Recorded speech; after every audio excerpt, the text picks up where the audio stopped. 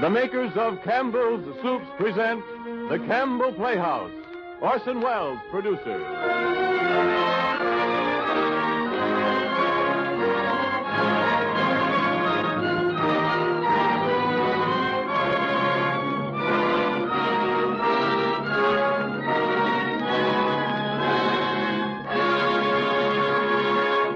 Good evening, listeners. This is Ernest Chappell speaking. Tonight, Orson Welles and the Campbell Playhouse observe a Campbell tradition of long standing. They bring you Charles Dickens' well-loved tale of Yuletide, A Christmas Carol. 4 years ago, the makers of Campbell Soups went shopping for a Christmas present to give to all their friends.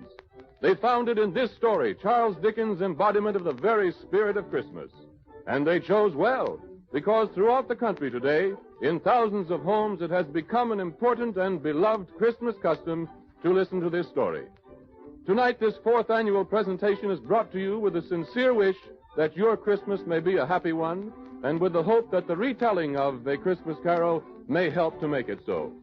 And it is more than that, for with this Christmas present to you, Campbell's say thank you for your purchases of Campbell's soup throughout the months gone by. At the Christmas season, this becomes especially manifest. Everywhere, grocers see their shelves of Campbell's soups dwindle more rapidly now than at any other time of the year. It used to be thought that the demand increased in preparation for the Christmas feast, but really it isn't that alone. Women like to have plenty of good soups on hand all through the holidays so that they can serve piping hot, nourishing platefuls at any family mealtime. The youngsters are on the go all day long, making the most of the Christmas vacation, and soup can be ready for them in a jiffy. There's health and happiness in good hot soup. Your grocer has Campbell soups, 21 delicious kinds, awaiting your selection.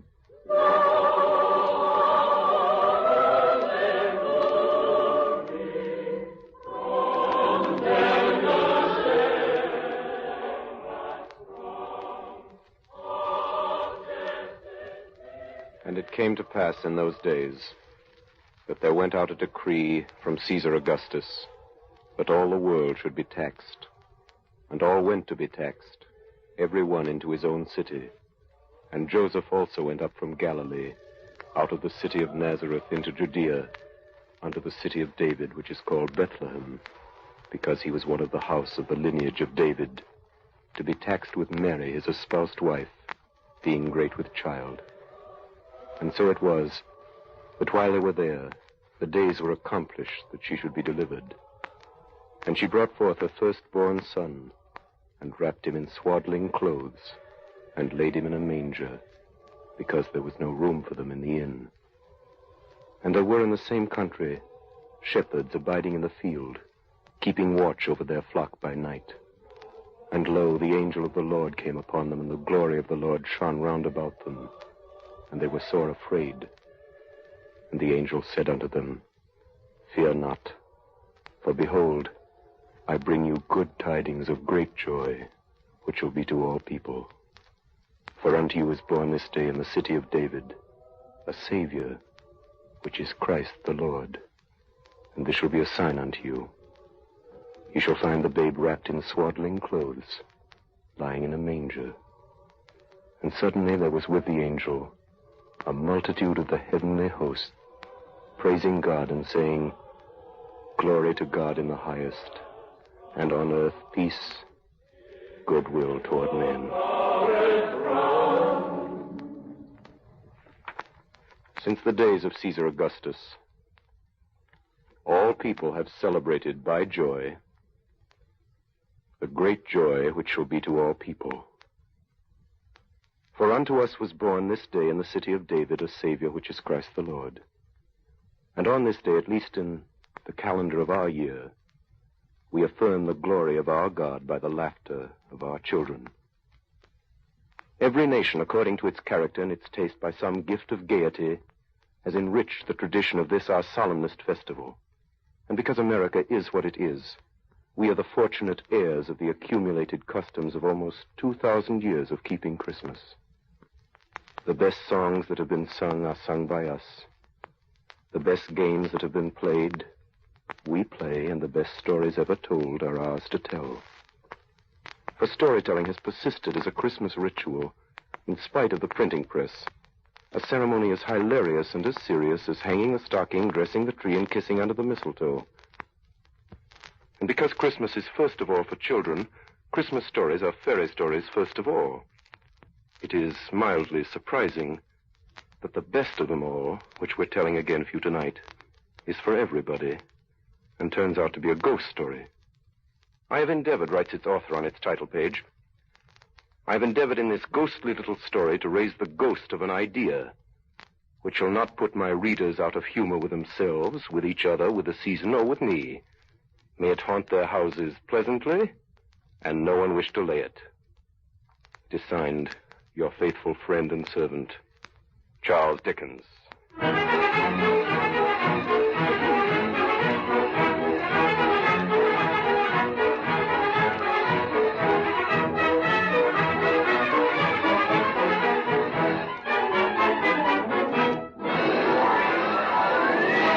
Marley was dead to begin with. There's no doubt whatever about that. The register of his burial was signed by the clergyman, the clerk, the undertaker, and the chief mourner. Scrooge signed it, and Scrooge's name was good upon change for anything he chose to put his hand to. Old Marley was as dead as a doornail. Scrooge knew he was dead. Of course he did. Scrooge and Marley were partners. I don't know how many years. Oh, he was a tight-fisted hand at the grindstone. Scrooge. Scrooge, a squeezing, wrenching, grasping, scraping, clutching, covetous old sinner, secret and self-contained.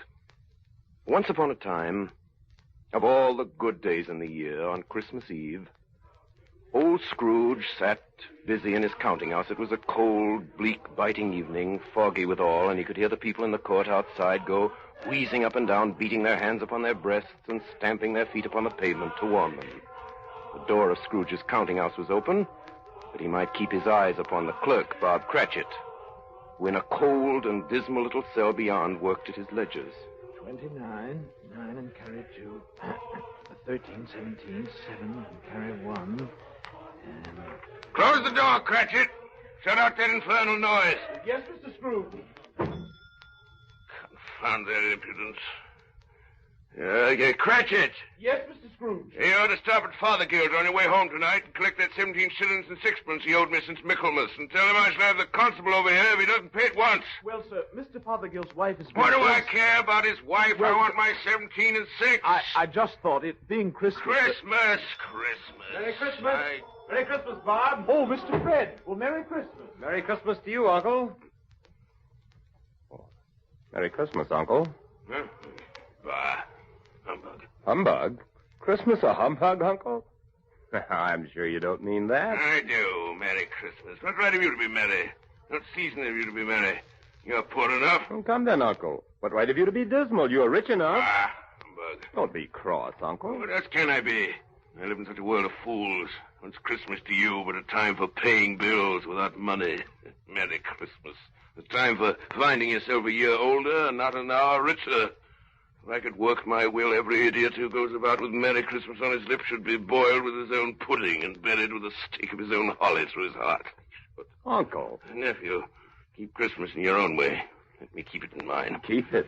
But you don't keep it. Hey, let me leave it alone, then. What do you want, nephew? Christmas gift, I've no doubt. I came to wish you a Merry Christmas, Uncle. Ah, Merry Christmas. Much good may Christmas do you. Much good has it ever done you. There are many things from which I've derived good, by which I have not profited, I dare say, Uncle. Christmas among the rest.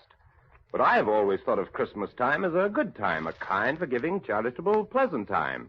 Therefore, Uncle, though it has never put a scrap of gold or silver in my pocket, I believe it has done me good and will do me good. And I say, God bless it. God bless Christmas. Hurrah! Let me hear another sound from you out there, Bob Cratchit. You'll keep your Christmas by losing your situation.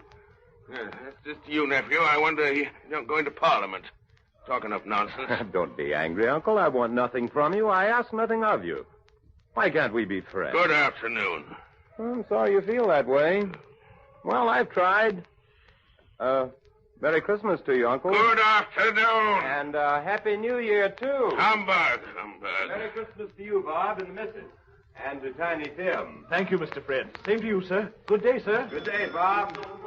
Merry Christmas, Uncle Ebenezer. Twaddle nonsense. Flummery.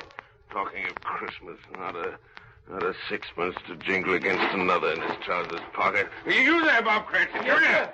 Yes, What sir. are you doing in there? Oh, I was only putting a bit more coal on the fire, Mr. Scrooge, seeing it's so cold in here, sir. You put that coal back in the scuttle. Yes, sir. Fire. Fire indeed. I can tell you, if you use coal at that rate, you and I will soon part in company, Bob Cratchit. Do you understand that? Many a young fellow like your situation, you know. I'm sorry, sir. My fingers were getting a little stiff with the cold. Then put on your mittens. Merry Christmas! Merry Christmas! Someone at the door. See who it is. Yes, sir. Merry Christmas, sir! Merry Christmas. Yes, sir? This is the firm of Scrooge and Marley. Yes, sir. I should like to see the head of the firm, if I may. Oh, very good, sir. Step this way, please. What is it? A gentleman to see you, Mr. Scrooge. Huh? Have I the pleasure of addressing Mr. Scrooge or Mr. Marley? Well, Marley's been dead these 7 years tonight. Oh. And I'm Scrooge, though I doubt that'll be any pleasure to you, sir. Oh, I'm sure it will. Now, Mr. Scrooge, at this season of the year, it's only fitting that we who are more fortunate should raise a fund to buy the poor some meat and drink and means of want. You may not believe it, sir, but many thousands are now in want of common necessities, and hundreds of thousands are in want of comfort, sir. Are there no prisons? There are plenty of prisons, sir. And the workhouses? They're still in operation, I trust? I wish I could say they are not, but they are, sir. The treadmill and the poor law are in full vigor, then? Both very busy, sir. I'm very glad to hear that. I was afraid from what you said at first that something had occurred to stop them in their useful course. Now, sir, what do you want with me? Well, Mr. Scrooge, a few of us are endeavoring to raise a fund for the poor and destitute. What shall I put you down for? Nothing. You wish to be anonymous, sir? I wish to be let alone. I don't make merry at Christmas time, and I can't afford to help make idle people merry. I help to support the establishments and take care of the poor. They cost enough. Let those who are badly off go there. Well, many can't go there, sir, and many would rather die. And let them do so and decrease the surplus population. Besides, how do I know that's true? You might know it someday, Mr. Scrooge. Not my business. It's enough for a man to understand his own business and not to interfere with other people. Mine occupies me constantly. Good afternoon, sir. Cratchit, show this gentleman out. Cratchit! Yes, sir. This way, sir, please. Oh, excuse me, sir. I couldn't help overhearing. I should like to contribute threepence. It's all I can afford. But if there are others in worse situation than I... You're a generous fellow. I wish I might say the same of your employer. Good afternoon, sir. Good day. Merry Christmas. Good afternoon, sir. And a Merry Christmas. 15, 24, 31, 1 and carry 3. 17, 22, 33, 3 and carry 3. 4, 7, 8, Cratchit! 12, 15. Cratchit! Oh, yes, sir. Cratchit. Too late to have you go to Father Gills. He'll be closed up for Christmas like these other fools. We may as well close up this place now. Yes, sir. It is getting a little dark. Hard to see the figures. I suppose you want the entire day tomorrow, Cratchit. If quite convenient, sir. It's not convenient, and it's not fair. If I was to stop half a crown of your wages for it, you'd think yourself ill-used, I'll be bound. Well, sir, And yet you don't think me ill-used when I pay a day's wages for no work. it's only once a year. Yeah, sir. once a year. Once a year, indeed. A fine excuse for picking a man's pocket every 25th of December. I suppose you must have the whole day. I'll see that you're here all the earlier the next morning. Do you understand? Oh, I will, sir. I will. Well, good night, sir. Good night, good night. Merry Christmas, Mr. Scrooge. Bah!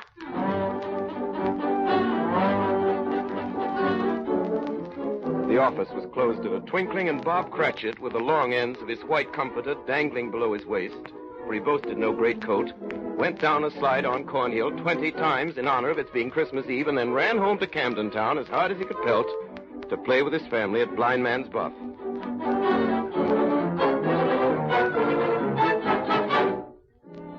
Scrooge, on the other hand, took his melancholy dinner in his usual melancholy tavern, and having read all the newspapers and spent the rest of the evening with his banker's book, went home to his dismal house.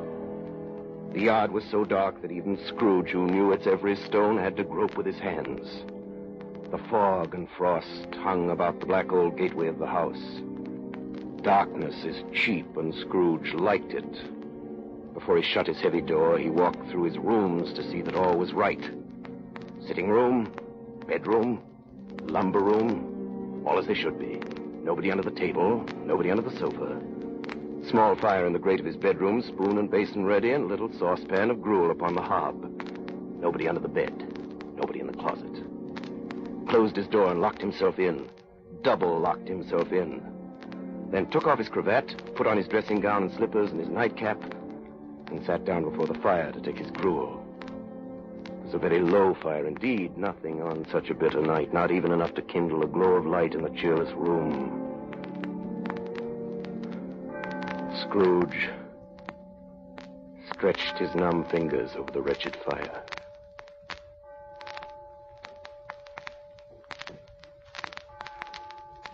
Then he saw something that made him draw them back.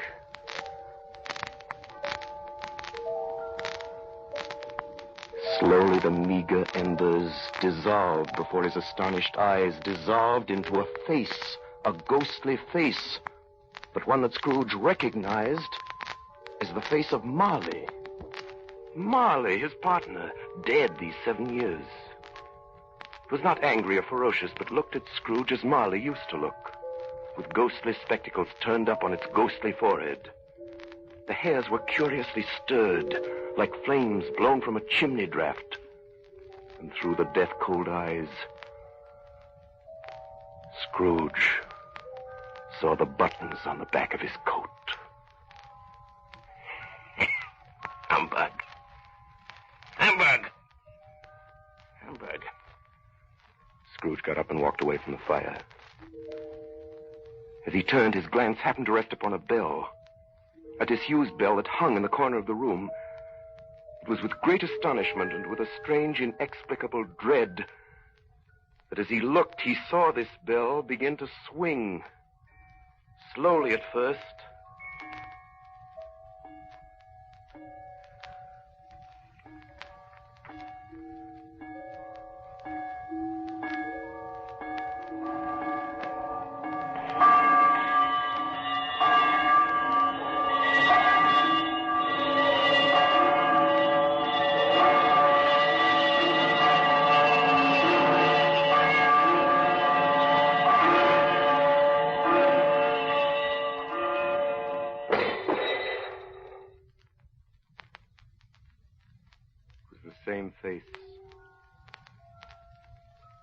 The same face he had seen in the fire, Marley's face. And Marley's body coming straight at him through the door. A body pale as the bluish smoke that comes out of a chimney on a cold day. A body so transparent that Scrooge, looking through his waistcoat, could see his watch in his waistcoat pocket. The chain he drew was clasped about his middle. It was long and wound about him like a tail. And it was made of cash boxes, keys, padlocks, and heavy purses wrought in steel. Even now, Scrooge would not believe his eyes. The ghost advanced towards him. Ebenezer Scrooge. Ebenezer Scrooge. Marley, what do you want with me? Much. Who are you? Ask me who I was. Who were you then?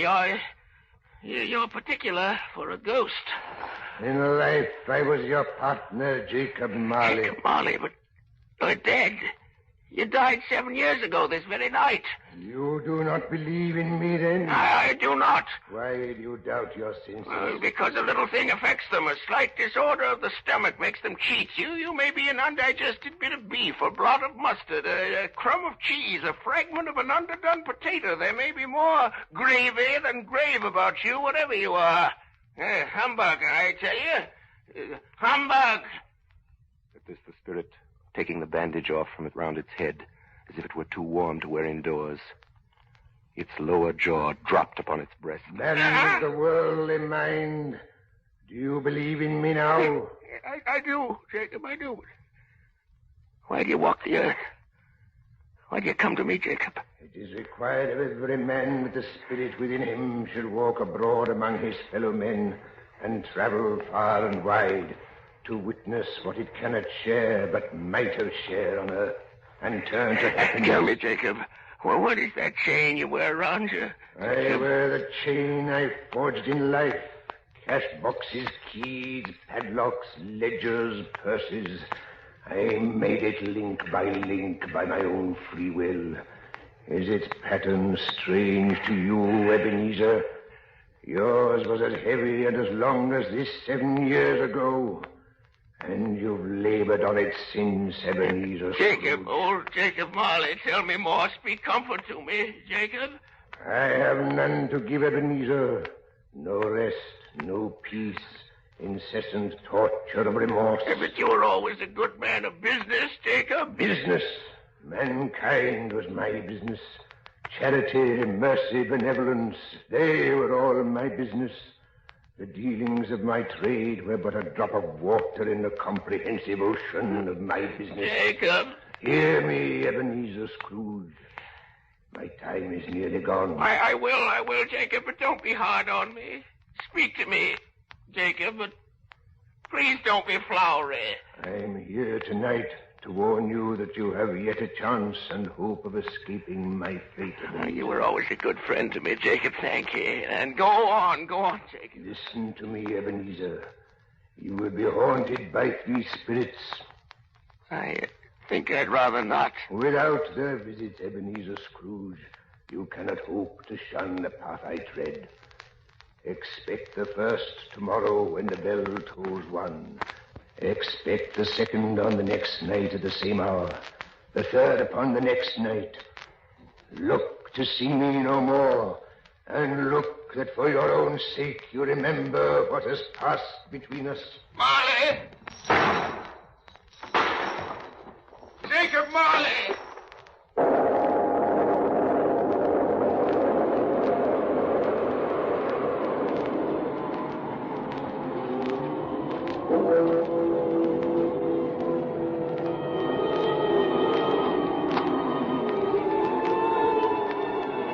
Scrooge awoke. He was lying on his bed fully dressed, when suddenly the curtains of his bed were drawn aside, and Scrooge found himself face to face with the unearthly visitor who drew them, as close to it as I am now to you, and I am standing in the spirit at your elbow. It was a strange figure, like a child, yet not so like a child as like an old man. Its hair, which hung about its neck and down its back, was white as if with age. And yet the face had not a wrinkle in it, and the tenderest bloom was on the skin. The arms were long and muscular, the hands the same, as if its hold were of uncommon strength. Its dress was of the purest white, trimmed with summer flowers. It held a branch of fresh green holly in its hand. But the strangest thing about it was that from the crown of its head there sprang a clear jet of light, by which all this was visible, and which was doubtless the occasion of its using in its duller moments a great extinguisher for a cap, which it now held under its arm. Ebenezer Scrooge. Ebenezer Scrooge. Are you the spirit whose coming was foretold to me? I am. Who and what are you? I am the ghost of Christmas past. Long past? No, your past. What business brings you here? What do you want of me? Your welfare. Ebenezer Scrooge, rise and walk with me. No, not the window. I'm mortal. I'll fall down. There but a touch of my hand, there upon your heart, and you shall be upheld in more than this. Come, follow me. Let us go.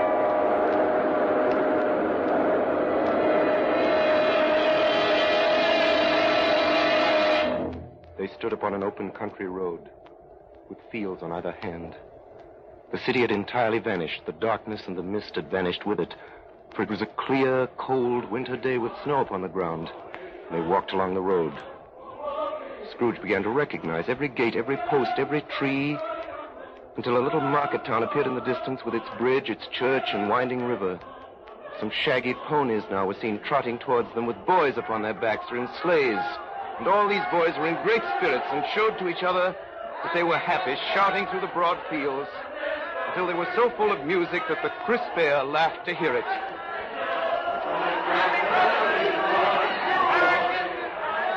And there stood old Scrooge in his dressing gown and slippers and nightcap on the hill, and beside him the spirit of Christmas past. And now the spirit spoke again. Not all the boys and girls were singing on that Christmas day, were they, Ebenezer Scrooge? See the bleak building over there? That building? I was a boy there. Yeah, I went to school in that place. You recollect the way? I could walk it blindfold. Strange you have forgotten it for so many years. Come, let us go closer. Look through the window into this cold, barren room. What do you see, Ebenezer Scrooge? I see a boy. A solitary child, neglected by his friends, sitting alone, a book open before him. Yes, I see. I know that boy. I was lonely. Poor boy. Your lip is trembling, Scrooge. And what's that on your cheek? It's nothing. I was too late now. What is the matter? Nothing. There were some boys singing a Christmas carol at my door last night. I should like to have given them something, that's all. That is all? Come, Ebenezer Scrooge. Let us see another Christmas.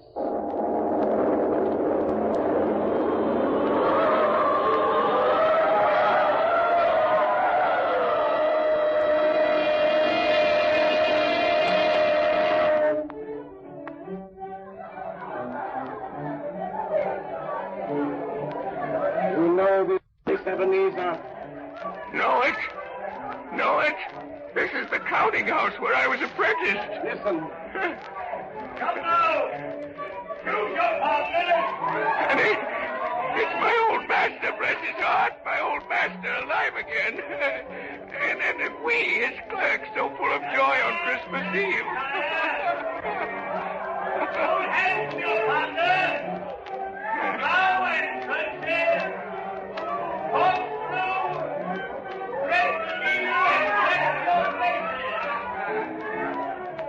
Look, Scrooge.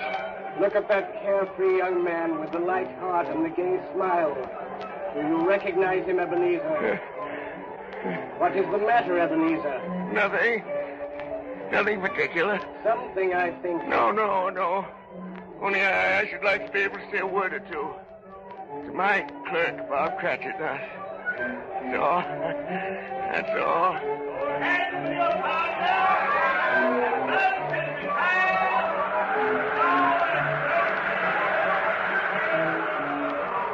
My time grows short, and we have yet another journey to make. Where now? Come.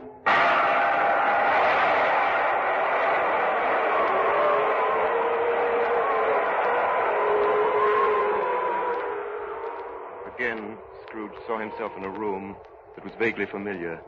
He was an older man, a man in the prime of his life. And he was not alone, but sat by the side of a fair young girl. There were tears in her eyes. With you. Very little, I know.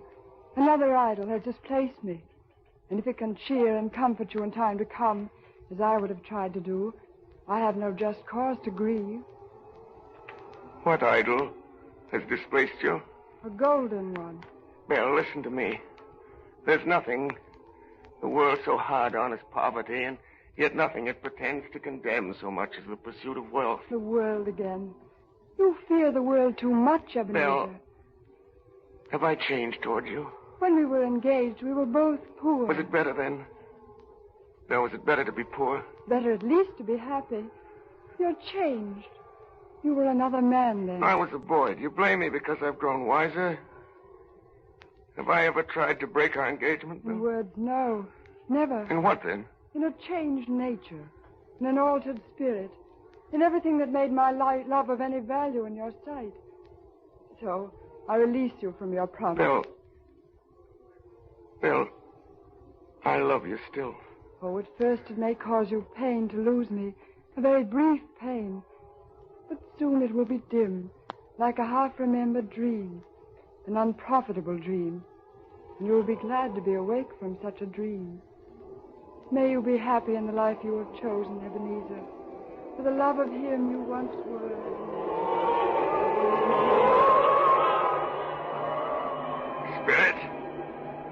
Spirit, it is enough.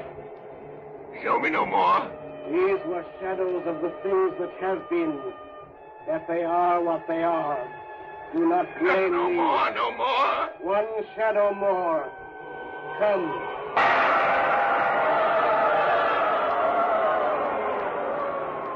The relentless ghost pinioned him in both his arms and forced him to observe what happened next. They were in a room not very large or handsome, but full of comfort. All around them were the voices of children talking and laughing. And before the winter fire sat a beautiful young girl, so like the last that Scrooge believed it was the same, until he saw her, the girl he had been betrothed to, now a handsome middle-aged woman sitting with her husband at their own fireside. Do you see this man, Ebenezer Scrooge?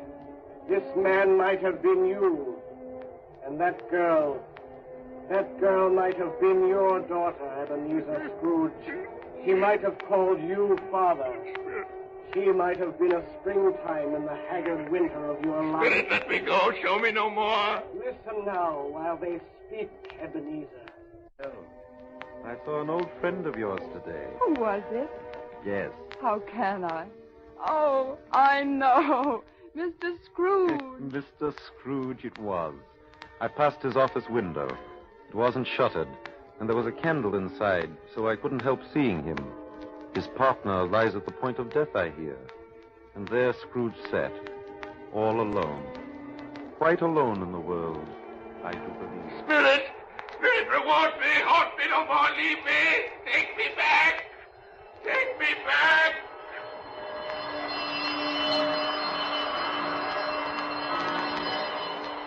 In his anguish, Scrooge began to struggle with the ghost of Christmas past. The lights in the crown of its head burned high and bright. Scrooge, in a last desperate effort, tore the extinguisher cap from its head, and by a sudden action, pressed it down upon its head. And Scrooge was conscious of being exhausted and overcome by irresistible drowsiness. And further, of being in his own bedroom. He gave the cap a parting squeeze, in which his hand relaxed and had barely time to reel to bed before he sank into a heavy sleep.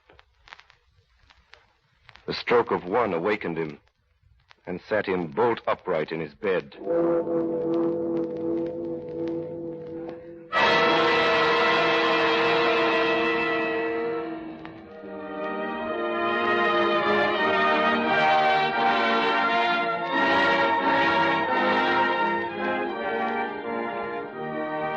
We pause now for station identification. This is the Columbia Broadcasting System.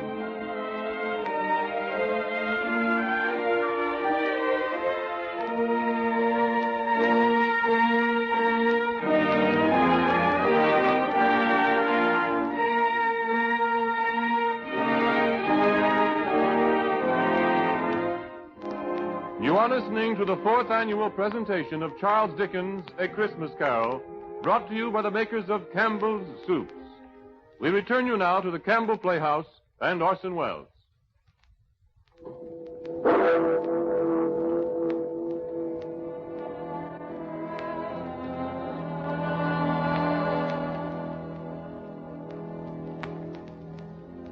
On the stroke of one, Scrooge had awakened suddenly, and it set him bolt upright in his own bed. He remembered the words of Marley's ghost and wondered from which direction the second specter would appear. He drew aside the curtains and established a sharp lookout all around the bed. At that moment, nothing between a baby and a rhinoceros would have astonished him very much. Now, being prepared for almost anything, he was not by any means prepared for nothing, and consequently, when no shape appeared, he was taken with a violent fit of trembling. 5 minutes. 10 minutes. A quarter of an hour went by. Yet nothing came. And all this time he sat upon the bed with his nightcap upon his head, the very core and center of a blaze of ruddy light which streamed upon it.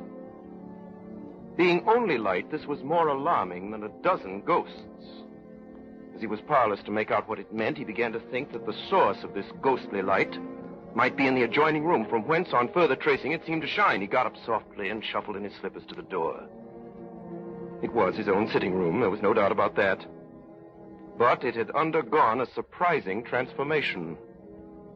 The walls and ceiling were so hung with living green that it looked a perfect grove, from every part of which bright gleaming berries glistened, and such a mighty blaze went roaring up the chimney as had never been known in Scrooge's time or for many and many a winter season gone.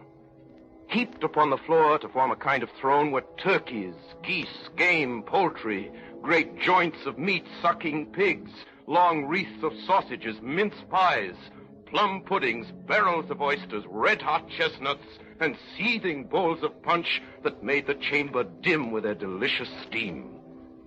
And in easy state upon this couch, there sat a jolly giant, glorious to see, who bore a glowing torch in shape not unlike Plenty's horn, and held it up high up to shed its light on Scrooge as he came peeping round the door. Come in, Ebenezer Scrooge. You know me better, man. Yeah. I am the ghost of Christmas present. Look upon me. You've never seen the like of me before. Spirit, conduct me where you will. I went forth last time on compulsion and learned a lesson which is working now. If tonight you have anything to teach me, let me profit by it. Touch my robe, Ebenezer Scrooge. Touch my robe.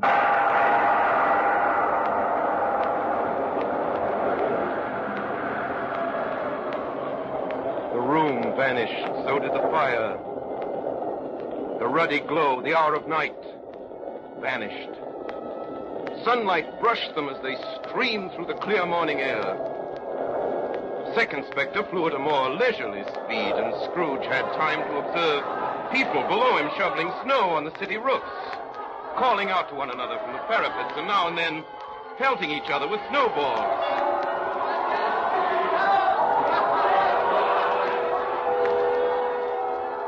In the streets below them, the poulterers' shops were still half open, and the fruiterers were radiant in their holiday glory. Scrooge and his ghostly guide circled the tall spires as the steeples called good people all to church or chapel.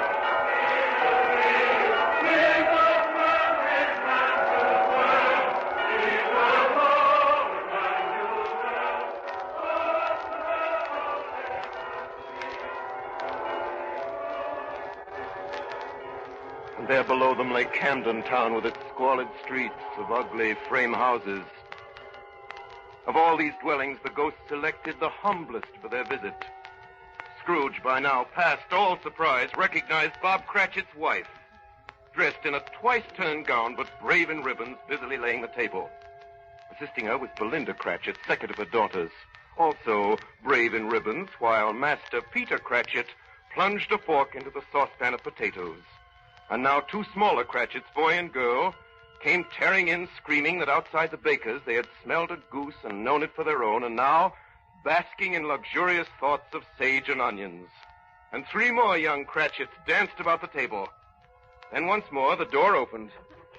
Martha, we've got a goose. Wait till you see it, Martha. Oh, quiet, children, quiet. Why, bless your heart alive, Martha, my dear. How late you are. Merry Christmas to you. Merry Christmas, Mother. Merry Christmas. How late you are, Martha. Oh, we'd a deal of work to finish up last night, and we had to clear away this morning. Well, never mind, so long as you're here now. Sit you down before the fire and have a warm. Lord bless you. But where's Father? He's been to church with Tiny Tim. They'll be along directly. How is Tiny Tim, Mother? Any better at all? Sometimes I think he is, and sometimes I think, oh, dear God, if anything should happen to Tiny Tim. If Tiny Tim should die. Mother, you mustn't even think of such a thing. Here they come! Merry Christmas, Father, and Tim. Merry Christmas, Martha. And there was Bob Cratchit, with at least 3 feet of comforter, exclusive of the fringe, hanging down before him in his threadbare clothes, darned up and brushed to look seasonable, and Tiny Tim upon his shoulder. Poor Tiny Tim. He carried a little crutch and had his limbs supported by an iron frame. How did little Tim behave in church, Bob? Oh, I liked church, Mother. Oh, they sang the nicest hymns, and the people were so kind to me. It was such fun riding home on Daddy's shoulder. He behaved as good as gold and better. Somehow he gets thoughtful sitting by himself so much and thinks the strangest things you ever heard. He told me coming home that he hoped people saw him in church because he was lame, and it might be pleasant for them to remember on Christmas Day who made lame beggars walk and blind men see. Tim, you darling. Mother, the Mother! Mother, I'm hungry. Oh, yes, children, all ready. Come, take your places and wait your turn. There's plenty of stuffing and dressing and plum pudding for all of you. Now, Martha, you take care of Tiny Tim, that's right, and see that he eats plenty. He must get strong and well. Now shall we say grace? Yes, Bob. Our Father who art in heaven, we thank thee for the daily bread which in thy mercy thou dost give to us. Bless us this Christmas day, keep us all together, so that for many years to come we may unite here to do thy will and praise thy name. Amen. Amen. And now, my dears, with such a dinner, a toast. A Merry Christmas to us all, and God bless us. God bless us. God bless us, everyone. And now to Mr. Scrooge. I'll give you a toast to Mr. Scrooge, the founder of the feast. The founder of the feast, indeed. Who pays you all 15 shillings a week? I wish I had him here.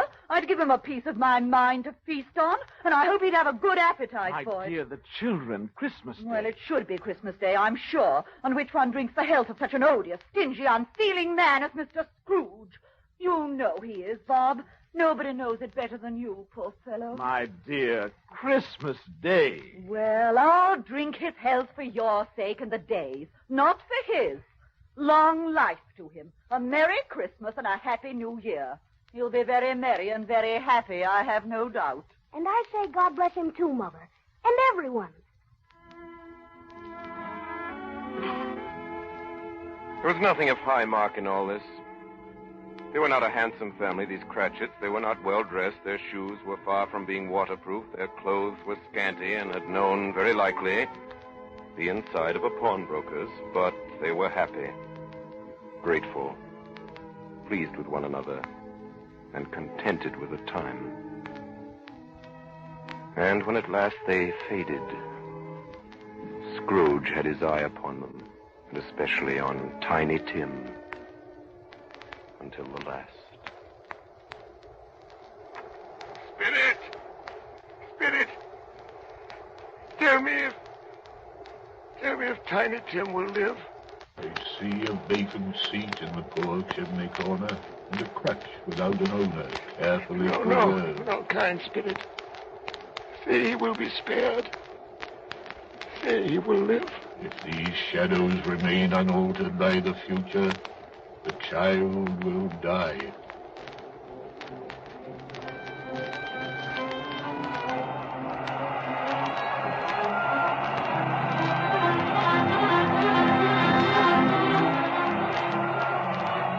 Many calls Scrooge made that night with the ghost of Christmas present. Now he stood upon a bleak and desert moor where monstrous masses of rude stone were cast about as though it were the burial place of giants. Down in the west, the setting sun had left a streak of fiery red which glared upon the desolation for an instant like a sullen eye, then was lost in the thick gloom of darkest night. A light shone from the window of a hut. Passing through the wall of mud and stone, they found a cheerful company assembled around a glowing fire. An old man and woman with their children and their children's children, all decked out gaily in their holiday attire. In this place, Ebenezer Scrooge, the miners live who labor in the bowels of the earth. Still, they know me. You hear? Spirit did not tarry here, but bade Scrooge hold his robe. And passing on above the moor, they sped on. Whither? Not to see. To see. To Scrooge's horror, looking back, he saw the last of the land. Below him were the waves breaking upon a frightful range of rocks. But built upon a dismal reef of sunken stones, some league or so from shore, there stood a solitary lighthouse. Great heaps of seaweed clung to its base, and storm birds, born of the wind, rose and fell about it like the waves they skimmed. Again the ghost sped on above the dark and heaving sea, on and on until they lighted on a ship. They stood beside the helmsman at the wheel, the lookout in the bow, the men who had the watch. Dark, ghostly figures in their several stations.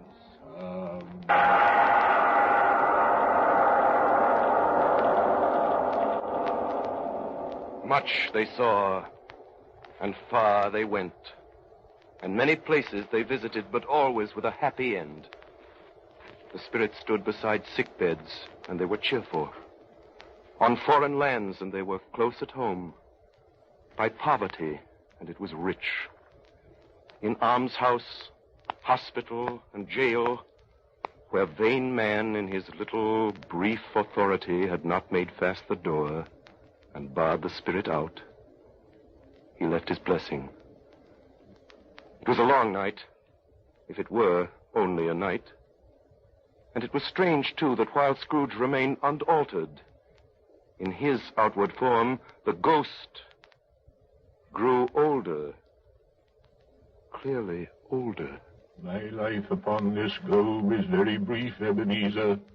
It ends tonight. Tonight? Tonight at midnight. Hark. The hour is come. Not yet. There are still more things I wish to learn. These you will learn from still another spirit. Still another spirit, Ebenezer.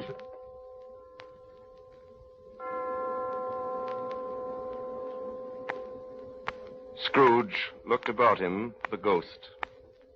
It had vanished. And he found himself once more in his bed, in his dressing gown and his nightcap on his head. He heard the clock strike. And then he remembered the prediction of old Jacob Marley, and lifting up his eyes, beheld a solemn phantom, draped and hooded, coming toward him like a mist along the ground.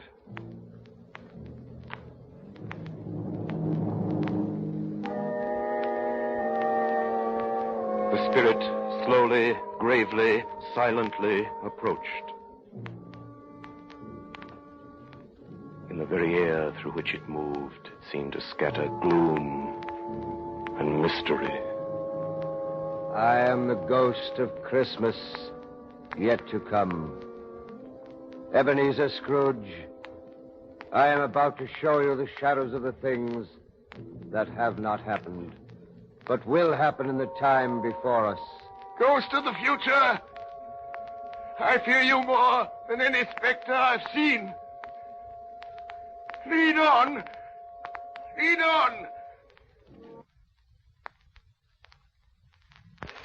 The night is waning fast, and it is precious time.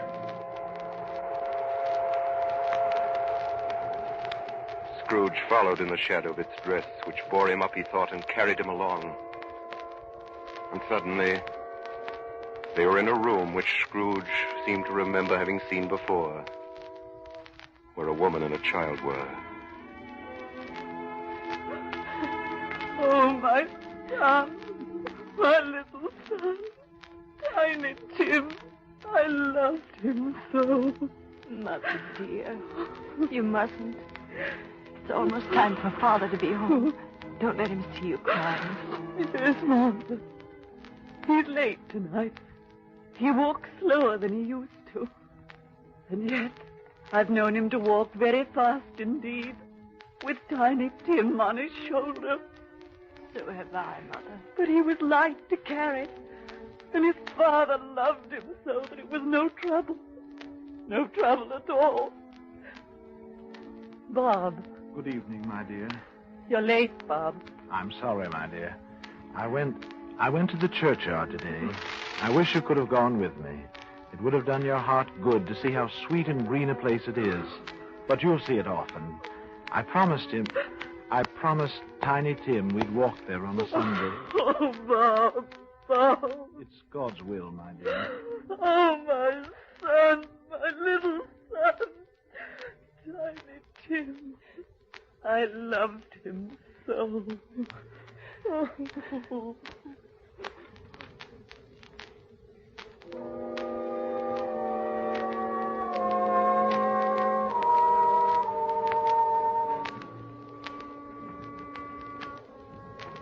Scrooge tried to break through the shade that held him to talk with Bob Cratchit, to speak some word of comfort, but the sleeve of the ghost of Christmas yet to come passed in front of him and shut the family from his view. And now they were in an obscure part of the town where Scrooge had never been before. The ways were foul and narrow, the shops and houses wretched, the people drunken, slipshod, ugly. The whole quarter reeked with crime, with filth and misery. Deep in this den of infamous resort, there was a low-browed, beetling pawn shop where iron, old rags, and bottles were bought. And there was an old charwoman standing at the counter. Undo my bundle, Joe. I hope Scrooge didn't die of nothing catching, eh? Don't be afraid. I ain't so fond of his company that I'd take a chance at that. You may look through that shirt till your eyes ache, and you won't find a hole in it. The best he had, and a fine one, too. He'd have wasted it if it hadn't been for me. What you call a wasting of it, Mrs. Dilbert? Putting it on him to be buried in. Somebody was fool enough to do it, but I took it off him again. If calico ain't good enough for such a purpose, it ain't good enough for anything. It can't look uglier than he did in that one, the old horror. And here's his bed curtains. Small use he'll have for him where he's going. That's the truest word, you ever spoke, Mrs. Dilbert. So this is the end of him, you see. He frightened everyone away from him when he was alive to profit us when he was dead.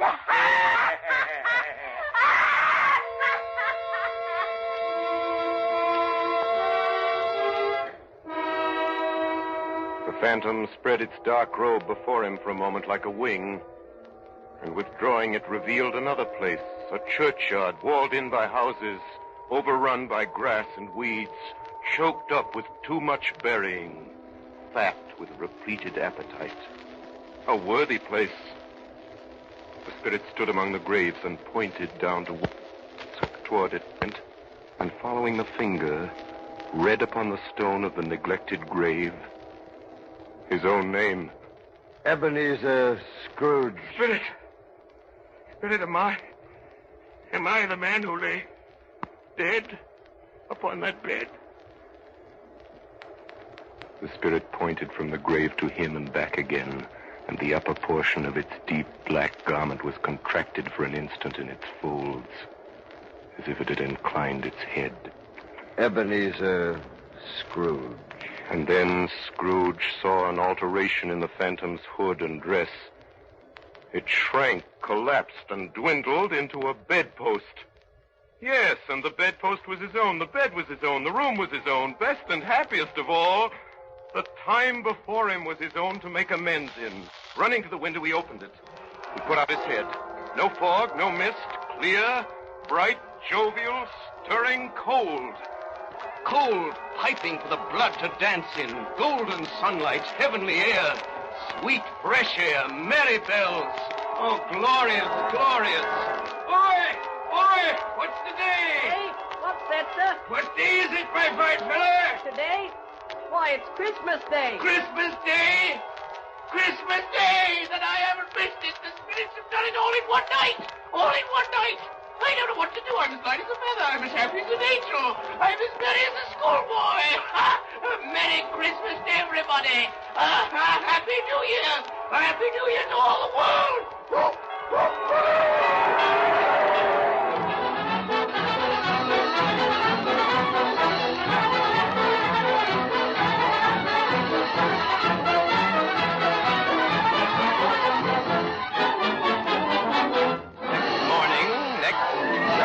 Scrooge was early at his office. He went early for a reason. He could only be there first and catch Bob Cratchit coming late.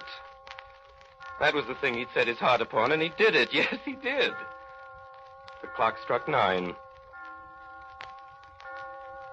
No Bob. 1:15, no Bob. Scrooge sat with his door wide open that he might see him come in. At last he came. His hat was off before he opened the door, his comforter, too. He was on his stool in a jiffy, driving away with his pen as if he were trying to overtake 9 o'clock. 8 and 7 are 15, carry the 1, 24, carry the 2, 31 and 5, 36, 4, 7. Hello? You, Cratchit. Yes, sir. Cratchit? Step this way, Cratchit, if you please. Yes, sir. Cratchit. What do you mean by coming in at this time of day? I'm very sorry, sir. I am behind my time. There you are. Yes, I think you are. It's only once a year, Mr. Scrooge. It shall not be repeated. I was making rather merry yesterday, sir. And I'll tell you what, my friend. I'm not going to stand this sort of thing any longer. Therefore, Bob Cratchit, I'm about to raise your salary. Are you quite yourself, sir? No, thank heaven, I'm not quite myself. Merry Christmas, Bob. Merry Christmas.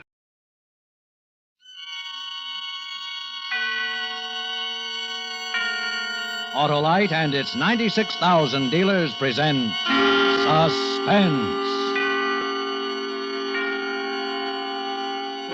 Tonight, Autolite brings you Christmas for Carol, a suspense play starring Mr. Dennis Day.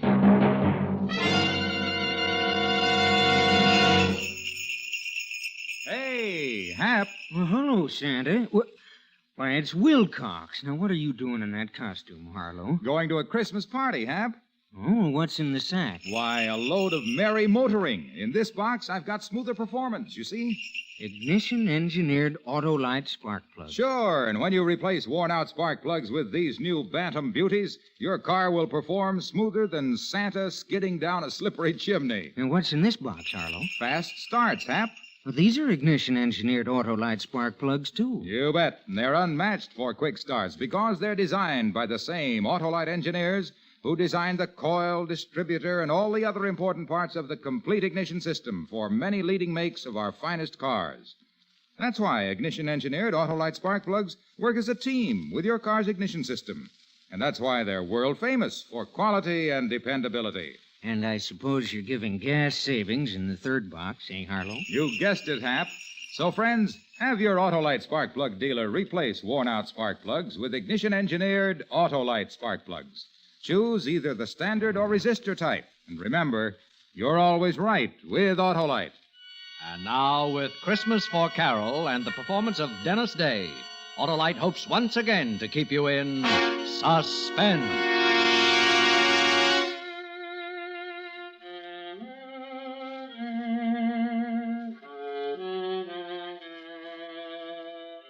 It was dark and silent. The window in the house glinted a little from the Christmas tree lights. Rocky didn't move. He just stood there in the alley, but I wanted to run. Fast, get away and put it behind me. Just a second. We got the money, Rocky. What are we hanging around for? Come on, let's get out of here. I said we wait for the old couple to get back. What for? Why take chances now? We got some money. How do we know it's all of it? Maybe they split it and put it in two places. We'll wait here and watch for them when they come in. They'll tip it. It was 8,000. That's what he withdrew. You asked for this, kid. Now do as you're told. We wait.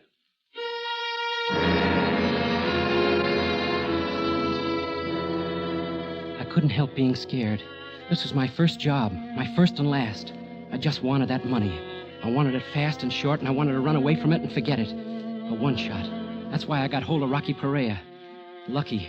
I had to be lucky just this once. For Carol, not for me. It was for Carol. Nothing else I cared about, see? It didn't seem possible now that 3 days ago I hadn't known Rocky, hadn't needed him.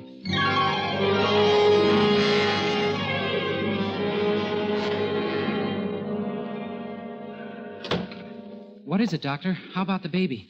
Your wife must remain in bed. Serious? No, not serious, but she's got to stay flat on her back. A nurse. You should have a nurse with her all the time. Oh, but it's 2 months away, Doctor. It's just a question of keeping her relaxed and quiet, not letting her do any work around the house, lift things, or even walk. Okay, Doctor. And she'll be all right? There's one other thing. She was quite worried when I told her about the nurse. I got the feeling she's well afraid to have the baby. Afraid? Not for herself. I can't put my finger on it, but it's having a detrimental effect on her condition, and I know what it is, Doctor. Money. Oh, I see. Well, it might not be easy finding a nurse. Only 4 days till Christmas. I'll get one, Doctor. Thanks. I'll call you this evening. Yeah. Thanks again, Doctor.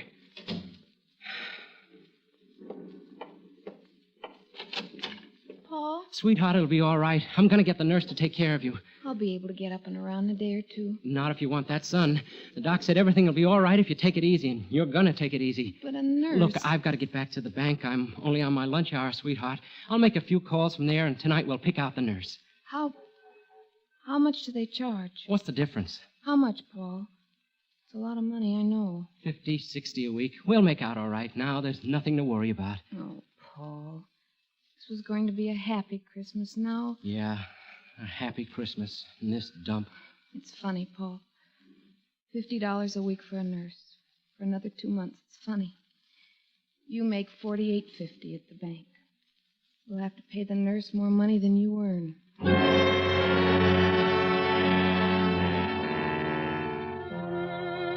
Yeah, more money than I earn. You know how it is being a bank teller? Feeling, seeing, handling money, taking in money, paying it out. When I went back to work, I was seeing it for the first time with something more than a detached feeling. Thinking, I need this money, I need this money, I need this money. How I need this money. For Carol and the baby. It was almost 3 o'clock when Eddie the bookie came in. Hi, Paul. Good day yesterday. And big action in a few days. Santa Anita opens. Yeah, people like to throw their money away. They throw it, I catch it. Eddie, could I see you later? You ready to make a deal? I want to talk to you. What time you through? 5 o'clock. Meet you outside at 5 o'clock.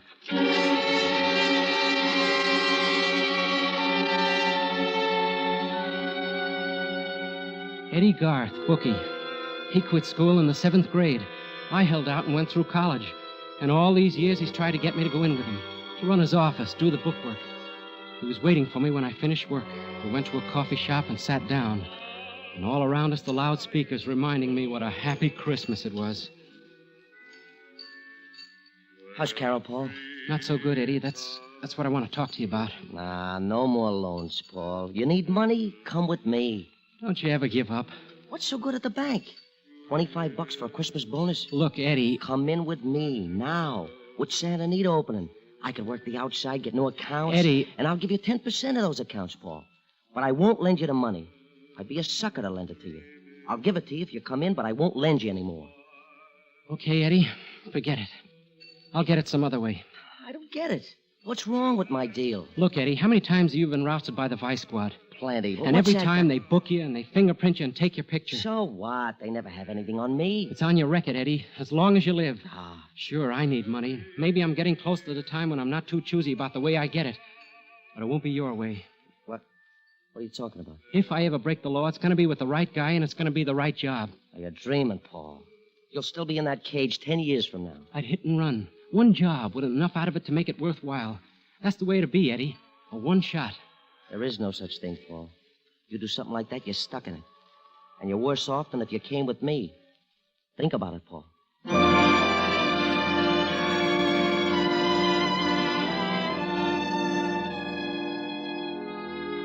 Go home then and fix dinner for Carol, all the time thinking of the money and Carol and the baby and debts. The worry eating at me and thinking about what I'd said to Eddie. Then the next morning, old man Forbes made a withdrawal. The first he'd ever made. Hiya, son. What? Oh, hello, Mr. Forbes. I'm going to miss you, son. Seems like we're good friends after all these years. Miss me? Take a look at the slip. That's a lot of money. 12 years hard work. That's what that money means. But you're taking it all out? Yeah, and I quit my job today. Quit your job? Ada and me, we've been waiting a long time for this Christmas. We're moving out of the city. Oh? We've had our eye on a little farm. Now we can buy it. Even got the papers drawn up. Then you're leaving right away? About a week. But Ada don't know yet. I'm going to surprise her. Kind of a Christmas present. But it's not safe to keep so much cash on you, especially I got a perfect place to hide it, son. No one would think to look there. Besides, I figure I've worked too hard and too long to lose it now. Oh, no, son, it wouldn't happen. Wouldn't seem right somehow.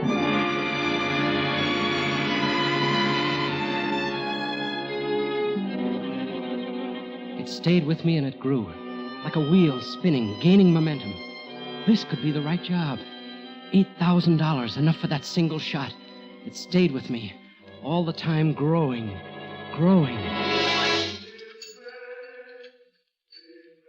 Yeah, lunch is on me, Paul.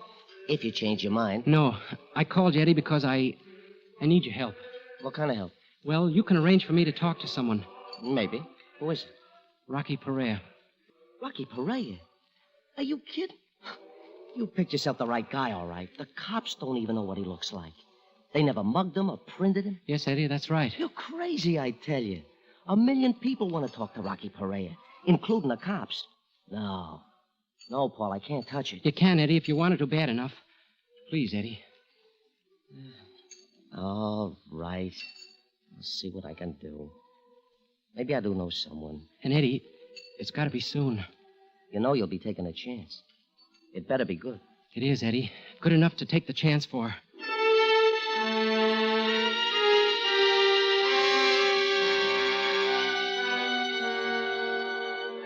That was 2 days ago, and this morning Eddie came through. A certain friend, Rocky's only outside contact, told him to keep an eye on a house on Hoover Street. Eddie gave me all the dope, what Rocky looked like, how he'd act, what to expect. And early this evening, I told Carol I was going out for a while, that I'd borrow the money from Eddie, and we wouldn't have to worry about paying it back for a while. That's what I told her, but that wasn't the answer. The answer was at the house on Hoover with Rocky Perea.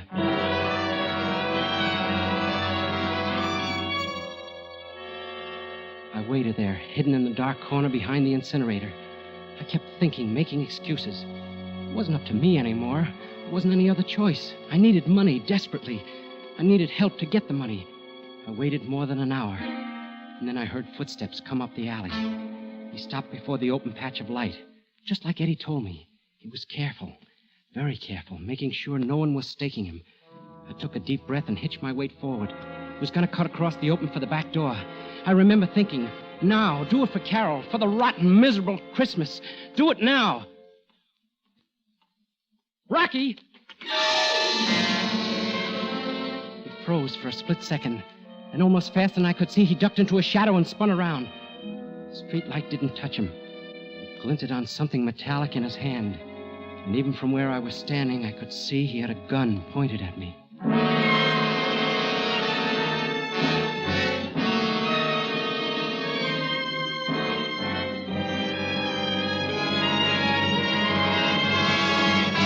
Autolite is bringing you Mr. Dennis Day in Christmas for Carol.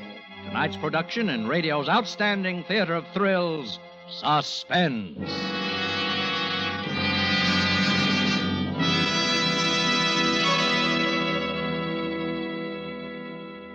Say, Hap, are you going to the in-laws for Christmas? Yes, Harlow. That's rough. No, they're okay. Oh, I mean rough trip, unless you've replaced worn-out spark plugs with ignition-engineered Autolite spark plugs. They give your car sensationally smooth performance. I've heard of them, Harlow. Well, then you must know that they're designed by the same Autolite engineers who design complete ignition systems, used as original factory equipment on many leading makes of our finest cars. That's why ignition-engineered Autolite spark plugs work perfectly with your car's complete ignition system. The folks really treat us right. You mean the Autolite spark plug dealers, eh, Hap? Well, they'll replace worn-out spark plugs with ignition-engineered Autolite spark plugs for smoother performance, quick starts, gas savings. After we visit them, we always find... Find what, Hap? That you're always right with Autolite, Harlow. And now, Autolite brings back to our Hollywood soundstage Mr. Dennis Day in Elliott Lewis's production of Christmas for Carol, a tale well calculated to keep you in suspense.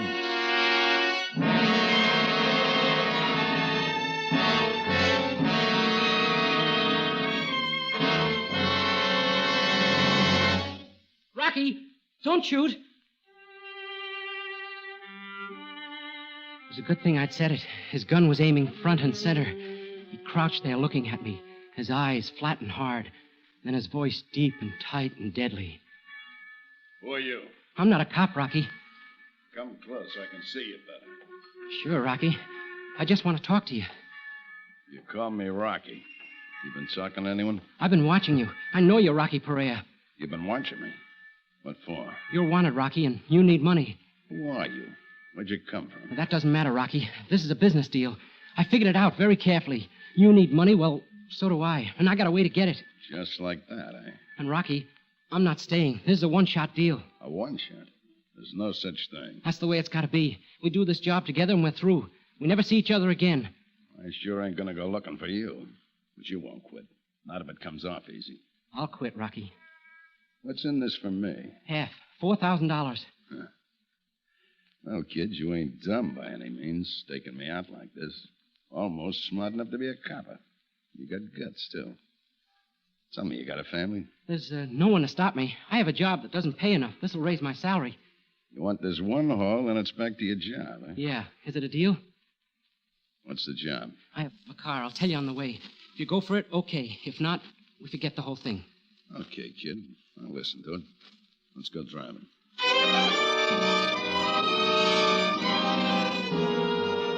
I told him what I'd planned and why I needed him, and he agreed to come with me. We drove to the Forbes' house. It was a small and old house, just big enough for the two of them. I drove down to the corner and parked, and we started back.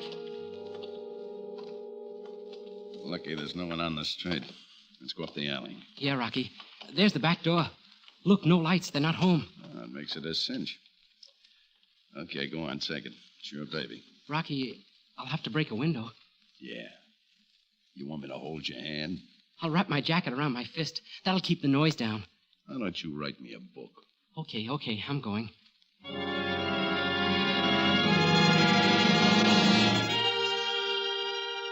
I was lucky. The side of the house was hidden from the street by a big tree, and there was light to see with from the Christmas tree in the living room. I wrapped the jacket around my knuckles, and with a short, sharp jab, broke through the window. It sounded like a cannon. The street being so quiet before, I was scared it would rouse the whole neighborhood. But like I said, I was lucky. I scrambled up the sill and dropped into the living room. I was pretty clumsy. I pulled out drawers, looked behind pictures, under cushions. I went in the kitchen and poked around the cabinets. I looked in the cookie jar, and I found a rolled-up wad of bills.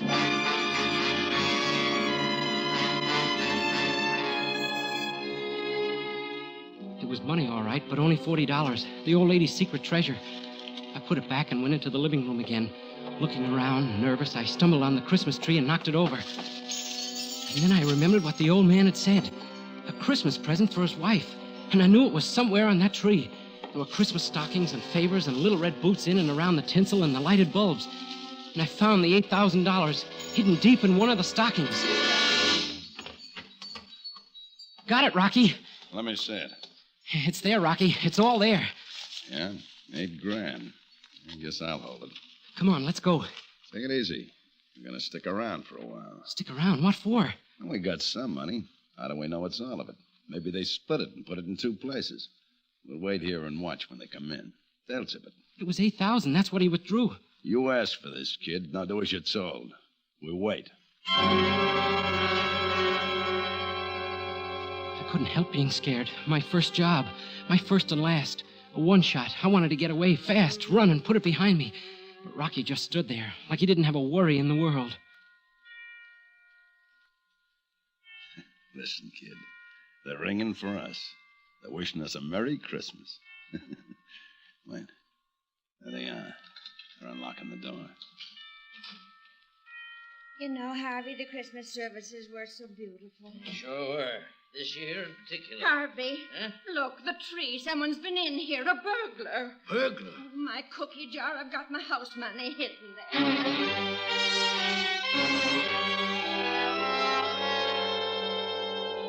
The old lady ran to the kitchen, but Forbes knew where to look, and he knew it was gone. Rocky was grinning, his face lit up like floodlights. Let's go, Rocky. We've seen enough. No, hold on a minute. It's all here, Harvey. I wonder what he was after. Ada, it's gone. All the money. All what money? $8,000. I took it all out of the bank. Ada, I quit my job. It was going to be a surprise. No. Every penny we had in the world. Oh, Harvey. All that money. No, it'll be all right, Ada. Oh, 12 years you worked so we could have something. Well, I can keep on working, Ada. I'll do it all over again. Oh, you can't work anymore. The doctor. Oh, what's a person to believe? You work so hard and we do without things for 12 long years, and for what? In 1 minute, some good-for-nothing hoodlum takes it all away from us.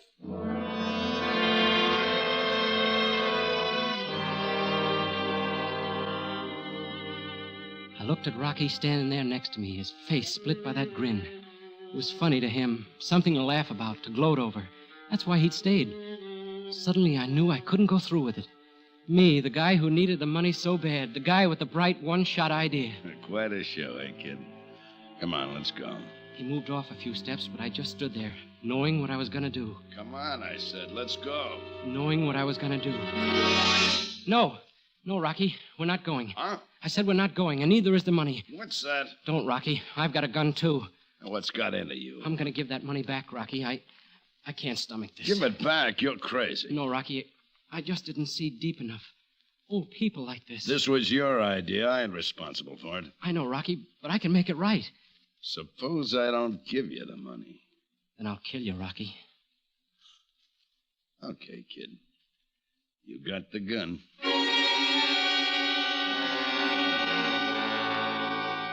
He gave me the money, all the hate showing in his eyes. I turned, started for the house. I gave him my back for a target, but he didn't use it. I knocked on the door. Yes, who?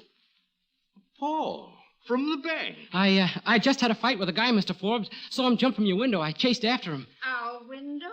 You saw him? Yes, ma'am. I was walking past. I kind of figured he'd just finished robbing you. Well, did you catch him? Well, I couldn't hold on to him. He broke away, but not before I got this.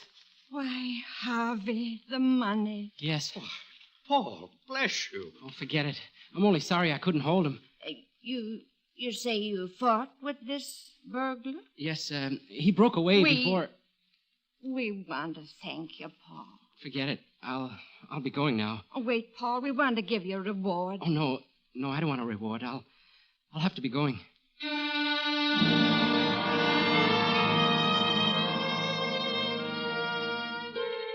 I stopped there on the porch for a minute, afraid to go back to Rocky. Suddenly terribly afraid of what he'd do to me. The old couple was still talking, loud, like old people do. Yes, it all happened so fast. I'll always wonder about that boy. What made him bring the money back? He's honest, Ada. I know him from the bank. Oh, fiddlesticks, Harvey. He didn't fight with anyone. What do you mean, Ada? Well, his clothes, why, the whole story he told us. Your young friend took the money in the first place. Why, Ada, I believe you're right. Of course I'm right. Now, what on earth made him change his mind like that? It's Christmas, Ada. Merry Christmas.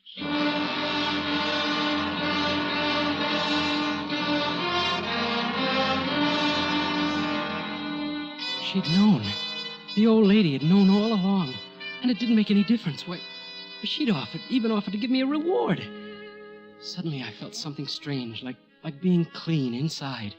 Like being able to see something that wasn't there before. And the tightness, the fear eased a little. Now, let's go, kid. The car. Rocky. You did what you wanted. You just forgot that half of that money was mine. Now move.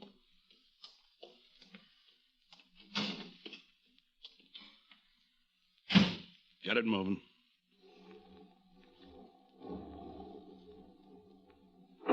What was it you said? You need me, Rocky. You're hot. Rocky, I made a mistake. I want to team up with you, Rocky. You need money. I got away. I was wrong. Maybe the next job you won't get soft in the head. There's not going to be a next one, Rocky. I'm through. Through? You think I spent Christmas Eve with you because I like you? I'm out $4,000. I'm sorry, Rocky, but there's not going to be a next time. You think so, huh? Stop the car. All right. But I'll never see it different, Rocky. I found out tonight. If it's not these old people, then it's someone else taking it just as hard. You sure? You sure it's not Christmas doing this? I'm sure. It's not for me, Rocky. Huh. You know, I'm kind of glad it turned out this way. You what? Well, you're through, ain't you? You're going back to your job. Yeah, Rocky, sure. Good. Then I figured it right. What?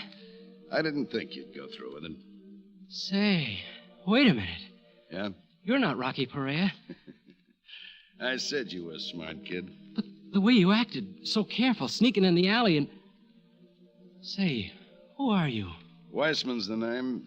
Police Lieutenant Richard Weissman, Gangster Squad. You're a cop? But where's Rocky? We picked him up this afternoon, kid. He had a couple of guys working with him, and I thought maybe you were one of them. Now I know different. Cop. I don't expect I'll run into you again, kid. So take care of yourself. And Merry Christmas.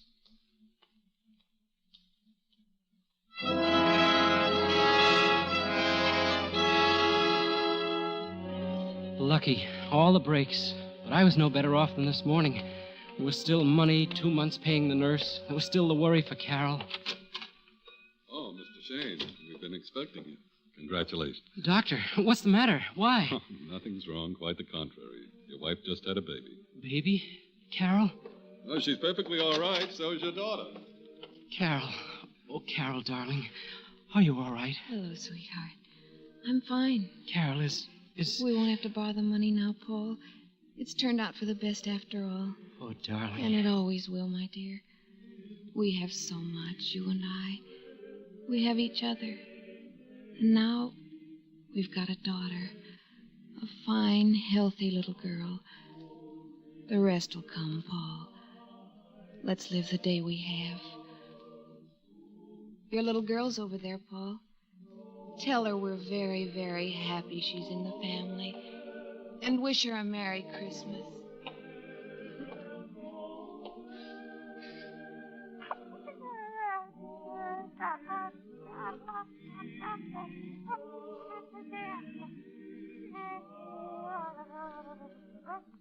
The first Noel, the angel did say, was to certain poor shepherds in fields as they lay, in fields where they lay keeping their sheep on a cold winter's night that was so deep. Look, Carol, look. She's smiling.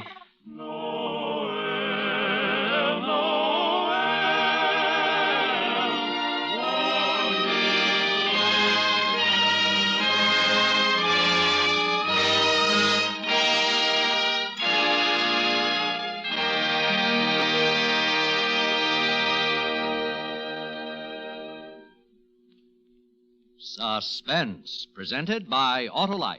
Tonight's star, Mr. Dennis Day. Santa visits girls and boys after they've been good, but Autolite keeps cars and trucks performing as they should. Right you are, Hap, because Autolite makes more than 400 products for cars, trucks, planes, and boats in 28 plants coast to coast. These include complete electrical systems used as original equipment on many leading makes of America's finest cars. Electric windshield wipers, starting motors, voltage regulators, coils, distributors, wire and cable, generators.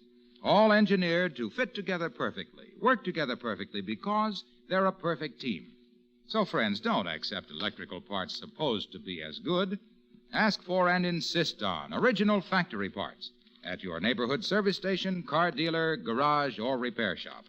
And because all Autolite parts are original factory parts, you can be sure you're right, because you're always right with Autolite.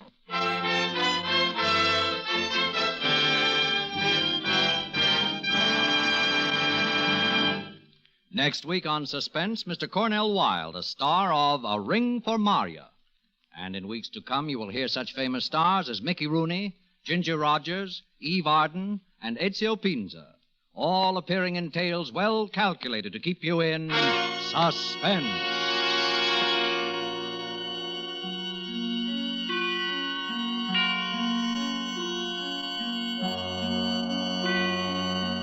Suspense is produced and directed by Elliott Lewis, with music composed by Lucien Moraweck and conducted by Lud Bluskin.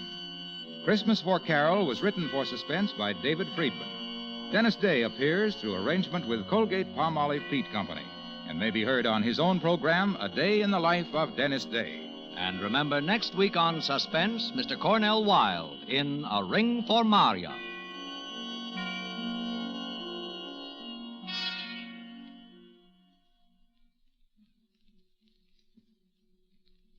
This is Harlow Wilcox again. On behalf of Autolite, its 96,000 dealers, and the cast of Suspense, I extend to all of our listeners best wishes for a Merry Christmas. Good night. This is CBS, the Columbia Broadcasting System.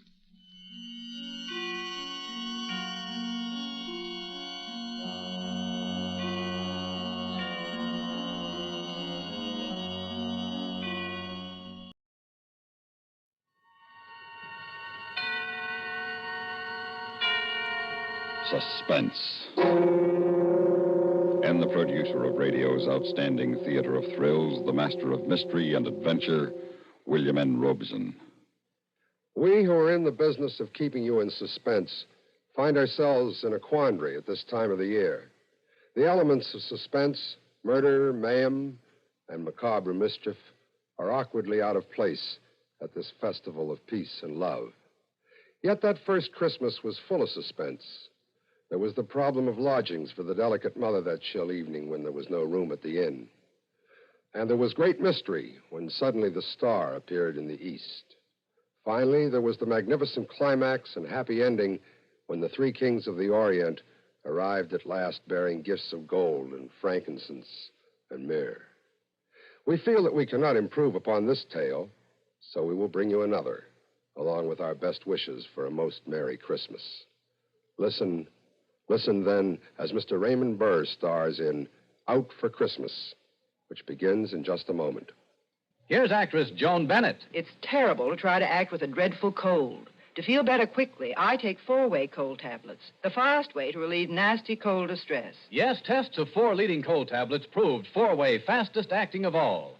Amazing 4-way starts in minutes to relieve aches, pains, headache, reduce fever, calm upset stomach, also overcomes irregularity. When you catch cold, try my way. Take 4-way cold tablets, the fast way to relieve cold distress. 4-way, 29 and 59 cents. Here's a word about another fine product of Grove Laboratories. Had dandruff for years? Now get rid of it in 3 minutes with Fitch Dandruff Remover Shampoo. 3 minutes with Fitch regularly is guaranteed to keep unsightly dandruff away forever. Apply Fitch before wetting hair. Rub in 1 minute. Add water. Lather 1 minute. Then rinse 1 minute. Every trace of dandruff goes down the drain.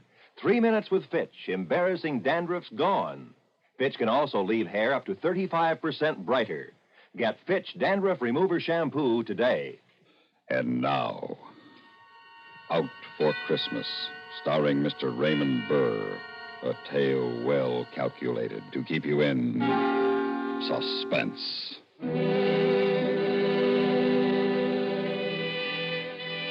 I hadn't figured on being out for Christmas, but my prison record paid off. Takes a lot of good behavior to knock time off and an armed robbery and assault rap, but I was a good boy, model prisoner. Took everything they threw at me with a... well, not exactly with a smile. I don't smile much. But I took it without griping, so I'm out for Christmas. And Christmas is as good a time as any for what I gotta do. The town looked cruddy. They got phony tin Christmas trees and the lampposts along the main drag and colored lights all over the joint, and Christmas carols screeching at you from loudspeakers everywhere. Even the saloons got red and green streamers all over the place, and the bar mirrors all frosted like snow. A big bowl of slop called Tom and Jerry they're pushing. Merry Christmas. Yeah. What'll it be? A little Christmas cheer? A hot Tom and Jerry, maybe? Ain't you got any whiskey? Oh, sure. We got whiskey. Give me a straight shot. Okay. Can't you get anything on that jukebox but them Christmas carols? What's the matter? Don't you like carols? No, they stink. You won't think so after you get a couple of belts under your belt. Do you think so? Sure. It's Christmas, man. Yeah, so I heard. That tastes good. Real good. Say, you look sort of familiar. Don't I know you from someplace? I was wondering how long it'd take. The voice is familiar, and your eyes sort of... Joe Watson. Joe, I heard you was going to get out soon. Charlie Jones told me. But I didn't know you'd be out for Christmas. Yeah, they got big-hearted. Say, you put on a little weight. That's why I didn't recognize you. 30 pounds, prison chow. But you look real good, Joe, real good. Yeah.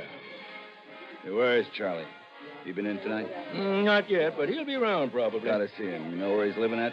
Yeah, he's got a room over on 4th Street. Room? I figured he'd be living in a flop house. Oh, not Charlie. He's doing okay since he got out. Got a steady job. How about you, Joe? You got a job lined up? Yeah, I got a job lined up. A good job? It'll be good. As good as I can make it.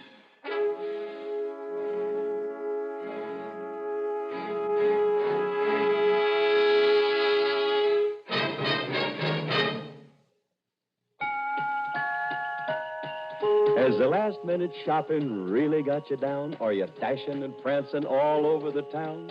You bought a lot of presents and you still have lots to go? Well, Go, go, go, get a Scripto. you don't have to know a size. You don't worry about the fit. A new Scripto pen or pencil always makes a hit. For Mom or Dad or Sister, Aunt Jane or Uncle Joe. Go, go, go, get a Scripto. Go, go, go, get a Scripto. Get a Scripto. Here's the easy, convenient way to finish all your Christmas shopping in a matter of minutes with Scripto pens and pencils, available at stores everywhere. All Scriptos, costing $1 or more, are handsomely gift-boxed. See the famous Scripto Satellite. The Satellite outwrites any other pen you've ever used. Costs only $1.95. Enjoy one-stop gift shopping. Go, go, go, get a Scripto. Give a Scripto. Scripto. And now, starring Mr. Raymond Burr, Act Two of Out for Christmas.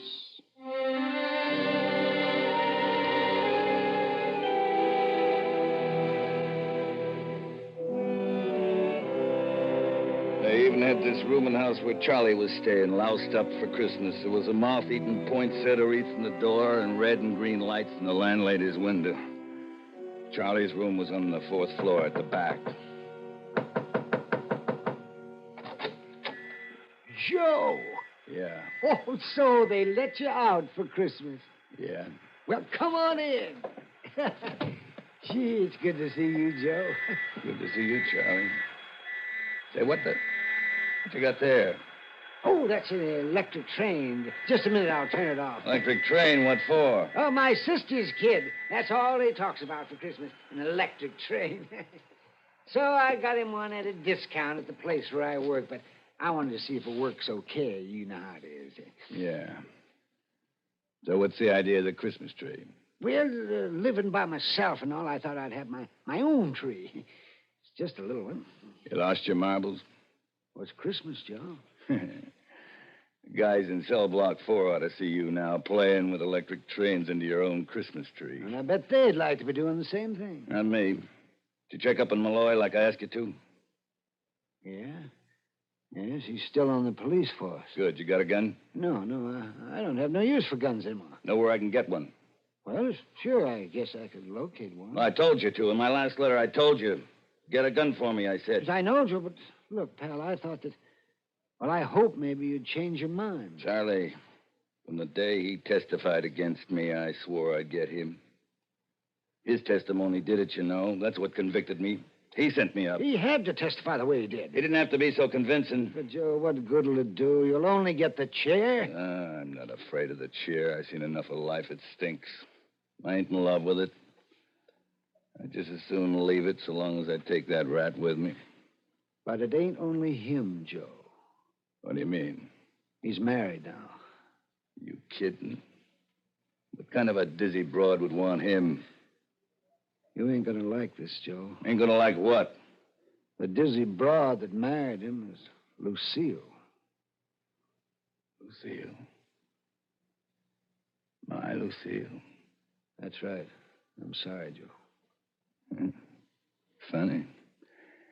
It's real funny. She wrote me. She couldn't wait for me no longer. You remember when I got the letter. I remember. But she didn't say who it was. She never answered my letters after that. Oh, that lousy double cross. Well, you went up for 10 to 20, Joe. Yeah. Yeah, I guess she never counted on me making it 8 and time off for good behavior. But 8 years is a long time for a young girl to wait, Joe. Mike Malloy's a fine guy to throw me over for. Well, makes it dandy. Double dandy. It'll be a pleasure to kill them both. Oh, how can you talk that way, Joe? It's Christmas. Christmas is for people who don't know no better. Kids and idiots. Oh, Joe, listen to me now. Forget all about Malloy and Lucille. You got a chance to make a new life for yourself, like I'm doing. I can get you a job where I'm working. I'm sure I can. What are you doing? I'm Santa Claus in the toy department at Brighton's department store. Ain't no future in that. You're going to be out of work day after tomorrow. No, I'm not. They promised to keep me on. Doing what? Minding the reindeer? Well, Mr. Brighton believes in giving guys like us a chance. Now, that's why I'm sure that you can get a job there. You come down tomorrow and talk to him. I'll talk to him after Christmas. Hey, good. Oh, say, how about coming over to my sister's house for Christmas dinner day after tomorrow? Yeah. Yeah, I might even do that. Good. You see, Joe, there ain't no sense in carrying around hatred in your heart, especially at Christmas time. So let Malloy and Lucille have their Christmas in peace. Oh, they'll have their Christmas all right. Their last Christmas. But then it'll be your last one, too. I just got it figured different. Never mind the gun. I'll get my own gun tomorrow. But there is one thing I want from you. What's that, Joe? Tomorrow night, I want to borrow your Santa Claus suit.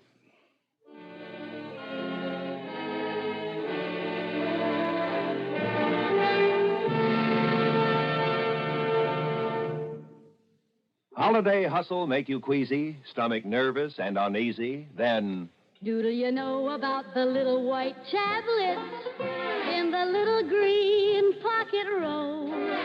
Just a-waiting for the moment when you need 'em to bring your acid indigestion under control. Chums are the little white tablets in the little green pocket roll.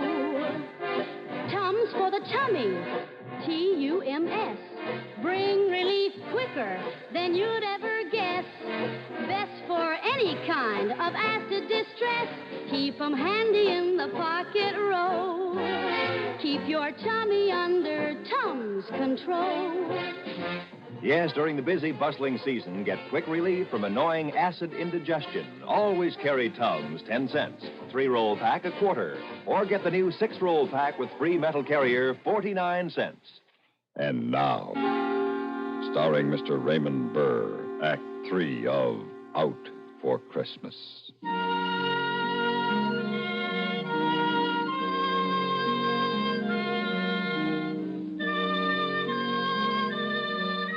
Next day, I did my Christmas shopping for a gun.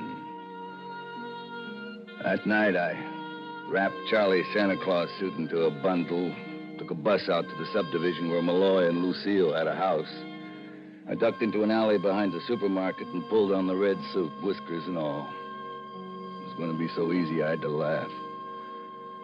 You couldn't want a better disguise than Christmas Eve for murder.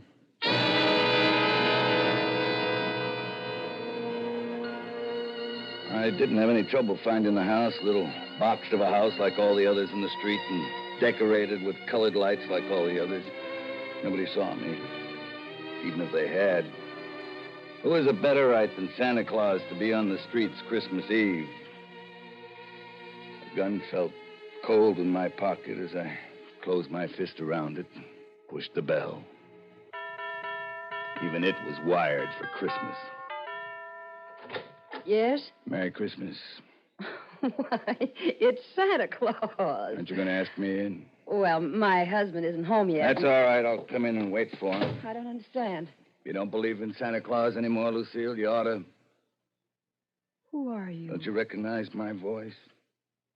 You sound like... Joe? Oh, no. Good old Joe.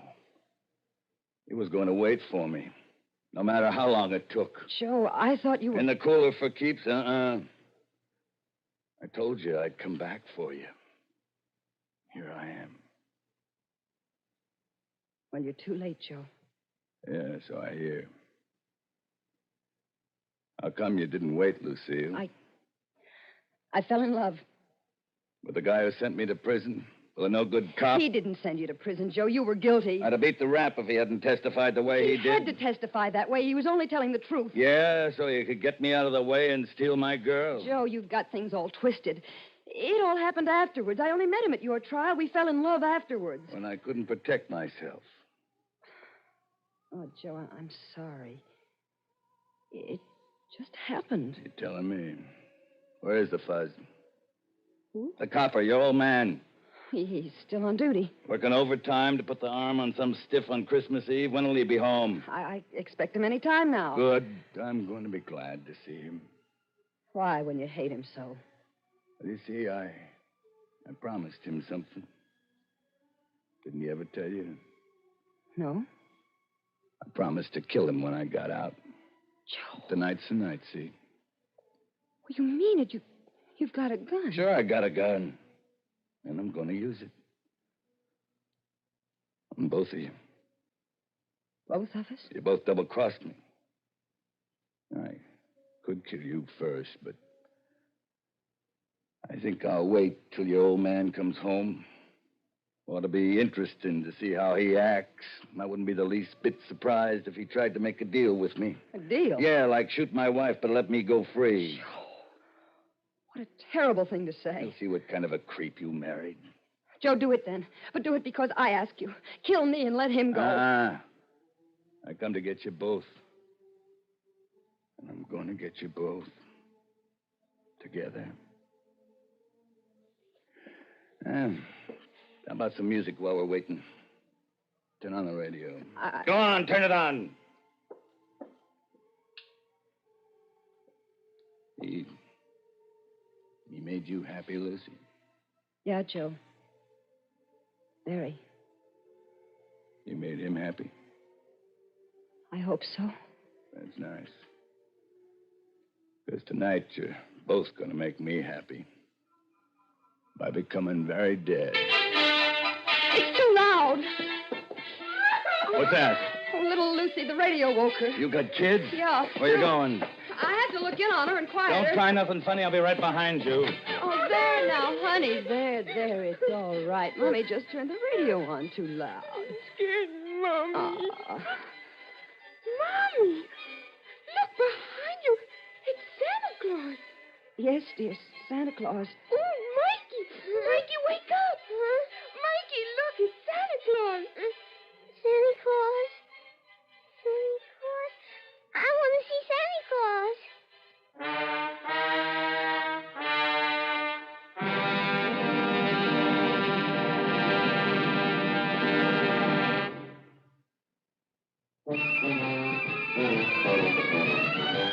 Of all leading filters, cigarettes, Kent filters best, Kent filters best.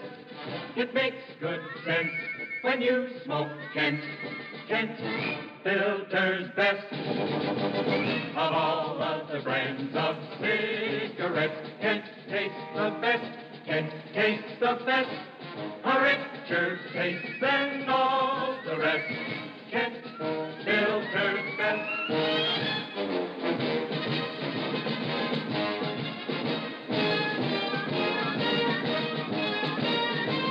It makes good sense when you smoke Kent.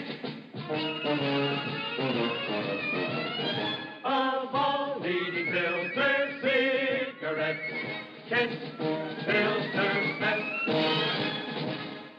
And now, starring Mr. Raymond Burr, Act 4 of Out for Christmas.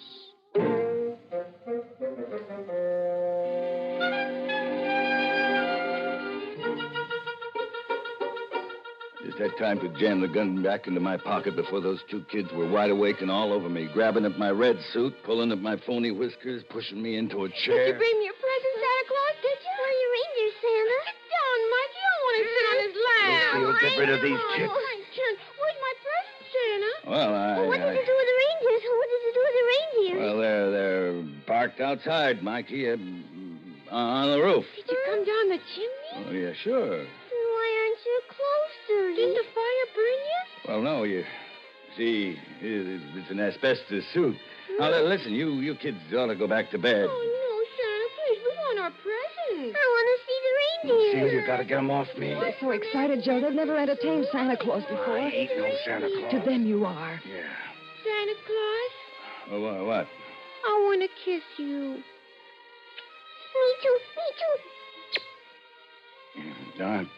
All right, you kids. Now listen to me. Yes, Santa Claus, I'm listening. Me too. You gotta go back to bed now. Well, I want my present. Me too. You'll get your presents in the morning when you wake up. They'll be under the tree. You promise? I promise. Now, you run off to bed. On account, I gotta get going. Now, you wouldn't want the other boys and girls to miss their presents because I've been goofing off with you, would you? Oh, no, that wouldn't be fair. All right, then. Off to bed you go. All right. Come on, Mikey. Merry Christmas, Santa Claus. Me too. Yeah. Merry Christmas, kids. And good night. Good night. Come on, Mikey. Oh, Joe. They'll never forget that. Yeah. Neither will I. Merry Christmas, honey. I'm sorry I'm late. Hey, what's this? It's Joe Watson, Mike. Joe Watson?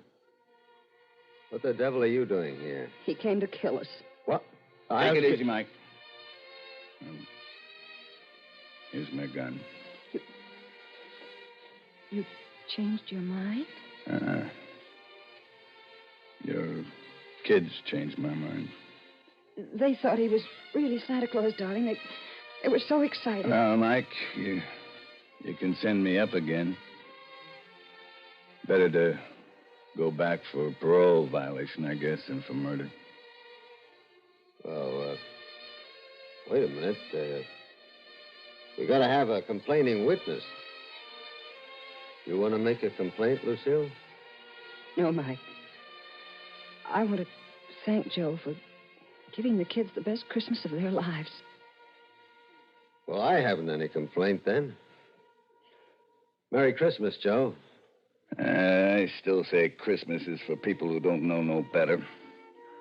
Like kids and idiots. Yeah. Merry Christmas.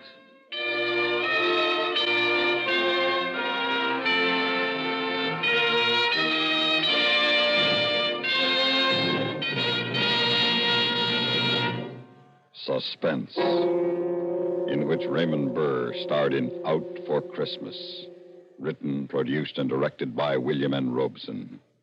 In just a moment, the names of the supporting players and a word about next week's story of suspense. Christmas Eve on CBS Radio, Bing Crosby invites you to celebrate Christmas with the world on our 4th annual Christmas Sing with Bing. With Bing as your guide and CBS Radio as your magic carpet, you'll visit Rome to hear the Vatican Choir. There, too, you'll hear the sound of the bells of St. Peter's as they ring for the holiday Mass. On our Christmas Sing with Bing, you'll visit New York and Salt Lake City, Canada, Australia, Holland, France, even places like Hawaii, Alaska, and the Fiji Islands, where carolers and choirs will be waiting to sing the traditional Christmas songs with you. To add to the excitement this year, Mrs. Bing Crosby, Catherine Grant, will be at her husband's side. Whether you spend Christmas Eve at home or out on the highway heading for a holiday destination, join us right here on CBS Radio, as most of these same stations present our 4th annual Christmas Sing with Bing. Supporting Raymond Burr in Out for Christmas were Joan Banks, Lillian Bayef, Charles Seal, Carl Swenson, Howard McNear, and Dick Beals. Listen.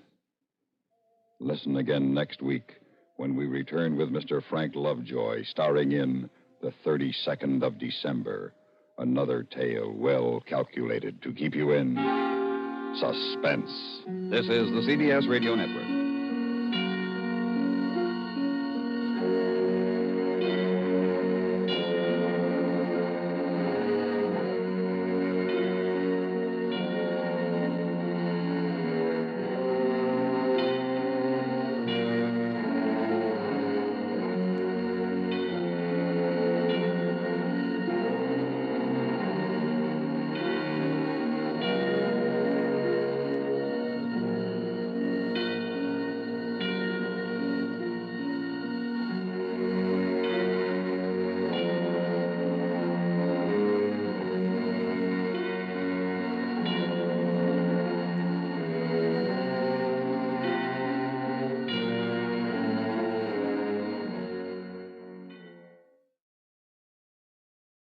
In just a moment, Autolite presents Suspense with Herbert Marshall. 'Twas the night before Christmas, and in Santa Claus' sleigh, the electrical system was plenty okay. The ignition was perfect, worked like a dream, and the sleigh ran so smooth it made Santa beam. What was Santa's secret, Otto? I heard him exclaim as he drove out of sight, "It's no secret at all. It's just Autolite." Now, Harlow. You see, Hap, with all the kids in the world depending on old St. Nick Christmas Eve, he plays safe by replacing old or worn-out parts in his Autolite-equipped sleigh, with Autolite original factory parts: resistor spark plugs, stay full batteries, distributors, starting motors, coils, generators, wire, and cable. All famous for their Autolite ignition-engineered dependability. Santa does it. Why don't you? Harlow, let's switch from Santa to Suspense.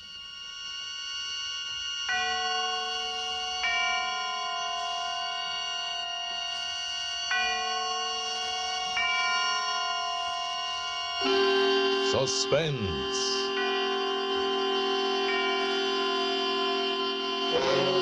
Autolite and its 60,000 dealers and service stations bring you radio's outstanding theater of thrills. Starring tonight, Mr. Herbert Marshall in Anton Leader's production of John Collier's Holiday Story. A tale well calculated to keep you in suspense.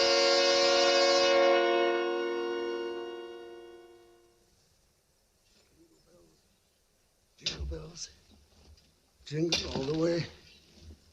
Oh, what fun. Just right. In a one-horse open sleigh. Oh, jingle bells. Wilfred! Wilfred! Yes, my dear. What on earth are you doing down here in the cellar? Why, just doing a little digging. And why, may I ask, have you chosen this day of all days to dig up the cellar floor? Well, I thought as the weather's been so damp, this would be a good time to plant that little devil's garden I told you about. Devil's garden? Whatever nonsense is that? Oh, that was my little joke about it. You see, I've managed to get hold of the spores of several unclassified wild orchids. Oh. In their wild state, they bloom under damp masses of leaf mold. The Araucanian Indians call them devil flowers because they appear to bloom under the ground. Well, I'm sure the Araucanian Indians will be very interested if you succeed in growing these ridiculous flowers under the cellar floor. Whom else it will interest, I can't imagine. Ooh, what's that terrible smell? That's the leaf mold. Chemically identical with the earth blanket they grow under in the wild state. I suppose I should line the pit with concrete so as to prevent seepage from this foreign soil, but I don't suppose there'll be much time for it now, and I do want to get these started before we close the house. There certainly will not be time for it. Do you realize that we're sailing for America a week from today? And you've made no arrangements whatever. Unless you call digging a hole in the cellar making arrangements. I certainly don't. Devil's garden, indeed. Sometimes I think you're going soft in the head, Wilfred. I suppose it is inconsiderate of me. You see, I've been wanting to try this experiment for a long, long time, but what with my lectures and seminars at the university, there never seemed a time. Well, there certainly isn't any time for it now. I suppose you've forgotten I made an appointment for you at the barber's this afternoon. Oh, no. But, must I shave off my beard, Hermione? I thought we'd been through all that. Of course you must. They don't wear beards in America. Go get your jacket on and do as I tell you. Yes, Hermione. And don't forget to take your umbrella. It looks like rain. Yes, Hermione. Oh, don't look so put upon, Wilfred. No, Someone has to plan things in this house, or you'd never even get to the university in time for your lectures, much less make arrangements for a trip to America. Oh, I know. But what about my specimens? There'll be plenty of time to plant your precious devil's garden when we get home from America. We're not going to be gone forever, you know. We'll be back here for the holidays. Oh, yes, of course, back for the holidays. I'd forgotten. Well, try to remember it. And if you can't do that, just do as I tell you. I've been making the plans in this house for 20 years. And if there's any digging to be done, I'll manage that as well. You understand, Wilfred? Yes, Hermione. Good. You have just 20 minutes to clean up this mess down here and keep your appointment at the barber's. And when you finish there, I want you to come straight home. Oh, I wanted to stop and pick up some books I ordered. Well, all right. But don't loiter the whole afternoon browsing over those old books the way you usually do. Now hurry and clear up this rubbish. Get rid of that smelly stuff. And no more digging, mind you. Yes, Hermione. Yes, Hermione. How many years has it been since I've been saying that? 10 years, 15, 20? Clear up the rubbish. Yes, Hermione. Don't forget your umbrella. Yes, Hermione. Do this, do that. Yes, Hermione. Yes, yes. How much longer can I stand this?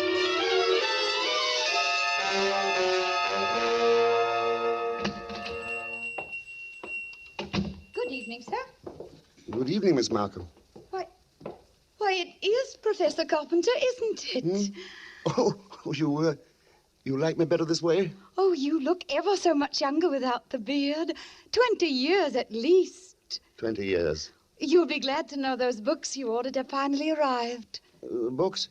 Phytotomy of phalloid gametophytes and coniferous shrubs of North America. Those are the ones you ordered, aren't they? Yes, thank you. You're very kind, Miss Markham. Why kind, Professor Carpenter? Not many young ladies in bookshops would go out of their way to look up rare books for an old professor of botany. Why, you're not old, Professor Carpenter. Really, you look... And besides, I adore botany. It's my particular hobby. Oh, really? Yes. You never told me that before, Miss Markham. I was afraid to. You were so imposing with the beard and all. Miss Markham. Yes? Forgive me if this sounds foolish, but I feel that shaving off my beard is the most important thing I've done for 20 years. Oh, it is. I'm sure it is. I'm ashamed that I've been so distant with you all this time. Oh, there were times when I almost spoke up. Times when you came in here tired after a day with your students at the university. You seemed so alone, the way I'm alone in the world. I'd like to have asked you to stay a while and talk with me. But some way or other, I wound up by giving you your change and letting you go on your way. You say you're all alone in the world? Since my father died. Did you never think of marrying? My father was a very remarkable man. I never found anyone who seemed to measure up to what he led me to expect of men. Miss Markham. It's been so long since anyone called me by my first name. I'd like you to, if you want to. It's Marion. Marion. And yours? Wilfred. Oh, how long have you been alone, Wilfred? Alone? Oh, I knew you were a widower, of course, the first time I saw you. A widower? I can always tell. There's a certain sadness in a man's eyes, a sweet sadness, I think, when he's been married and then... A widower. I never thought of it in quite that way. But perhaps I shouldn't be talking like this. But I've often wondered what she must have been like. Your wife, I mean.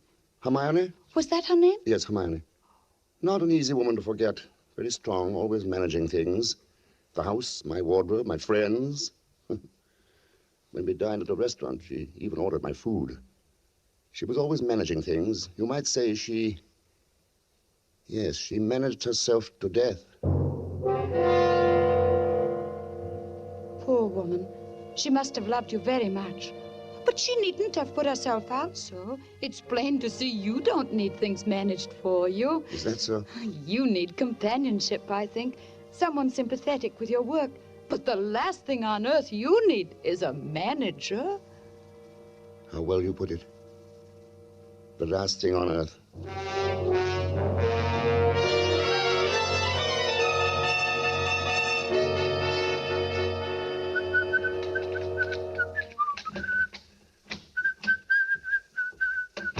Well, at last. You certainly took long enough about it. What are you looking so pleased about? I don't know, Hermione. Getting rid of the beard, perhaps. I feel 20 years younger. Oh, you look even smaller. Your face looks triangular or something. I'd forgotten your chin was so weak. But never mind that. You can grow it back soon enough after the holidays. Where are you going? Down in the cellar. Oh. I just bought this electric lantern, and I thought I'd put it away down there. Now, whatever possessed you to buy a thing like that? I don't know. I rather like this lantern. Might come in handy. Who knows? Now, Wilfred, don't start digging down there again. I've 100 things to do putting the house in order before we leave. I want you to carry these boxes upstairs for me. Yes, Hermione. And if you are going down to the cellar, take this along and stuff it into the furnace. Oh, this is my old bathrobe. I may need it. Nonsense. I bought you a new one. Get rid of it.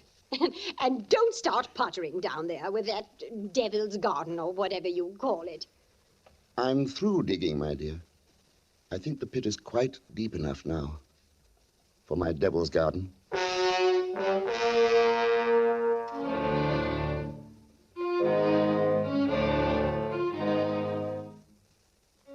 It would all have to be carefully planned, of course. Just as carefully planned as Hermione was planning the trip to America. We both went about our arrangements as the days passed. I spent all the time I could with Marion, and finally she consented. And then it was the last day, the big day. The day we were to sail for America.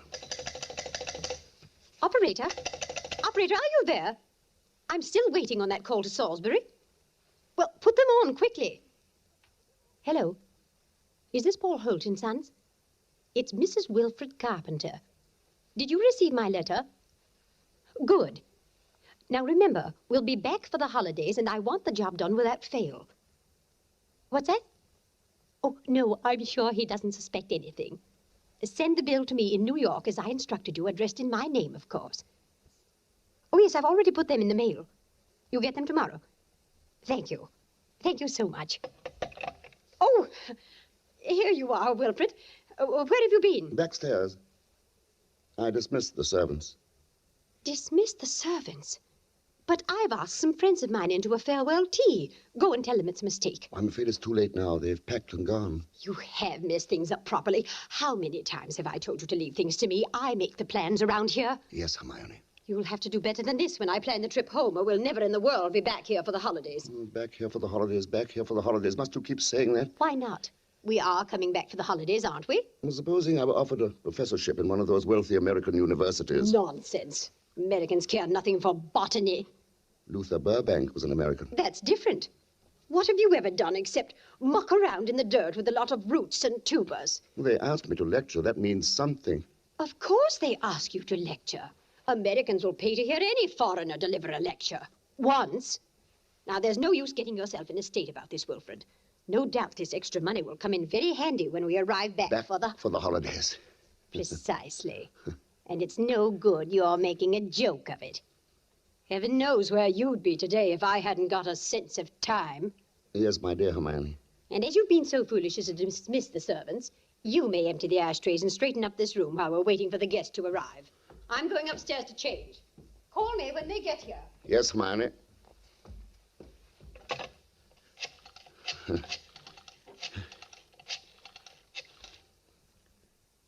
Marion, it's Wilfred. No, my darling, nothing's wrong. My plans are the same, unless you've changed. No. We'll meet in New York and be married there. I'll explain why later. You'll have to trust me. Yes, my darling. Wilfred? Sorry, I can't talk any longer. Yes, I'll meet you in New York without fail. Until then, my darling. Wilfred? Were you talking on the phone just now? Yes, Hermione. Whoever was it? Freddie. Freddie Sinclair. Didn't I hear you say something about meeting somebody in New York? Oh, yes. He was, old Freddie said he might possibly get over there before we leave. I said, of course, we'd meet him there if he did decide to go. Seems very peculiar, but then all of your friends are peculiar. Yes, Hermione. And just look at your jacket. Have you been digging in that cellar again? Yes, Hermione. Well, there's no need for it. You can't possibly get that devil's garden thing finished. Go and change your clothes before the guests arrive. Yes, Hermione. Oh, never mind. I see somebody coming up the walk now. Go and let them in. Yes, Hermione. Wilfred? Yes, my dear? Look out the window. There's Professor and Mrs. Goodenough, but who's that with them? Huh? Why, it's... Precisely. Freddie Sinclair. Peculiar you should have been talking to him on the phone not 3 minutes ago, and now here he is. Yes, isn't it? But then, as you say, Hermione, all my friends are peculiar. Not half so peculiar as you. Digging in the cellar an hour before we leave for America. Just look at yourself. And now that I think of it... Yes, Hermione? Oh, never mind. Go and let them in. No, you were going to ask me something. Of the hole I'm digging in the cellar. Oh, good heavens, stop rolling your eyes about that way. One would think you were digging a grave down there instead of a storage bin. Yes, Hermione. What's that? I said yes, Hermione. Oh, bother, open the door and stop saying yes, Hermione. I think, my dear, I've said it for the last time.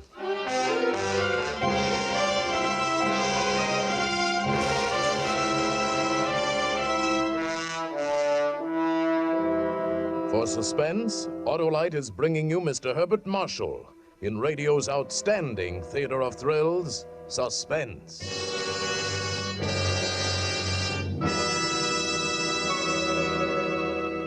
Well, Hap, what kind of presents are you giving your car this Christmas? My car? Now be sensible, Harlow. I am being sensible, Hap, because the most sensible thing every car owner can do is treat his car to Autolite preventive service and Autolite factory parts now. Right now, like Santa does. For with an Autolite checkup now, your car won't let you down later. Here we go.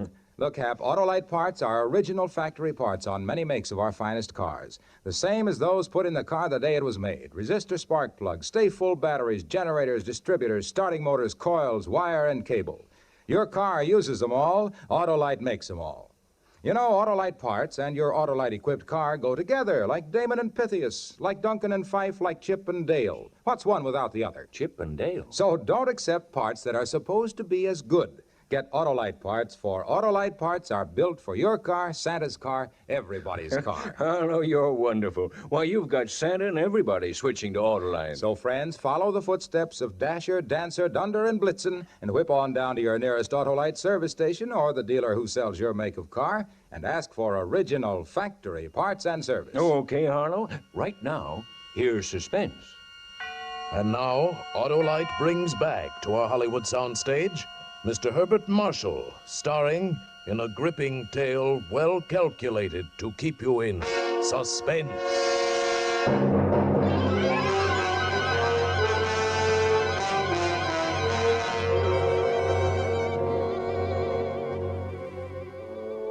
Back for the holidays. Hermione was so positive we would be back for the holidays.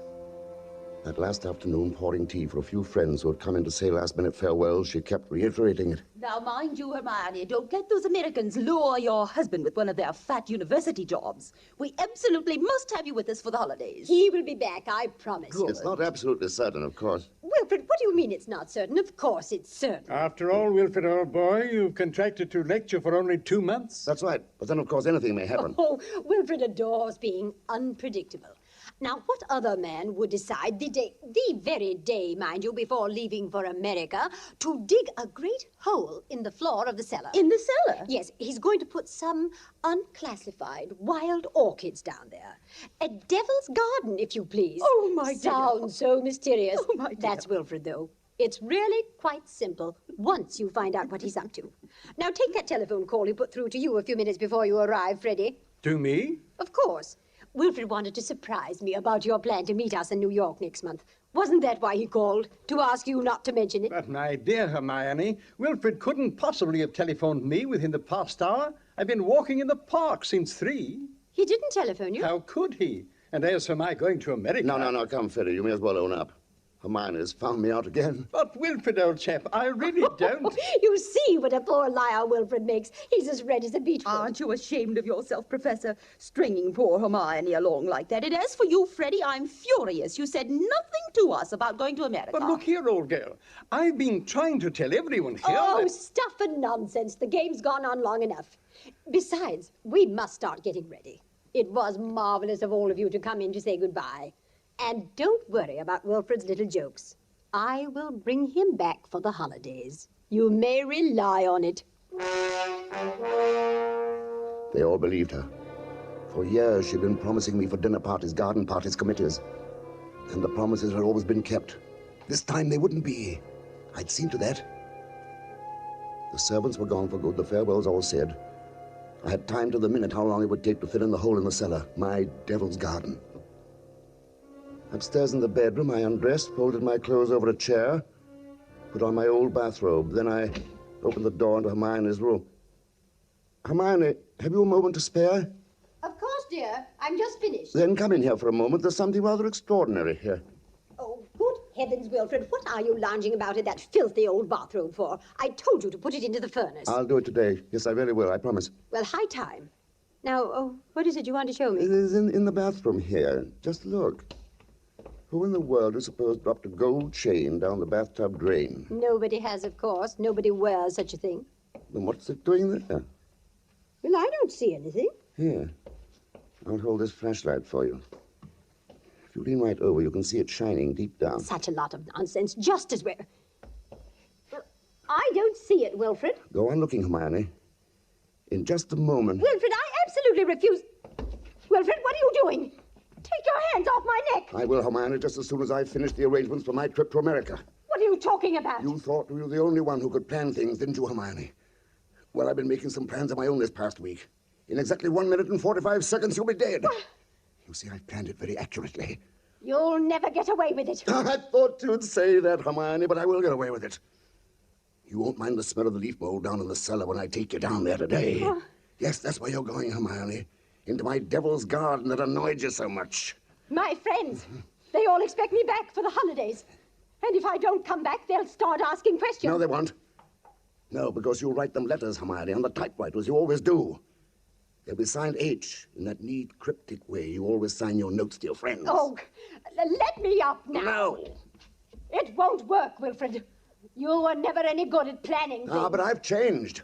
I've learned from watching you all these years. The lecture people in America, they'll be expecting you to travel with your wife. I will be traveling with my wife, but not my present wife, Hermione. What? Fortunately, they've never met you. I'll write a few letters home for you, then fewer and fewer. I might even come back alone in a year or two and sell the place, say you died in America. Nobody will ever suspect that you're lying under the floor of this cellar in this very house.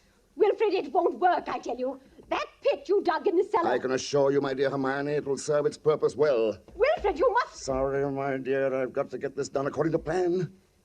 You have just 5 seconds to say your prayers. Wilfred, you must listen. The cellar... Don't do it, Wilfred!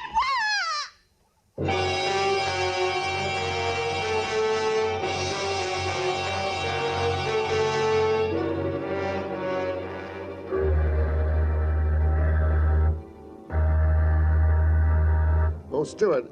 Yes, sir? My wife is indisposed. She'll be taking her meals in our stateroom. For the whole voyage? Yes, for the whole voyage. Well, I trust your wife is feeling better this morning, Professor Carpenter. A little, yes, thank you. Not yet well enough to leave her cabin. Oh, I'm sorry. Oh, by the way, here's a copy of the radiogram you sent for your wife last evening. Oh, thank you. I'll just check it over. But look here. What is it? Did the typist make a mistake? No.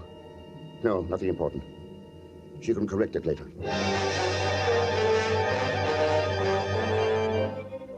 For a moment, I had a feeling that Hermione had been leaning over my shoulder again, correcting what I had written. She always did. I had written a radiogram to Professor Goodenough and his wife. Have not been out of cabin the whole beastly trip. Wilfred well. Doubt will be back for the holidays. The copy read, no doubt will be back for the holidays. Exactly what Hermione would have written. Well, the rest of the voyage was uneventful. And Marion and I met in New York just as I had planned. Just as I had planned.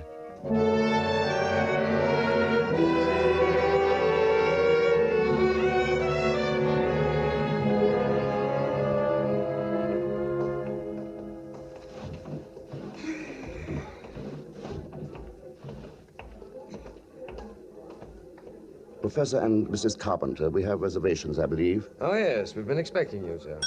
Boy. Yes, sir. Take Professor and Mrs. Carpenter's luggage up to their suite. You know, Mrs. Carpenter, you're quite a surprise. Oh? The letter reserving the rooms was so thorough. I was expecting an older, more forbidding sort of person, frankly, ma'am. Oh, no. As a matter of fact, we are just married. Oh? But my letter reserving the room? I wrote the letter, my dear, and signed it Mrs. Wilfred Carpenter, just as a joke. What a cunning old fox you are, Wilfred. Now that I think of it, I am rather. Oh, I almost forgot. There's a letter for you, Mrs. Carpenter. That's peculiar. I wonder who on earth... Well, we'll find out in good time, darling. Come along. We're keeping the boy waiting.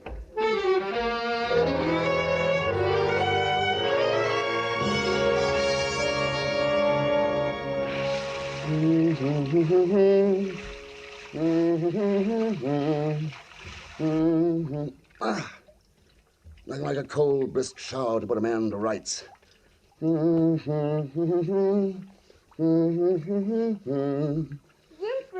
this letter... Oh, yes, the letter. Darling, dry my hair, will you? Yes, dear. It seems to be a bill of some sort from a building contractor in Salisbury. Oh, that's wonderful. Yes. Oh, bother, dry your own hair. Right, thank you, Miss Smith. Let's see this bill or whatever it is. Yeah. It's very puzzling, Wilfred. You were a widower, weren't you? I mean, Hermione isn't still alive. Oh, good heavens, no. Let's have that. Yeah. Mm-hmm. Dear Madam, that's a good one. This is to acknowledge your order, together with the keys to your house in Launceston Place. Our men had no difficulty in finding the place where your husband had begun the excavation in the cellar. But apparently he changed his mind at the last moment and filled it in again. What is it, Wilfred? Our men will begin digging tomorrow. You may rest assured that it'll be a professional job and will be completed in ample time for your surprise Christmas present to your husband. We are happy to be conspirators with you in this thoughtful gesture, and hope that Professor Carpenter will be pleased at the results of our work that he so quaintly calls his Devil's Garden.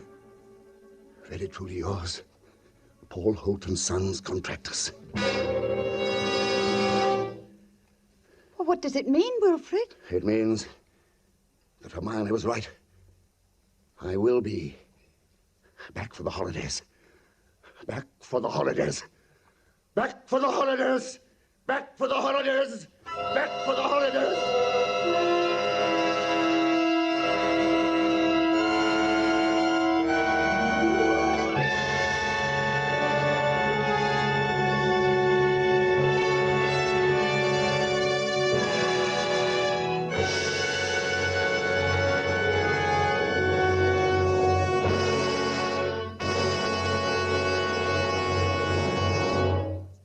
Thank you, Herbert Marshall, for a splendid performance.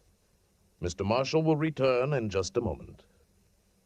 Jingle bells, jingle through the snow. Your car's all hep, it's full of pep, with Autolite, you know. Right you are. And by Cornelius, electrical problems won't keep your car down when you stop at the shop that features Autolite parts and service.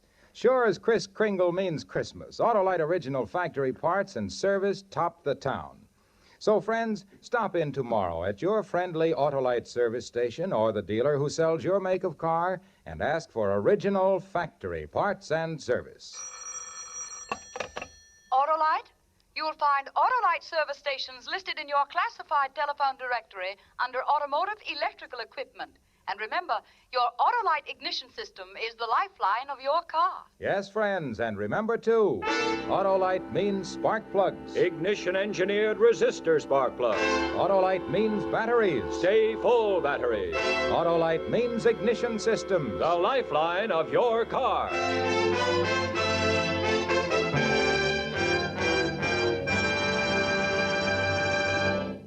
And now, here again is Mr. Herbert Marshall.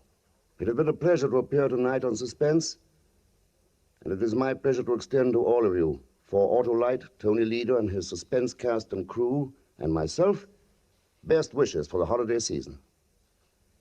Next week, on radio's outstanding Theater of Thrills, you will hear William Bendix in another gripping study in Suspense.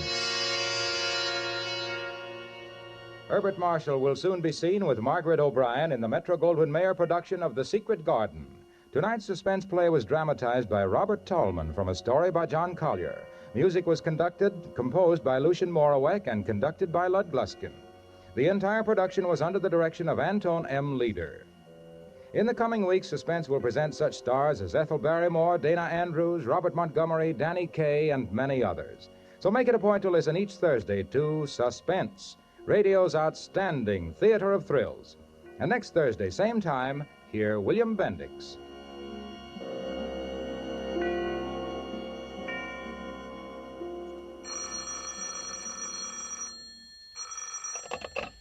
This is the Autolite Suspense Show. While we in North America are enjoying an abundant Christmas, millions of people in Europe are still hungry.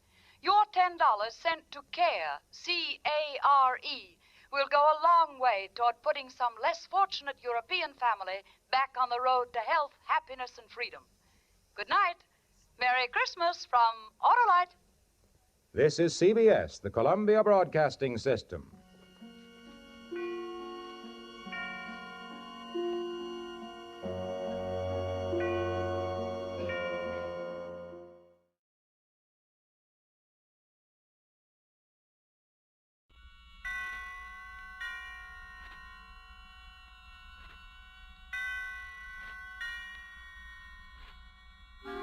Suspense.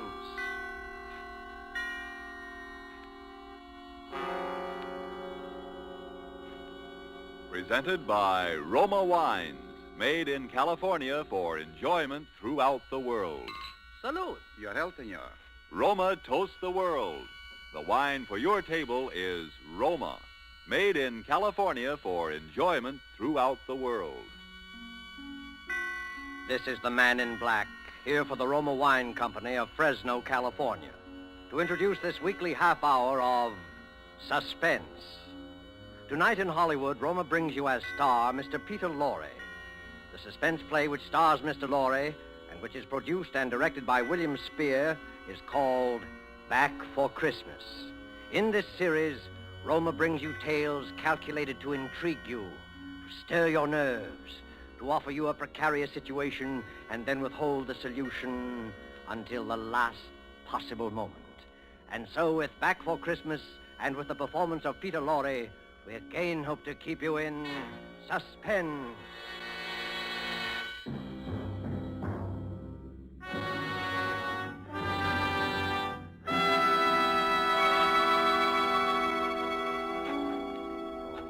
Jingle bells, jingle bells, jingle all the way. Oh, what fun it is to ride a one-horse open. Yes, Maria? What on earth are you doing down here in the cellar? Oh, just doing a little digging. And why, may I ask, have you chosen this day of all days to dig up the cellar floor? Oh, I thought because the weather has been so damp, this would be a good time to plant that little devil's garden I told you about. Devil's garden? Whatever nonsense is that? Don't you remember that was my little joke about it? You see, I've managed to get hold of the spores of several unclassified wild orchids.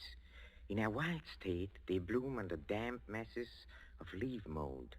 The South American Indians call them devil flowers because they appear to bloom under the ground. Well, I'm sure the South American Indians will be very interested if you succeed in growing these ridiculous flowers under the cellar floor. Whom else it will interest, I can't imagine. Oh, what's that terrible smell? Oh, that's the leaf mold, chemically identical with the earth blanket they grow under in our wild state. And I want to get these started before we close the house. Do you realize that we're sailing for America a week from today, and you've made no arrangements whatever? Unless you call digging a hole in the cellar making arrangements. I certainly don't. Devil's garden, indeed. Sometimes I think you're going soft in the head, Hubert. Oh, I suppose it is inconsiderate of me, you see. And I've been wanting to try this experiment for a long time, but with all those lectures and seminars at the university, there never seemed to be enough time. Well, there certainly isn't any time for it now. I suppose you've forgotten I made an appointment for you at the barber's this afternoon. Oh, must I shave my beard off, Hermione? I thought we'd been through all that. Of course you must. They don't wear beards in America. Bad enough you're speaking with that accent. They'll probably think we're Germans as it is. Oh, I should think it would be quite easy just to explain that I'm Swiss. Now, Hubert, don't be argumentative. Go and get your jacket on and do as I tell you. Yes, Hermione. And don't forget to take your umbrella. It looks like rain. Yes, Hermione. And don't look so put upon, Hubert. Someone has to plan things in this house. Never even get to the university in time for your lectures, much less make arrangements for a trip to America. I know, but what about my specimens? There'll be plenty of time to plant your precious devil's garden when we get home from America. We're not going to be gone forever, you know. We'll be back here for Christmas. Yes, of course. Back for Christmas. I'd forgotten. We'll try to remember it. And if you can't do that, just do as I tell you. I've been making the plans in this house for 20 years. And if there's any digging to be done, I'll manage that as well. You understand, Hubert? Yes, Hermione. Good. Now, you have just 20 minutes to clean up this mess down here and keep your appointment at the barber's. And when you're finished there, I want you to come straight home. All right. I wanted to stop at Miss Markham's and pick up some books I ordered. Well, all right. But don't loiter there the whole afternoon mulling over those old books the way you usually do. Now, hurry and clear up this rubbish. Get rid of that smelly stuff. And no more digging, mind you. No more digging. I'll show her. I'll have my devil's garden, and if I... No more digging, eh? No more digging. Oh, 15 men on a dead man's chest. You, and a bottle of rum.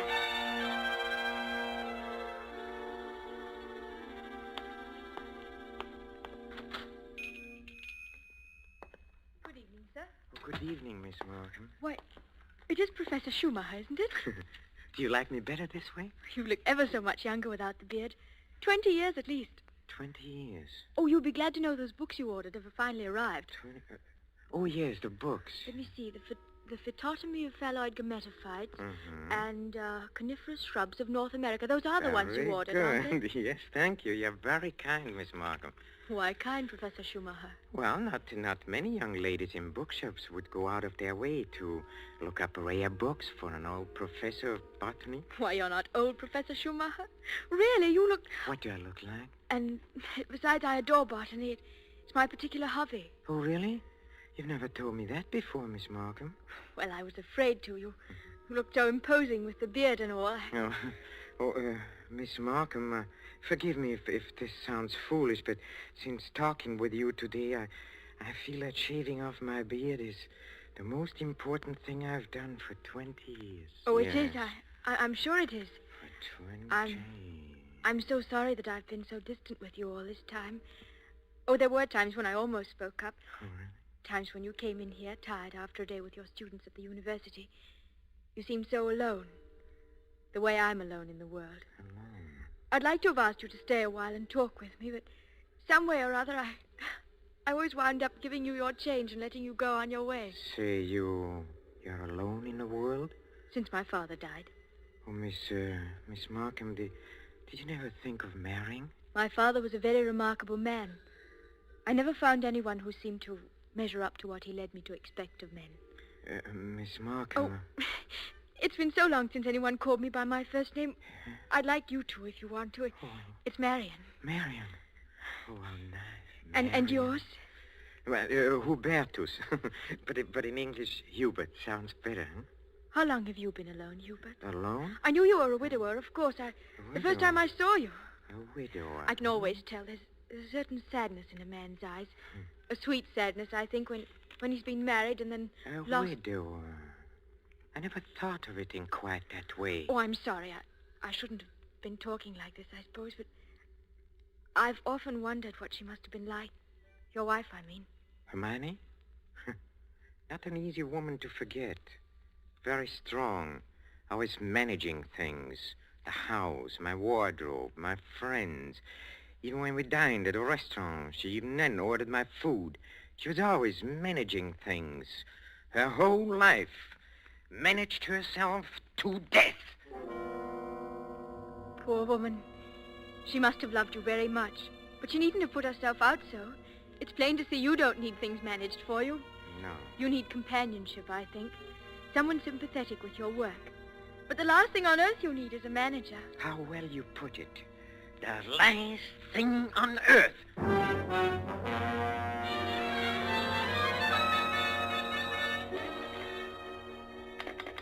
Operator, are you there? I'm still waiting on that call to Salisbury. Well, put them on quickly. Hello. Is this Paul Holt and Sons? It's Mrs. Hubert Schumacher. Did you receive my letter? Good.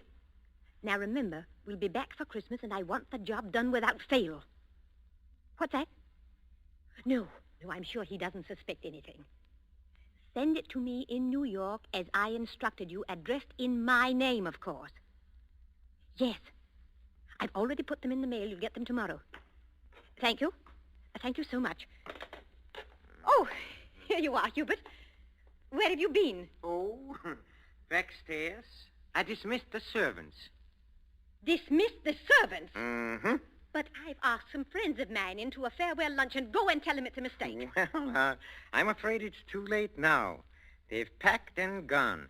You have messed things up properly. How many times have I told you to leave things to me? I make the plans around here. Yes, Hermione. You have to do better than this when I plan the trip home, or we'll never in the world be back for Christmas. Back for Christmas. Back for Christmas. Must you keep saying that? Why not?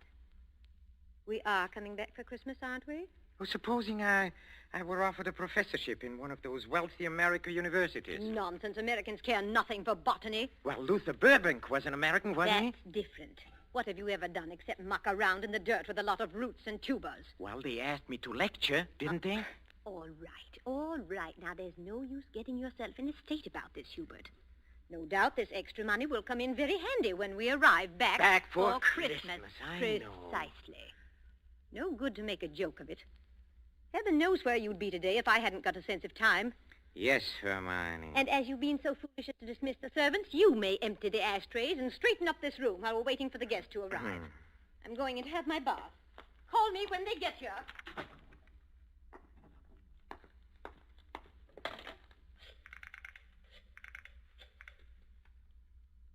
Marion? It's Hubert. No, darling, no, nothing is wrong. Oh, my plans are the same, unless you have changed. No? Oh, we'll meet in New York then and be married there. Huh? Oh, I'll explain to you why later. You just have to trust me. Yes. Yes, my darling. Hubert? Oh, I'm so sorry I can't talk any longer. Yes, I'll meet you in New York without fail. Auf Wiedersehen, mein Liebchen. Hubert, were you talking on the phone just now? Yes, Hermione. Whoever was it? Oh, Freddie Sinclair. But didn't I hear you say something about meeting somebody in New York? Why, yes. Freddie said he might possibly get over there before we even leave. And I said, of course, we'd meet him there if he decided to go. That seems very peculiar. But then all of your friends are peculiar. Yes, Hermione. And just look at your jacket. Have you been digging in that cellar again? Yes, Hermione. Well, there's no need for it. You can't possibly get that Devil's Garden thing finished before we sail for America. Go and change your clothes before the guests arrive.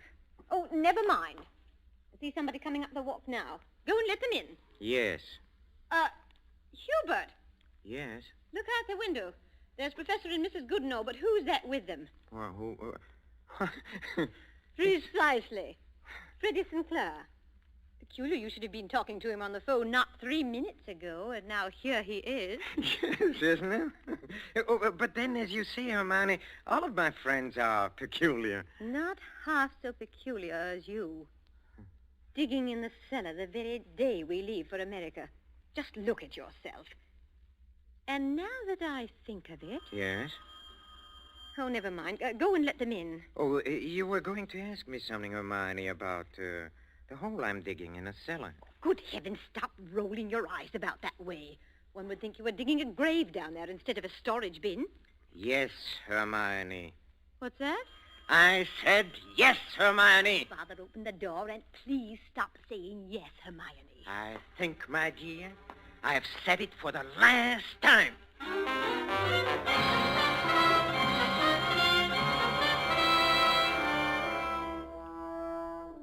A professor of botany, his loving wife, and an oblong pit in the cellar. Just the right size for his botanical specimens, his devil's garden.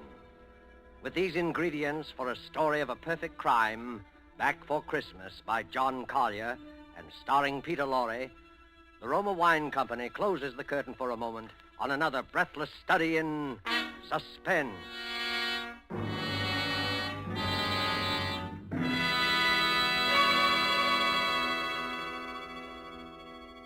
In this brief intermission in the play, it's pleasant to think about the holidays. Not everyone celebrates the holidays against a background of snow and pine trees. Somewhere south of the Gulf and the Caribbean, in a gracious home surrounded by palm trees in the warm sun, you might find holiday dinners ending this way. One moment, please. Our North American guest wishes to propose a toast. Yes, mis amigos. I drink a toast in gratitude to you for your gracious hospitality and the enjoyment you've given me, an American so far from home. It is only a fair exchange, my friend. This wine in which you drink your toast, it brings enjoyment to us from your country, from America. It is Roma wine, made in your own California.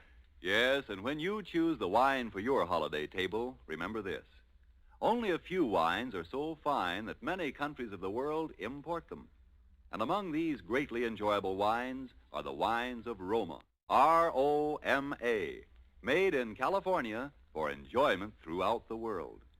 Yet here in America, we are truly fortunate, for we may buy Roma wines at a very low cost, since we don't have to pay import duty or costly shipping charges. So serve Roma wine with pride on any and all holiday occasions. Serve Roma, too, for everyday dinners you can afford to. Ask your dealer tomorrow for your favorite Roma wine, America's largest selling wine. But before you buy wine, buy war bonds. And now it is with pleasure that we bring back to our sound stage Mr. Peter Lorre in Act 2 of Back for Christmas, a tale well calculated to keep you in suspense.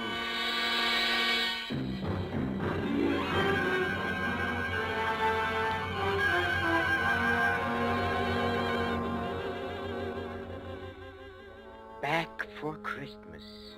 Hermione was so positive we would be back for Christmas. That last afternoon, pouring tea out for a few friends who had come in to say her last-minute farewells, she kept reiterating it. Now, mind you, Hermione, don't let those Americans lure your husband with one of their fat university jobs.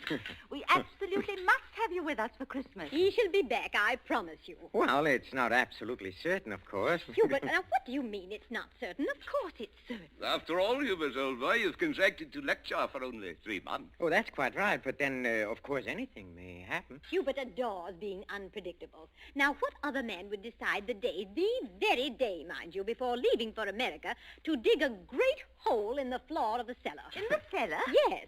He's going to put some unclassified wild orchids down there. A devil's garden, if you please. It sounds so mysterious. That's Hubert, though. It's really quite simple, however, once you find out what he's up to. Now, take that telephone call he put through to you a few minutes ago, Freddie. To me? Of course. Now, Hubert wanted to surprise me about your plan to meet us in New York next month. Wasn't that why he called? To ask you not to mention it? My dear Hermione, Hubert couldn't possibly have telephoned me within the past hour. I've been walking in the park since 3. He didn't telephone you? Well, how could he? This for my going to America. No. Come, Freddie, come. You may as well confess. Hermione has just found me out again. But Hubert, old chap, I really don't... You see what a poor liar Hubert makes. He's red as a beetroot. Aren't you ashamed of yourself, Professor? Stringing poor Hermione along like that. And as for you, Freddie, I'm furious you said nothing to us about going to America. But look here, old girl. I've been trying to tell everyone here that I'm... Stuff and nonsense. The game's gone on long enough. Besides, we must start getting ready. Now, it was marvelous of all of you to come in to say goodbye. And don't worry about Hubert's little jokes. I will bring him back for Christmas. You may rely on it. They all believed her. For years, she had been promising me for dinner parties, garden parties, committees, and the promises had always been kept. This time, they would not be. I had seen to that. The servants were gone for good. The farewells all said. I had timed to the minute how long it would take to fill in a hole in a cellar. My devil's garden. Upstairs in a bedroom, I undressed and put on my old bathrobe, and then I opened the door into Hermione's room. Hermione, have you a moment to spare? Of course, dear. I'm just finished. Oh, then, will you come in here for a moment, please? There's something rather extraordinary here. Oh, good heavens, Hubert. What are you lounging about in that filthy old bathrobe for? I told you to put it into the furnace. Oh, I'll do it. I'll do it today. Yes, really, I will. I promise. Well, high time. Now, what is it you want to show me? Oh, here, in the bathroom. Just look. Who in the world do you suppose dropped a gold chain down the bathtub drain? Nobody has, of course. Nobody wears such a thing. Then what is it doing in here? I don't see anything. Well, look. I'll hold this flashlight here for you. If you lean right over, you can see it shining. It's deep down. Oh, such a lot of nonsense. Just as well, I don't see it, Hubert. Go on looking, Hermione, in just a moment. Hubert, I absolutely refuse. Hubert, what are you doing? Take your hands off my neck. I will, Hermione. Just as soon as I've finished the arrangements for my trip to America. What are you talking about? You thought you were the only one who could plan things, didn't you? Didn't you, Hermione, huh? Oh. Well, I've been making some plans of my own this past week. In exactly 2 minutes and 16 seconds, you'll be dead. You see? You see, I planned it very accurately. You'll never get away with it. Oh, I thought you would say that, Hermione, but I will get away with it. You won't mind the smell of the leaf mold down in the cellar when I take you down there today? Yes, that is where you are going, Hermione. Right into my devil's garden that annoyed you so much. My friends all expect me back for Christmas. They do. If they don't hear from me, they'll start asking questions. No, they won't. Because you'll write them letters, Hermione, on a typewriter, as you always do. They'll be signed H, in that neat, correcting way you always sign your notes to your friends. Here, let me up now. No! It won't work, Hubert. You were never any good at planning. Oh, but I have changed. I've learned from watching you all these years. The lecture people in America, they'll expect you to be traveling with your wife. I will be traveling with my wife, but not my present wife, Hermione. Hubert! It won't work, I tell you. That pit you dug in the cellar... Oh, it will work. It'll serve its purpose well. Hubert! No, I'm sorry, dear. This thing has to be done exactly as planned. You have just 5 seconds to say your prayers. Hubert, you must listen. The cellar, it... Don't do it, Hubert! Yes, Hermione!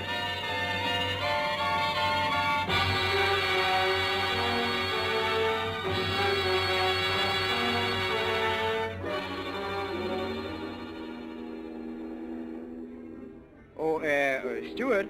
Yes, sir? Oh, my wife, she's indisposed. She'll be taking her meals in our stateroom. For the old voyage, sir? Yes, for the whole voyage. I trust your wife is feeling better this morning, Professor Schumacher. A little. Not yet well enough to leave her cabin. Oh, what a shame. Oh, Professor Schumacher. Yes? Here's a copy of the radiogram you sent for your wife last evening. Oh, thank you. I'll just check it over. Oh, but look here. What? What's the matter? Did the typist make a mistake? No. It's nothing important. She can correct it later.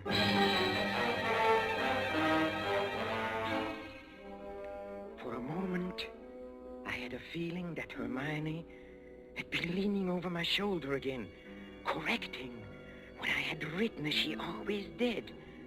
I had written a radiogram to Professor Goodenough and his wife. Haven't been out of my cabin the whole beastly trip, Hubert. Well, now doubt we'll be back for Christmas.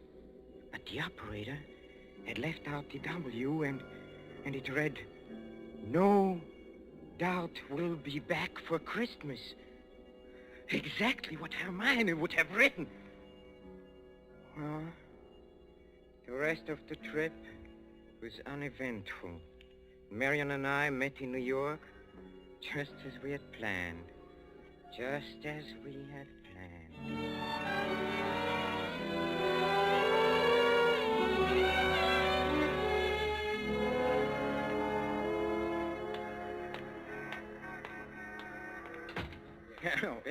Professor and Mrs. Schumacher, we have reservations, I believe. Oh, yes, we've been expecting you, sir. Boy, take Professor and Mrs. Schumacher's luggage up to their suite. You know, Mrs. Schumacher, you're quite a surprise. Oh? Your letter reserving the rooms was so thorough, I was expecting an older, more forbidding sort of person, frankly, ma'am. No. As a matter of fact, we're just married, but my letter reserving the rooms. Oh, I wrote the letter, my dear, and I signed it Mrs. Hubert Schumacher. Just a joke. What a cunning old fox you are, Hubert. Now that I think of it, I almost forgot. There's a letter for you, Mrs. Schumacher. That's peculiar. I wonder who on earth... Oh, well, we'll soon find out in good time. Come along, darling. Oh, we are keeping the boy waiting. Come.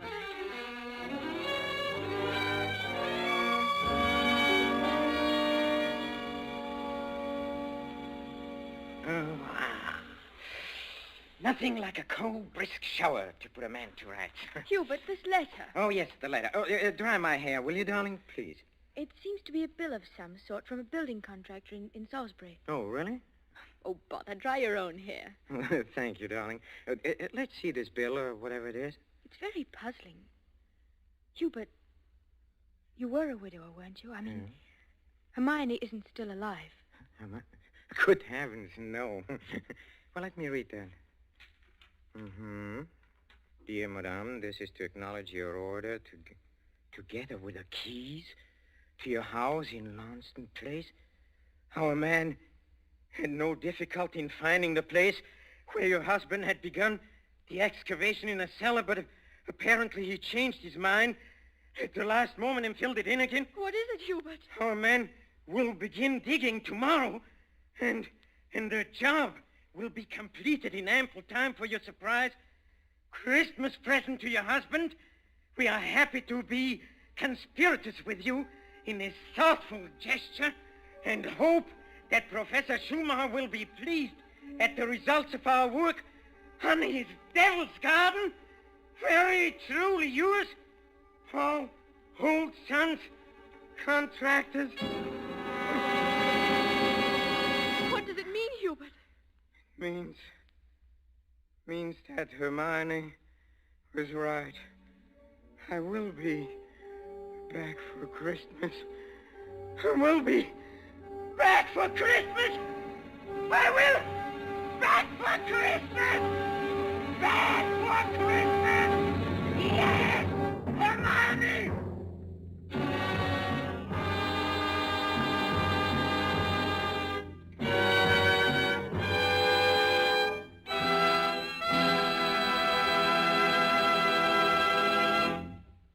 And so closes Back for Christmas, starring Mr. Peter Lorre, tonight's tale of suspense. In just a moment, we shall hear again from Mr. Lorre. But first, just a word that seems appropriate. One of the world's oldest customs is the Christmas toast, and traditionally, down through centuries of war and peace, the Christmas toast has been drunk in wine. This year, when the glasses are filled and raised once again, we know that in every home the toast will be to a speedy victory and a speedy return of those we love. And before we set the wine glasses down, let us all resolve to do everything within our power to help make that toast come true. Let us resolve to help supply the weapons of war by buying even more and more war bonds. Let us resolve to face our own inconveniences without complaining. And above all, let us resolve that when this war is at last over, each of us will exert all our effort to see that future Christmases truly express peace on earth, goodwill to men. This thought, together with our very best wishes of the season, is the Roma Wine Company's Christmas message for you, its friends, here in America and throughout the world. This is Peter Lorre. Thank you for listening to our suspense play this evening, and I know you're looking forward to next week's show as I am. It is called Finishing School, and its subtitle might be the famous quotation, "The female of the species is more deadly than the male." Don't forget, then, next Thursday, same time, for Margot, Elsa Lanchester, Janet Beecher, and a distinguished all-feminine cast in Suspense. Presented by Roma Wines, R-O-M-A. Made in California for enjoyment throughout the world.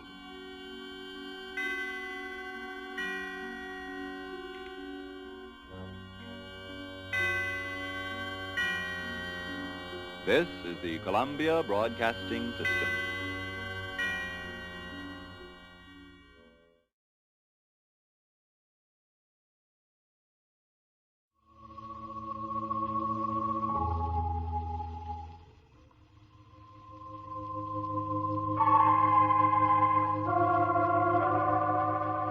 From New York, the makers of Clippercraft clothes for men and 924 leading retail stores from coast to coast present the world's most famous detective, Sherlock Holmes.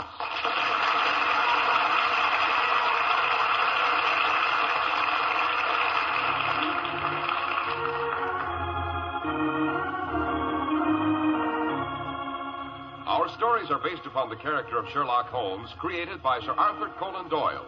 Sherlock Holmes is portrayed by John Stanley, Dr. Watson by Alfred Shirley, and the dramatizations are by Edith Meiser. Well, here we are, about to enter Dr. Watson's familiar study. Hello, what's this? We find the good doctor hanging up his Christmas holly. Not forgetting a sprig of mistletoe, Mr. Harris. Hope springs eternal, as they say. But here, help me down from this chair. My old legs aren't as agile as they were in the days when I followed Holmes through the dungeons and up the tower stairs of old Pendragon Castle. Here we are. Oh, thanks. That sounds suspiciously like the beginning of a Sherlock Holmes yarn, Dr. Watson. It is, Mr. Harris, it is. Holmes always called it the adventure of the Christmas bride. It concerns a ghostly lady in white who was supposed to have disappeared centuries ago. The honor of a noble family and a certain Father Christmas who suddenly sang bass. And now, while I fix us both a Yuletide toddy, suppose you'll tell our friends and listeners about a gift every man in our audience would welcome from Father Christmas, or as you Americans call him, Santa Claus. With pleasure, Dr. Watson. And not only from Santa Claus. A thrifty man can give himself a worthwhile gift anytime if he insists on Clippercraft. For Clippercraft clothes keep on giving for a long, long time. First of all, you've never seen such truly fine clothes at such really low prices. That means you pocket the savings. That's the first gift to yourself. And they also give you superb styling, perfect fit, and long wear. Clippercraft clothes give you so very much because of the unique Clippercraft plan, concentrating the buying power of 924 of the nation's leading stores from coast to coast. That means tremendous savings in manufacturing and distribution costs. And yours are the savings this brilliant plan makes possible. Clippercraft suits are only $40 and $45. Clippercraft top coats and overcoats only $40, and sport jackets only $26.50. Clippercraft values are so amazing, we urge you to compare them with clothes selling for many dollars more.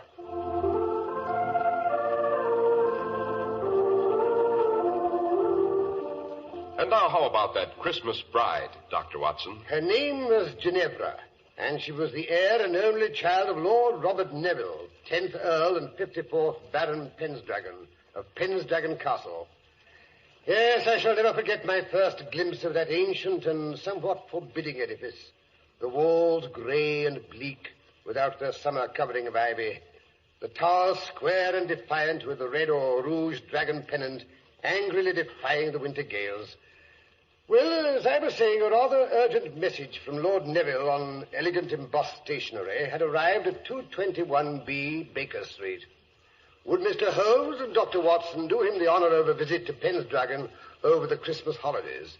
The visit to include the wedding of his daughter, Lady Ginevra, to the immensely wealthy but slightly middle-aged Wentworth Trimmingham, which was due to occur on the second day of the new year. Now, don't tell me the eminent Mr. Sherlock Holmes was called in to guard the wedding presents, Dr. Watson. Hardly, Mr. Harris. At any rate, the day before Christmas found us alighting from our train at a small station in the Cumberland Hills, which, as you know, are situated in the north of England. There had been a slight fall of snow. An ancient carriage with red wheels and the Neville arms on the door was drawn up to the station platform, while the anxious face of the lord of the manor himself, in top hat and earmuffs, peered through one of the steamy windows. Mr. Holmes and Dr. Watson. That's right. This way, gentlemen. His lordship is expecting you in carriage. Quite a fall of snow you've had here. Aye, sir. More are coming. By rights, we should have brought the sleigh. Only his lordship loaned it to the vicar for tomorrow night. Vicar always plays Father Christmas at the Hall on Christmas Eve, now knows.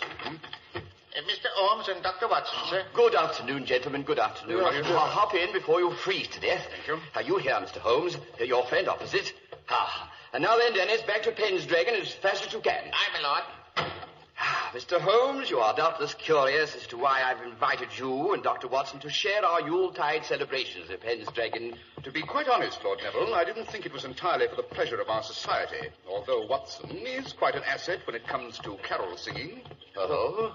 Tenor? No, certainly not. Baritone. Oh, that's good. The vicar who leads the Christmas singing is rather proud of his tenor voice, and I may say he's not too fond of competition. No?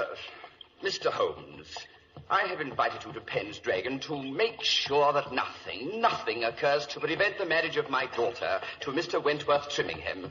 Why is that marriage so imperative, Lord Neville? To be brutally frank, Mr. Holmes, the Neville estates are mortgaged up to the ears. If the marriage does not go through on the 2nd of next month, I shall be bankrupt, totally bankrupt. I see. Has anything occurred, Lord Neville, to make you fear that this marriage may not take place? Well, no, that is nothing definite. Perhaps the Lady Ginevra hasn't been able to hide her distaste for the match. Oh, no, nothing like that. Well, I wouldn't say it was a passionate attachment on either side. But they like the same things. She laughs at all his jokes. What better foundation could one ask for a marriage, Watson? Well, that's what I should have said. Well, everything was as smooth as silk until the Dowager Duchess of Terce gave the engagement dinner last month. It was at her suggestion that I sent you the invitation to Pendragon. She's been decidedly edgy ever since Percy returned in the midst of the betrothal dinner 2 weeks ago. Percy? Yes, Percy is my cousin, although he's only 7 years older than Ginevra. He's our next of kin. See. As a matter of fact, he's an orphan and lived with us at Pendragon until he went off to Canada to seek his fortune 2 years ago. If anything should happen to your daughter before she produced an heir, would Percy Neville inherit? Yes, Dr. Watson. Both the title and the estates. Percy Neville's return was unexpected, I gather. It was. Unexpected and melodramatic, to say the least. The betrothal dinner was being held in the great hall of Pendragon Castle. My daughter had just risen to return the bridegroom's toast. As she lifted her glass, a casement window was thrown violently open, and Percy walked in out of the night. And now I should like to make a toast to my future bridegroom. Percy! Good heavens, Percy, is it really you? I'm sorry to make such an abrupt entrance, Lady Terce, but I came as soon as I received news of the engagement. Percy, why didn't you let us know you were coming? Let you know. Let you know when you never bothered to answer my letters. But, Percy, we never received any letters. We thought you'd forgotten us. I have forgotten. As if that would have mattered. Percy, that's not true. You know how fond we are of you. How touching. Percy, this is Wentworth. Wentworth Trimmingham, my future bridegroom. So, this is the little man they've sold you to. Stop that. Stop it at once. I'm very fond of Wentworth. Are you, my dear Ginevra? Percy, why do you look at me like that? To think you should so soon forget our family motto. Ne vile velis. The name Neville means that, you know. Ne vile velis.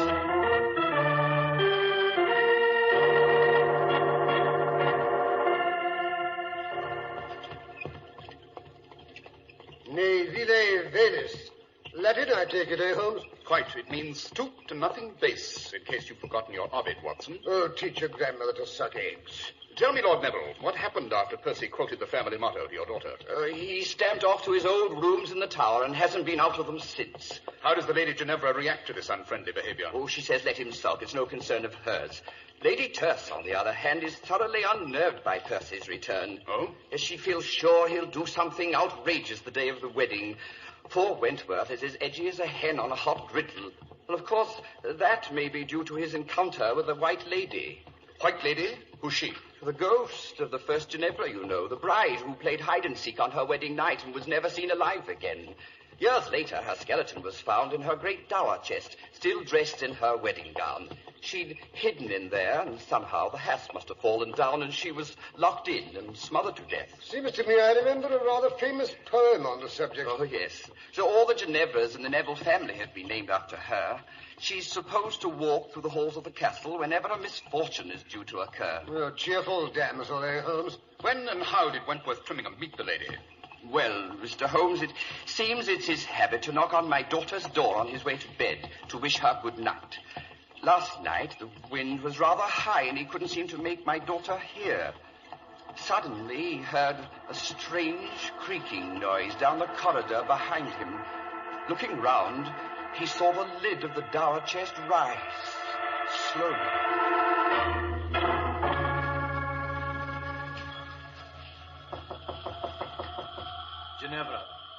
Ginevra, my dear, it's I, Wentworth. I've come to bid you good night. Ginevra, are you there? Ginevra! Who calls me? What was that? Good Lord, The lid of the chest is rising. There's something... A woman in white. She's rising out of the chest. Who are you? The first Ginevra. You called to me, so I have come to warn you. Go away. Go away before it is too late.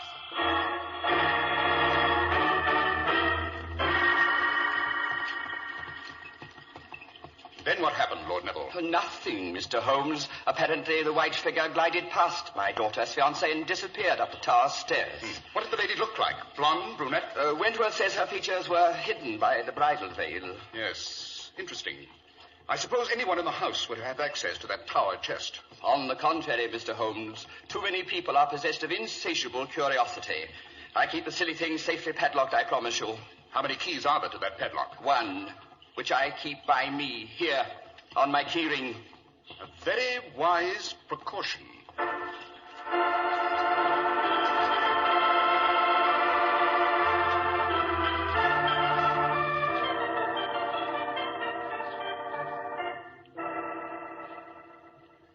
I say, Holmes, your bed is even larger than the one in my room. The butler tells me Queen Victoria slept there when she paid a visit in 1846. Don't look so superior, Watson. Queen Elizabeth, I'm told, slept here quite a few years before that. Oh. Come in. Oh, Lady Tuss, beautiful and charming as ever. Stuff and nonsense. Glad to see you, both of you. Something's going on here. Don't like it. What sort of something are you referring to, Lady Tuss? Don't know. If I did, shouldn't have sent for you. Ginevra looks as if butter wouldn't melt in her mouth. Bad sign. Percy looks like a thundercloud. That's worse. I thought Percy had locked himself in his rooms and refused to see anyone. I'd like to see anyone refuse to see me. Oh, but I'm gabbing. You'll want to view the premises. Yes. First of all, I'd like to inspect that dower chest. It might be interesting to investigate how a lady in white can emerge from a carefully padlocked coffer. Then you don't think it was a ghost. Neither do I. Well, what was she up to? We shall be able to answer those questions better, Lady Terce, after you've had a look inside that box. I wonder if you could persuade Lord Neville to lend us the key.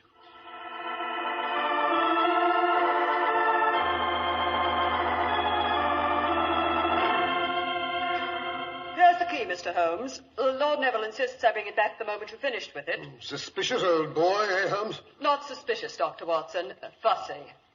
Well, Mr. Holmes, why the delay? Open the silly chest. Let's see what's inside. So fast, Lady Terce, not so fast. First, let's have a look at the lock.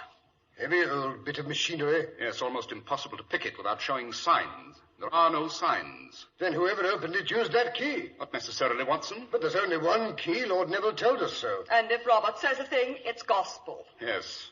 Interesting carving around the lock. The wood's very old. Naturally. Open it up. I'm dying of curiosity. Very well. Lock needs oiling. It hasn't been unlocked for some time. I'll remove the padlock. Here, Watson, hold it. Now, Lady Terce, if you'll help me raise the lid. Right.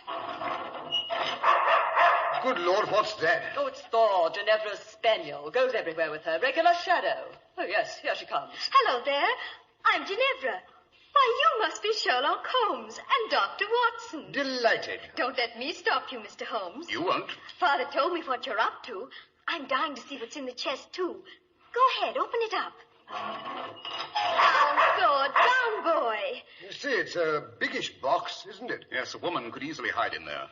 Something white and satin lying on the bottom. Wonderful. It must be her wedding dress. I've always heard it was still in there. Remarkable to find it in such good condition after all these years. The remarkable thing about it, Lady Ginevra, is this dust and dirt on the hem. Watson, give me an envelope. I shall want to take a sample. But that's fascinating. I've heard simply fabulous things about you, Mr. Holmes, and now I believe them. Every one. Do you? Yes, I think we've seen everything there is to be seen here. Watson, you may close the lid and lock it. Right. Uh-huh. So this is Mr. Sherlock Holmes and his famous deductions. They told me you were coming. They? Who's they? I understood you'd let no one in here, not even the maid. You've overlooked Lady Terce. Try to keep her out of anything. I didn't mention Mr. Holmes, Percy. Or did I? Don't look so suspicious, Lady Terce. I've decided to be a good boy. I've even decided to come downstairs tonight and join in the Christmas Eve festivities. Percy, that gleam in your eye. I've known you too long. You're up to something.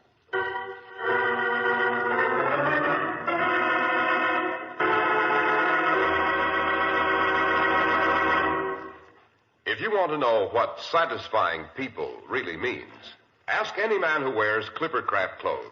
He'll sing their praises, with good reason, too. For values like Clippercraft amaze even clothing experts. Until you see Clippercraft clothes and try them on, you won't believe such really superb suits are possible at only $40 and $45. And such rich, long-wearing top coats and overcoats at only $40. Such very smart sport jackets at only $26.50. For just a fraction of what you'd expect to pay, you get correct styling, perfect fit, and long-wearing materials. An ingenious plan makes this all possible. The Clippercraft plan, which concentrates the buying power of 924 of the nation's leading stores from coast to coast. You get the savings that result from this group buying at your own local independent store, the store you can trust. Selling inexpensive clothes at inexpensive low prices at the nation's finest independent stores is the great big idea behind the Clippercraft plan. That's why men who know insist on Clippercraft clothes. So be sure to visit the Clippercraft store in your city. These leading stores in the metropolitan area are proud to add their names to Clippercraft in your suit, top coat, and overcoat. In Manhattan, John Wanamaker Men's Stores, Broadway at 8th and 67 Liberty Street. Saks 34th, Broadway at 34th. In Brooklyn, Abraham and Strauss. In Newark, New Jersey, Boulevard Men's Shop, Kresge Newark. And in Jamaica, the B&B Clothes Shop, 16408 Jamaica Avenue.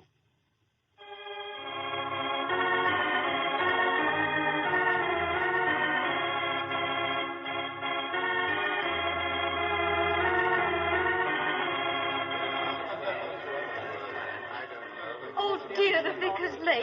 Downthorpe. Oh, calm yourself, Ginevra. He'll be here. But, Percy, the snow's so deep.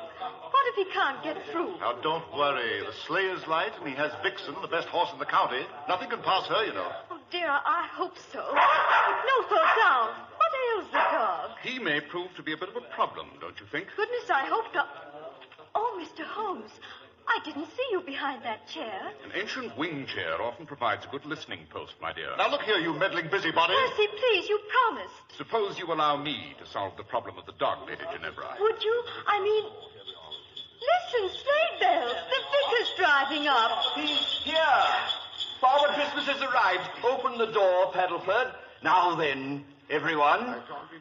Good King Wenceslas looked down on the feast of Stephen when the snow lay round about. Dearie, I declare I've never been so cold. My right ear's half frozen. Come along, Father Christmas. Percy will take you into the dining room. You can have a hot toddy while you get out of your wrap. That's a good idea. A good idea. And better disguise your voice, sir, or all the children will guess who you are. That's a good idea, too. Gather round all. Bring in the Yule log. Father Christmas will be with you in a moment to give out the presents to all the good boys and girls. How is that? Vicar, you're wonderful. Now go along. Take good care of him, Percy. Never fear, my dear. Mr. Holmes, they're bringing in the Yule log. Come and help me set fire to it. Oh, look, Dr. Watson has caught Lady Terce under the mistletoe. I declare I've never had such a Christmas. Come along, Ginevra. They're ready for you to light the fire. Dear, where did I put the matches? Allow me, Lady Ginevra. Oh, thank you, Dr. Watson. Oh, look at that. I say, Holmes, how she burns, Oh, lovely. I do like to toast my feet in front of a Yule log. I beg your pardon, Lady Ginevra, but haven't you raised your skirts a bit too high? Oh, my goodness. I forgot. Oh, Ginevra, my dear, your fiancé is making quite an ass of himself. Runs into the library every other minute to see no one's lifted one of the wedding presents. Well, all that silver and your present, Lady Terce, the diamond tiara. I'll admit that tiara is a temptation. You shouldn't have given it to me, Lady Terce. It's wonderful. Oh, not at all. A confounded nuisance. Given me a headache for years. Glad to be rid of it. Oh, here comes Father Christmas. Gather around the punch bowl, everyone, and we'll have a drink or so before we give out the presents. I say we should. That's the ticket. I stay there, Vicar. Father Christmas, I mean. Start us off on a carol. Can't drink your eggnog without a song. Right you are, fair lady. God rest you, merry gentlemen, let nothing you dismay. Remember Christ our Savior was born on Christmas Day. Jolly, eh, Holmes? Nothing like a good old-fashioned English Christmas. Straight out of Dickens, don't you know? Oh, tidings of comfort and joy, comfort and joy. Oh, tidings of comfort and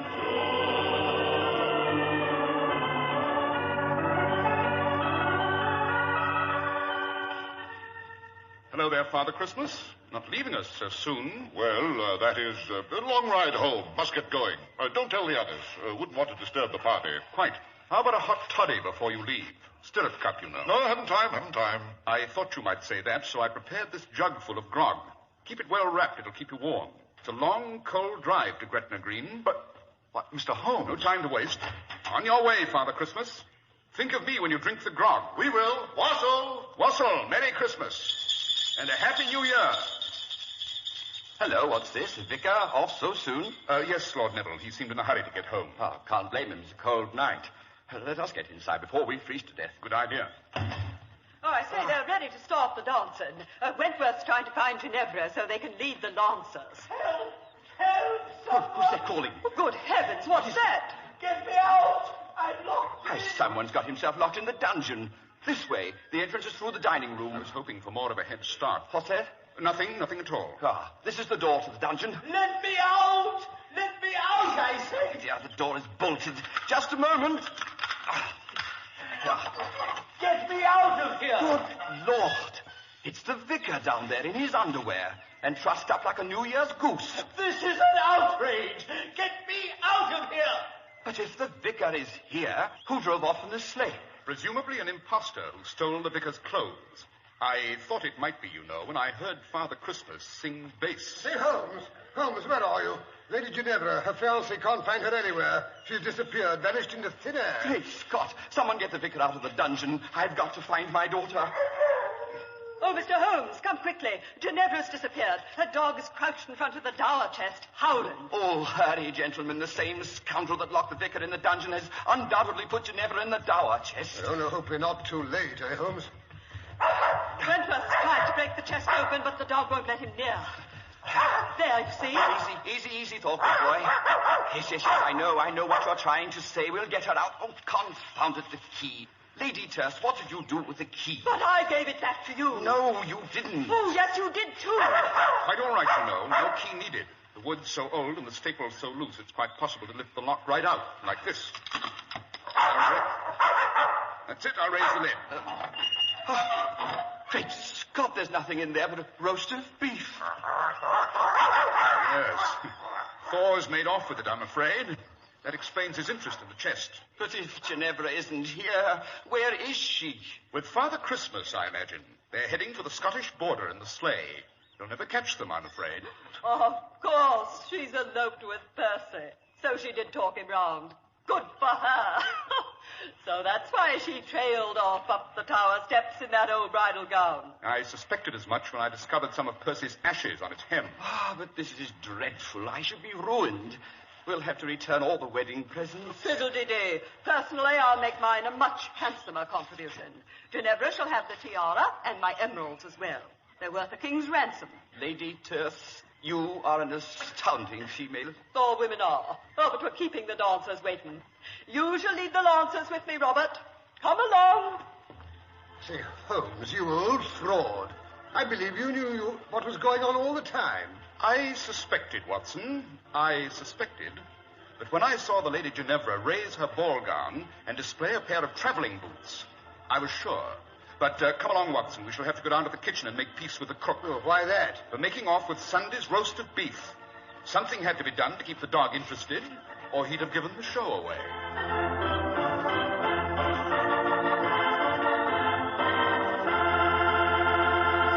Well, that certainly was a Christmas story with all the trimmings, Dr. Watson. Glad you liked it, Mr. Harris. And now, while I fill up our glasses, so we can drink a Christmas toast to our listeners and our sponsors. Nothing would give me greater pleasure, Dr. Watson. Here's your glass, Mr. Harris. Thank you. And here's to our radio friends, young and old. Merry, Merry Christmas and happiness, prosperity and peace in the new year. Indeed, Dr. Watson, and warm greetings to all the makers of Clippercraft clothes. And now, Dr. Watson, how about just a small hint about next week's story? Next week, I think I should tell you how Holmes and I spent New Year's Eve off the Scilly Isles. New Year's Eve off the Scilly Isles? That sounds amusing, Doctor. Hair-raising is the word, Mr. Harris. We were aboard the luxury liner Gigantic, expecting that any minute she would burst into flames. There's nothing more terrifying, you know, than a fire at sea.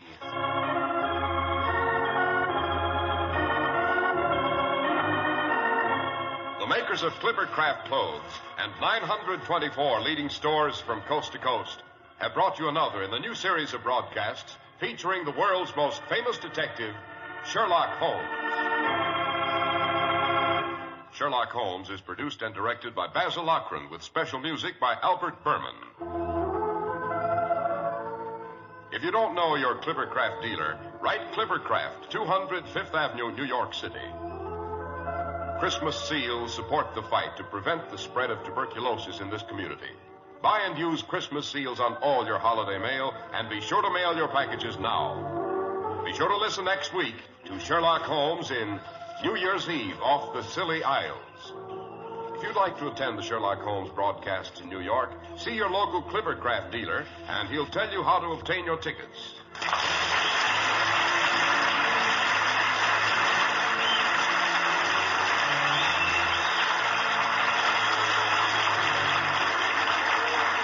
Cy Harris speaking for Clippercraft Clothes. This is the world's largest network, serving more than 450 radio stations, the Mutual Broadcasting System.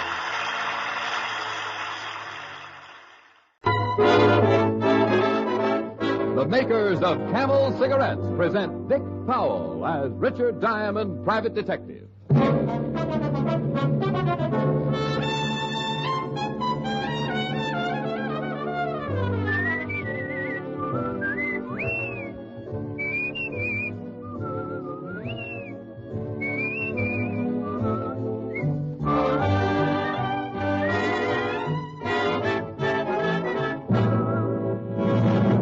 What's America's most popular cigarette?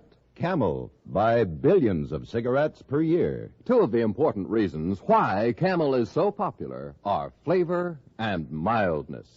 Camel's choice tobaccos are properly aged and skillfully blended to give you a smoke that's rich in flavor. And mildness?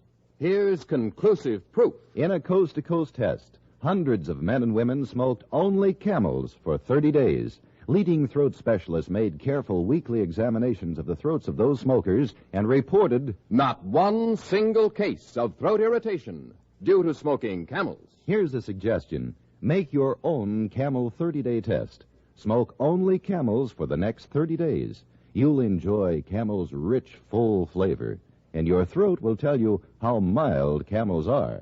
How mild, how mild, how mild, how mild, how mild can a cigarette be? Make the Camel 30-day test, and you'll see. Smoke Camels and see.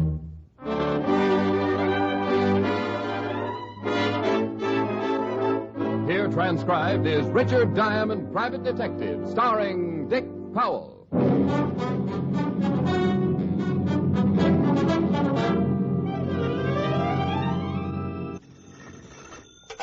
Diamond Detective Agency, we deal in crime, but we're closed now. It's Christmas time. Hello there, this is Diamond. Every year about this time, my business takes a big nosedive. People usually pack up their troubles and start unpacking colored lights and Christmas tree ornaments. So tonight I'm going to tell you my favorite Christmas story, one I always like to tell. A Christmas Carol by Mr. Charles Dickens. Now, I'd better explain something first. This version isn't exactly the way you've always heard it. Because of the particular type of characters I usually get mixed up with, this story is written to fit their talents and characteristics. Different from the Dickens original, certainly, but we feel that this story could easily happen today, anywhere. Like right here in New York on a little side street just off the Bowery. So now I'd like to introduce our characters. Mr. Ebenezer Scrooge, will be played by my good friend and guiding hand of the 5th Precinct Homicide Division. Lieutenant Walter Levinson. Walter. Otis. The character of Jacob Marley will be played by one of Lieutenant Levinson's most trusted henchmen. Otis, that's you. Huh? Oh, Sergeant Otis Loveloon. Loveloon. Oh. What? Oh, sorry, Alan. Tiny Tim will be played by our corner newsboy. Hi, I'm Johnny Rollins. Tiny Tim's mother will be played by my red-headed gal friend, Helen Asher. The rest of the characters will be played by members of the 5th Precinct Police Station. Officer O'Reilly. Officer Leskowitz. Sergeant Miller. The music will be furnished by the 5th Precinct Police Band, directed by Patrolman Worth. Hi. And now, our version of the Christmas classic, Charles Dickens' A Christmas Carol.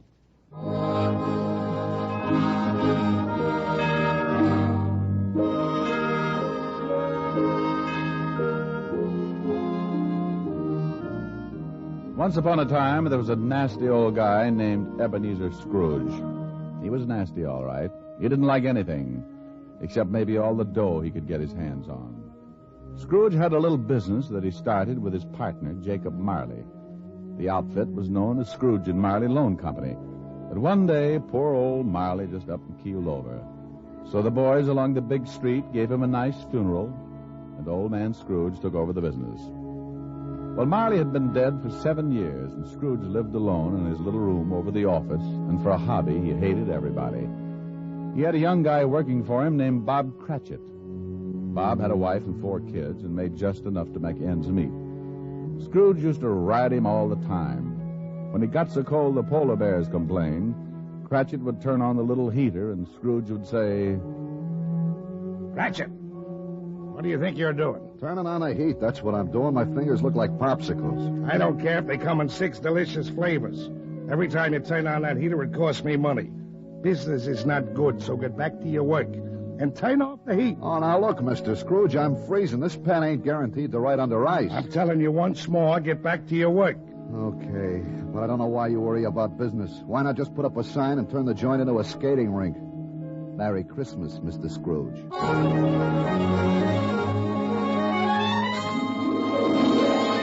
Oh, swell. Merry Christmas. Ah, humbug.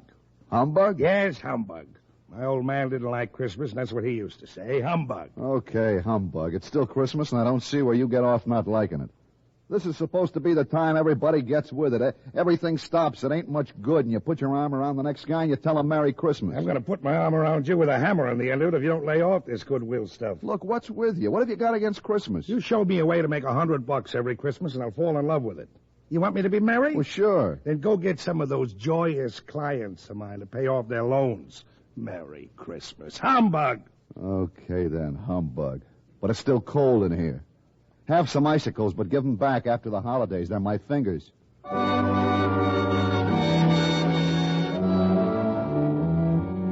Late that evening, Scrooge went upstairs to his room, the room where Jacob Marley used to stay. It was dark in the little hall, and when Scrooge reached for the door, he looked up at the big brass knocker and saw... Holy cow. Could have sworn that was old Jake's face in the knocker. They must be working too hard. So in he went, a little shaky after seeing Jake Marley's face, but he just passed it off his nerves. He closed the door and locked it, then got a fire going and started to relax. But every tile around the fireplace started looking like Jake Marley's face. Oh, now come on, there's old boy. You got to get hold of yourself. This is ridiculous. I haven't touched a drop in weeks. He got up and walked around the room a few times, then went back and sat down again. He stretched, rested his head on the back of the chair. From somewhere a bell started chiming, and Scrooge sat straight up in his chair. He heard something else, too, something from downstairs. What the... Oh, now, what is that? What's going on here? Who's that? Come on, who's out there? And all of a sudden, it came right out through the wall. All right. Sit still, Scrooge. Marley. Jake Marley. Oh, no. I gotta stop eating lobster. Ooh, it couldn't be. What's with you? Who are you? Jake Marley. Who else? You're dead. The deadest. But nevertheless, Jake Marley. His ghost. Oh, you are very sharp today, Scrooge, old boy. I don't believe it. You got eyes, ain't you? Yeah, and I got a bad stomach, too. That's who you are. Nothing but a bad case of indigestion. You don't think I'm a ghost, huh? Okay. Maybe a good scare will change your mind. No. Stay away from me. All right. I believe you. You sold on the idea? Yeah. But why did you come to see me? Regulations.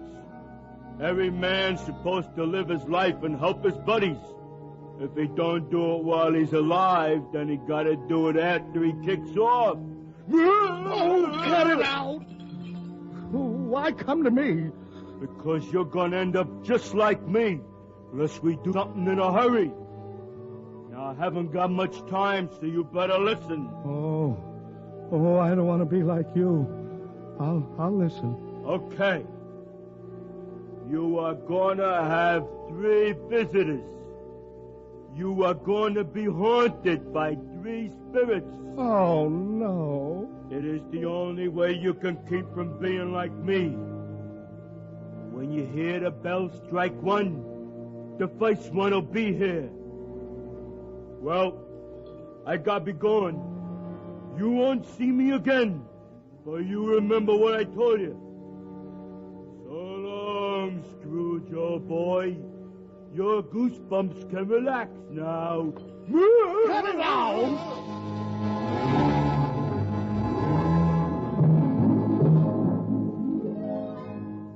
After the ghost took off, Scrooge just refused to believe it. Nuts. It's ridiculous. Humbug. Then he climbed into the sack and was soon snoring up a storm.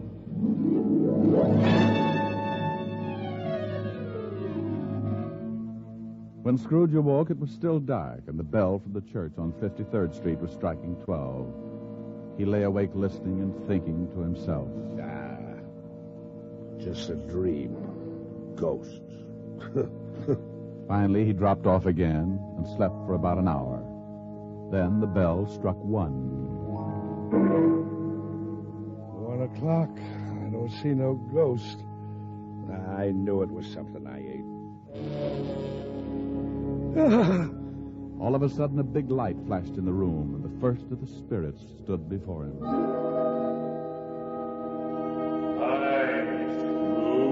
Oh, Jake was right. Are you the first spirit that Jake said had come to haunt me? Yeah, you know it. Well, who are you? Me? I'm the ghost of Christmas past. Yeah? How long past? Your past. Come on. We're gonna take a little ride. Well, where are we going? Just relax. I'm running this tour. Well, let me get my pants. You got 'em. Oh, they're on me.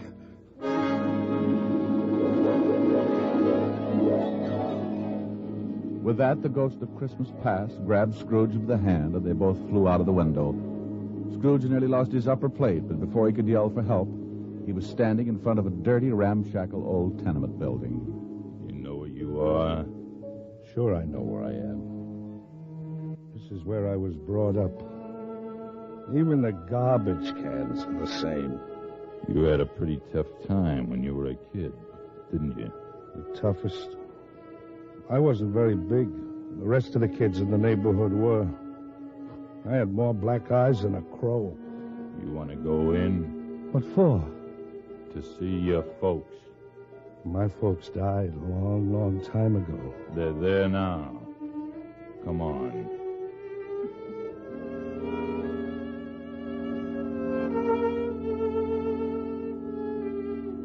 Well, the ghost took old Scrooge into the building and showed him a Christmas, years past, when he was a child with his family.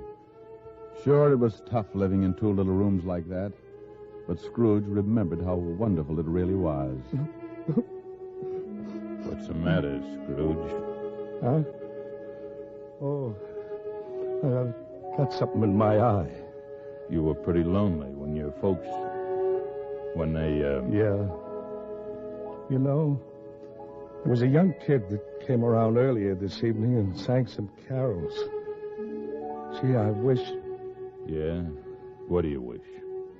Oh, nothing. Come on. I want to show you another Christmas.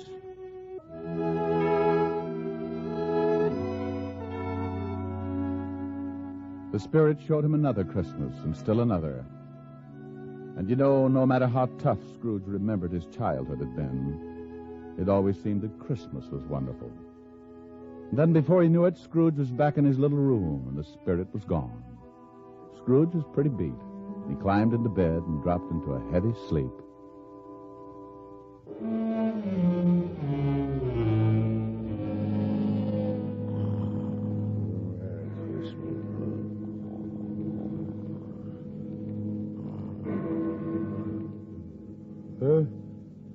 What's that? It's 2 o'clock. Hey, that light in the other room. I got burglars. Hey, Scrooge, come on in. Who's that? What are you doing in the other room? Come on in and take a look. It's pretty nifty. Hey, what is this? What have you done to the room? Looks like Basie's window. Where'd you get all the holly and the mistletoe? And how did you get in here? You like it? Oh, for Pete's sake, a Christmas tree. Who are you? The ghost of Christmas present. Now, don't tell me you don't like the way I fix things up. I work pretty hard. Oh, second ghost. Okay, take me wherever you want to go, but believe me, next time I try the train. Let's go.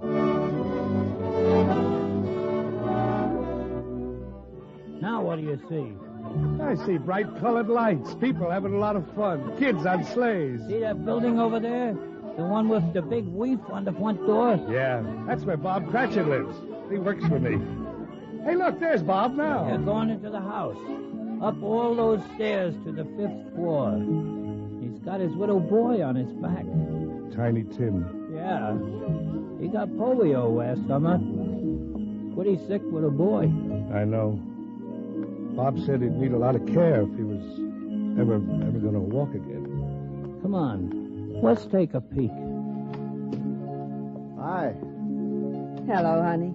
You and Tim have a good time? The best. Didn't we, Tim? Yeah, Dad.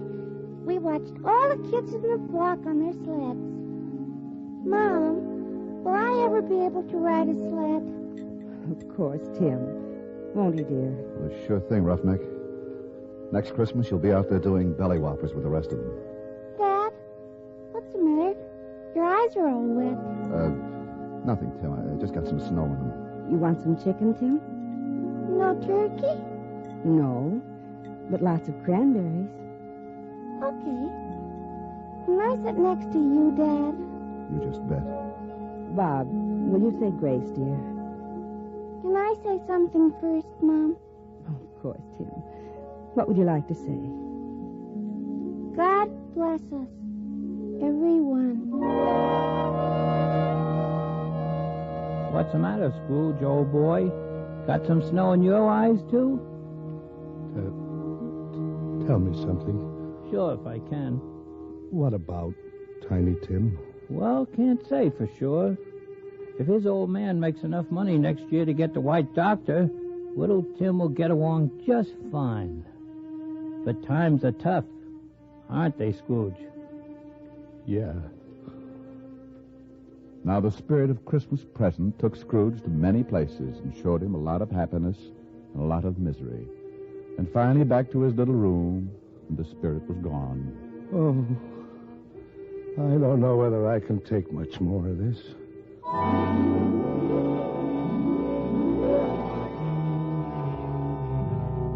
Then a new ghost drifted in. This was the worst yet. He was really done up for haunting. He was all dressed in black with one arm sticking out and pointing right at poor old Scrooge. This was the last one of the spirits. Scrooge's knees sounded like castanets on a reducing machine. Okay, you don't have to tell me. You're the ghost of the Christmas that hasn't come yet. You I'm really scared of.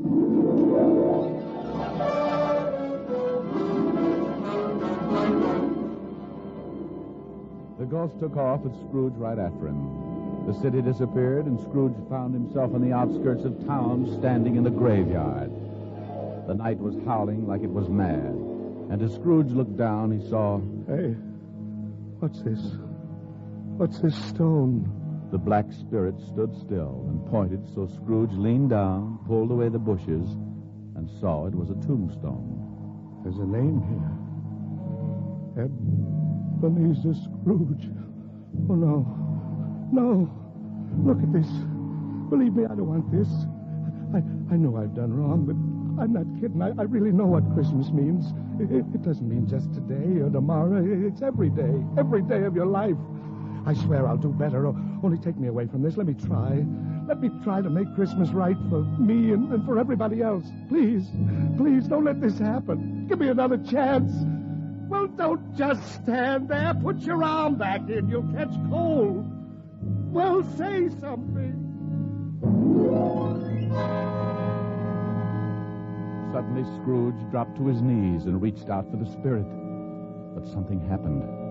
The spirit started to shrink. Then it collapsed. And when Scrooge looked up... What the... My bedpost. My own bedpost. I'm home. Oh, thank goodness. I lived the past, the present, and the future, and now I'm home. Hallelujah! Spirit, wherever you are, believe me, from now on, things are going to be different. Oh, yeah. And thanks. Paper, get your morning paper. Hey, boy. Yeah? What day is this? It's Christmas. What's with you? Christmas. Oh, boy, I haven't missed it. The spooks did it all in one night. Boy? Oh, it's you, Mr. Scrooge. How many papers you got? I don't know. Well, here's $5. $5. Throw them away and then go have yourself a Merry Christmas. Gee, thanks, Mr. Scrooge. And Merry Christmas to you. Oh, boy, say that again. Thanks. No, the other. Oh, you mean Merry Christmas? Yeah, that's it. Merry Christmas.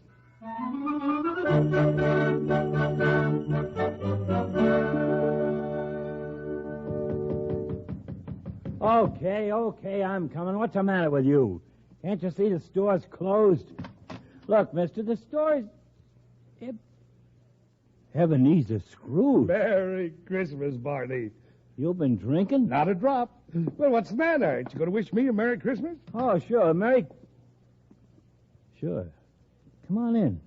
The wife's upstairs with her mother, but I got a bottle in the back. Look, Barney, I know your grocery store is closed, but you could still sell me a turkey, couldn't you? What do you want a turkey for?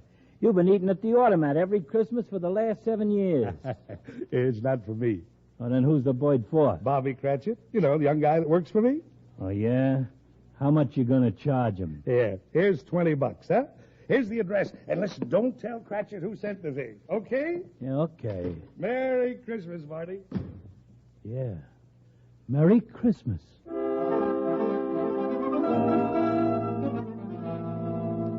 Well, old Scrooge went back to his rooms and took an old blue suit out of the mothballs.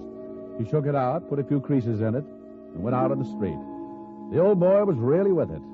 Everybody he passed, he greeted them with... Merry Christmas. Merry Christmas. Merry Christmas.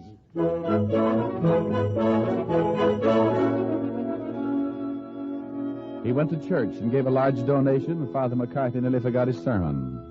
Yes, for the first time in his life, Scrooge was having a Merry Christmas and arrived early at his office. If he could just catch Cratchit coming in late, and he did, Bob was a good 21 minutes late. Cratchit. Oh, no. You're 21 minutes late. Yeah. I'm sorry, Mr. Scrooge. I had a big evening. Oh, you did, huh? You know what I told you if I caught you fancy-footing it in here late again. Okay, so I'm canned. You think you got it coming? I'm too tired to argue. Jobs are tough enough, and I hate to lose this one, but I'm just too tired. A raise would help, huh? Well, that's the silliest question of the year. Then you got it. It's in the envelope. What? Uh-huh. Maybe after we see how the funds are, we might be able to do something about Tiny Tim. Yeah. I don't get it. A raise? You want to do something about Tim? I don't get it. Sure you do, Bob. Haven't you heard? It's Christmas. Now go on home. Take the day off. Take the week off. Come back when you feel like it. Merry Christmas. Mr. Scrooge? Yeah? Merry Christmas.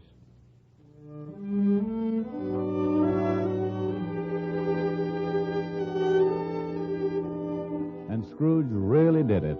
He was as good as his word, better even. He made it the merriest Christmas ever. And later, things got better, and he took care of Tiny Tim. And sure enough, Tim was out on his sled the next Christmas doing belly whoppers with the best of them. Every Christmas thereafter, all along the big street, it was said, if anyone knew how to make Christmas merry, old Ebenezer Scrooge was that one. And I hope that can really be said about all of us. Just like Tiny Tim said. God bless us, everyone. That's it, Tim. God bless us, everyone.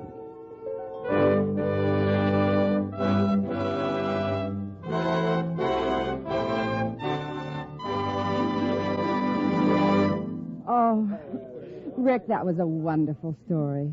Not quite the way Dickens wrote it, but it meant the same thing. Well, thanks, Helen, dear. I thought you were good as Tiny Tim's mother, too. Didn't you, Walt? I sure did. And that's no humbug. What in the world was that? It's Sergeant Otis. He's still playing Marley. Otis! Yeah, Ebenezer? Oh, cut it out, Otis. The play's over. Go on, call officers Riley, Lund, and Miller, all of them. Tell them to leave the punch bowl and come over here. We're going to sing. Oh, boy, I'll lead off. Jingle bells, jingle bells. No, Otis. Rick will lead. We can join in later. Oh, Lieutenant. Go on, Rick. Otis, stop breathing down my neck. I'm just waiting to come in. Otis. Oh, for heaven's sake.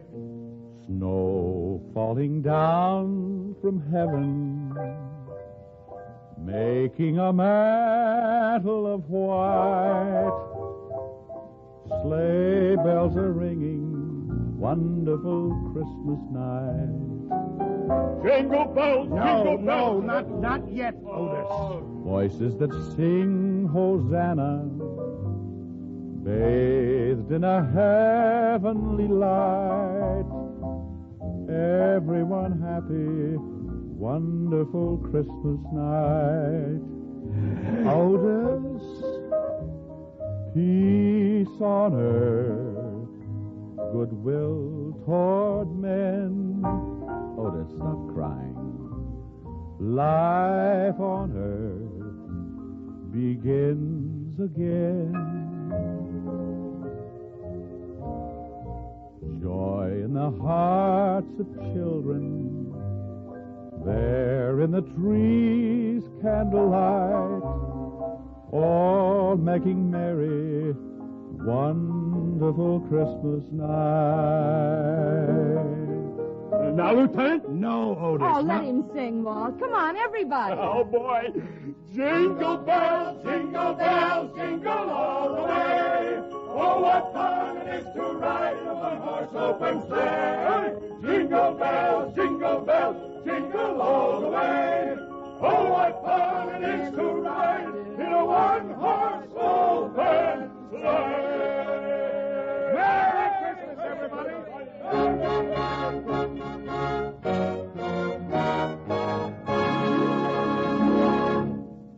Right here is where all the men and women who make the camels you smoke would like to wish each and every one of you the happiest of holiday seasons. And right now might also be a good time to remind you that there's still plenty of time to add Camels to your Christmas shopping list. Camels by the carton are so easy to give. Camels come in a beautifully decorated holiday package, so handsomely designed that you don't even have to wrap it. Just write your personal greetings on the card that's on the top of every special Camel Christmas carton. And Camels are such a pleasure to receive. It's the cigarette enjoyed most in America, the cigarette that leads all other brands in popularity by billions of cigarettes per year. So you can't go wrong by giving mild, flavorful Camels. How mild, how mild, how mild, how mild, how mild can a cigarette be? Smoke Camels and see. Here's Dick Powell with another special message. Thank you. Ladies and gentlemen, every week the makers of Camels send thousands of packs of Camels to service hospitals. That's to help show hospitalized men and women of the armed forces that those at home haven't forgotten them. This week's free camels go to Veterans Hospitals, Wilkes-Barre, Pennsylvania, and Amarillo, Texas. Nellis Air Force Hospital, Las Vegas, Nevada. U.S. Naval Hospital, Naval Medical Center, Guam, Marianas Islands. Now, until next week, enjoy camels. I always do.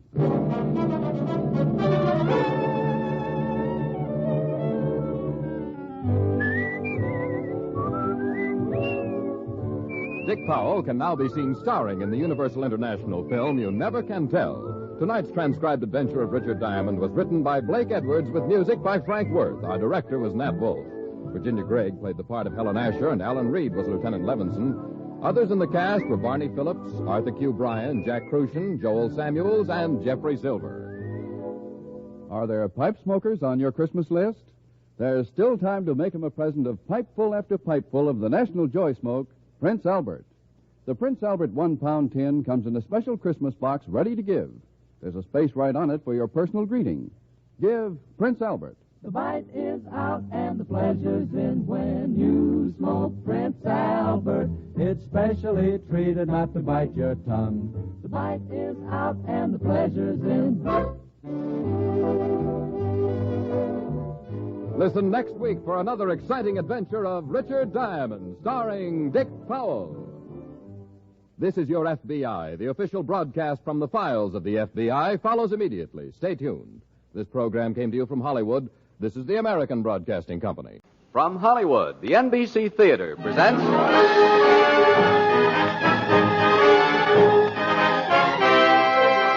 Screen Director's Assignment. Production, It's a Wonderful Life. Director, Frank Capra. Star, Jimmy Stewart.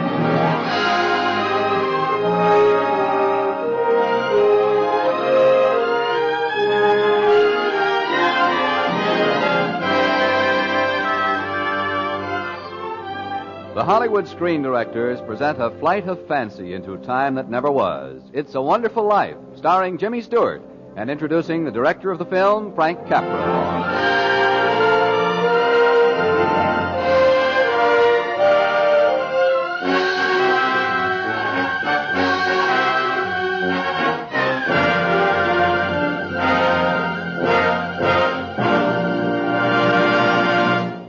For a motion picture audience, there can be only one measure of a truly great director.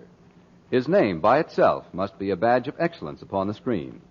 Such is the name of our guest screen director tonight, for it has become a synonym for unforgettable motion picture entertainment. The NBC Theater is proud to present the distinguished director of such brilliant films as It Happened One Night, Lost Horizon, You Can't Take It With You, and tonight's story, It's a Wonderful Life. Ladies and gentlemen, Mr. Frank Capra.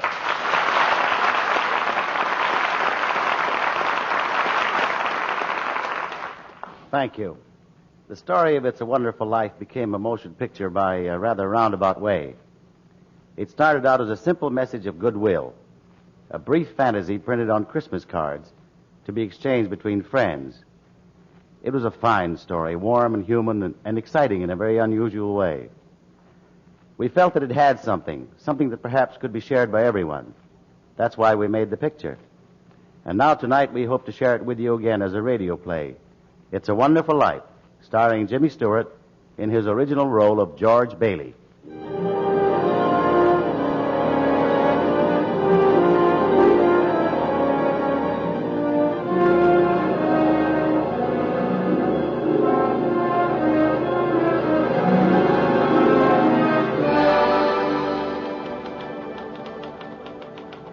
Your Supreme Excellency, I, Clarence Oddbody, Angel of the Second Class, do make application for promotion to Angel of the First Class for services as follows.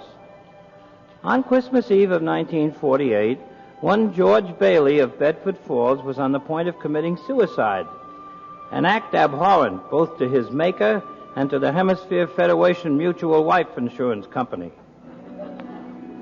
Feeling in exceedingly low spirits, George Bailey did go, proceed, and travel to the high-level bridge where he mounted the rail.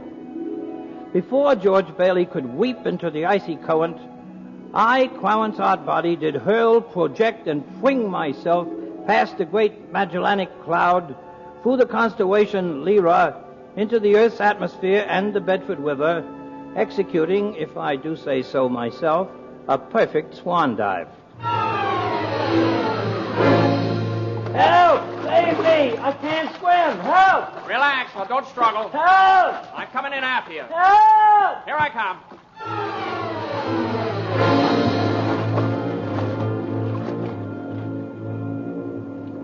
It's a good thing this old toll house on the bridge was unlocked. Yeah, well, we can both dry off in here without freezing. Yeah. How'd you happen to fall into the river? I didn't fall in. Huh? Well, I knew if you thought I was drowning, you'd jump in to save me. So I jumped in. You jumped in? To save you. You see, you didn't go through with it. Go through with what? Suicide. How'd you know I was going to... Hey, who are you? I'm an angel. A what? An angel. Clarence Oddbody, AS2. Oh. AS2. What's the AS2? Angel second class. Oh, I see. What, are you crazy? Well, I'll confess I've been rather distracted for the past few centuries due to my failure to acquire my first-class wings. But crazy? If I do a good job on you, I'll get my wings. Brother, you haven't even got your buttons. Why don't you tell me your troubles? Oh, you're balmy, that's why. Well, then humor me. Do you good to talk. Yeah. Well, that's about all I have left in life. Just talk about it. Well, talk. Oh, I was going to knock 'em dead, I was. I was going to shake the dust of this crummy little town off my feet, and I was going to see the world, build things, do things, travel, the Taj Mahal and silken Samarkand and the moon pools of the East and Everest and the deep Aegean. Yeah. Pipe dreams. Why? Well, my deaf ear, for one thing. Oh, that was when Howie, your kid brother, fell through the ice back in 1919. I jumped in to save him. Hey, how'd you know that? I read it in the Gabriel Daily Trumpet. Well, anyway, I got an ear infection. It was weeks before I could go back running errands at the Goward drugstore. So what does Goward do? He hits me in my bad ear. Why? Well, he just heard about his son. He died in college from typhoid. Goward been drinking. I wouldn't deliver some medicine for Mrs. Blaine's little girl because the bottle he took it out of was marked poison. Dear. Well, Doc Goward smacked my bad ear, and I guess I cried. But I finally made him understand his mistake. Was Doc Gower grateful? Well, he cried. 11 years later, he bought me a fine set of pigskin luggage to take on my world trip. Oh, then you did go away. There was a girl in town named Mary. We'd grown up together, and she was engaged to Sam Wainwright. I had an hour or so before train time, and I stopped over at Mary's house. Well, George, just think. After all these years and all your planning and saving and wishing, you're going to realize your great ambition. This is the most exciting day of my life, Mary. We'll miss you terribly in Bedford Falls. Well, I'll only be away a year. You'll write, won't you? I'll send you a golden apple from the Garden of the East for your wedding present. Thanks. I'll make golden applesauce out of it. What's the matter? What, I say something wrong? Hey, the doorbell's ringing. I know the doorbell's ringing. Don't you sneak away, George Bailey. I want to talk to you. Mary, I'm looking for George. Uncle Billy, what brings you over here to Mary's? George, your father's just had a bad stroke. Oh, no. Dad, what, is he? No, but I don't think you'd better start on your trip, George. Not just now, anyhow.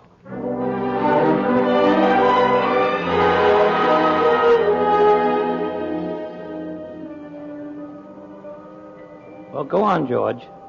Well, Dad was gone that same night. That gave old man Potter his chance. Old man Potter? Yeah, richest man in town, a banker, a big stockholder in our loan company. We'd always fought Potter on a lot of issues, and now he wanted the loan company to dissolve so he could rule the roost in Bedford Falls. Potter and I headed out a week after Father died, right in the boardroom of the loan company.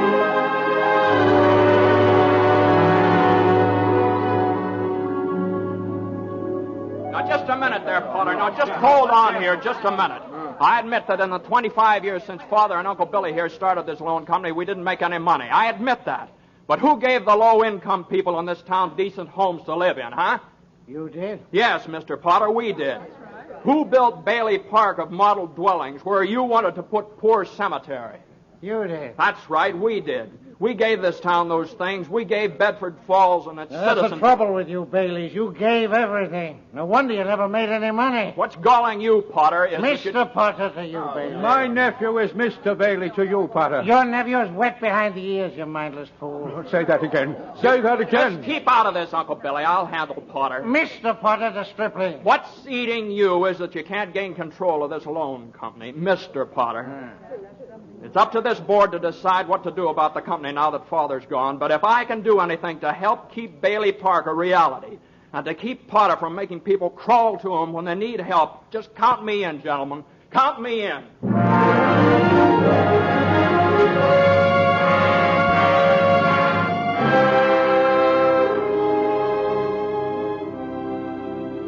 As a result of that speech, the board voted to continue the loan company if I'd remain as vice president.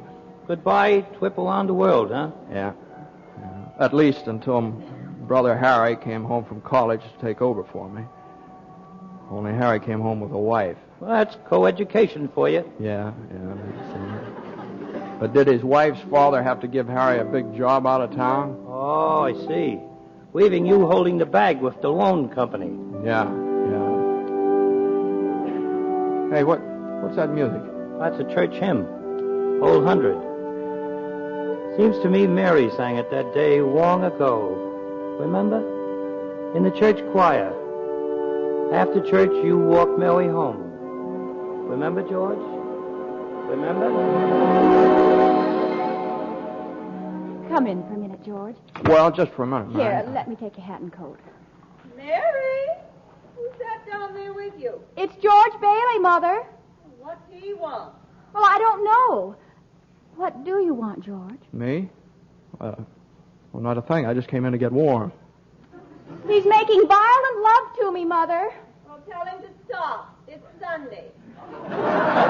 Hey, now, look here, Mary. I didn't come here to... What did you come here for? Well, I just walked you home, that's all.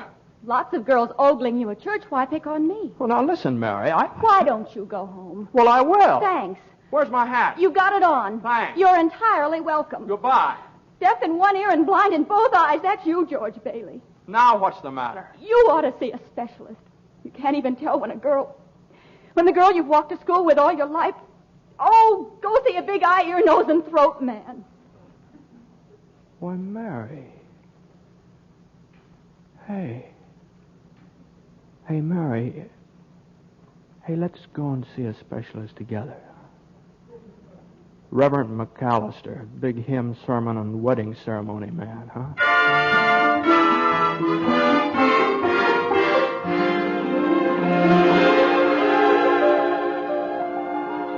And so you were married, huh, George? Yeah, I had about $2,000 saved, and it looked like a fine chance to combine that world trip with a honeymoon. What? A little thing called the Great Depression. Oh, yeah. Yeah, there was a run on the loan company started by some false rumors of Potter's. The last minute, Mary threw in the $2,000. It was just enough to reassure our investors, and we didn't have to close up. And you didn't have a honeymoon either. No, but Potter was licked again. So when he called me into his office one day, I was just about the most surprised man in Bedford Falls.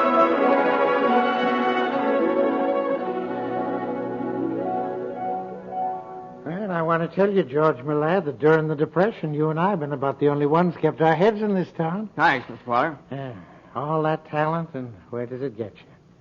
28 and 29, married, and making $40 a week. 45. And you're the smartest young fellow in town. All right. Now, what's your point, Mr. Potter? I want to hire you. You want to hire me? Manage my affairs, run my properties. $20,000 a year. Dollars? And 2 months vacation with pay before you start working. Take yourself a little jaunt around the world first, eh?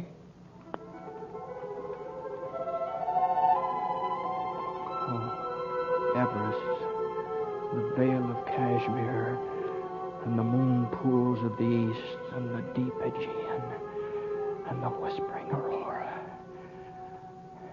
Well, George? Well, but what about the loan company? Well, what about it? We'll dissolve it. Oh, no. Oh, no. I don't want your dirty job. What? You sit here and you think the whole world revolves around you and your money. Well, it doesn't. You're out of your mind. I won't let you buy me away from the people who depend on me. Rubbish. And I've made my decision, Potter. And may it stick in your craw to regret as long as you live, George Bailey. May it stick in your fool craw.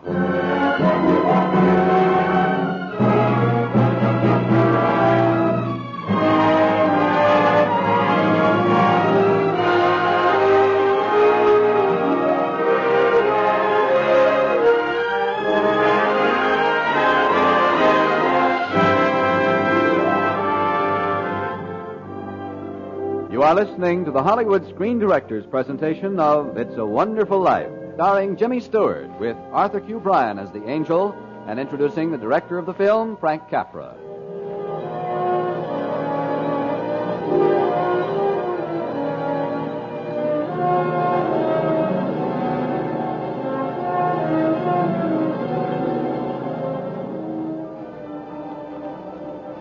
George, after your marriage to Mary Chase and your very spunky rejection of Potter's offer to manage his affairs, what happened? How'd it go? Oh, I stuck it out a few more years with the loan company. Then the war. Doc Gower and Uncle Billy sold war bonds. And Harry, my kid brother Harry, shot down 2 Jap suicide planes just as they were about to crash on a transport full of U.S. troops. Well, what about you? I was 4F. The bad ear? Well, it just wasn't in the books for me to get out of Bedford Falls, that's all. Well, it brings us to tonight, Christmas Eve. What made you want to jump off the bridge into the river? I can give it to you fast. The bank examiner came to check our books, and we were $8,000 short. Next question. Where did the $8,000 go? Well, if I knew, I wouldn't be here on the bridge, would I? No. All I know is that I sent Uncle Billy to deposit $8,000 to our account over at Potter's bank.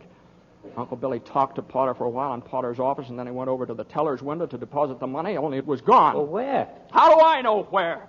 I was almost insane. I questioned Uncle Billy half the night trying to locate that missing $8,000, but it was no use.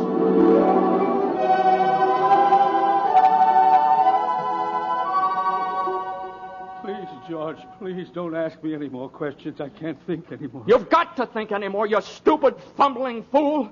I've got to have that money. Do you realize what this means to us? It means bankruptcy and scandal and shame and prison. I know, George. Now, one of us is going to jail for this, but it's not going to be me. I've had enough of being the fall guy for this crummy little town. You can just deal me out of this one. I've given up my years and my ambitions for the people of this town, and all I've got is frustration and disappointment. And I've had just about as much as I can swallow. It's sticking in my craw, just like Potter said it would. Well, maybe Potter would lend you $8,000. Potter? Maybe. Potter? Well, yeah, well, it's our only chance.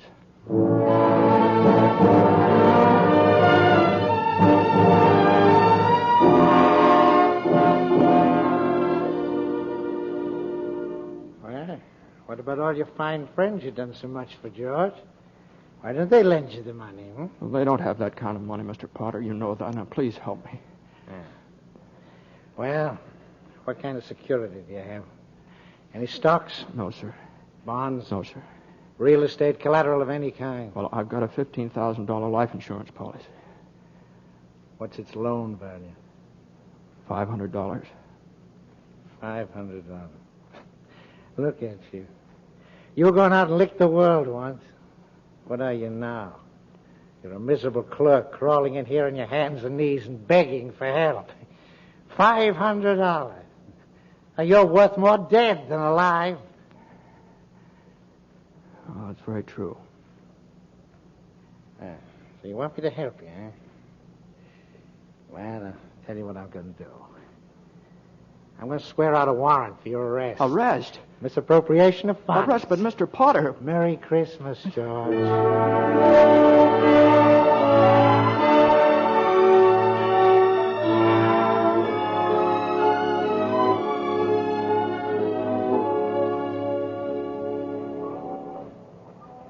And so, because you were worth $500 alive and $15,000 dead, you thought killing yourself would make everybody happier? Better still, I should never have been born. What's that? What's that you said? I said I wish I'd never been born. That's what I thought you said. George, they've granted your wish. And maybe I've got the scheme to win me my wings. Angel first class. What wish? George, you've never been born. Oh, stop it, will you? You're talking like an idiot. Am I, George? Let's see. Excuse me, man. Got a match? Who are you? Come in, Doc. Come in. Got a match, anybody? Hey, you're Doc Gower, the druggist. I was Doc Gower, the druggist. Until I poisoned a little girl by mistake. Oh, no, wait a minute, Been Doc. drunk ever since. Now, Doc, don't you remember? I discovered your mistake, and I warned you just in time. Oh, you. Well, don't you remember me? I'm little George Bailey. I ran errands for you. Nobody named George Bailey ever worked for me. Match? Here you are, Mr. Gower. Now, all I need is a cigar. Here you are, Mr. Gower. Reply. God rest you, merry gentlemen. May none of you is... Oh, wait, Doc. Let him go, George. Let him go. That broken old derelict, Doc Gower? Well, you weren't born, George, so you couldn't prevent that broken old derelict. Hey, wait a minute.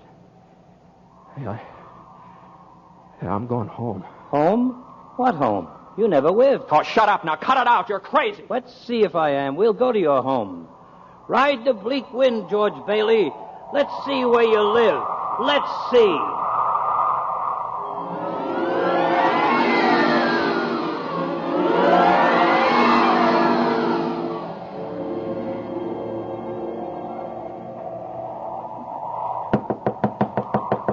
But I tell you, this boarding house can't be my mother's house. Knock again. Oh, this broken down old shack, my mother's house? Knock again, George Bailey. All right, but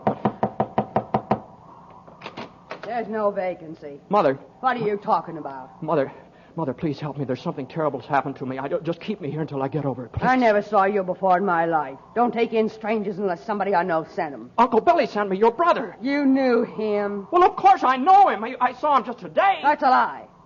He died in the insane asylum after old man Potter took over the loan company. Why do you lie to me? Mother, please. Good night. Mother. Come on, George. We've other places to go.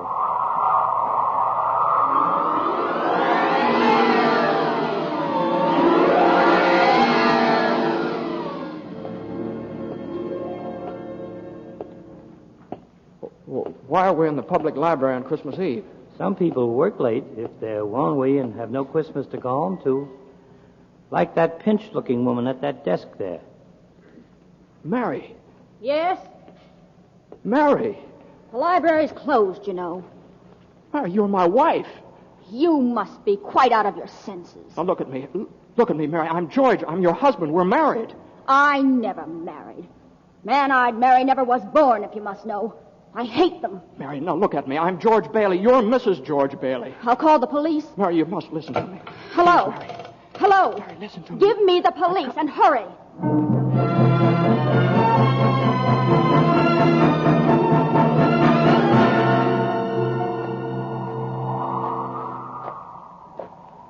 It's very dark on this road. Yes. I'm cold. Stop here. Where are we? Potter's Field. You mean Bailey Park? I mean the poor cemetery. You mean my low-cost home development? Look where you stand. Gravestones. Here dwell in final squalor and humility the nameless, the vagrant, the very poor, the disinherited. You put them here. Well, I tell you, no, I built Bailey Park on this ground. Read that tilting gravestone at your feet. Read. In memory of our beloved son, Harry Bailey, 1911-1919. This isn't true. Harry's alive today. He went to war. He shot down 2 planes that saved the lives of every man on that transport. Your brother Harry broke through the ice at the age of 9. It's a lie. He saved the life of every man on that transport. Every man on that transport died. No. You killed those men on that troop ship. You wished it so. I didn't. You. Please. You. No. Yes. Harry wasn't there to save those men because you weren't there to save Harry. You wished it so. Yes.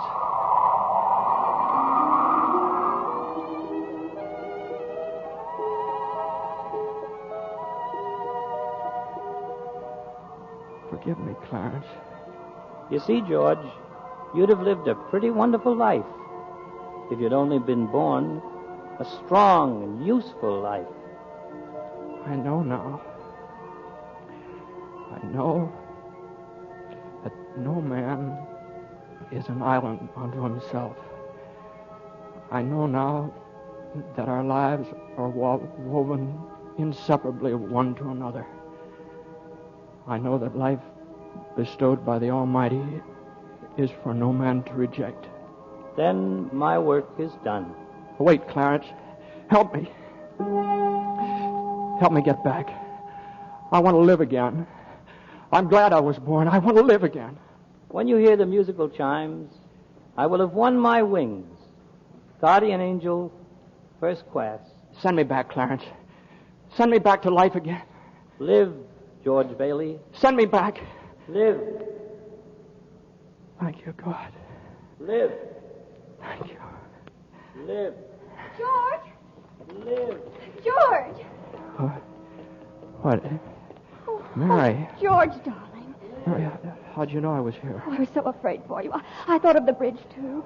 I'm sorry, Mary. Oh, please come home. We've been looking for you. Looking for who? The whole town. Everyone in Bedford Falls that you ever helped. And that's everybody. I know, but there's $8,000 missing from the loan company. They know that. And they've taken up a collection to help you for all you've done for them. There's more than $8,000 under the Christmas tree. No. Cash, money orders, and checks. No. Yes. Well, hallelujah. Merry Christmas, George. Hey, Mary. Hey, listen. I didn't hear anything. When you hear the musical chimes... What chimes? Attaboy, Clarence. Attaboy.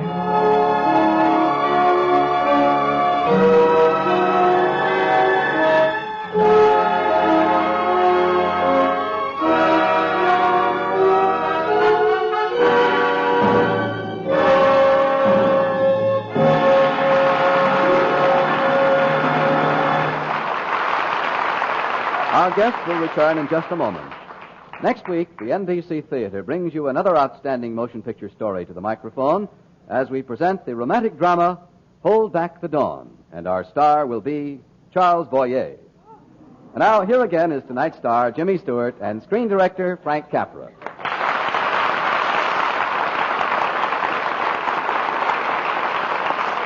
Say, Frank, do you mind if I ask you a professional question? Not at all, Jimmy. How do you turn out so many wonderful pictures? What's the secret, anyway? You really want to know? Yeah, I really do. Clarence. Huh? Clarence, the angel. What do you... Well, you mean the character in the story? Oh, sure. He's been around for years. Stands behind my right shoulder and tells me what to do when I'm in trouble. He practically directs all my pictures. Uh-huh. Clarence, huh? On a movie set. Yeah, well, it was a little difficult at first. Yeah, I can imagine. He didn't have a Screen Directors Guild card. Oh, yeah.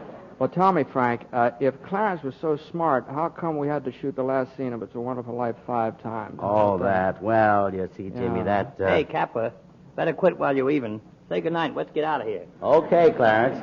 See how he keeps me out of trouble? Good night, everyone. Good night, folks. And good night to you, Jimmy Stewart and Frank Capra. It's a Wonderful Life is presented to the courtesy of Paramount Pictures, whose current release is Bride of Vengeance, starring Paulette Goddard, John Lund, and MacDonald Carey.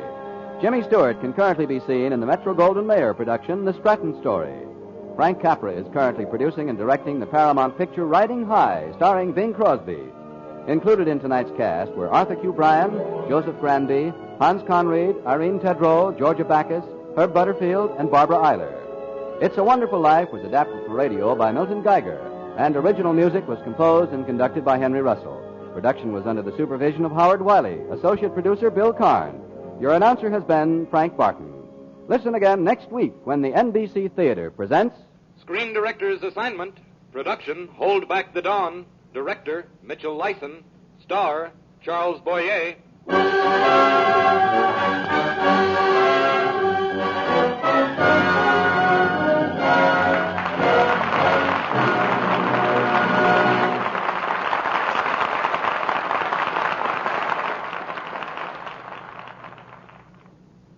The NBC Theater came to you from Hollywood.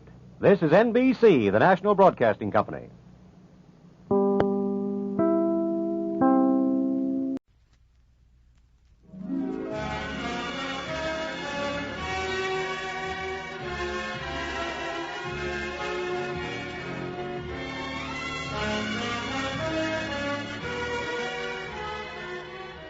Greetings. To all people in all places, the season's greetings. It is with pride and pleasure that we present the talented and popular star of motion pictures, radio, and television, Mr. Gene Lockhart, in an unusual adventure, Return to Christmas Island. This is Gene Lockhart. The pressures put upon us in the lives we lead sometimes cause us to act contrary to the basically decent natures with which all of us are endowed. I like to think that someday, somehow, all of us will carry for the other 364 days of the year the feeling we have on that 365th day, the goodwill to man day, Christmas. Our story is of a man whose greed might have destroyed him, but instead, who came to understand himself because of this day, Christmas.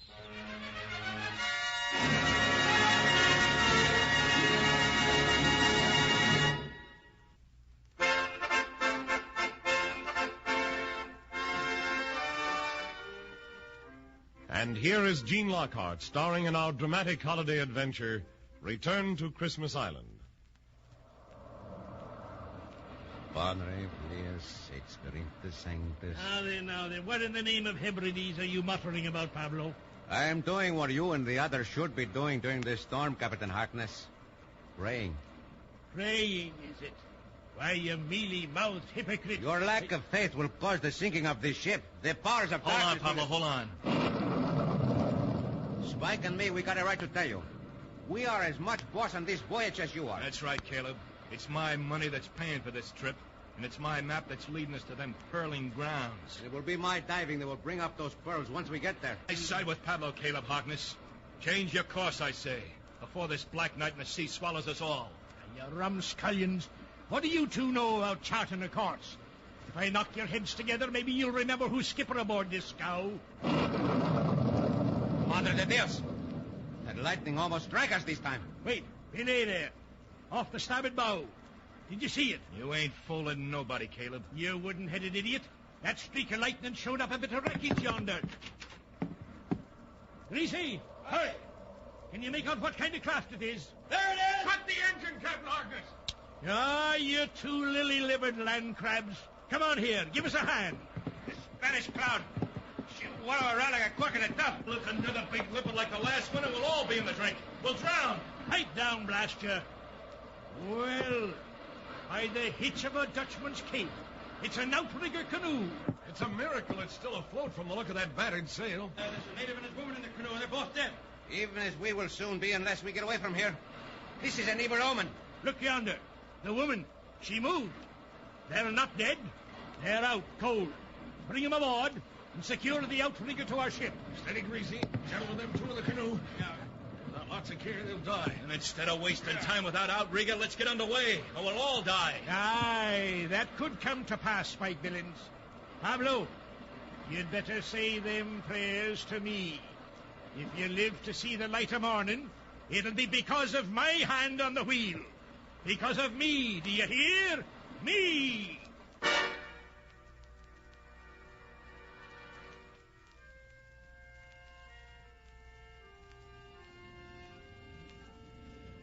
It's a fine touch you have with that concertina, Greasy.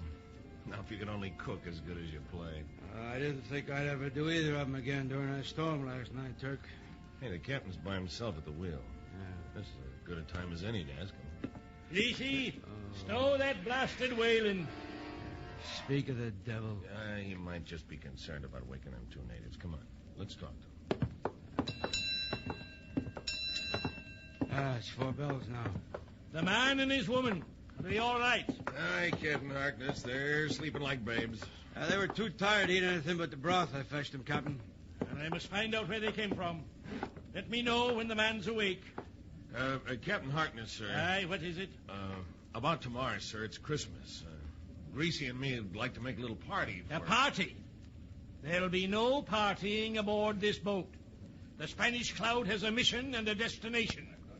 Christmas is for landlubbers with nothing better to do. Oh, but Captain, we only thought that... Never mind what you thought. Get you back to the galley now.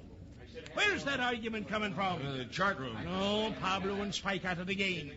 Turk, take over the wheel. Aye, sir. I've taken all the guff I'm going to from those two swabs. Give it to me, Pablo, or I'll bash your head in. Give you what, Spike? What's Pablo got there?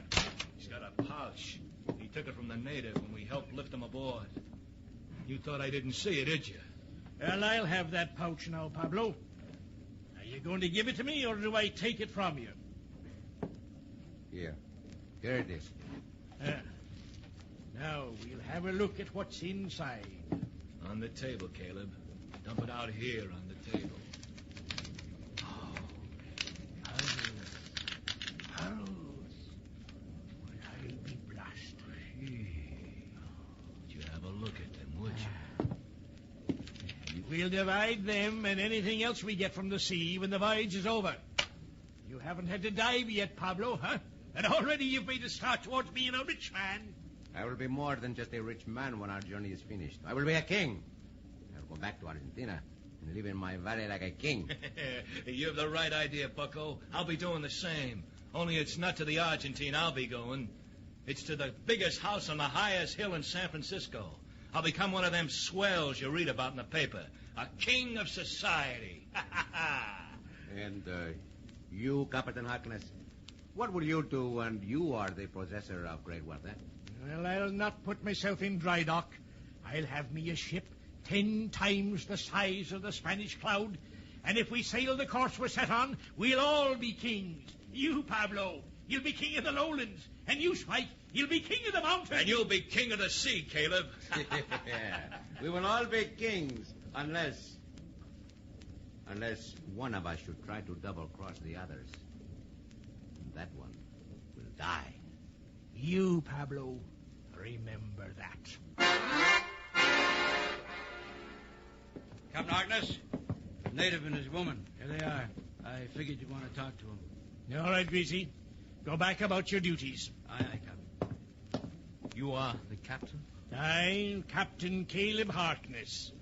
Now, what do they call you? Tanaga. This my wife, Mahini. Mahini. Missionary talk for Mary. To you, we owe our lives, Captain Harkness. We are grateful. All right. Bash me be nickels if you didn't come close to making a berth with Davy Jones. How'd you happen to ship so far from land in an outrigger canoe? We leave Baker Island 2 days ago. We sail for Christmas Island. We make it if not for storm. Why didn't you take a steamer? No steamer to island for 3 months. We both born Christmas Island. Now Mahini soon to have baby. We want him born there too. You take a big risk to sail in an outrigger canoe when your woman is so heavy with child. Tanaga do it only because I beg him. Captain Harkness, I come for my pearls. What pearls? What are you talking about? Pouch of pearls tied around my waist. We know nothing of pearls. You must have lost them in the ocean during the storm. Stow it now, the both of you.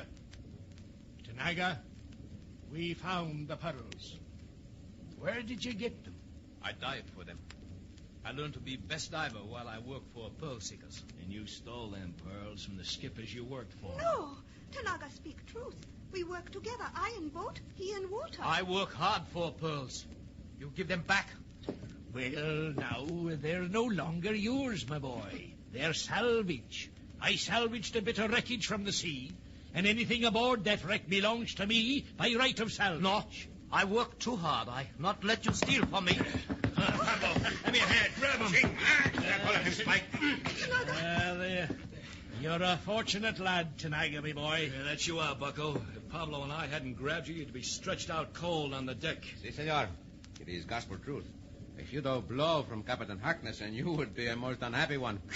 You broke her neck. Please, do not hurt him. I beg you. I can't have him sneaking up on me in the night. For his own good, we'd better lock him in the storeroom. No, please, no. Do not keep me there. I see your boat at bottom of ocean. Take him below. Lock him up. No seagoing son of a rum scotch is going to stop me from doing what I set out to do. I do not fear you, Captain. I will break out. Take him away. I will get even. I will stop you. Lock him up before I knock him down.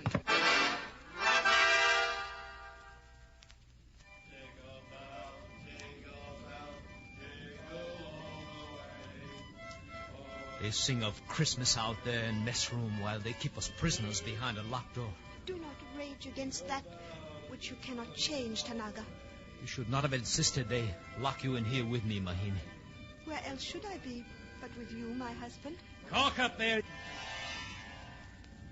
Cut off that jib of that caterwauling. Get about your duties. I'll come below, swinging a belaying pin. They fear the captain, for the devil he is. The old man's blown up a squall, Greasy. We won't get the chance to eat them donuts. Later on, Turk. We best get going. Greasy, heist your carcass topside here. I want a word with you. Aye, Captain. Do not be so troubled, Tanaga. I smell smoke, Mahini. Oh, you are right. As if from fire. We'll be burned alive in here like rats. Oh.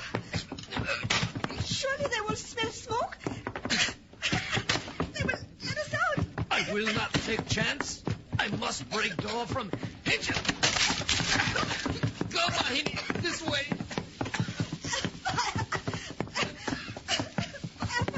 From cook's stove, where he was frying donuts. You will be all right here. I will put out fire, bucket, and water.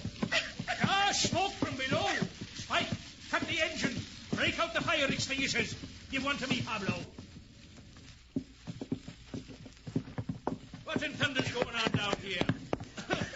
You scaly-backed barracuda. You broke out, did you? And you set fire to the ship to get even, like you said you would. No, listen. Soon as I put out the blaze, you won't need to, Pablo. This one's doing the job. Well, you have controlled it. Captain Harkness, I did not fire your ship. I did not... Tanaga, you're a lying wharf rat. Now, I intended to set you and Mahini adrift in your outrigger close to the shore of your Christmas Island. I'm still going to set you adrift, but right here, in the middle of the Pacific, live or die. You came from the sea, and it's back to the sea you'll go.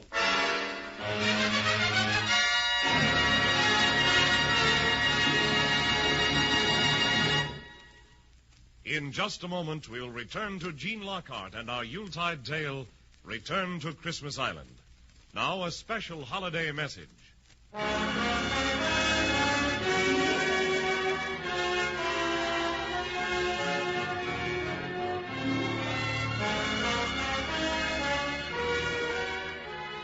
now, back to our Yuletime adventure, Return to Christmas Island, starring Gene Lockhart.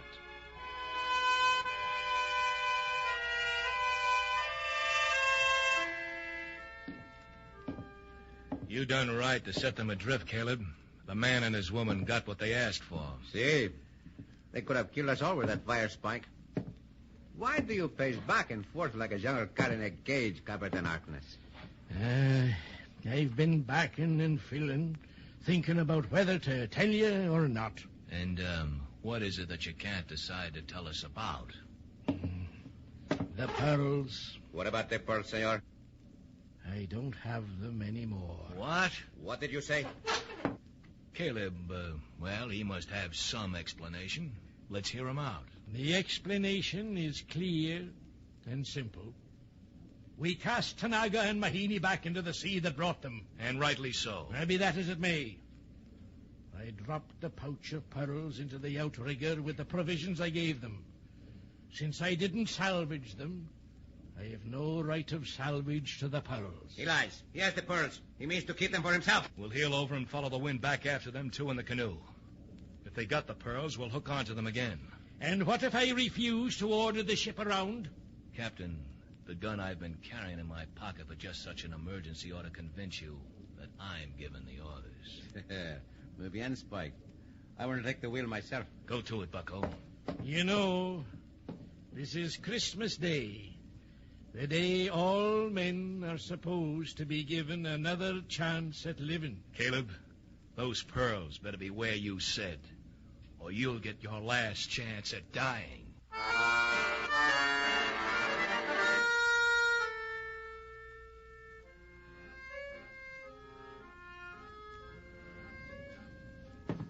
Captain Harkness, Turk and I'd like a word with you. Yeah, Geesey, what is it you want? The fire below on the galley. Them two natives had no hand in setting it. No, Captain. You see, I was frying some donuts for Christmas in a pan of deep fat, and when you bellered at us, I forgot about the pan on the stove. We're sure that's what caused the fire, sir. Yeah. Then Tanaga was trying to put out the fire. Why didn't you tell me before? Well, Greasy and me, we only figured it out just now. Turk, my bully boy, through your blundering, you've proven a favorite theory of mine. I don't rightly know what you mean, Captain Harkness.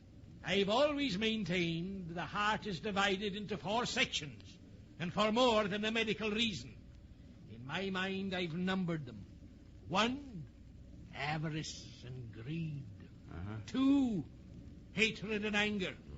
And 3, charity and compassion. And 4, love and faith. Oh, you mean that when you, Spike, and Pablo took the pearls, it was number 1 section was topside, huh? Aye, avarice and greed. And then number 2 section, hatred and anger. And they caused me to set them adrift again. And now, it's the number 3 section working away. Charity and compassion, Captain? I don't see how. Oh, you will, my bully Turk. You will. And when the outrigger canoe is found, you'll see how. Oh, you'll see how.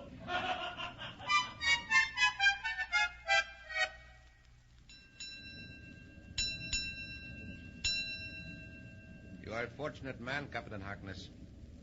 If we had not found the outrigger and the 2 natives, you would not be alive. Pablo, you did a good job at the wheel. And now that Mahini and Tanaga are safely aboard, we can all forget our past differences. Here's Spike now. He will tell us if there is a reason for laughter. Well, Spike?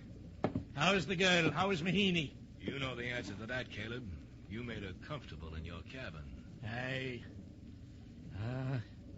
Her time is near. The child may be born tonight.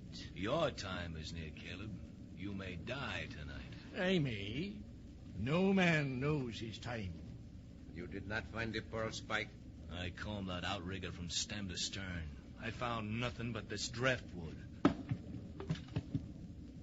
I questioned Tanaga like a Navy lawyer. All right, Caleb. What did you do with the pearls? They're here. They're here aboard ship.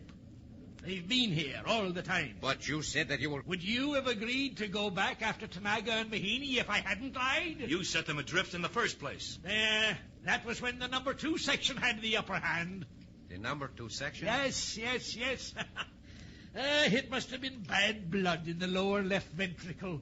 What? Never mind. Someday I'll explain the whole thing to you. Right now you'll explain about the pearls. I want them. Nothing's changed, Spike. They're safe. Safe where they are. The gun, Spike. Use it. It's as useless as a brisk wind when the sails are folded. You see, I took the precaution of removing the bullets. You let us threaten you, and all the time you knew the gun was empty? Aye. Santos, there, on the horizon. That light. There's something to get excited about, Pablo. It's only it's... Nombre de Dios. It is a sign. We are all fortunate that we turned back after the woman and the unborn one. The light of the star there on the horizon is in the shape of a cross. is the Star of Bethlehem. Ah, you and your superstitions. Rig in your booms, Pablo. You're on the wrong tack again. Listen. Open the door. The babe. The new child is born.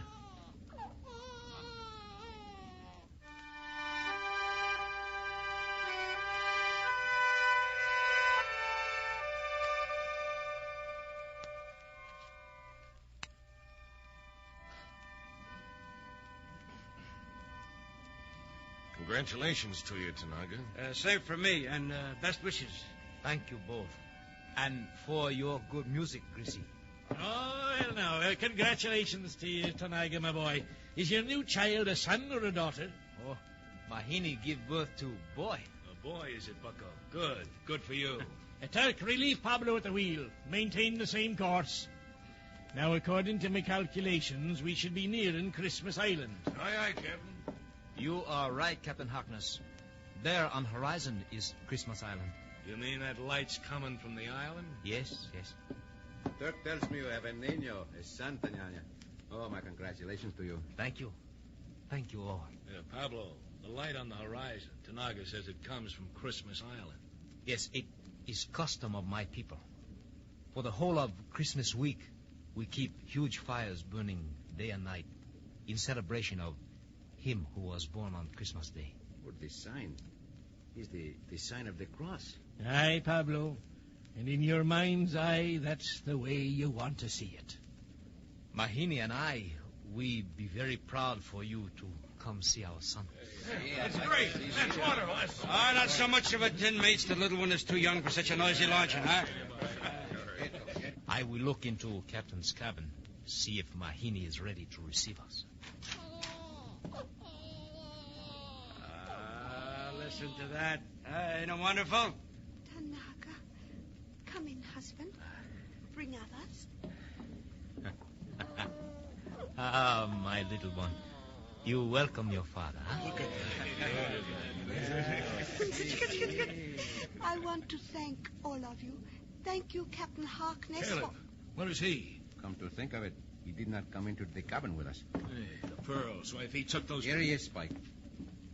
What is that he is carrying? I can't make it out yet. Make way there now. Oh, my warmest congratulations to you, Mahini. I'm sorry we didn't have more time to prepare our gift. It's a sort of a Christmas tree. Aye. I made it from the piece of driftwood you found in the outrigger. The decorations on the tree, where they are the pearls. Aye, they're the pearls, all right. Pablo, you wanted to be king of the lowlands? See, but I... And you, Spike, king of the mountains? That's right. And you wanted to be... king of the sea. Well, you know, these are not very lofty ambitions for three such wise men as we. Have you gone daft, Caleb? We've spent our lives searching for pearls. Sure we have. We're irritated men seeking the fruit of irritated oysters. But, mates, we've a decision to make. What decision? If we sail the course we first set out on, we'll not be kings, we'll be slaves.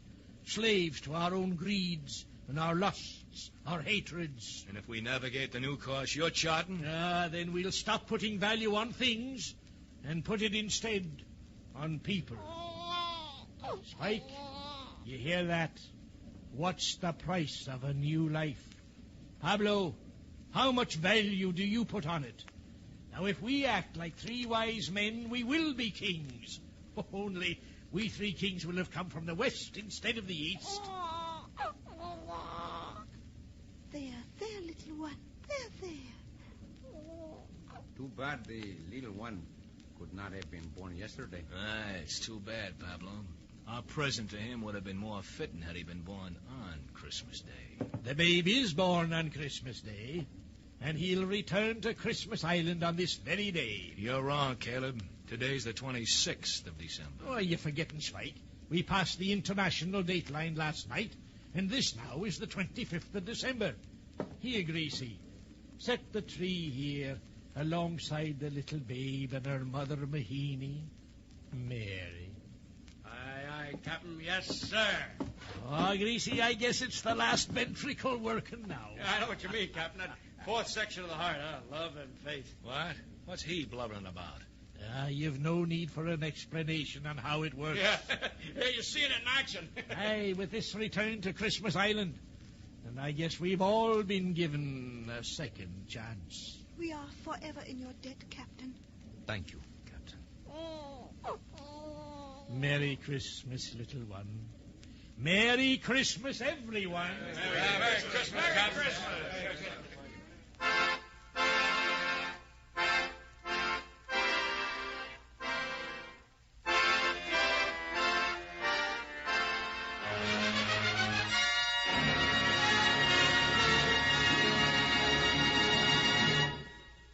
In a moment, our star, Gene Lockhart, will return.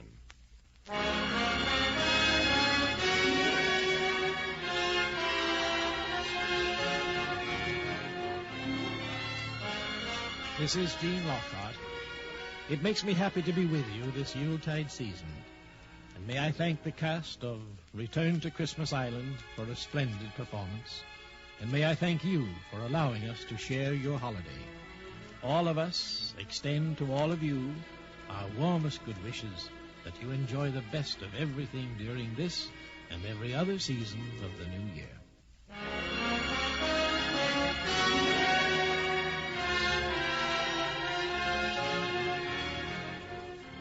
Return to Christmas Island was written, produced, and directed by Peter Curtis and is a copyright feature of World Broadcasting System, Incorporated.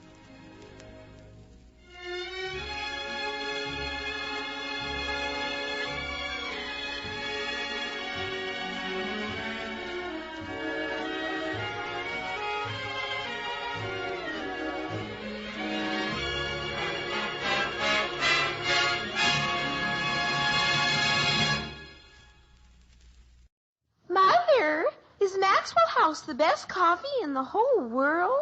Well, your father says so, and your father knows best.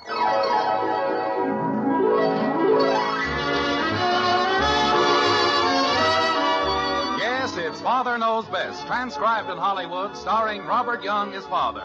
A half-hour visit with your neighbors, the Andersons. Brought to you by Maxwell House, the coffee that's bought and enjoyed by more people than any other brand of coffee at any price. Maxwell House, always good to the last drop.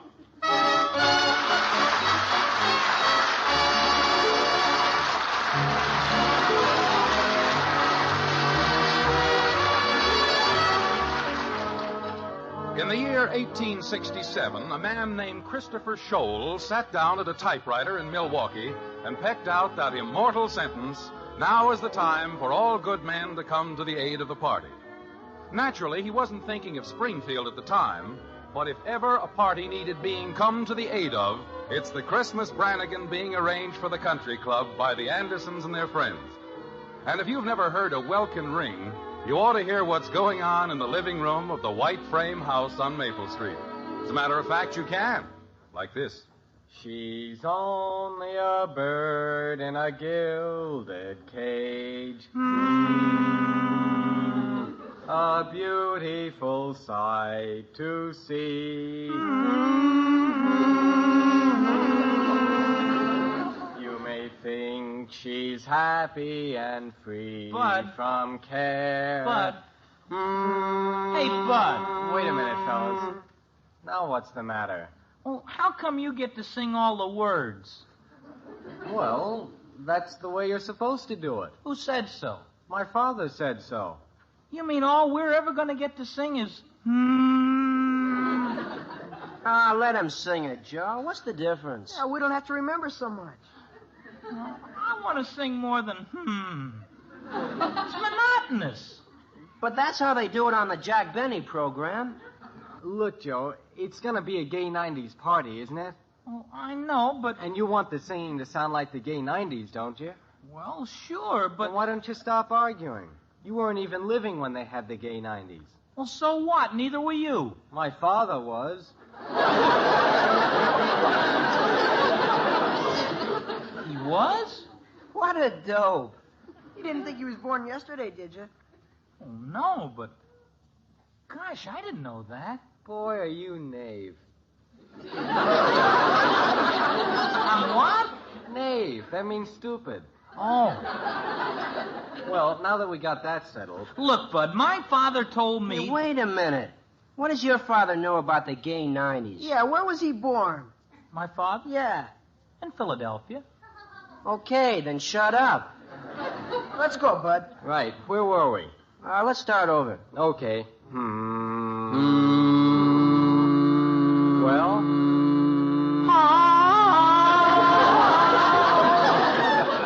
She's only a bird in a gilded cage. A beautiful sight to see. Margaret, I'm home. You may think she's happy. Bud, wait a and second. Free from what? Why don't we ask him again? Who? Your father. He just got home. He did? Hiya, Dad. Hello, Bud. Well, what are you boys up to now? Hi, Mr. Anderson. We're rehearsing our song for the country club party, Dad. Would you like to hear it?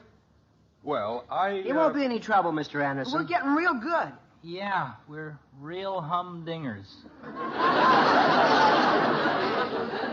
Methinks I detect a slight note of bitterness. Something wrong, Joe? Mr. Anderson, when you were a kid in the gay 90s, did everybody Wait sing... a minute. When I was what? I'm sorry, Mr. Anderson.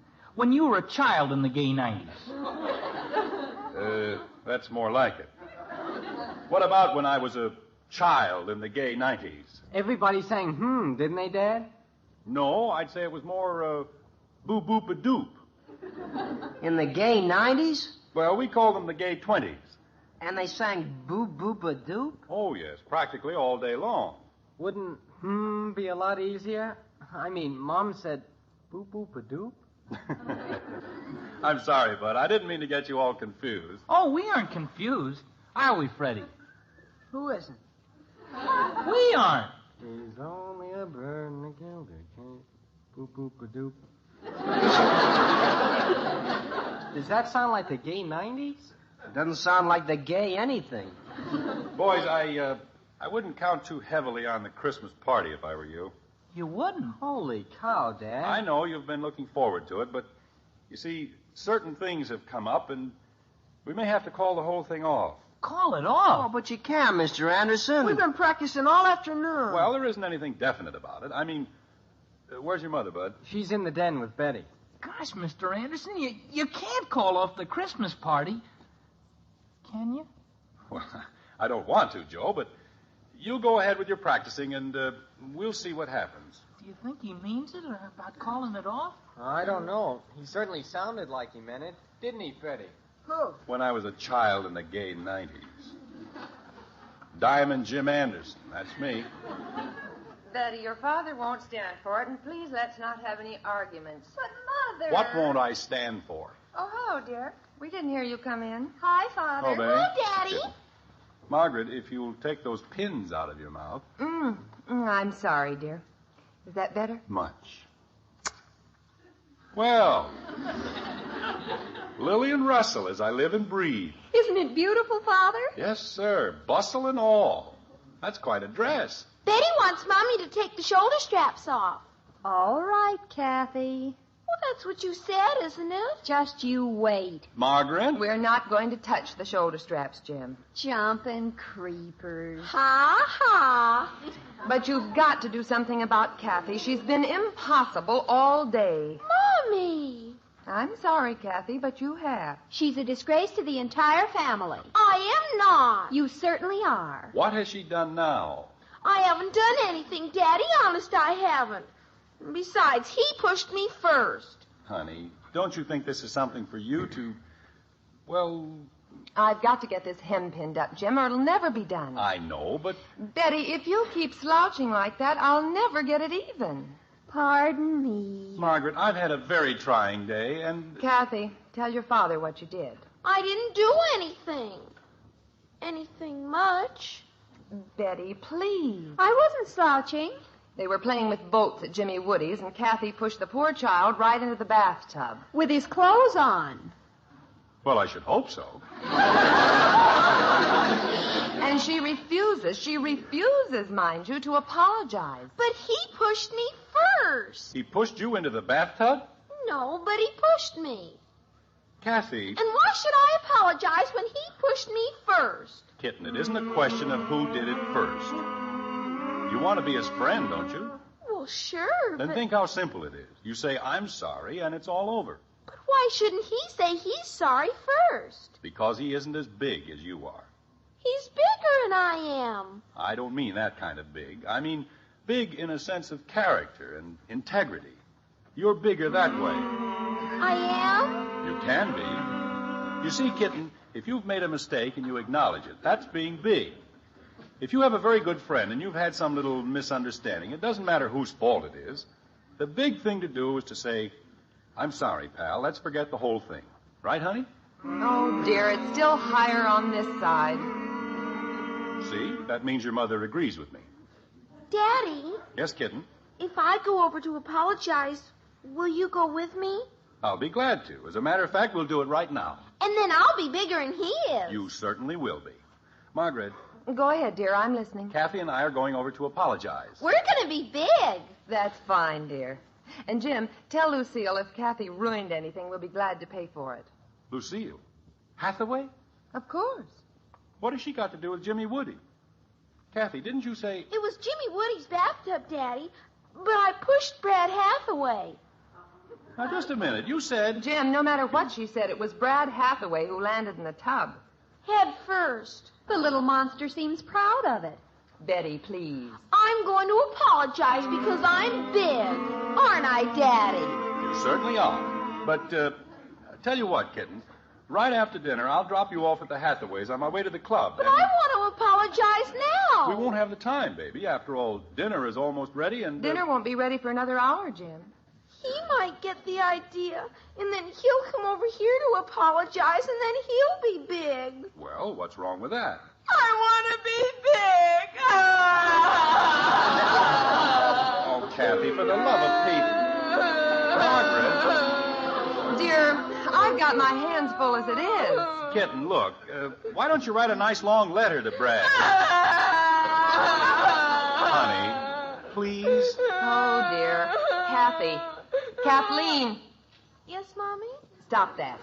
Yes, Mommy. And behave yourself. But I want to apologize and nobody will let me. Of course we will. You can go down to the Hathaways and apologize for the next hour. By myself? Jim, I'm not going to have that child running around the neighborhood alone after dark. I didn't mean alone. Betty can go with her. Oh, I can't, Father. I'm full of pins. Well, there's no reason why Bud can't take her, is there? Bud! Jim. It'll do us all good, honey. Get that bird out of her cage for a while. Bud! You want me, Dad? Jim, will you please tell me one thing? Why don't you want to go to the Hathaways? I did tell you. I've had a very trying day, and I'm very tired. And I'd like to take a little nap before dinner, that's all. You're sure? Dad! Just a minute, Bud. Of course I'm sure. You certainly don't think... I mean... Yes? Honey, it isn't as though I'm not a child, Margaret, and I... Yes? Well, if you must know, Jim Hathaway and I aren't speaking.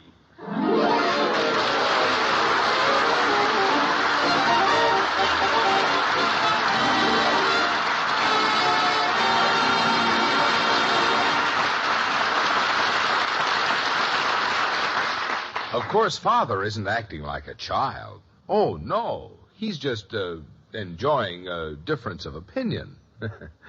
Well, that's too bad. But more often than not, we agree with our friends about things that are important to us.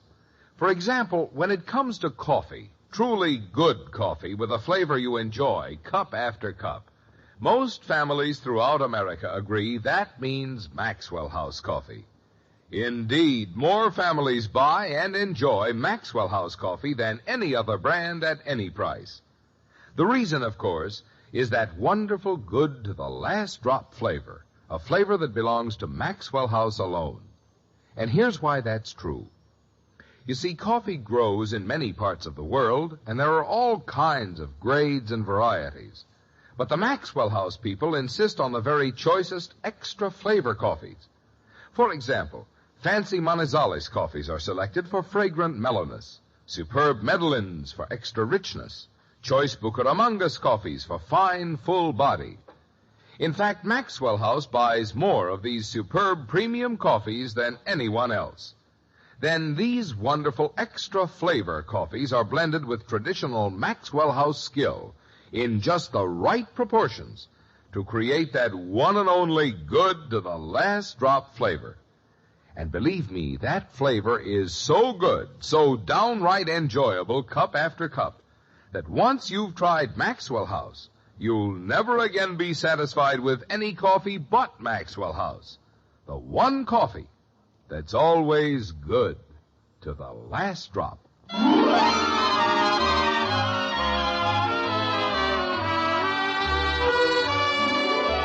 There's one thing about wives, and children too, for that matter. They just don't seem to understand that the things that happen to a husband or a father are, well, different. Arguments between children or women can be settled very easily, because after all, they're just foolish little misunderstandings, aren't they? Of course. But when there's a difference of opinion between men, well, that's another story, like this. Honey, he was wrong, and you know it. But you're both working for the same thing, aren't you? That has nothing to do with it. I was appointed chairman of the Christmas party committee, and he had no right to interfere. I don't think he was trying to interfere, dear. He wasn't. Well, if it isn't interfering, I'd like to know what you call it. I think he was trying to help. But nobody asked him to help. That's the point. Just because he's the president of the club, he has no right to think he can run things to suit himself. Jim. The committee picked out the gay 90s theme, and everybody was very happy with it. I know, dear, but... What right did he have to come up with a Western theme? That's what I'd like to know. Well, Lucille explained the whole thing to me. She thought... Oh, she's the one. It isn't bad enough having the president interfere. Now it's his wife. Lucille was not interfering. She merely Next said... thing you know, she'll be running the Greens Committee. Jim, will you please listen? Of course. Go right ahead. Say anything you please. All right. Lucille told me... After all, who am I? I'm only the chairman of the committee, that's all. They realize that, but Lucille told me... We spent hours discussing the best possible theme for the Christmas party. But you don't have to pay any attention to us. We're only the committee. Are you quite finished? I'm sorry. Go ahead. You seem to have forgotten one thing. Lucille told me... We discussed themes until we were blue in the face. You know, people don't just pick out a gay 90s theme by accident. It took a lot of very careful thought. Jim, will you please be quiet? Uh-huh. Now I'm not even allowed to have an opinion. I can be pushed around by Jim and Lucille Hathaway, and that's all right. But if I try to say one word, but one word... Well? Well, what? What did Lucille tell you? Oh, we're back to that old thing. Margaret, if you're going to tell me, tell me. Now? Of course. Well, if Steve Brody could jump off a bridge. Lucille Hathaway told me... Yes? Thank you. She spoke to at least a dozen wives. Now, look, honey, this happens to be a club run and by and for one of a them group said of they'd men. have too much trouble And finding why a should gay the 90 women suddenly costumes for decide their they know husbands, more and they about thought running that it than something we else do? would be simpler and less expensive. There, I said it, and I'm glad. Margaret, you don't have to shout at me. No? Tell me one other way I can make you listen. Be like a man. Use logic. Oh, fiddle-dee-dee. Honey, profanity will get you nowhere. Jim, Oh, what's the use? I give up.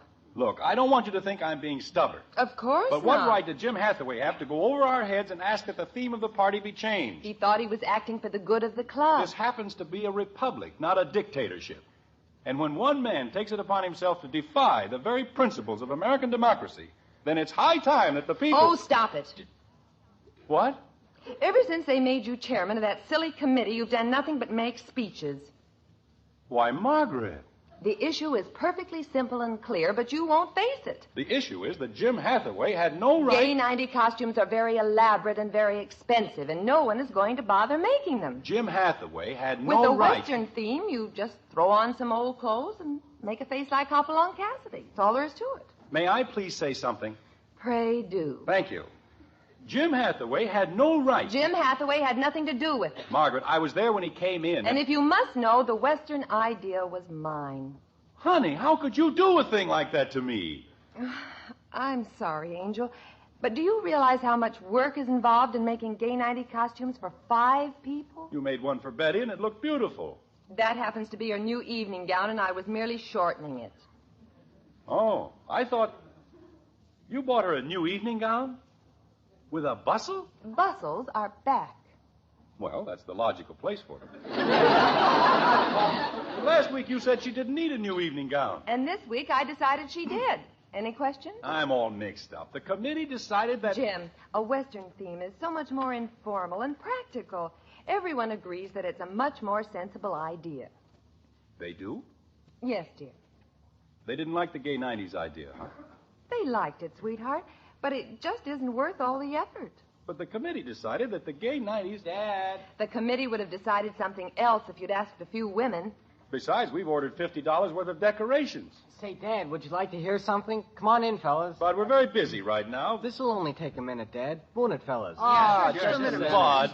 We changed the whole arrangement like you said, and it sounds great, doesn't it, Joe? Yeah, it's real keen. But I just told you... Line up, fellas, and we'll do it for him. Bud. It's no use, dear. We might as well hear it. You'll love it, Mom. It'll take you back to your childhood in the gay 90s. That'll be nice. Well, go ahead, Bud, and get it over with. You bet, Dad. Ready, fellas? Yeah. You bet. Okay, here we go.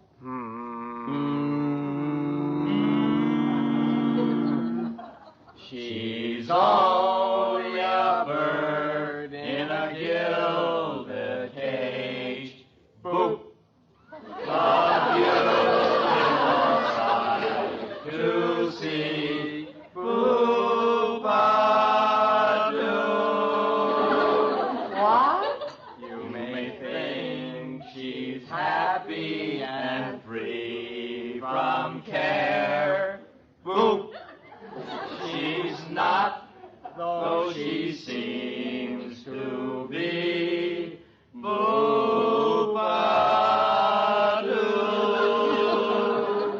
Jim, what on earth? I'll tell you about it later. Go ahead, boys. You're doing fine. 'Tis sad when you think of her wasted life. Boop. For you cannot make with age. Boop-a-doo. And her beauty was sold for an old Man's cold. Boop-a-doop. She's a bird in a gilded cage. Boop, boop, boop, a doop.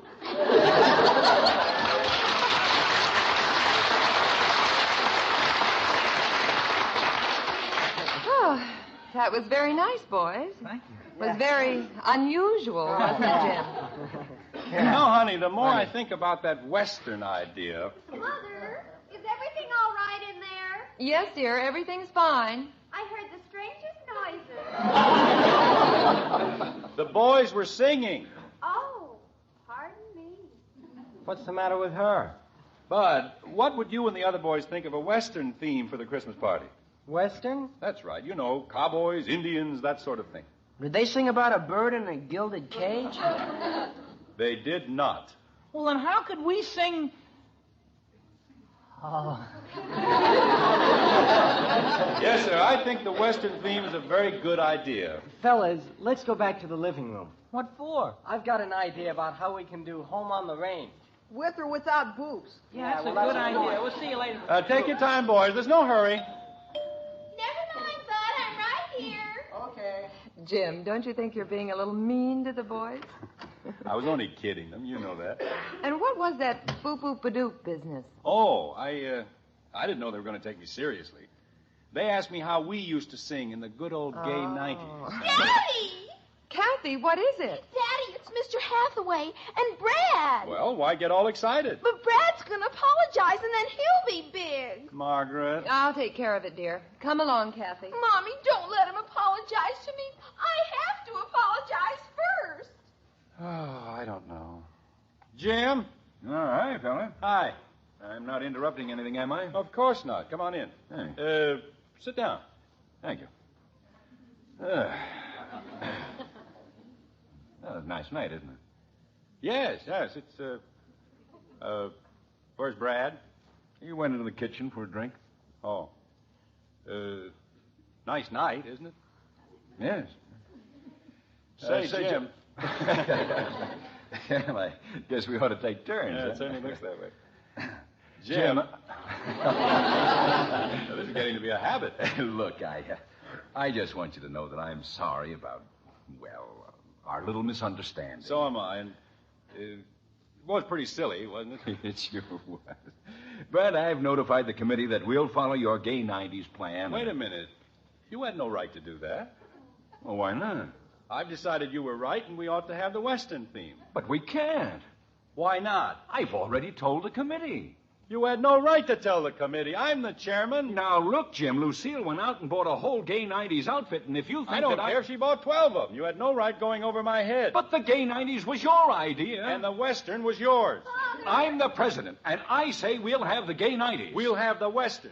Gay 90s. Western. Father, you've got to stop them. It's terrible. What's the matter? Kathy and Brad, they're fighting. What? I thought Kathy wanted to apologize. They both do, and they're fighting about it. Well, we'll just see about that. Come on, Jim. But don't think we're not going to have the gay 90s. Father, hurry. We're going to have the Western. Gay 90s. Western. Gay 90s. Western.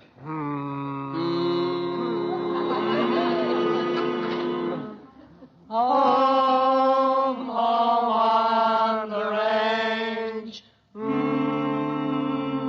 where the deer and the antelope play.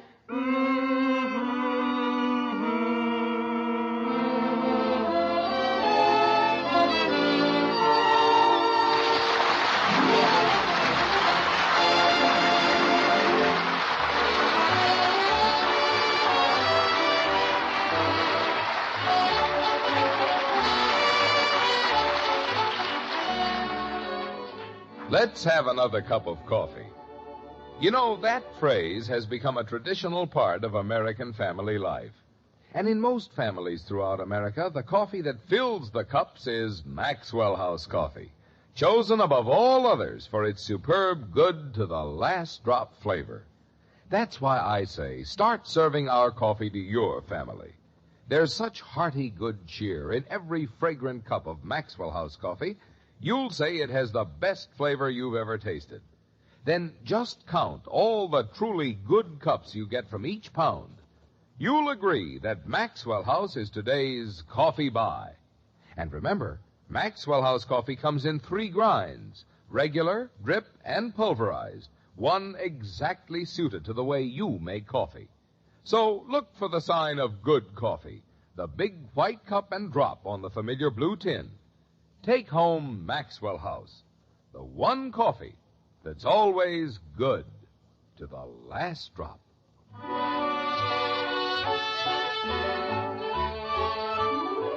It's some time later, and the Christmas party at the Springfield Country Club is mercifully a thing of the past. Now it's after midnight, and the Andersons are on their way home, happy and definitely exhausted, like this. Well, that was quite a party, wasn't it? Yes, sir, it sure was. Yeah, best party we've ever had, that's what it was. A gay 90s Western. How about a little close harmony, honey? Mom's asleep, Dad. Oh. Betty? She is, too, and so's Kathy. Well, looks like we're the only live wires in the crowd. You said it. Let's try Down by the Old Mill Stream. Okay? Okay. Here we go. Down by the old mill stream. But hold it. It doesn't sound right if we both take the harmony. Tell you what we'll do. I'll carry the melody the first time through, and you'll take the harmony. Then we'll try it again, and we'll switch parts, okay? Here we go. Down by the old mills. Bud.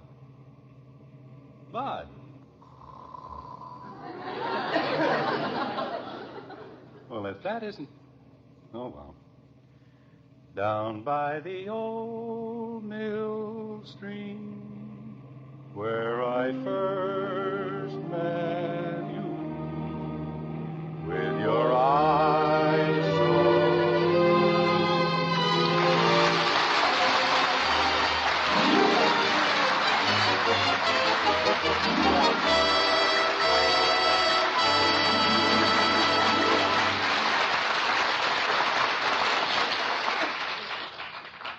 Say, you were going to take the kids to see Santa. I did.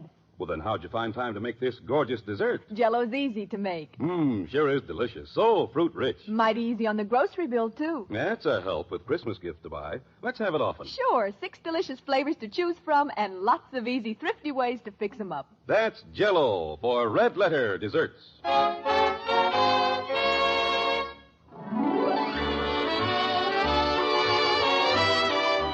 Join us again next week when we'll be back with Father Knows Best, starring Robert Young as Jim Anderson, with Roy Bargy and the Maxwell House Orchestra. In our cast were Ted Donaldson as Bud, Gene Vanderpyle, Rhoda Williams, Norma Jean Nilsson, Bill Johnstone, Gil Stratton Jr., Tommy Cook, Johnny McGovern, and yours truly, Bill Foreman. So until next Thursday, good night and good luck from the makers of Maxwell House, America's favorite brand of coffee. Always good to the last drop. Father Knows Best was transcribed in Hollywood and written by Ed James.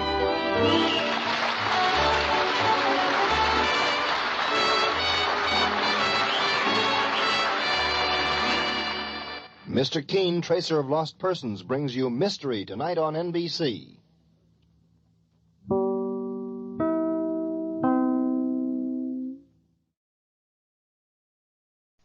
Lux presents Hollywood.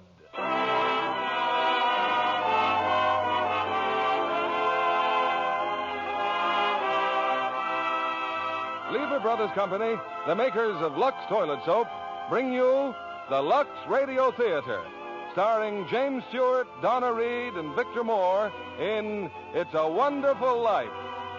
Ladies and gentlemen, your producer, Mr. William Keighley.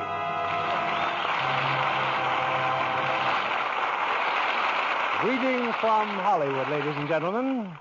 Tonight we bring you one of the season's most inspiring hits, a Liberty Films production that's been nominated for the highest screen award. Yes, It's a Wonderful Life. And we present it now with its original fine stars, Jimmy Stewart and Donna Reed.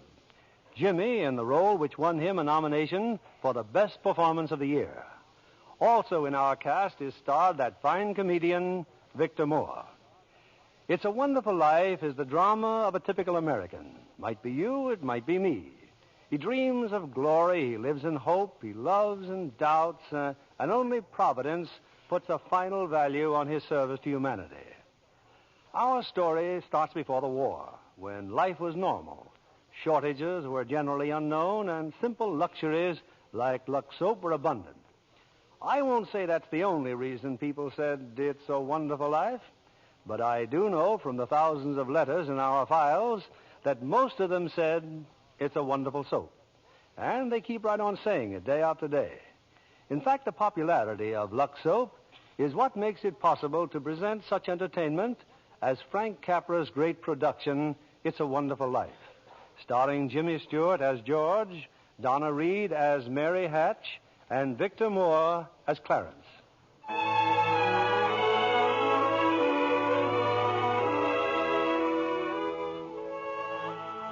This is the story of George Bailey, citizen of Bedford Falls, New York.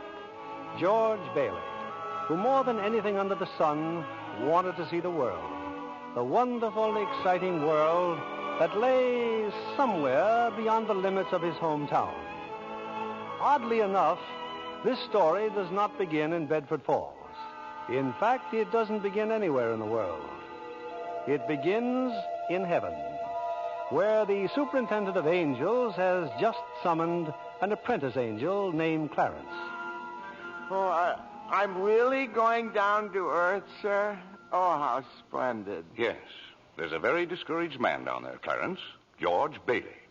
At exactly 10:45 p.m., Earth time, he'll be thinking seriously of ending his life. Oh, dear, his life. Now, I want you to stop him if you can. Now, sit down. I'll give you Bailey's case history. Sir, if I should accomplish my mission, may I perhaps get my wings? I've been waiting over 200 years now, and, well, people are beginning to talk. Clarence, what's that book? The Adventures of Tom Sawyer, sir. I was reading it when you sent for me. Oh, fine book. Excellent. Well, you do a good job on George Bailey, and we'll see about your wing. Oh, thank you, sir. Now, listen. When George Bailey was a boy, 2 events occurred that you should keep in mind. One was when his young brother, Harry, fell through the ice and almost drowned. George saved him. Brother fell through the ice. George saved him. Ever since, George has had a bad ear. All that icy water, you understand. Yeah, bad ear. Yes, sir. The other event came a few months later. George used to work after school in Mr. Gower's drugstore. One day, Mr. Gower's only son died of influenza. It was a terrible blow, and poor Mr. Gower tried to lose his grief in whiskey. Where you been, George? Mrs. Blaine's called twice. What happened to her prescription? You lost it, didn't you? No, Mr. Gower. Here it is. Well, you good for nothing. Don't you know that Blaine girl's very sick? Mr. Gower, my ear. You're hurting my sore ear. Teach you to loaf, you lazy brat. Mr. Gower, you don't know what you're doing. You put something wrong in those capsules. Shut up. Oh, I know you feel bad, but look, Mr. Gower, look. This bottle, you used this bottle to make up the capsules. It's poison. Poison? Don't hurt my sore ear again, Mr. Poison. Gower. Oh, George. That's why it's the liver, Mr. Gower. All I wanted was to make sure. George.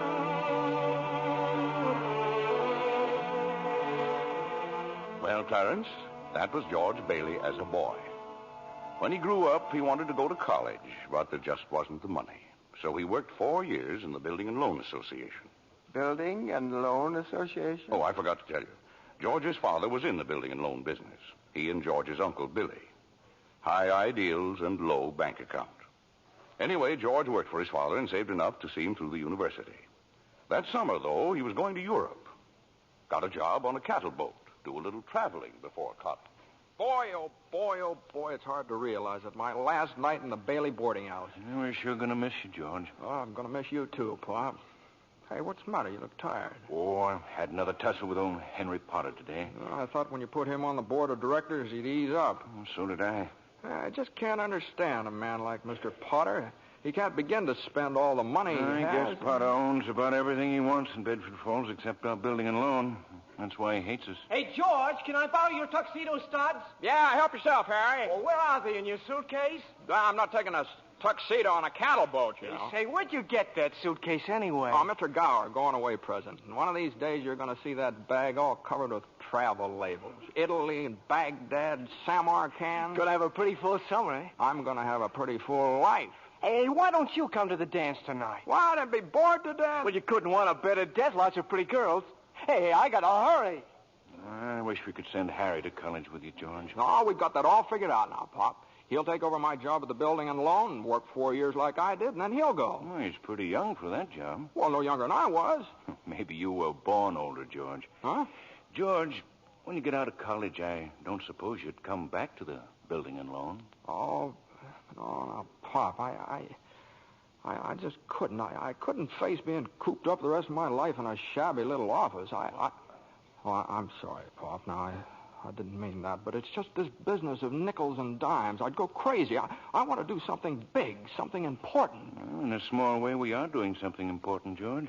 In that shabby little office, we help people figure out how they can own their own homes. I know, Pop. I just wish I felt that but I just feel like if I didn't get away, I'd bust. You're right, boy. You get yourself an education, then get out of here. Oh, Pop, you want a shock? I think you're a pretty great guy. Well, thanks, George. I'm glad to hear it. Look, why don't you go on over to Harry's dance? You'd have a good time. Well, I don't know. Maybe it will drop in. Yeah, maybe it will at that. So, George Bailey went to a dance. Is that important, Joseph? Why, it was at the dance he met Mary Hatch. Oh. And 3 hours later, he was walking her home. George and Mary were feeling pretty good, Clarence. As a matter of fact, wonderful. Buffalo girl, can't you come out tonight? Can't you come out tonight? Can't you come out tonight? Buffalo girl, can't you come out tonight? And dance by the light of the moon. Hot dog. Oh, boy, just like an organ. At Gee least. whiz. Hey, you know something? If it wasn't me talking, I'd say you were the prettiest girl in town. Well, why don't you say it? I don't know. Maybe I will. Hey, how old are you anyway? 18. 18? Too young or too old? No, it's just right. It sort of fits you. Hey, look where we are.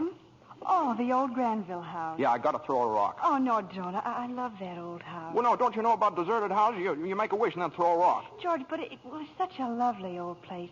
I wish I lived there. In there? I wouldn't live in it as a ghost. Now, watch. What's this? Here we go. How about it, huh? Pretty good shot, huh? Broke a window, huh? What'd you wish, George? Oh, I don't know. Not just one wish, a whole hatful. Mary, I'm shaking the dust of this crummy little town off my feet, and I'm going to see the world. Italy, Greece, the Parthenon, the Colosseum. And then I'm coming back here and go to college and see what they know. And then I'm going to build things. I'm going to build airfields and skyscrapers 100 stories high and bridges a mile long. And then I'm going to... Hey, Mary. What is it you want? What do you want, huh? You want the moon? All you got to do is just say the word now. Okay. The moon, I'll take it. Then what? Then what? Well, then you could swallow it. And it'd dissolve like an aspirin, you know. And the moonbeams would shoot out of your fingers and the ends of your hair. And you think I'm talking too much? Yes, why don't you kiss her instead of talking her to death? How's that? Youth is wasted on the wrong people. Why, hey, just a minute, mister. Hey, you come back here. I'll show you some kissing if you want to. George! Hey, Uncle Billy, look here. I'm going to kiss Mary. Watch. George, get in the car quick. Your father's had a stroke. What? George, My father's had... get in, hurry.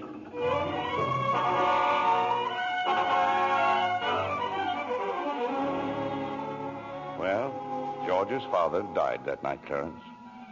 So, of course, George couldn't go to Europe. But that fall, just as he was ready to leave for college, the directors of the building and loan had a meeting. They were going to appoint a successor to Mr. What was that you said, Mr. Potter? I said as long as Peter Bailey's dead, let's dissolve the building and loan. We don't need it. Now, wait a minute. Oh, you wait a minute. Peter Bailey was not a businessman. Ideals without common sense can ruin a town. What do we get? A discontented, lazy rabble instead of a thrifty working class. Hold on, Mr. Potter. I meant no disrespect, George, but... Oh, wait a minute there. Why my father ever started this cheap penny ante building and loan, I'll never know. But just remember this, Mr. Potter, this rabble you're talking about, they do most of the working and the paying and living and dying in this community. Well, is it too much to have them work and pay and live and die in a couple of decent rooms and a bath? Anyway, my father didn't think so. People were human beings to him. But to you, a warped, frustrated old man, they're cattle. Well, in my book, Mr. Potter, he died a much richer man than you'll ever be. I'm not interested in your book, George. I'm talking about the building and loan. You're talking about something you can't get your fingers on that's galling. That's what you're talking about. Well, this town needs this measly one-horse institution, if only to have some place where people can borrow a few dollars without crawling to you. Now, come on, Uncle Billy. What happened, George? Yeah, all we heard was a lot of yelling. Boy, you should have heard George. Yeah, they're in there voting us out of business. Oh, who cares? I can get another job. I'm only 41. 45. Well, you get out of here, George. You missed your boat trip. Do you want to miss college, too? George, we've just voted Potter down. We're still in business. Whoopee! We're still in business. We're still in business. But there's one condition, George. They've appointed you to take your father's place. Appoint me? But I'm going to college. Look, this is my last chance. Uncle Billy's your man. George, you've got to take it. They'll vote with Potter otherwise. They said so. They even...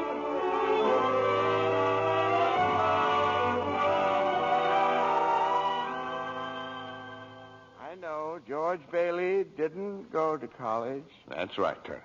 He gave his college money to Harry. Harry went instead. But what happened to that good-looking girl, you know, Mary? Oh, George saw her now and then. Not very often, though, because Mary went away to school, too. Anyway, George waited 4 years more for Harry to come back and take over the building and loan. He could still see the world. He planned to work in the oil fields, Venezuela. Except when Harry came home, he wasn't alone.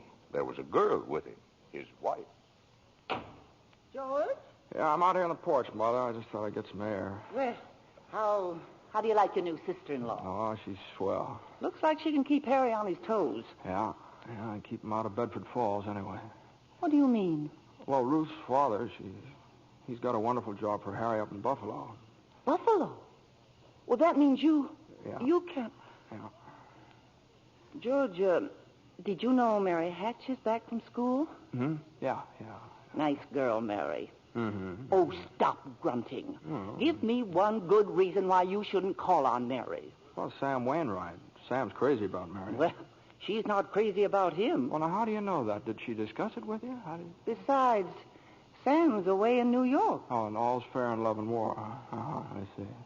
Okay, Mother, I think I'll go out and find that girl and do a little passionate necking. Oh, George. Goodbye, Miss Bailey.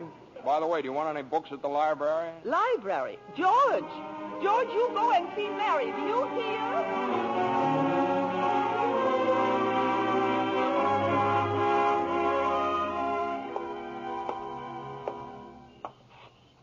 George, is that you out there?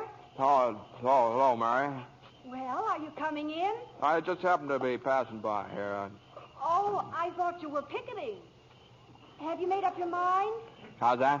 Have you made up your mind About what? about coming in? Your mother just phoned. She said you were coming over. My mother just phoned. What does she mean, Carla? I just happened to be passing by, that's all. I didn't... Well, Well, I'll come in for a minute, but I didn't tell anybody I was coming here. You fella can't go out for a walk nowadays without you. When'd you get back? Tuesday. Where'd you get that dress? Do you like it? It's all right. Well, no point standing here on the porch. Come on in. I still can't understand it. I didn't tell anybody I was coming here, you know. Would you rather leave? Well, no, I don't want to be rude. Sit down for a while. It's nice about your brother and Ruth, isn't it? Yeah. That's all right. Don't you like her? Well, of course I like her. She's a peach. Oh, just marriage in general you're not enthusiastic about, hmm? No. Marriage is all right for a lot of people. It's all right for Harry and Sam Wainwright and you. For Sam? Mary? It's George Bailey, Mother. What's he want? I don't know. What do you want? Me? Not a thing. Not a thing, and I just came in to get warm. He's making violent love to me, Mother. You just tell him to go right back home. Sam said he'd call you tonight from New York, didn't he? I guess so. How about some music? Your mother needs... I didn't come here to... What did you come here for, then? I don't know. You're supposed to be the one with all the answers. You tell me. Oh, why don't you go home? I don't know why I came here in the first place. Good night. Good night. The way you're shouting, you'd think that... You think what? All right, I'll get it. George, on your way out, would you mind turning off the phonograph? I'd be very happy to. Doggone crazy song. Hello?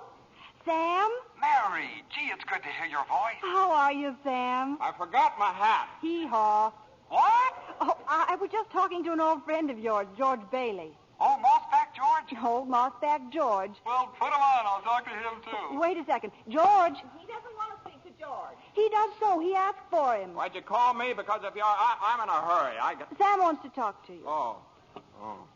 Hiya, Sam. Hey, fine pal you are, trying to steal my girl. What do you mean? Nobody's trying to steal anybody's girl. Here, Mary, take the phone. No. Wait, George. I want to speak to you both. Tell Mary to get in the extension upstairs. He says for you to get on the extension upstairs. I can't. Mother's on the extension. I am not. Here, we can both hear, George. Just put your head a little closer. What? There, that's better. We're listening, Sam. Well, I have a big deal coming up that's going to make us all rich. George, remember that time you told me about making plastics out of soybeans? Soybeans? Yeah. Soybeans, yeah. Well, my father's checked into it, George, see? And now he's going to put up a factory. How do you like that? A factory, huh? And here's the point, George. I may have a job for you unless you're still married to that broken-down building and loan. Oh, Mary? I'm here. You tell that guy I'm giving him a chance of a lifetime. Do you hear? He says it's the chance of a lifetime. Give me that phone. Here's George again, Sam. George. Now, you listen to me, Mary. I don't want any plastics, and I don't want any job, and I don't want to get married ever to anyone. Do you understand that? I want to do what I want to do, and you're not going to trick me. And you're... Mary. George. Mary. Oh, Mary, darling, I love you, Mary.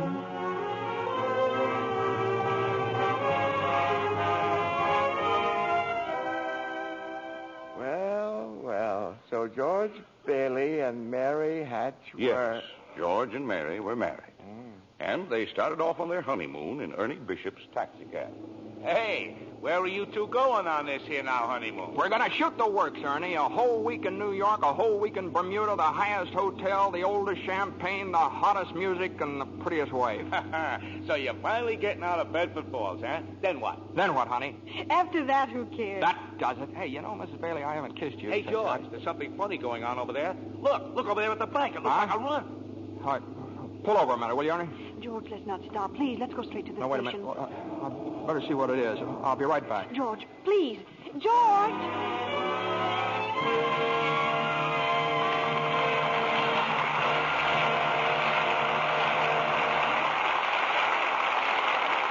In a few moments, we'll return with the second act of It's a Wonderful Life, starring James Stewart, Donna Reed, and Victor Moore. Meanwhile, here's our Hollywood reporter, Libby Collins, looking very smart, too, may I say. Well, thank you, Mr. Keeley. You know, after seeing Paulette Goddard's wardrobe for Paramount's new comedy, Suddenly It's Spring, I just had to rush out and buy something new. Looking at all those lovely clothes was just too much for my self-control. Well, you look stunning, Libby. Oh, thank you again, Mr. Keeley. And tell me about the picture. I understand that Paulette's portrayal of an ex-whack is truly delightful. Oh, yes, it is. And Fred McMurray gives a perfect characterization of her wayward husband. Between the two of them, Suddenly It's Spring is a high-spirited comedy with emphasis on the romantic side. Well, naturally. But really, Mr. Keeley, that wardrobe of Miss Goddard certainly will make clothes-conscious girls sit up and take notice. I'll bet you think so, too, Mr. Kennedy. Well, Libby, men seldom know much about styles. Well, what I notice about a dress is the general effect when a woman wears it. Some girls always seem to have that right-on-the-beam look. You know what I mean. Well, I think what you have in mind, Mr. Kennedy, is good grooming. Screen stars certainly put great emphasis on it. A perfect hairdo, fresh, beautifully cared-for skin. Those are essentials. That must be the reason Lux Toilet Soap continues to be a studio standby, no matter how often other styles change. Well, that's what Miss Goddard told me. She says her beauty facials are so quick and easy and work so well. She's never without a supply of Lux Toilet Soap. I can depend on it for daily complexion care, she said. I wish you'd tell the ladies in our audience how easy these Lux Soap facials are, Libby. Well, here's what Paulette Goddard does. She says, I cover my face with the fragrant Lux Soap lather and work it well in. I rinse with warm water, then cold, and use a soft towel to pat my skin dry. Gives skin quick new beauty, she says. Daily Lux Soap facials do make skin lovelier. Recent tests by skin specialists proved it. In 3 out of 4 cases, complexions became softer and smoother in just a short time. A lovely Lux complexion makes a woman so attractive. I wish every girl who hasn't tried Lux Toilet Soap would begin using it tomorrow. That's sound advice, Libby. When 9 out of 10 screen stars recommend a beauty soap, you know it has to be good. So why not try Lux Toilet Soap, Hollywood's own complexion soap? We pause now for station identification. This is CBS, the Columbia Broadcasting System.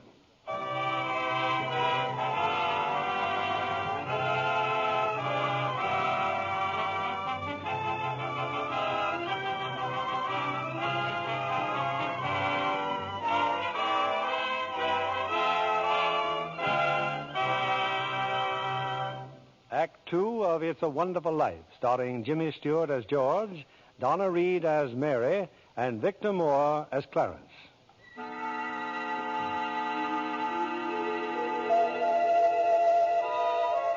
Well, we're back in heaven again, where the superintendent of angels is reviewing the case history of a mortal named George Bailey.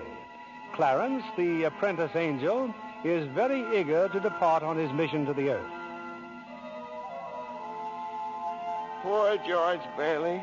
Oh, he's certainly in desperate trouble, Joseph. I'll go to him at once. Now, you sit down, Clarence. Sit down. We're nowhere near the point where George Bailey's thinking of taking his life. We're not? Now, where were we? Oh, yes. George and Mary had just started out on their honeymoon when they ran smack into the financial panic of 1932. In the waiting room of the building and loan, 100 frantic people were clamoring for their safety. Hey, what's going on, Uncle Billy? What's happened to all those people out there? This is a pickle, George. All I know is the bank called our loan an hour ago. I had to hand over all our cash. Holy mackerel. Whole town's gone crazy. Bank's in the same spot we are. Our charter, too. What about our charter? Our charter says we have to stay open until 6 p.m. The state can take away our license if we don't. How can we stay open till 6 without any money? George, where are you going? Out to talk to those people. Come on. Now, please. Now, please, folks. Now, just a minute. Just a minute. Now, please. How about our money, George? Where's our money? Well, come on, now, please. Well, wait a minute. Wait a minute. Now, listen to me. Now, you're thinking of this place all wrong. Your money's not here. Oh, wait a minute. Now, let me tell you. Let me tell you, your money's in people's houses. In the Kennedy house, and the McLaren house, and in your house, and 100 others. Now, what are you going to do? Foreclose on them? I got $240 in shares. Now, let me have it. All right, Charlie. Now, you'll get your money in 60 days. 60 days? Well, now, look, that's what you agreed on when you bought your shares. I got my money. Old man Potter's taking over the bank. He'll pay you 50 cents on every dollar. Then let's take our shares to Potter. Half is better than nothing. Now, wait a minute, please, folks. I beg of you not to do this. If Potter gets hold of your shares, he'll be owning this building and loan. And he's got the bank, he's got the bus line, he's got the department stores, and now he's after us because he wants to keep you living in his shacks and paying the kind of rent he decides to charge. Now, we can get through this thing all right, but we've got to stick together. We've got to have faith in each other. My husband's out of work. We need money. I've got doctor bills to pay. I can't feed my kids on saved. How much do you need? You still got some money? Hey, Mary. Here it is, George. You told me to hold on to it. Would have made a nice honeymoon. Bought furniture, too. Hey, now, wait a minute, folks. Listen. I've got $2,000. All right, Charlie, how much do you need? $240. No, Charlie, now listen, just enough to tide you over. I said $240. Okay. Uncle Billy, give Charlie $240. All right, Ed. Now, how much just to get by on? $20, I suppose. Now you're talking. Now you, Mrs. Thompson, how about you? $20 will do me. Good. $20. Uncle Billy, pay it back when you can now. Pay it back when you can. All right. Who's next?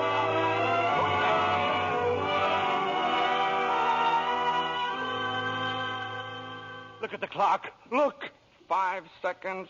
4 seconds, 3, 2, 1. 6 o'clock. We made it. Lock that door, Eustace, quick. Boy, we're still in business, Uncle Billy. We've even got $2 left. George, there's a call for you. Okay, and then call my wife, will you? She's probably over at Mother's. Mrs. Bailey's on the line. No, I don't want Miss Bailey. I want my wife, Mrs. Bailey. Mrs. Bailey, that's my wife. Give me the phone, will you? Hey, Mary, listen, Mary, I'm sorry. Come home. Well, what home?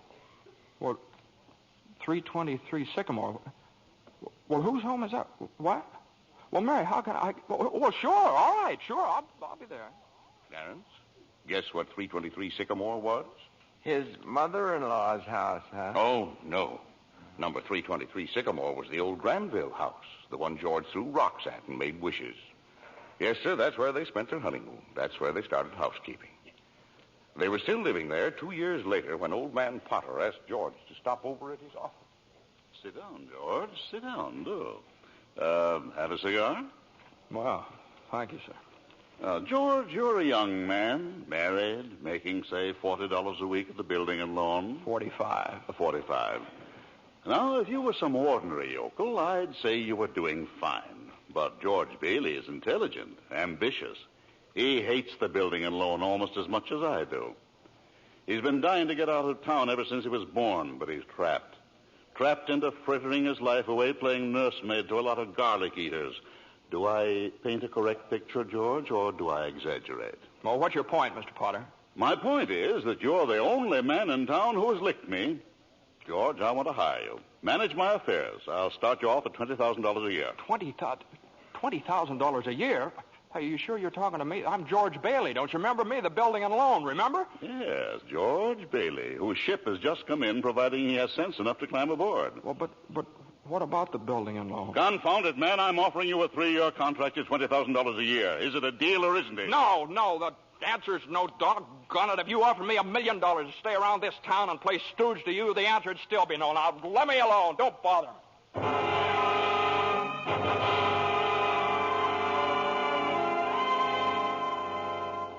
George, what did Mr. Potter want? Oh, it's nothing. He just talk. It's nothing. Oh, gee. Mary Hatch.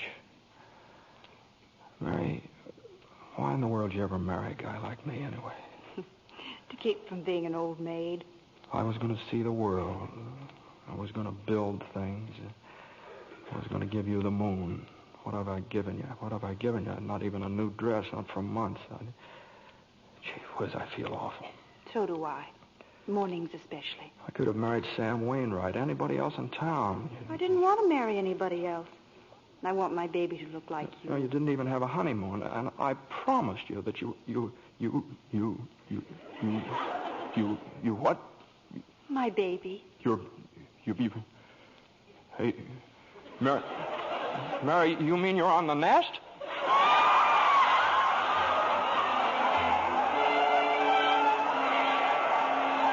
Well, Mary had her baby, Clarence, a boy.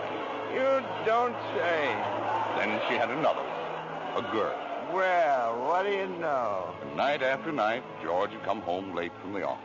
Things weren't good with the building and loan. Potter was really bearing down on him. Then came the war. Mary had another baby by then. Oh. But she still had time to help out in USO. Uncle Billy sold war bonds. And George's brother Harry became a real hero. Shot down 15 planes.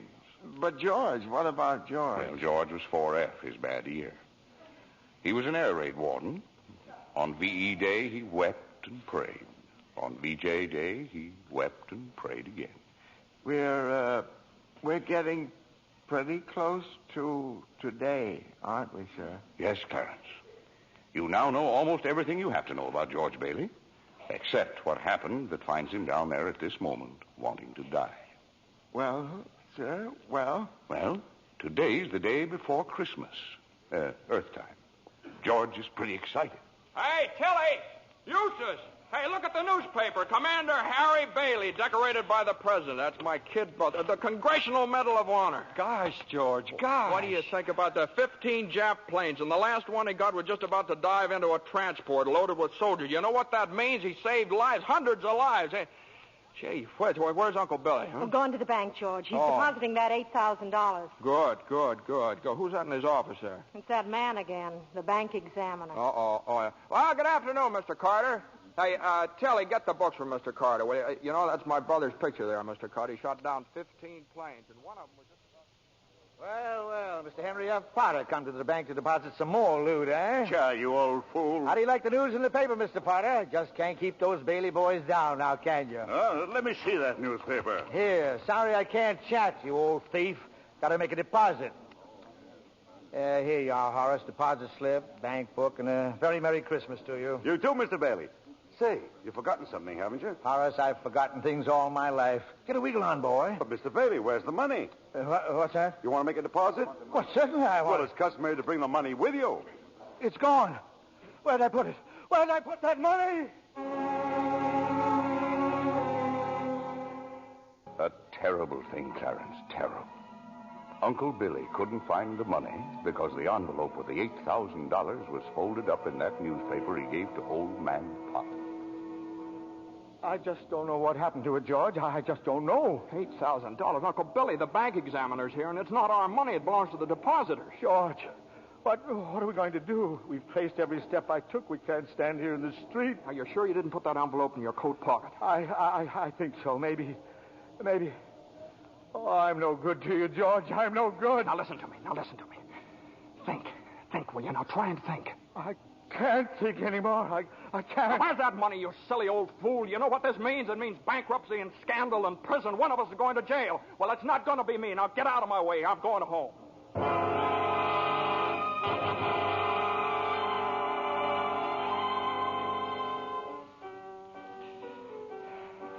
George, dear, what's wrong? You haven't said a word since you came home. Oh, well, that banging on that piano, does she have to just keep playing that same piece over and over and over and over again? I have to practice for the Christmas party, Daddy. What is it, dear? Another hectic day. Yeah, another red letter day for the baby. Dad, Murphy's got a brand new car. You should see it. What's the matter with our car? Isn't it good enough for you? I'm sorry, Dad. I only... Run upstairs, Petey. See if Zuzu's all right. Okay, Mom. Now, what do you mean? What to see if Zuzu's all right? What do you mean? Oh, she caught a little cold coming home from school. She didn't button up her coat. Well, what is it? What do you mean, just a cold? George, the doctor said it was nothing serious. Was the doctor here? Well, I thought he'd better look at her. This old drafty house. It's no wonder we don't all have pneumonia. Might as well be living in a refrigerator. Why'd we have to live here in the first place and stay around this measly, crummy old town? George, what's happened? Everything's happened. You call this a happy family? Why do we have to have all these kids? Daddy, how do you spell frankincense? I don't know how you spell. You ask your mother. Where are you going? Upstairs to see Zuzu. Hello? Oh, thank you, Mrs. Welch. I'm sure she'll be all right. Who's that? Zuzu's school teacher. What? Oh, yes, the doctor says she'll be fine tomorrow. Here, give me that phone. George, please. Mrs. Welsh? Well, this is Mr. Bailey. Say, what kind of a teacher are you anyway? What do you mean sending Zuzu home like that half naked? Do you realize you probably end up with pneumonia just because of your stupidity? You know, maybe my kids aren't the best dressed kids in town, but at least... Hello. Janie, will you stop playing that lousy piano? Cut it out. Stop it. George, for heaven's sake, what's wrong with you? I'm sorry. Janie, I'm sorry. Mary, I just got to get out of here.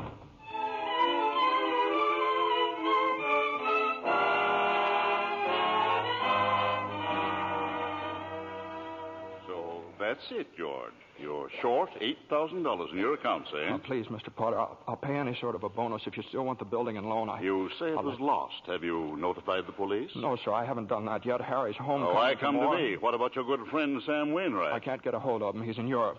What kind of security would I have, George? What collateral? Yes, sir, I have some life insurance here. $15,000 policy. What's your equity in it? $500. And you want $8,000?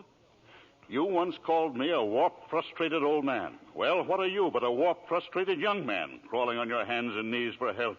Why don't you go to the riffraff you love so well? Ask them for help. I'll do anything, Mr. Potter, please.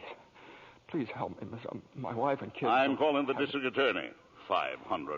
You know something, George? You're worth more dead than you are alive. Now get out of here. Get out.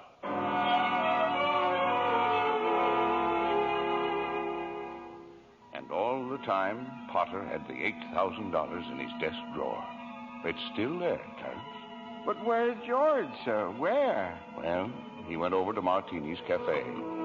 He's had a couple of drinks, Clarence. He's just standing there, sort of in a daze. Oh, God. Oh, God, dear Father in heaven, I'm not a praying man, but if you're up there and you can hear me, please show me the way. I'm at the end of my rope. Show me the way, God. Mr. Bailey, you all right? Don't drink anymore, Mr. Bailey. Please, you don't feel good. Bailey? Did you say Bailey? Which Bailey? This gentleman is Mr. Bailey, George Bailey. George Bailey, huh? And the next time you talk to my wife like that, she'll get worse. It isn't enough she slaves teaching your stupid kids how to read and write. You got to ball You them get out. out of here, Mr. Welch. You hit my best friend. Get out. All right, Mr. Bailey, you okay? Who's that? Mr. Welch, but don't worry. He don't come in this place no more. I'll get something for your face. It's bleeding. I'm all right. Please don't go away, Let me Mr. alone. Bailey. Please don't go away.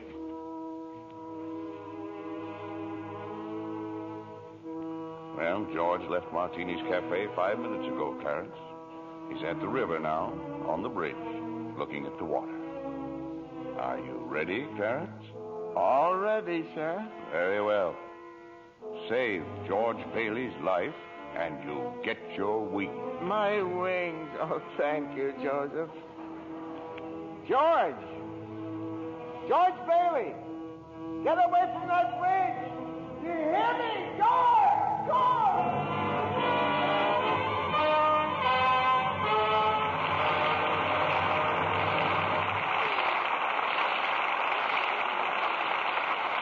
In just a moment, we'll bring you Act 3 of It's a Wonderful Life, starring Jimmy Stewart, Donna Reed, and Victor Moore. The popular theory about beautiful blondes is that they're content to be merely decorative. Our lovely guest tonight, Miss Susan Blanchard, completely disproves that idea. Besides being a hard-working Fox starlet, Susan, I understand you're a wonderful cook. I really love housekeeping, Mr. Keeley. But most of all, I enjoy the training I get at the studio. It's work, but it's fun, too. You're an Easterner, aren't you, Susan? Yes, a native New Yorker. I thought so. It was the Broadway theater that inspired me to think of show business as a career. Well, that's interesting. I used to save my allowance and go to every play I could. One of my favorite actresses was Jane Wyatt. Uh-huh. Imagine, Mr. Keeley, what a thrill it was for me to meet her right here in Hollywood. Jane Wyatt's latest picture, Boomerang, was made in the East, I understand. Yes. But she and Dana Andrews, who stars in Boomerang with her, were in Hollywood to see a studio showing of the picture. Oh, I see. Jane Wyatt is my ideal of a stage and screen star. So talented and so lovely to look at. Just as lovely in real life, too. She is indeed. It wasn't long before I discovered that she's as keen about Lux toilet soap for beauty care as I am. You know, I'm a Lux girl, too. We're glad to hear you say that, Miss Blanchard, because that's a very beautiful Lux complexion I see before me. Just right for blue eyes and ash blonde hair. Thank you, Mr. Kennedy. Any girl in pictures is delighted to find out about Lux toilet soap as a beauty care. Active lather facials are so quick and easy, and they really make a difference in your skin. Thousands of busy, attractive women have discovered that, Miss Blanchard. Daily Lux Soap complexion care does make skin lovelier. Otherwise, it wouldn't be the choice of 9 out of 10 screen stars. Lux toilet soap is all-around beauty care for me. I use it as a bath soap, too. It has such delightful perfume, leaves a lovely fragrance on the skin. Thank you, Miss Susan Blanchard. I hope our audience will be seeing that lovely Lux complexion of yours in a screen close-up one of these days.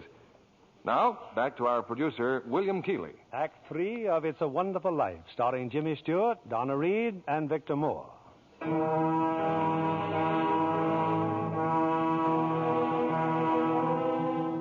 Numb with despair, convinced, as Mr. Potter said, that he's worth more dead than alive, George Bailey stands on a bridge, staring at the dark and frigid waters below.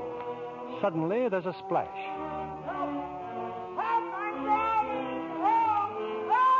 No, that's not George. It's Clarence, the apprentice angel. And there goes George in after him. It's a few minutes later now, and in the bridge-keeper's shack, George and Clarence are drying off. You both sure you're all right? You want a doctor? No, I'm all right. Oh, I'm fine. This underwear, I didn't have time to get anything more stylish. My wife gave me this on my last birthday. I passed away, and You what, mister? I see Tom Sawyer is drying out, too. Who? My book. I left in such a hurry, I brought Tom Sawyer with me. Hey, how'd you happen to fall in? Oh, I jumped in. I jumped in to save you. Jumped in to save me? Well, I did, didn't I? You didn't go through with it, did you? Go through with what? Suicide. Hey, it's against the law to commit suicide around here. Yeah, it's against the law where I come from, too. Where do you come from? Heaven. Oh, that's very funny. Your lips bleeding. Yeah, I got a bust in the jaw in answer to a prayer. Oh, no, George. I'm the answer to your prayer. Hey, how'd you know my name? Oh, I know all about you. Well, who are you supposed to be, anyway? Clarence Oddbody, AS2. Clarence Oddbody. What's the AS2 for? Angel, second class. Hey, I'm getting out of here. You may not need a doctor, but I do. Cheerio, my good man. Hey, look here. Why'd you want to save me? Because I'm your guardian angel, George. Oh, I see. Uh-huh. Well, you look like about the kind of an angel I'd get. What happened to your wings? Well, I haven't won my wings yet. That's why I'm an angel, second class. Oh, I see. But you can help me earn them, George, by letting me help you. Oh, don't happen to have $8,000 on you, do you? Oh, no. We don't use money in heaven. Oh, that's right. Yeah, I keep forgetting. I see. Comes in pretty handy down here, bub. Oh, tut. Of course, I found it out a little late. You know, I'm worth more dead than alive. You mustn't talk like that. Joseph will never give me my wings if you keep feeling that way. You just don't realize what you've done for your folks. Why, if it hadn't been for you... Yes, if it hadn't been for me, everybody would be better off. My wife and my kids and my friends. Oh, this is not going to be easy. And I'll be better off if I hadn't been born. What did you say? I said I wish I'd never been born. George, that's wonderful. It's wonderful? What? The idea you just gave me. Well, you got your wish. You've never been born. I've never been born? Exactly. No worries, no $8,000 to get, nothing. You simply don't exist. All right, okay, all right. George, I can do things, strange things. I can show you the world, George, the way it would be if you hadn't been born. Hey, wait a minute. This ear of mine. Hey, say something else in that bad ear. You don't have a bad ear anymore. Oh, I don't think you're concentrating. Oh. Don't you see? You're not the George Bailey you think you are. You're nobody. Oh, that's the doggonest thing I ever saw, that ear. Your lips stopped bleeding, too. Yeah. Yeah, hey, what's happening around here? What is this, anyway? I need a drink. That's what I need. What about you, Angel? You want a drink? Well, I don't quite know. Come on. We'll go as soon as our clothes are dry. Clothes are dry, George. Hey, so they are. That's funny. Well, look, let's get dressed and we'll stroll over to Martini's and then... excuse me. I'll stroll. You fly. Yeah. Oh, no, I don't have my You don't wings. have your wings yet. No. That's right. I forgot that again. A couple of drinks and we'll both fly. Huh?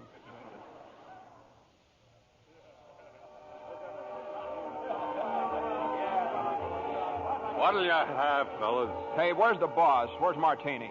Look, wise guy, I'm the boss, see? Okay, well, double scotch, quick, will you? What's yours? You know what I just love? Some mulled wine. Huh?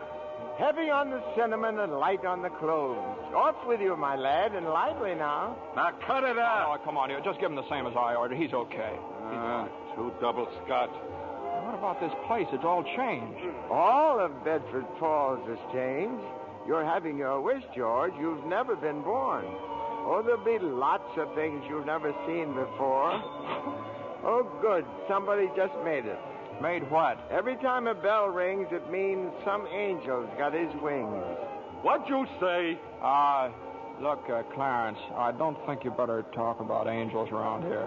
Don't they believe in angels? Oh, yeah, they believe in them, but it's just a little thing. thing. Why should people be surprised when they see one? Don't mind him, bartender. He's just a little fella. He just never grew up. And how old are you anyway, Clarence? Well, next May, I'll be 293. That does it. A couple of pixies, huh? Go on, get, you hear me? Get. Where's Martini? Will you Stop tell me? asking about Martini. Ain't here any... Hey, you. Rummy, didn't I tell you never to come panhandling around here? George, look. Hey, it's Mr. Gower. Mr. Gower. Listen, Mr. Gower, don't you know me? This is George Bailey. You buy me a drink, mister? Just one drink, will you, mister? Pinky! Yeah, Nick. Throw the rummy out. Oh, no, please. Hey, bartender, that's Mr. Gower, the druggist. That rumhead spent 20 years in jail for poisoning some kid. If you knew him, you must be a jailbird yourself. Pinky, here's 2 more. Get him out of here. Get up, George. Good thing he threw us in a snowbank, huh? Where's Mr. Gower? Mr. Gower doesn't know you, George. You see, you weren't there to stop him from putting poison into that prescription. Hey, what do you mean I wasn't there? Look, tell me, what are you? Are you a hypnotist?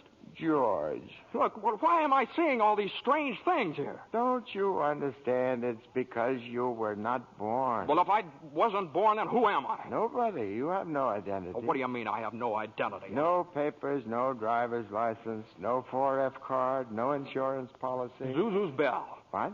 Zuzu's bell. I bought my little girl a bell to hang on the Christmas tree, and I forgot to give it to her. I've got it in my... It's gone. It's gone, too. Everything's gone. But you've been given a great gift, George.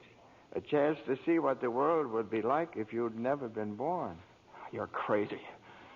You're crazy as a bedbug, and you're driving me crazy, too. Now, look, I'm going home to my wife and family. Do you understand that? And I'm going home alone. Better not leave him alone, Clarence. Keep following him. Joseph, I'll stay near him, sir. Poor George. He's seeing Main Street now the way it'd be if he hadn't lived. The thing that's really shocked him, sir, is the building and loan office. Know what's there now? Pawn shop. What's he doing? Can you see? He's talking to Ernie Bishop, the taxi driver. He wants to go home. You better tag along, Clarence. Oh, I will, sir. I will. Come on, step on it, will you, Ernie? Get me home. I'm off my nut. Where do you live, buddy? Oh, now, doggone it, Ernie. Don't you start pulling that stuff on me. 323 Sycamore. 323 Sycamore. Yeah, hurry up. Zuzu's sick. Okay, buddy. Hey, look, Ernie, I don't know what's happened. I'm going crazy or something. I got some bad liquor. Now, look, tell me this now. You're Ernie Bishop, right? And you live with your wife and kid down You seen my wife? What do you mean? I've seen your wife. I've been in your house 100 times. What do you... We built it for you, didn't we? Lord, my wife took the kid and ran away 5 years ago, and I ain't never seen you before in my life, see? Okay, Ernie, okay. Just step on it. Get me home.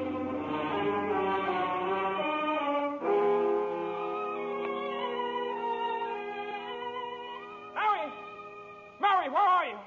Janie, Petey, Zuzu. Zuzu, where are you? This is just an old abandoned house, George. You have no wife, no children. Where are they? What have you done with them? Hey, I'll break that fence. See, I told you. All right, up with your hands. Oh, Bert the cop. Thank heaven you're here. Now, look, why don't you be a good fella, and I'll take you to a doctor. Bert, listen to me. What's the matter with you guys? Now, listen, it's that fellow there. He says he's an angel. He tried to hypnotize me. I hate to use my nightstick, but I guess I... Ow! Run, George, run. He can't hit you while I'm biting him. George, run. My teeth aren't what they used to be. Joseph, help! Joseph! Where'd they go, Ernie? Where'd they go? I don't know. They just disappeared.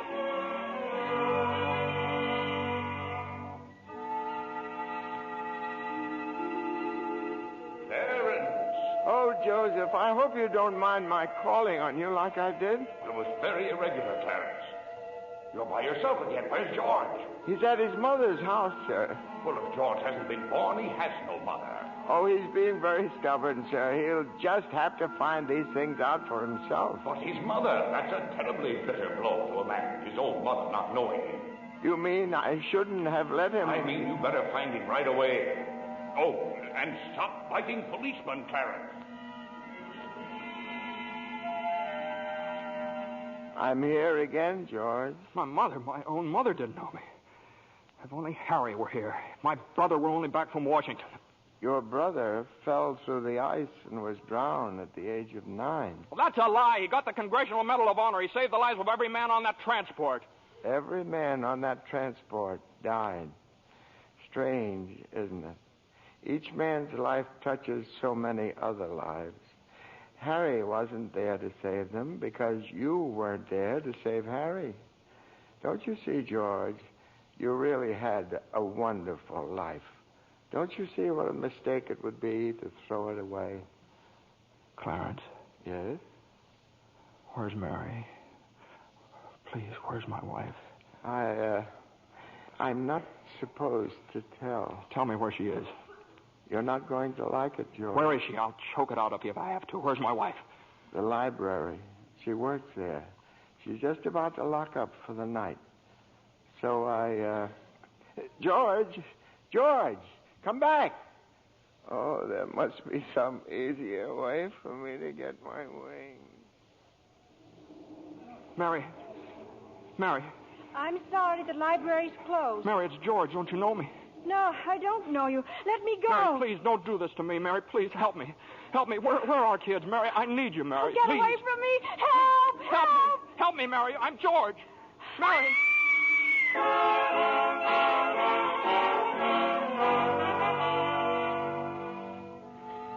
Clarence. Oh, where is he, Joseph? Where's George? I'm afraid I've lost him, sir. You knew you shouldn't have let him try to see Mary. Now they're after him, a mob. They think he was trying to hurt her. Joseph, I won't even get one wing, will I? You have one more chance, Clarence. Get over to the bridge by the river. I think George has seen just about enough. But the mob... Now, don't worry. They've lost him, too. Now, hurry up. Oh, thank you, Joseph. Thank you. Clarence, where are you? I'm here, George. Help me, Clarence. Get me back. I don't care what happens to me. Only get me back to my wife and kids, please. I want to live again. Oh, thank you, George. Thank you, boy. I want to live again, please. Oh, God, please let me live again. George? Is that you down there, George? Now, get out here, Bert. Get out here. You come in any closer, I'll let you have it. What the hell are you yelling for, George? Come on. George, Bert, do you know me? No, yeah. I've been looking all over town for you. Where you been? Hey, Bert, I'm alive again, Bert. You sure you're all right? Hey, your mouth's bleeding. It is. Hey, my mouth's bleeding. Bert, look at the blood come out of there, would you? Where's Zuzu's Christmas bell, Bert? I had it right in my pocket. Here it is! Hey, it's in my pocket! What do you know about it? Hey, Merry Christmas, Bert! Well, Merry Christmas. Get in the car. I'll drive you home. You will, Bert? We'll do that. And turn the siren wide open, huh? Merry Christmas, Bedford Falls! Hey, Merry Christmas, old building and loan! Merry Christmas, Mr. Potter! Yippee! Come on. Hey, Bert, come on in with me, huh? What is these people, these reporters? Hey, Merry Christmas, reporters. Hey, Mr. Bank Examiner, Merry Christmas. Mr. Bailey, there's a deficit. I know, $8,000, I'll bet, huh? George, I've got a little paper here. I'm sorry. I bet it's a warrant for my arrest. Isn't that wonderful? Merry Christmas. Hey, where's Mary, you know? Look at this wonderful old drafty house. Isn't it wonderful? Have you seen my wife? Where's Mary? Mary! Merry Christmas! Kids! Hey, kids! Janie! Petey! Hey, I could eat you up. Where's your mother? She went looking for you, Daddy, with Uncle Billy. Oh, Daddy? Zuzu, my little ginger snap. How do you feel, huh? Fine, Daddy. Not a snitch of temper. Not a snitch of temper. Hallelujah! George, darling. It's Mommy. Mommy's home. Mary. George, where have you been? Mary. George, Mary, now, George. look, just let me touch you. Oh, you're real, Mary. Oh, you've no idea what happened to me. You've no idea what's happened either. They're on their way here. Who's on their way? Oh, the police department? The FBI, the National Guard? I'm alive again, Mary. Oh, listen, Mary, I'm alive again. Oh, yes, darling, yes. Now close your eyes and come on downstairs. What is it? Can't open my eyes yet, Mary? What's going on here? Now keep your eyes closed. Now, I'll just walk you over here by the Christmas tree and... Well, the people, I hear lots of people. What is it? Lots of people. Just 1 minute now. We're all ready, Uncle Billy. Come in, everybody. George, look! Just look! Uncle Billy! Money, George. A laundry basket filled with money. Money for you. Mary did it, George. Mary! I don't understand. What money? What... People heard you were in trouble, darling. These people, your friends, they've collected this money for you. The $8,000. Charlie. Hey, there's Martini. Mr. Gower. Hey, how are you, Mr. Gower? Mrs. Thompson, Ed, Tom, everybody. None of us would have a roof over our heads if it wasn't for you, George. Gosh, this is wonderful. Hey, Mary, look who's coming in. Mother. Hi, Mother. Hey, and Harry. Got Mary's telegram, George. I flew in as fast as I could. Hey, everybody, a toast. How about a toast? Oh, good idea, Ernie. A toast to my big brother, George, the richest man in town. Daddy,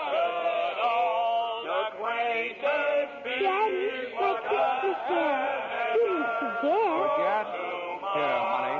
Here's your bell. Daddy. Darling, what's this on the table here? This book? The Adventures of Tom Sawyer. Lord, there's something written in it. Dear George, remember no man is a failure who has friends. Thanks for the wings. Love, Clarence. Clarence? Yeah, he's a very dear friend of mine. Daddy, Mrs. Welch says every time a bell rings, an angel gets his wings. That's right, Zuzu. That's right.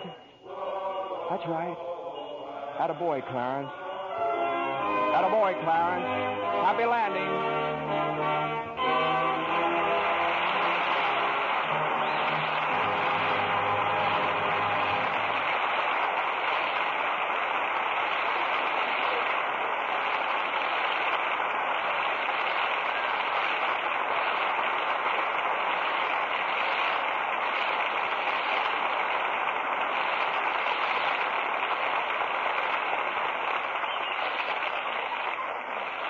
It's a wonderful life so long as we can have such fine performances as we enjoyed tonight. From Jimmy Stewart, Donna Reed, and Victor Moore. Jimmy, I'd like to thank whatever guardian angel whisked you back from Texas for our show this evening. Well, that guardian angel was an airline's wing, Bill. You were in Texas for the premiere of this picture, weren't you, Jimmy? Yeah, Frank Capra and I went down for 5 openings, as many nights. Pretty good All down of there them in Texas. yeah. Jimmy? Yeah, every one of them. 5 premieres over Texas. You know, it's a pretty big state. Takes that many to do it. Jimmy, I'm sure your fans were proud to read that you received an honorary degree from Princeton just the other week. Yes, how about that, Jimmy? Do we call you professor now? No. It's just an M.A. Oh, Master of Arts? Well, it might have been. I don't know. It might be for murdering architecture. That's what I studied at Preston. Well, you know, Donna has an honorary degree to her credit, too. LLC. What's that, Bill? LLC? Well, you can see for yourself. A lovely Lux complexion. Well, thank you, Bill. Or rather, thank Lux Toilet Soap. It's a wonderful complexion care. I use it faithfully. With wonderful results, I see. What's happening next Monday night on Lux, Bill? Next week, we have another of the season's most successful films. It's 20th Century Fox's thrilling screen hit, Leave Her to Heaven, with lovely Jean Tierney, and a star who appears in answer to literally hundreds of requests, Cornell Wilde. Based on the best-selling novel of the same name, Leave Her to Heaven is the strange, dramatic story of a woman whose twisted mind and fiendish jealousy drive her to any lengths to hold the man she loves. Now, that ought to make great listening, Bill. I wouldn't miss it for anything. Good night. Good night, and thanks a million.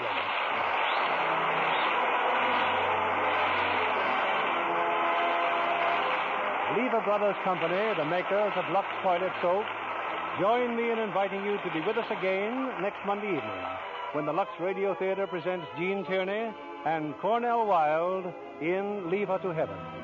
This is William Keeley saying good night to you from Hollywood.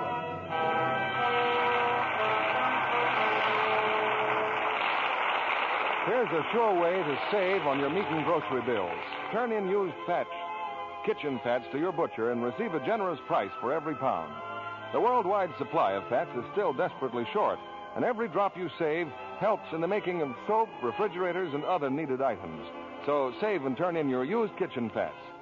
Donna Reed appeared through the courtesy of Metro-Goldwyn-Mayer, producers of The Beginning or the End, starring Brian Donlevy and Robert Walker. James Stewart will soon be seen in the Robert Riskin production for RKO, Magic Town. Victor Moore will soon be seen in Roy Del Ruth's production, It Happened on Fifth Avenue. Our music was directed by Louis Silvers. This program is broadcast to our men and women overseas through cooperation with the Armed Forces Radio Service.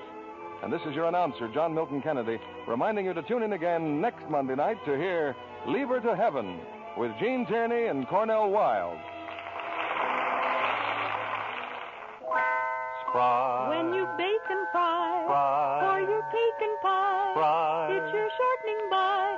Rely on Spry. Want fried foods crisp, golden, better tasting? Try Spry, the pure vegetable shortening that gives you delicious, better tasting fried foods. So digestible, too, the Spry way. Rely on Spry. S-P-R-Y. Rely on Spry. S-P-R-Y. Be sure to listen in again next Monday night to hear the Lux Radio Theater presentation of Leave Her to Heaven. This is CBS, the Columbia Broadcasting System.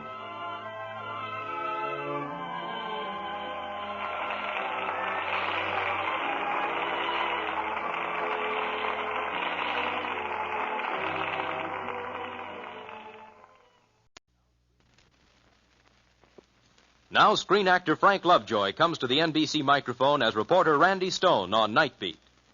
But first, let me tell you about some of our other mystery features heard on this station of the NBC Radio Network.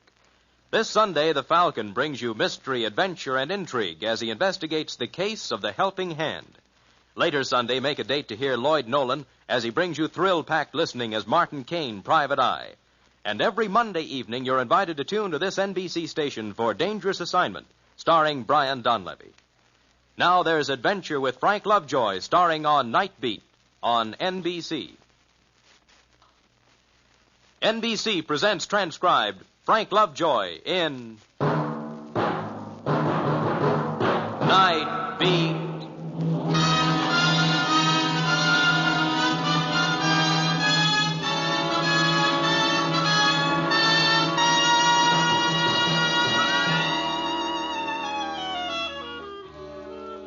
Hi, this is Randy Stone. I cover the Night Beat for the Chicago Star. Christmas Eve. Jingle bells, silent night, boughs of holly. Yeah, they say there's a warmth about Christmas that spreads out like a fan and touches everyone. The holiday spirit, it's called. But right at the moment, I'm thinking of one character who was nearly left out in the cold last Christmas. None other than yours truly. Me, myself, Randy Stone.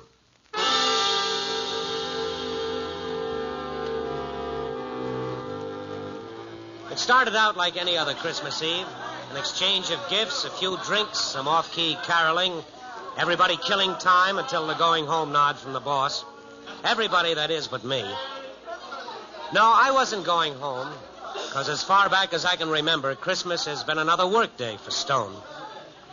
I waited around for the noisy holiday gang to leave so I could settle down to work. And then Sam Bullock, the big boss, sent for me, and I walked across to his office. Oh, come in, Randy, come in. How are you, boss? Sit down, Randy. Oh, such politeness can mean only one thing. I'm fired. No, this is even more embarrassing, Randy. I'm going to give you a little something in the way of a present. Ah, I'll come back when you're sober. When's the last time you had Christmas off, my boy? I can't remember why. Well, you're having this one off. 5 days of it to spend with your family. Well, what family? Boss, you know better than that. What'll I do with myself? Well, a man who knows as many people as you do, that'll be the best thing in the world for you. Hey, yeah. Yeah, it might really be something. Say, I could call Alex Stevens. He's been bothering me for 8 years to spend Christmas with his family. Sure. Or maybe Alice over in Classified. You know, I'm beginning to like the idea. Okay, well, you'd better beat it before this noble impulse of mine evaporates. Well, you hang on to it. I'm leaving now. And, Randy. Yeah? Merry Christmas to you. Right back at you, Chief. And thanks for the break.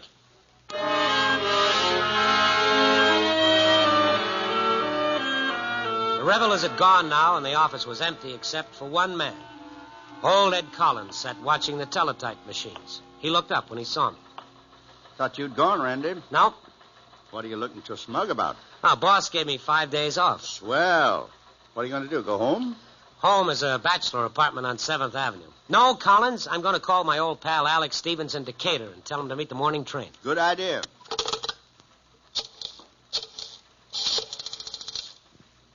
Long distance? I want to call Decatur, the Stevens residence. Alex Stevens in Decatur. I'll wait. Mm-hmm. Phone's ringing all right. Good, good. Oh, this'll floor Alec. 8 years he's been after me. Must have an old maid sister-in-law or something. Careful, Randy.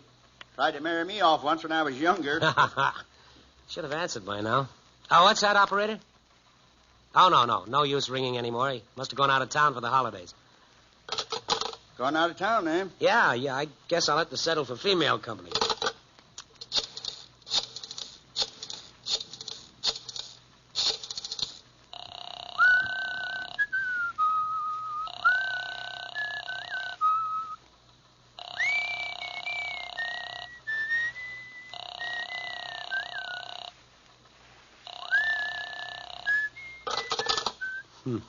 Not home either?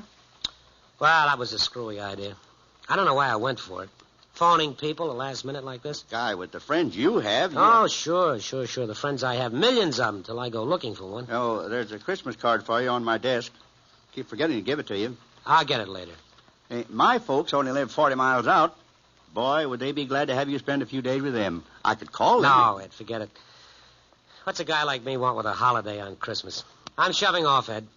How about that envelope on my desk? Later. Looks like I might be back to play a little pinochle with you. Now, my ma, all I've got to do is phone her. No, I'll make out all right. See you later. And have yourself a time. Merry Christmas. Yeah. Merry Christmas.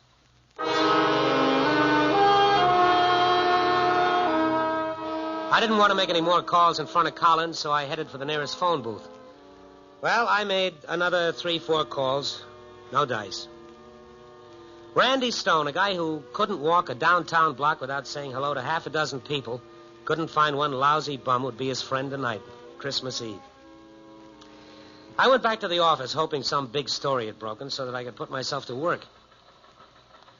Nothing come in, Ed? Not a thing. Even the thugs are home tonight. Anybody phone me? No. Here's that letter I was telling you about. Oh, thank you. What's that, money? It's a 50-cent piece. What's he want, your autograph? It just says, God bless you, Mr. Stone, signed Catherine Malloy. I don't know any Catherine Malloy. Hey, this is all the earmarks of an office gag, and a pretty poor one at that. It's $50. Yeah, it'll buy a drink. Say, Randy. Yeah? I thought maybe you'd change your mind about going out to my folks' place. No, thank you, Ed. No, thank you. My ma, she... No, I said no. Ed, no, thank you. Outside it was snowing, light and fluffy, like it had been specially ordered for the occasion. And the people went about their business humming and singing little snatches of song. You know, oh, what fun it is to ride in a one-horse open sleigh. Yeah, there was warmth and good feeling everywhere. But my mood was more than a match for it, and I was beginning to feel sorry for myself. Like an unwanted cat, I took my mood out to get it drowned at Bobby's bar. Randy, how are you, boy? How are you? Wow.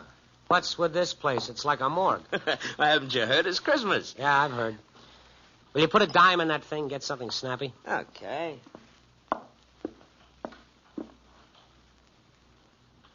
There we are. Hey. You lonely, Randy? Get me a whiskey sour. Yeah. That's the way it is with me, too. I don't need nobody. Nobody needs me. It's all right, I guess, only 2 or 3 times a year you wish it was different. You know when it hits me? Christmas, Easter, and May 17th. That's the date my mother died.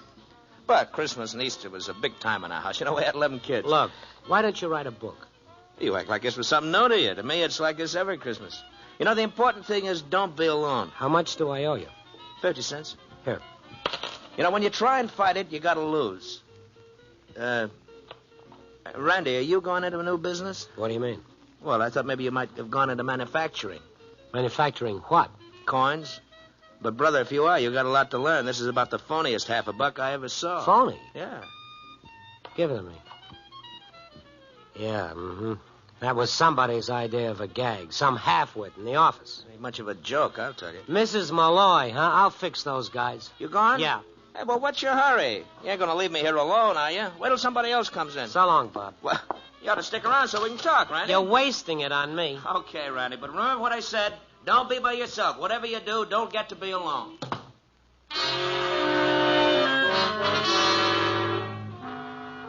I stopped at the corner drugstore and bought a couple of magazines and went to my apartment ready to spend a quiet holiday. 7 o'clock. Great. Nice, long evening ahead of me. Lots of time to hate the world and feel sorry for myself. I poured myself a quick drink, and then somebody rang my doorbell. Yeah, just a minute. Hi. A 10, 11-year-old kid stood in the doorway looking up at me. His face was clean, but his clothes were patched and ragged. He wore a red pullover sweater at least 5 sizes too big for his skinny frame. Hello, Mr. Stone. Wow, what do you want? Don't you remember me? Well, I remember 10,000 of you. What do you want, a handout? I'm Jerry Malloy. Remember Mrs. Malloy? Who sent you up here? Whose idea was it? McFarland's, the office wise guy? My mother sent me. Well, you go back and tell your mother not to send phony coins through the mails. And if your mother happens to be McFarland, tell him that... She said for me to give you this letter. I'm to wait for your answer. Look, kid, take your letter and beat it. Enough is enough. She said maybe... Will you take the letter? Now, come on. What are you waiting for? I'll leave it with you. No. Here's 2 bits for you. Now, go tell McFarland the joke is over. Now, beat it before I get mad. Mother said to wish you a Merry Christmas. Beat it. I no sooner slammed the door shut when I began feeling like a heel. And I opened the door half hoping I'd find him standing there. But he was gone. But resting on the mat in front of my door was the quarter I'd given him. I picked it up and I stood there with the coin burning my fingers. I knew I wouldn't feel quite clean again until I'd found that kid and made it right with him. Somehow.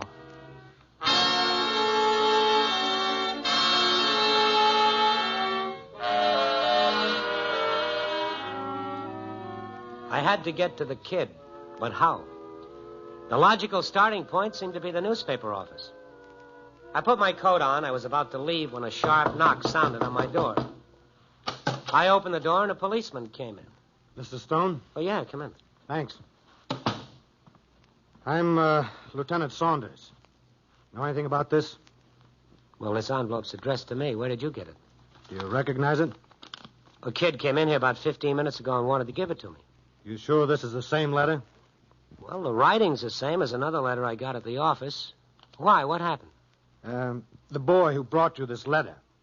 What's his name? I don't know. He said it was Malloy, but I don't think it is. Give me a description. Oh, he's, 10, 11 years old. 95 pounds, light brown hair, wearing a faded red sweater, patched trousers.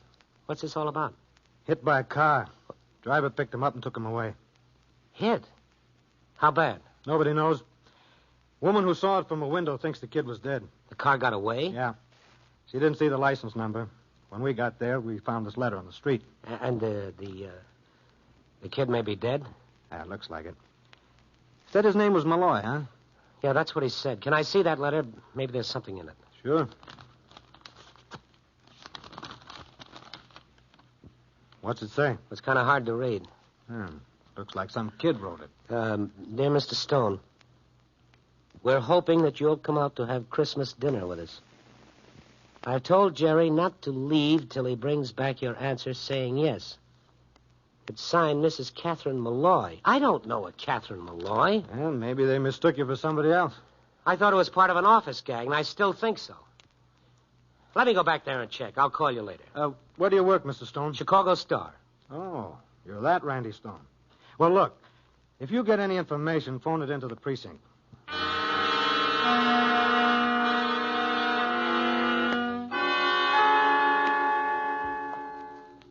Hi, Randy. What's the matter with you? Look like you've been run over by a streetcar. Well, that's how I feel. Collins, you gotta help me. Well, if I can, sure. What is it? Now, first of all, tell me. Did anybody in the office plant a phony coin in an envelope and send it to me in a Christmas card? Well, not that I know of. Who'd pull a crazy stunt like that? I don't know.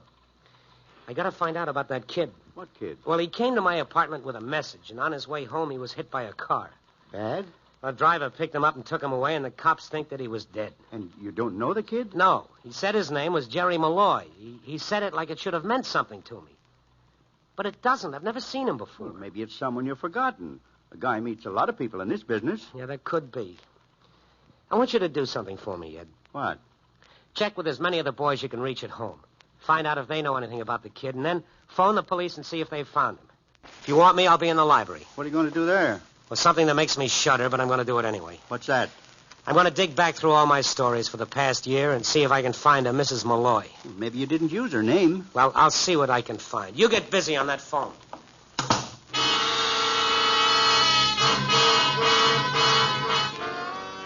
Collins left me alone, and I went to work. It's funny how inane some of the stuff you write seems after it's been buried. Only 3 of the bits offered any idea of who Mrs. Malloy might be. One about a woman who'd refused to leave a cat in a burning house. Another about a middle-aged lady bookie. And the last about a woman and her family who were being evicted from a slum apartment for lack of rent money.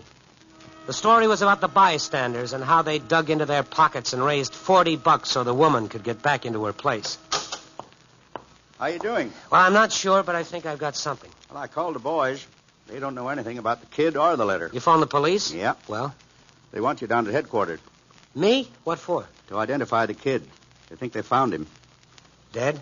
Not much chance to live. Where is he? State Hospital. It's a pleasant chore for Christmas Eve, isn't it? Dandy. Well, then I guess they want me to go and see his mother and say, guess what I brought you for Christmas. Snap out of it, Randy. It wasn't your fault. Yeah.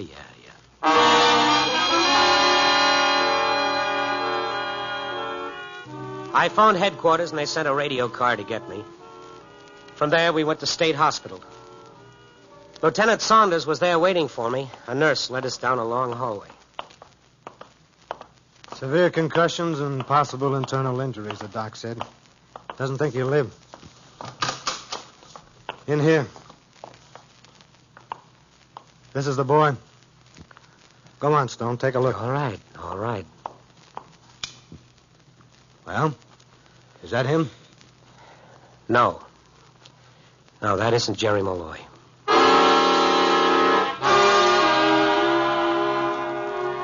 For a minute, I felt a sense of relief, but I knew I was kidding myself. Sooner or later, Jerry's body would be found, and until then and after then, I'd feel the guilt to be mine. You see, by now I knew the kid was on the level. He'd been sent to me with a message offering me a home for Christmas, and in my blind stupidity, I sent him away. Nice guy, this Randy Stone. The cops dropped me off at the paper and told me they'd keep in touch. Well? No, it's not him. What are you going to do? I'm going to find Mrs. Malloy. That 50-cent coin, that's what makes it interesting. Why money in a Christmas card and a phony coin at that? Well, maybe she didn't know it was phony. All right, then. She didn't know it was phony, but why was she sending you money? You lending the stuff out at 15%? What? Hey, wait a minute. You got something there. Maybe she did owe me some money. That woman that was tossed out on the street, $40 we raised for her, she took my name and said she'd send me my $5 back. Well, can you remember where she lived? It was on the south side. I remember the building. Yeah, I can find her. Collins, I can find that kid's poor mother. Well, isn't that what you wanted? I don't know. You know what I really want?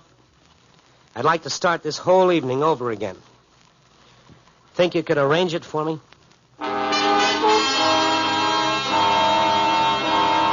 I suppose I could have let the police handle it, but I'd developed a burning need to tell her myself.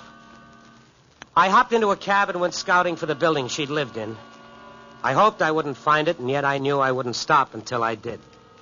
I found it all right where it had always been, pressed between the ugliness of two warehouses. I hung around outside for 10 minutes before I could find the courage to go and face her. Apartment 6 she'd lived in. I stood in front of it and listened to the muffled sounds of a radio playing dance music inside.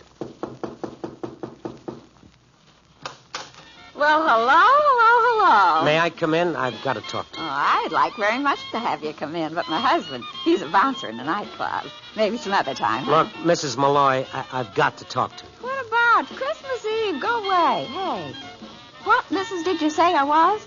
Malloy, Catherine Malloy. I'm not Mrs. Malloy. I never was, never will be.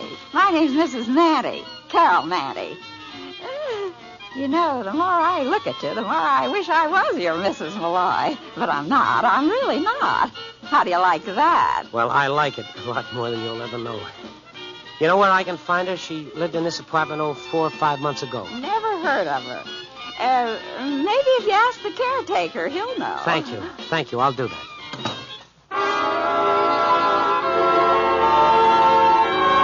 I was glad this woman wasn't Jerry's mother.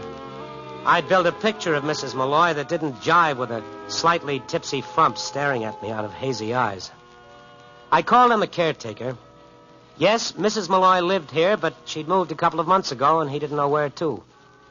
He told me to try Kozlov's grocery store. The storekeeper there was a living city directory. Mr. Kozlov? None other. What can I do for you? I'm looking for a Mrs. Malloy who used to live in the Elkin Apartments. I was wondering if you knew where she'd moved to. Malloy? Uh-huh. Oh, yes, I remember her, but I don't know where she moved to. A good woman. Didn't owe me a penny when she left. I've got to find her. She was working steady when she moved. Wages every week makes difference. You think some of her neighbors would know where she moved to? Oh, they do a big turnover in some of those places, but with wages coming in regular, I think I know how you can find her. How? It's a pattern people follow. When things can't be worse, then they live in places like the Elkin Apartments. But when they're working and a little money is coming in, they move up a notch. That's the way it works. Where is this notch, this step up? It's a gamble. But if I was you, I'd try Blake Avenue, somewhere around 20th. That's the way it goes, from Elkin to Blake. Sometimes back to Elkin. Sometimes not.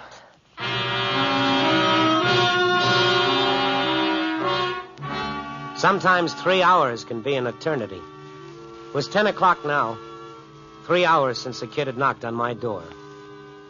The streets were full of happy, smiling people, and the snow made everything look like a Christmas display window in one of the big stores. I'd have given 10 years' salary to be like the people rushing into the stores for the last-minute presents for Aunt Agatha. I went into the stores all right, but to ask them if they knew where I could find a dead kid's mother. Took me about 15 calls to locate her.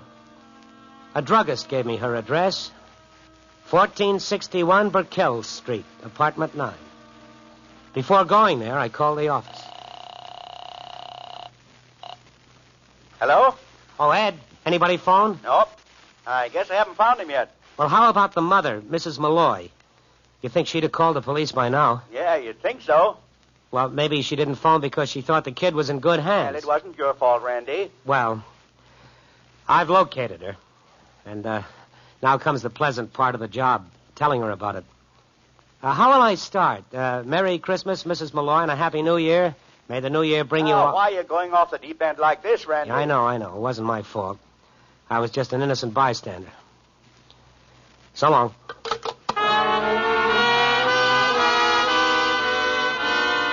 I made another call, police headquarters. They had nothing new on it. The kid would turn up, they said. He'd be pretty dead, but he'd turn up. I told them I was going to see the kid's mother, that I'd located her. Lieutenant Saunders thought that would be a swell idea. I walked down the street to Mrs. Malloy's apartment house, and I stood there a minute. From where I was standing, I could see the sign on top of the Chicago Star building. Mrs. Malloy lived only 3 blocks from my smug little tower. From Star to empty apartment to Malloy and back to the Star. But that's the way it looked geographically as well as symbolically. Another 20 minutes wouldn't matter much, I thought. So I walked the couple of blocks it took me to get back to Bobby's Bar and Grill. Hi, Randy. You're not making the rounds of the bars, are you? No. Make it a double bourbon. Water. Double bourbon? Yeah, double. Not much trade tonight. Oh, later they come. Randy, why is it hitting you so hard? You scratch a little of the veneer off, and what do you find? A sentimental slob. What's bad about that? Well, then you find that you can't do things that have got to be done. Like what? What needs being done tonight? Like telling a woman that her young son is dead and that I had a lot to do with it. You're kidding. I'm not. How do you go about a job like that? Well, how did it happen? Does it matter? No. You think whiskey will help? Close the place up, Bob, and come with me. You don't have to say anything. Just stand there with me. No. It's a one-man job, huh? As far as I'm concerned. Well, maybe you're right. I'll see you later. Yeah, I'll see you later.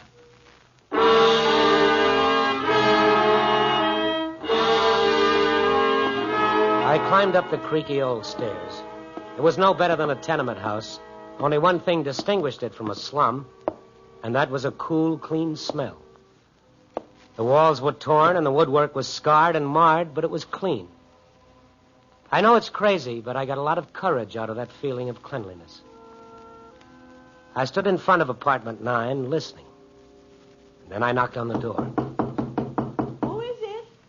It's me, Randy Stone. Mr. Stone, how welcome you are. Come in.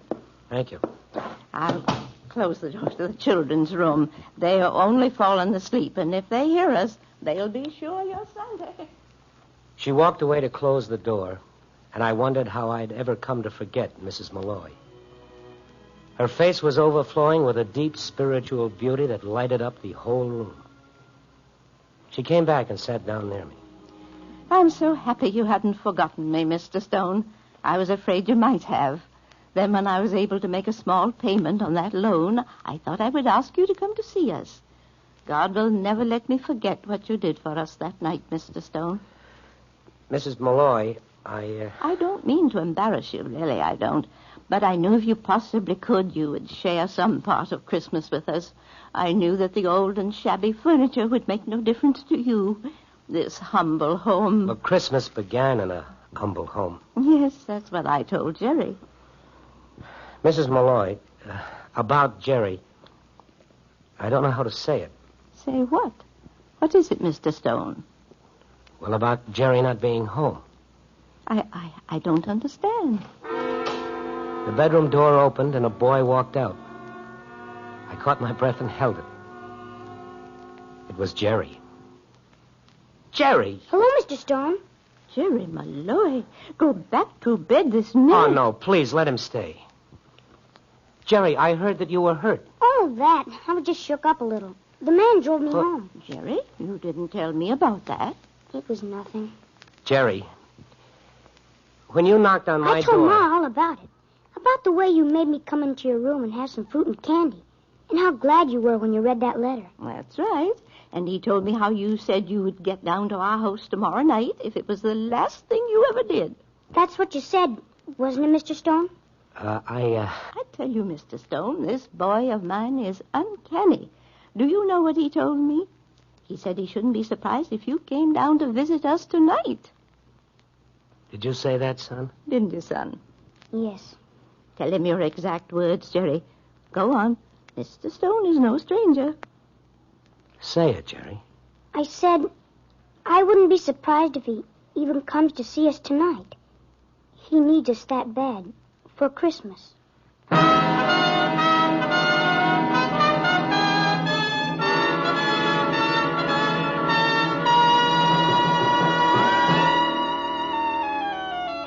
In those 3 little rooms on the edge of the city's slums, I learned that human beings can find happiness. And don't listen to what your banker tells you. It's a thing of the spirit, not of the pocket. In that shabby little apartment with a cracked linoleum and a threadbare sofa, I learned the magic of the words. Merry Christmas. Copy, boy.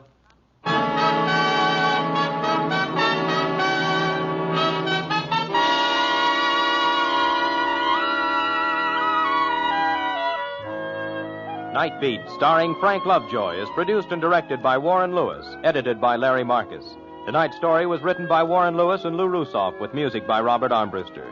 Featured in tonight's cast were Kate McKenna, Sammy Ogg, Ralph Moody, Jan Arvan, Bill Conrad, and Gail Bonney. Don Rickles speaking. Our star, Frank Lovejoy, and all of us on Nightbeat wish you a very Merry Christmas. 3 chimes mean good times on NBC. Saturday morning, hear Mind Your Manners, and later the Somerset Maugham Radio Theater starring Peggy Ann Garner. This is NBC, the National Broadcasting Company.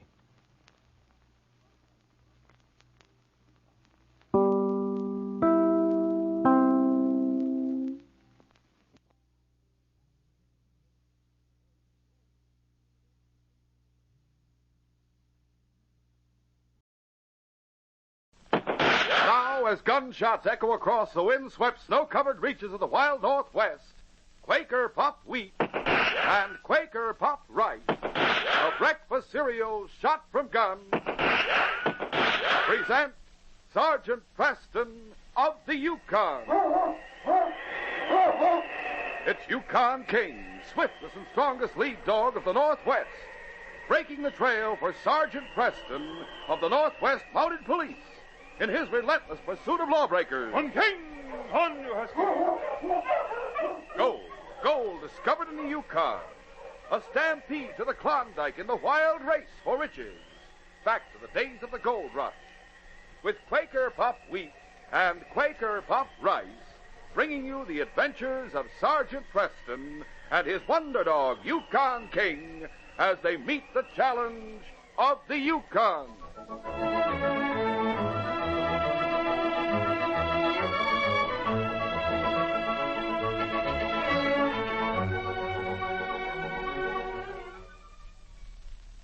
There's no one that can make a better cereal than Quaker Puffed Wheat. It's neat, and when you hear the shootin', you're darn tootin' that Quaker makes the ones shot from guns. Not only that, Quaker Puffed Wheat and Quaker Puffed Rice are the ones that give you added food values of restored natural grain amounts of vitamin B1, niacin, and iron. And delicious, just taste them. They're full of bang-up nut-like flavor. For a nutritious treat that can't be beat, eat Quaker Puffed Rice and Quaker Puffed Wheat.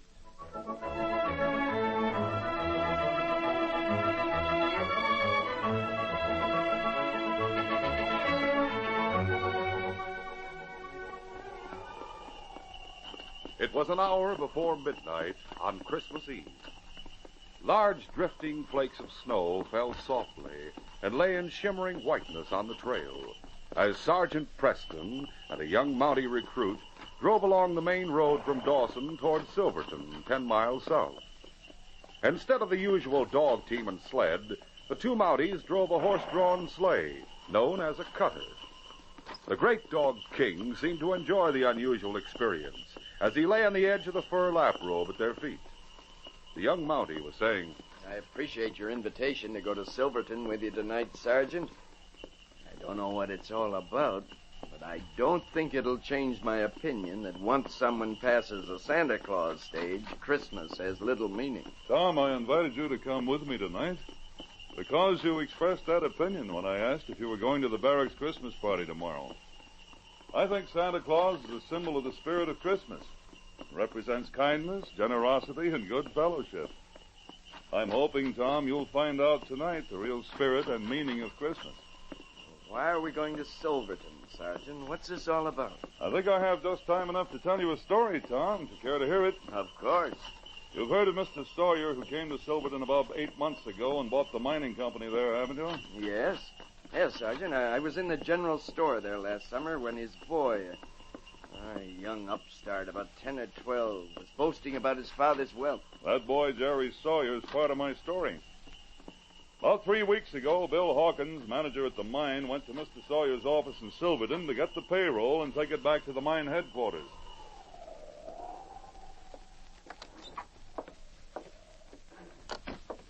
Good morning, Bill. Good morning, Mr. Sawyer. Is the payroll money ready? It came from the bank a short time ago. I'll count it and lock it in the bag for you to take out to the cashier at the mine. By the way, how's old Marlowe getting along? As a matter of fact, sir, Marlowe resigned. He took a job at the bank in Dawson. Huh? Well, I took on a new man last week. Nice young chap who was recommended by Marlowe. I understand he was a bank teller in Selkirk.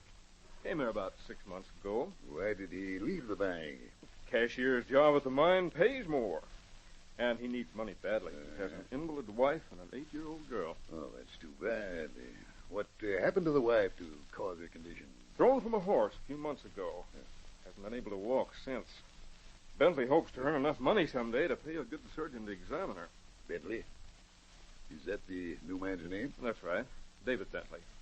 He and his family live in that rather dilapidated little cottage at the east end of town. David Bentley. You say arrived in Selkirk about 6 months ago? That's right, sir. Came here from Seattle. He handles the cashier's job at the mine very well. Good, good. Well, I'll get the money from the safe. I hope that new fellow is trustworthy, considering the fact he's so badly in need of cash. Oh, I'm sure he is, Mr. Sawyer. Yeah, here's the cash. Put the bag on my desk and open it. All right, sir. It is. The cash, as usual, is in bundles of $500 each. Here are 11 bundles to make the necessary $5,500 for the payroll. I'll put them into the bag. There's one bundle, 2, 3, 4, 5. I say, by the way, Bill, make sure I lock the safe, will you? Yes, sir. 6. It's locked, Mr. Sawyer. Good. Well, this is ready for you. You better get started back to the mine now. All right. The new cashier out there will need time to make out the envelopes. I've locked the bag. I'll start back right away. Bentley will be able to have the envelopes filled and ready by noon. Later, Bill Hawkins arrived at the mine headquarters and turned the locked bag over to the cashier, David Bentley, then went out, leaving Bentley alone in the office to make up the envelopes. Short time later, Hawkins returned to the headquarters office. Mr. Hawkins, I was just coming to find you. The payroll is short. What's that? Look here. Only 10 bundles when there should be 11. It's $500 short. Mr. Sawyer must have made a mistake. Oh, no. I saw him put 11 bundles of cash in that bag. He locked it at the town office, and you're the only other person who has a key to unlock it. When I unlocked the bag, there were only 10 bundles in it. Listen, David. One of the men rode back from town with me, and that bag was locked. Now, only you and the boss have keys to it, and I know for certain he put in 11 bundles of cash. Well, there are only 10 now. I'll give you a chance to put it back, David. What? Put it back? What do you mean? You think I took it? But I didn't. It wasn't in the bag. The cash is $500 short, and I don't know anything about it. Sorry, David. You better get your parka and come with me to town. No, I didn't take it. You can't blame me for the shortage. I'm leaving here right now. Wait. Wait, or Get out of my way. Come back here. I won't go to prison for something I didn't do, and you won't find me. So David Bentley ran from the office and headed into the foothills with his dog sled and team. A heavy storm covered Bentley's tracks. The constable had to give up the search. For 2 weeks, nothing was heard of David Bentley. What about his invalid wife, the little girl? Bentley's wife and his little girl, Gloria, were left destitute in their cottage at Silverton. A widow, Mrs. Malcolm, who had little herself, did what she could for Gloria and her mother. Mrs. Malcolm told me about a visit she made a week ago when she took some soup to Bentley's cottage.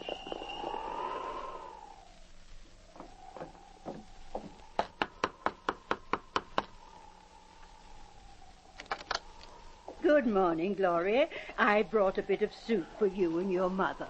Oh, golly, Mrs. Malcolm. Mama will be so glad to get it. I'll come in a minute. All right. The soup is warm and ready to sip, so I'll take it right into the other room and give it to her. Come along, Gloria. Who is it, Gloria? Oh, Mrs. Malcolm, it's kind of you to come over. Here's a bit of soup. It'll warm you up, dear. Oh, if you don't mind, I'd rather you give it to Gloria. Fetch another bowl like a good girl, Gloria. Golly, yes, ma'am. Bless her little heart. Oh, Mrs. Malcolm, I just can't go on like this. If I could only walk. Oh, hush now. Don't let the little one see you feeling sad. She tries so hard to help and to be cheerful. Here's the bowl. It's cracked, but it'll hold the soup all right. Oh, that'll do fine, Gloria. There. Now, that's yours. Thank you. And I'll give the rest to your mother. Here, Mrs. Bentley. Thank you, Mrs. Malcolm. Golly, this is so good. Do you think we'll have a snowstorm at Christmas? I like to see the snow falling then, don't you? Hush, dear, and finish your soup. Yes, Mama. Mrs. Malcolm, Yes, dear. What is it? Well, as a favor to me, would you take Gloria to the general store just to look around? If she could see the Christmas trimmings, I'm sure they'll have tinsel and other decorations. Would you mind? Oh, I'd love to go. Oh, of course I'll take her, Mrs. Bentley. We'll go right now while you finish your soup. Now bundle up as warm as you can, Gloria, and we'll start for the store. So Mrs. Malcolm took Gloria to the store to see the few trimmings Mike had put up for the holidays. The poor little youngster must have enjoyed it. Yes. Like any child of 8, she forgot her troubles and enjoyed the holiday atmosphere. That is, until she met Jerry Sawyer. You mean that snob of a boy I mentioned a while ago? Mr. Sawyer's boy? Yes. Jerry entered the store alone and went over to speak to Gloria. Oh, you're that Bentley kid, aren't you? Uh-huh. I guess you won't have a Christmas tree. My father's getting a big one, and we'll have lots of fancy trimmings on it. Maybe we'll have one, too. You think Santa Claus will bring you one, is that it? Mama says the real Santa Claus is the spirit of the Christ child, who makes people want to give gifts because Christmas is his birthday. And Mama says if we do right and wish hard enough, our wishes might come true at Christmas. Do you know what I think? Jerry Sawyer, you've said enough. Gloria, lassie, there's a small pine tree in my yard, and we'll cut that down for your Christmas tree. But you won't have nice trimmings like we will. Oh, hush, lad, hush. You go about your business. Come along, Gloria. Time for us to go. Gosh, I feel mighty sorry for that little girl, Sergeant. So do I, Tom. I heard about the incident when I arrived from Selkirk. Then a few days ago, Constable Dickens and I were returning to Dawson from north of Silverton. We noticed a thin column of smoke rising from a hollow back from the trail. We rode over there and found an old prospector's shack. When we investigated, we saw a man asleep on a cot inside. Sergeant, in spite of that scrubby beard, I know that's Bentley, the missing mining company cashier. I've seen him in town. Have your gun ready. I'll awaken. Bentley. Huh? Bentley, wake up. What do you... Mounties, You're covered, Bentley. We'll continue our adventure in just a moment.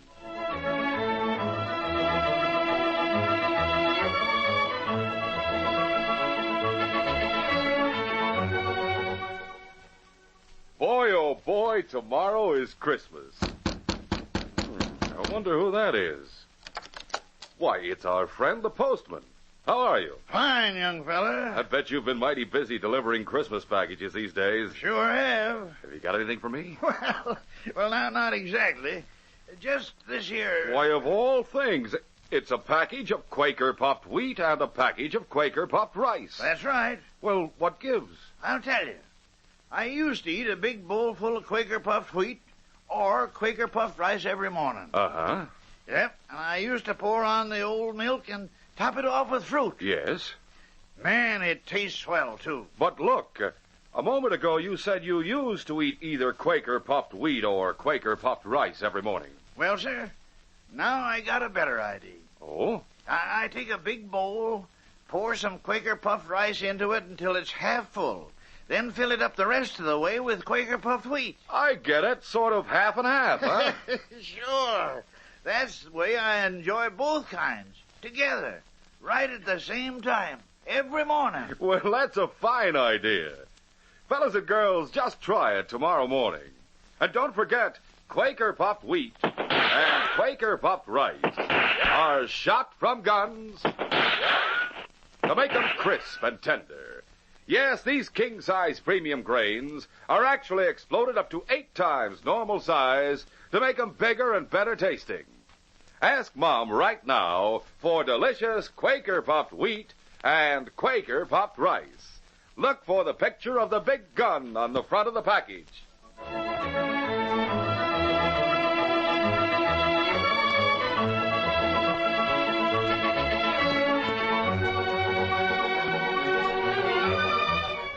Now to continue. After surprising David Bentley in the cabin and waking him, Sergeant Preston and the constable stood over him with drawn guns. David sat up and then spoke. I don't have a gun, Sergeant. We've been hunting you for that mine office robbery. I didn't steal that money. Look, would I be here now like this if I had the cash? What do you mean? I haven't eaten for days. My dog team is gone. The dogs left because of hunger. If I had cash, I could have gone to some trading post for supplies. All right, Sergeant. Take me back. I can't stand it any longer. I'm worried sick about my wife and little girl. I can't stand it any longer. I can't. Sit down, Bentley. Take it easy, fella. That missing cash, if I could only find out where it went. But only Mr. Sawyer and I had keys to the bag. If he didn't make a mistake, then he must have taken out a bundle of cash deliberately. But why? Why? He'd have no reason to take it. I know. Of course, he knows I'd get the blame if anything were missing. Does but still... Mr. Sawyer know you, Bentley? No, we never met. Bill Hawkins hired me. The only Sawyer I knew was a wealthy surgeon back in Seattle. He had reason to hate me, but he left Seattle, and I haven't heard of him since. Maybe he's...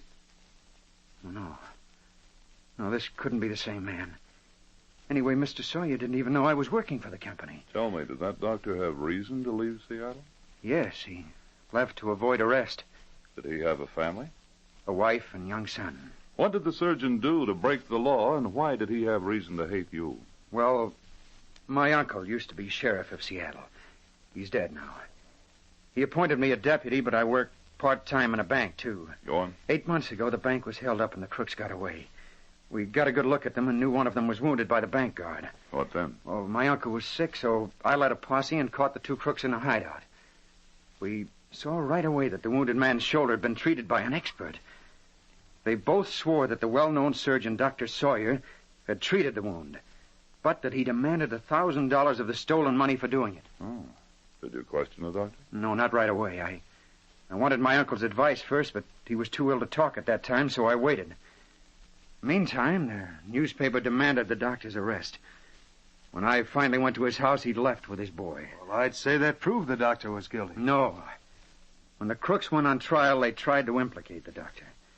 But when they were cross-examined by the prosecutor, the fact was brought out that the doctor didn't know they were crooks and hadn't demanded or received any of the stolen cash. Well, if this man is Dr. Sawyer, he might do what he could to stop you from disclosing his identity by discrediting your name in this territory. You really think Mr. Sawyer in Silverton is Dr. Sawyer from Seattle? Perhaps. I intend to make sure. Why, Are you going to take me back to jail? Not to jail, David. If you'll give me your word of honor to be available and to keep under cover until I send for you, I'll leave you with a friend of yours in Silverton. Why, I promise, Sergeant. But my wife and Gloria will... They're all right. I hope you'll be with them for Christmas. Now we'll start back to town, David. How did things turn out, Sergeant? I'm coming to that, Tom. We left David with Mrs. Malcolm. That was the night before last. Then I went to have a talk with Sawyer at his home.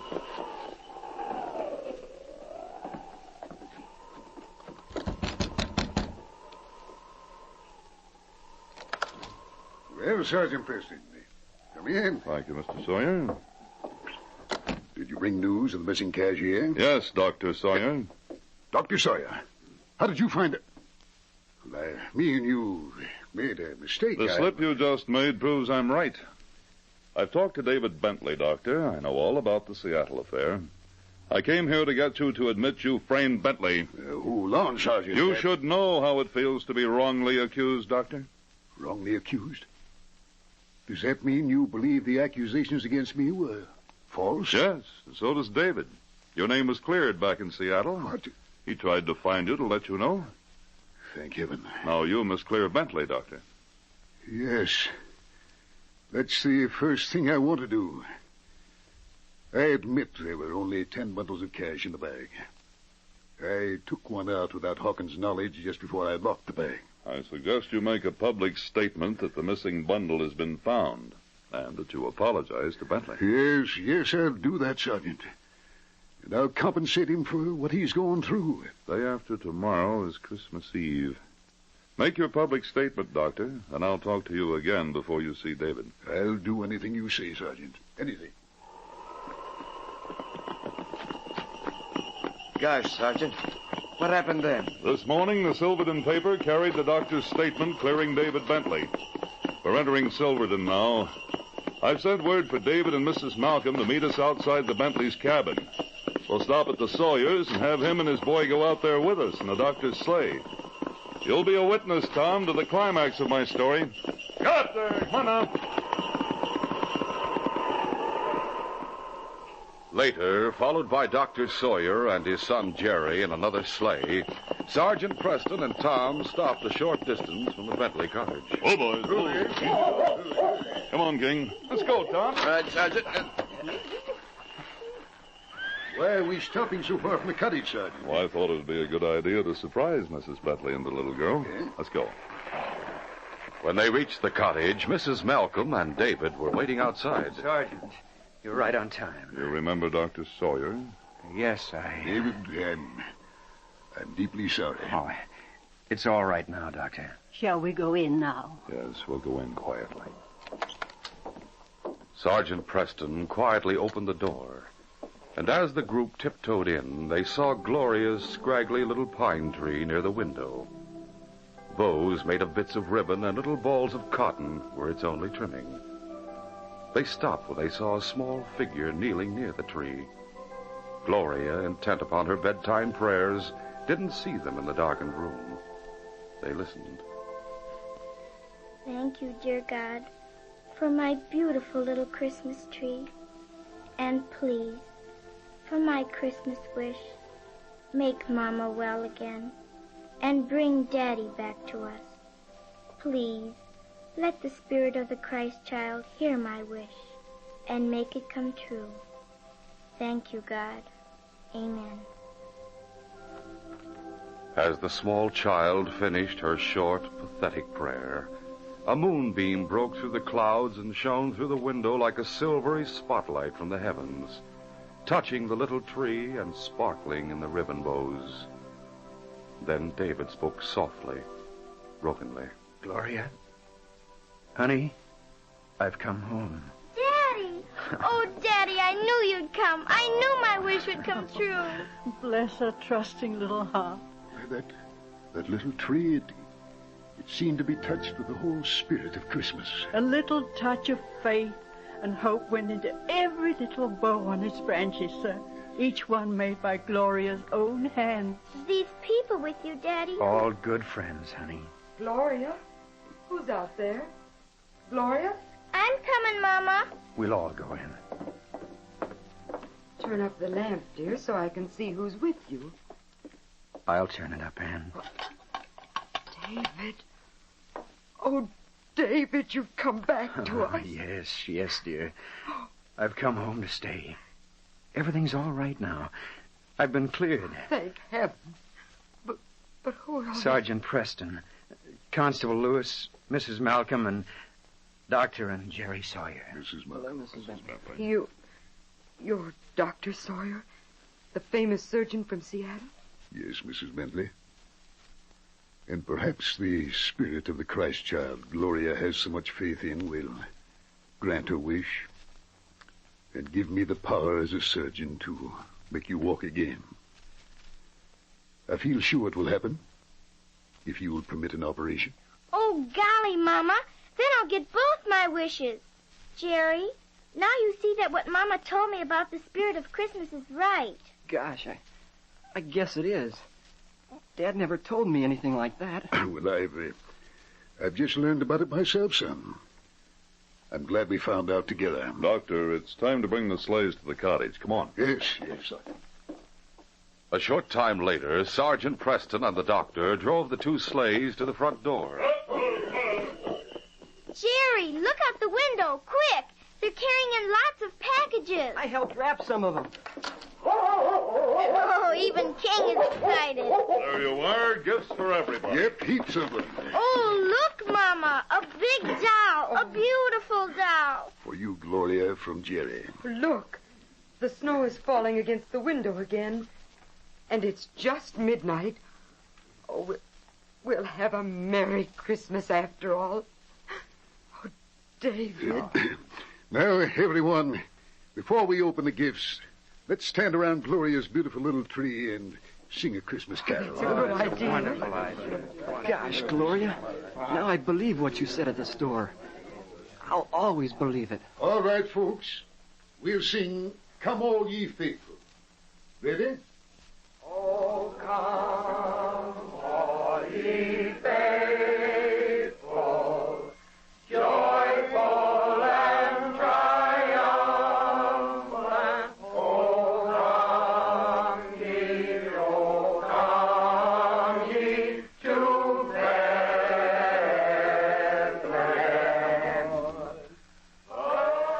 Sergeant, in a simple home, I found the real spirit of Christmas. I'm glad, Tom. I think Gloria has the right idea. That the spirit of the Christ child is the spirit of Christmas. These people have found it among the surroundings here, just as the shepherds and the wise men found it in a little stable in Bethlehem long, long ago.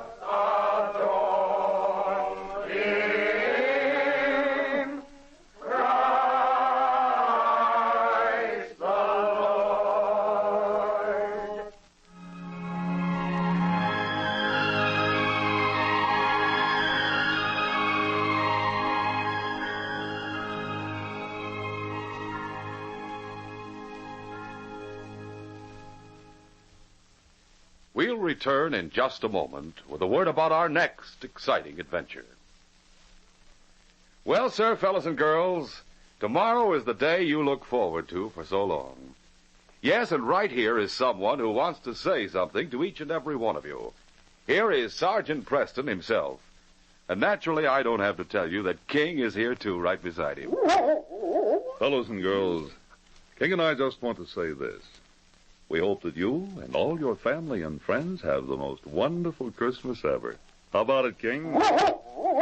That's King's way of saying for the both of us, Merry Christmas. And Sergeant Preston, that goes for me and for all of us here. And for the Quaker Oats Company, makers of Quaker puffed wheat and Quaker puffed rice. Yes, from all of us, a Merry Christmas to one and all.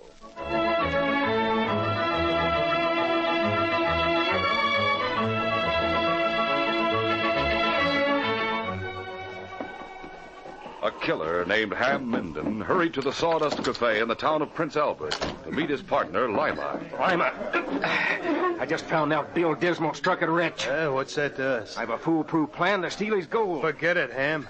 With Preston in town, we'll have to toe the line of the law. No redcoat's going to keep me from that gold. I'll kill Preston if I have to get it. Making his regular patrol of town, Sergeant Preston didn't suspect that two greedy killers were calmly and meticulously plotting his death. Be sure to hear this next exciting adventure. These radio dramas, a feature of Sergeant Preston of the Yukon Incorporated, are created by George W. Trendle, produced by Trendle Campbell Muir Incorporated, directed by Fred Flowerday, and supervised by Charles D. Livingston. The part of Sergeant Preston is played by Paul Sutton. Sergeant Preston of the Yukon is brought to you every Tuesday and Thursday at this same time by Quaker Puffed Wheat and Quaker Puffed Rice, the breakfast cereal shot from guns. Hurry, step right this way. Get your thrilling, exciting circus pictures in amazing, sensational third dimension. Famous circus stars, ferocious wild animals, and genuine 3D glasses. Listen, boys and girls. You know Muffets, the tasty, energy-packed, round shredded wheat? Well, sir, every Muffets package contains a pair of genuine 3D glasses, plus 4 thrilling, colorful picture cards of real circus stars and wild animals, all in third dimension. Free of extra cost with Muffets, the round shredded wheat. This is J. Michael.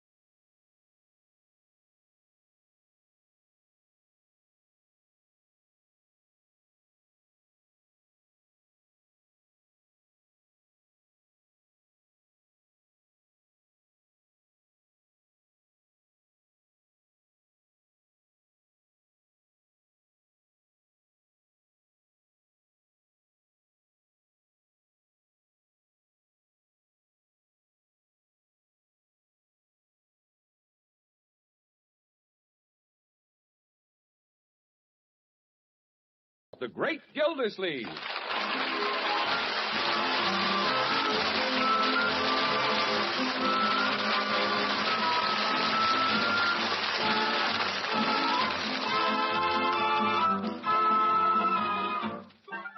The Great Gildersleeve is brought to you, partially transcribed, by the Kraft Foods Company. Kraft, you know, makes Philadelphia brand cream cheese, the cream cheese that's been famous for quality since 1880. Delicious Philadelphia brand is so popular, it outsells all other brands of cream cheese combined. Enjoy it often. But remember, there's only one Philadelphia brand cream cheese, and it's made by Kraft. And you know, the world's favorite cheeses are made or imported by Kraft. Later on in the show, I'll tell you exciting news about the wonderful free offer Kraft is making.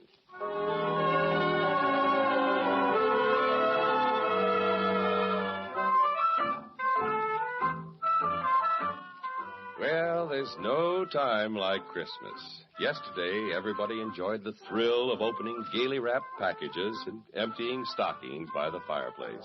And since it's the custom to drop in on friends to see what jolly old St. Nick brought, let's go back a day and see what happened at the great Gildersleeve's house. Right, George. Opening presents is fun. Yeah, I'm doing pretty good, Unc. Wrapping paper, boxes, ribbon, presents all over the place. The parlor looks like a department store. When are we going to open the presents we're saving for last? Bronco's just like a kid. He is a kid. Yeah, I sure am at Christmas. Well, Bronco, we'll open the last round just as soon as Bertie gets the twins settled. This has been a pretty hectic morning for them. Weren't they excited? Their eyes were so busy taking in everything. Boy, I can't wait to open this present from Babs.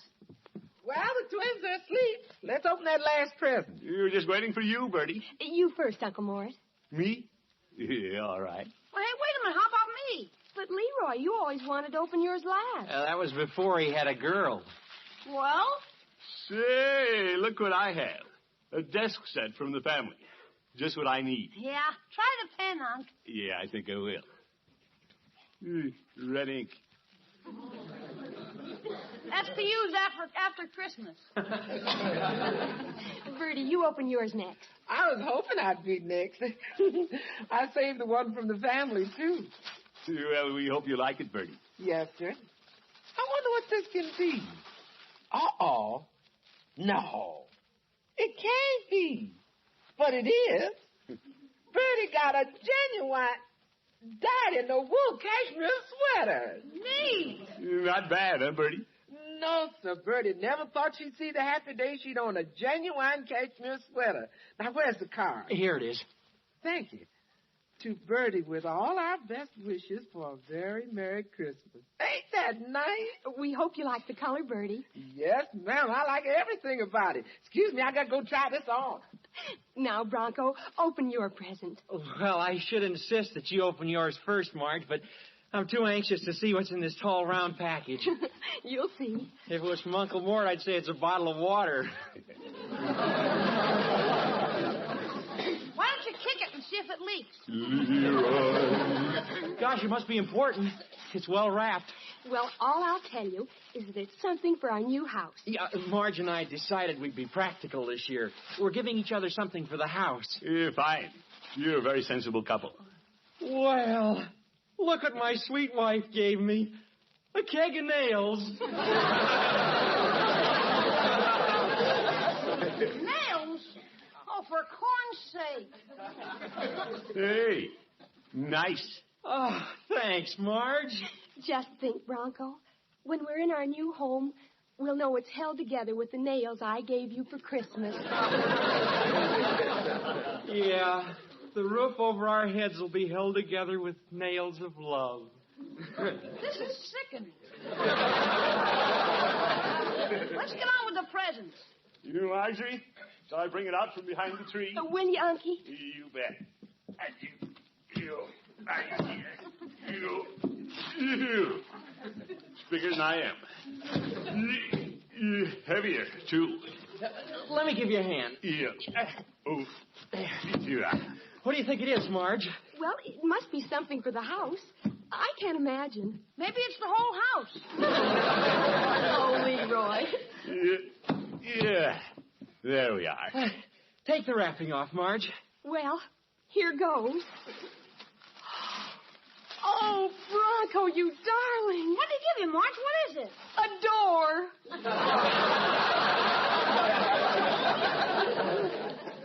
A door? Yeah, our front door. Solid birch. Oh, Bronco, you were teasing me. You said we couldn't afford this kind. Oh, well, Marge. Isn't it beautiful, Unky? Well, if I was giving somebody a door, I can't think of a nicer one. So she got a door for Christmas. Come on, I want to open my present. Oh, sorry, Leroy. I guess we got carried away. Yeah, Leroy's been waiting all morning to open his gift from Babs. Oh, it's an awfully cute little package. Yeah, it isn't very big. No, Leroy, don't be disappointed before you open it. It could be a jackknife or something. Oh, boy, look at this. A gold wristwatch. Really? Gosh, isn't that a beauty? That's quite a gift, Leroy. Yeah. Certainly makes my old turnip look sick. Unky, do you think Leroy should accept it? What do you mean? I've already accepted it. Well, Leroy, a watch like that is a more expensive gift than you'd expect from a childhood acquaintance. Who's a childhood acquaintance? We've been practically going steady for a couple of months. Hey, I gotta go show my watch to Bertie. What a watch. That Leroy came off pretty well. Of course, you understand, Marge, I'm very happy with my keg of nails. I know you are, darling. Well, I'm a little surprised that Mr. Bullard let Babs spend that much money on a present for Leroy. That boy has more gold in his wrist than I have in the bank.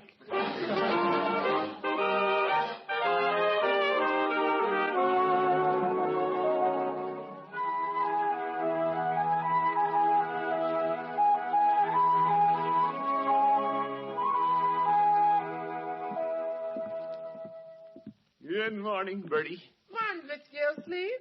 Am I too late for breakfast? No, sir, but the others did beat you out this morning. Yeah, it's always difficult to get started for the office the day after Christmas. Yes, sir. Here's some coffee. Good. That should start me perking. Where's Leroy? Oh, he's over at Mr. Bullard's. They was away yesterday, so Leroy couldn't wait to see what Babs got for Christmas. Yeah, I wondered why Babs didn't come over yesterday. He left here at 8:56 and 22 seconds, according to his new watch. That watch came as quite a surprise to all of us, Bertie. Yes, sir. There was a lot of surprises around here. A cake of nails, a door, and a genuine cashmere sweater. But that watch, that topped them all. Well, Bertie, I'm not one to encourage expensive gifts for kids who don't know the value of money. Actually, Babs isn't to blame. It's Mr. Bullard.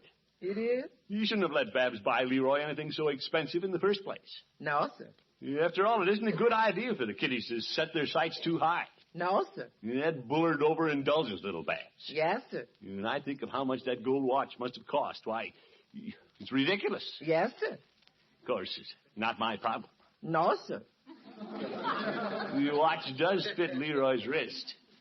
If Mr. Bullard feels he has money to throw around and wants to toss a little this way, I'll be big about it and let Leroy catch it. Yes, sir.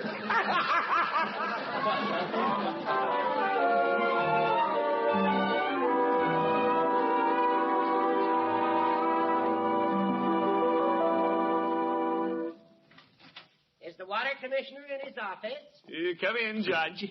Season's greetings, Gilda. Thank you, Judge. I didn't expect to see you around today. I came by to check on you, Gilda. Oh? Why? I know you play Santa Claus every year, and I always worry about you getting stuck in the chimney. Oh, my goodness. When are you going to invite me over to see your tree, Gilda? Not until we take it down. You might eat the ornaments, you old goat. Gilda, did you and yours have a Merry Christmas? Yeah, but it was Leroy who hit the jackpot. Oh? Believe it or not, Judge, Babs gave him a gold wristwatch. A gold wristwatch? Gilda, that's the sort of thing a girl gives her husband. I know a husband who got a keg of nails. What? Never mind, Judge. What do you think of Bullard permitting Babs to go overboard like that? Well, Gilda, the way Babs has been raised, perhaps she doesn't know the value of a dollar. By George, I'm glad Leroy does. He'd never do a silly thing like that. I wouldn't let him if he wanted to. I don't have my eyes closed to things like that Bullard. Gilda, perhaps Rumson didn't know Babs bought the watch. Come in. If Bullard doesn't know what's going on, he's a real knucklehead. Gildersleeve? Hello, Mr. Bullard. Morning, Rumson. Judge, Gildersleeve, whom are you calling a knucklehead? I calling you, well.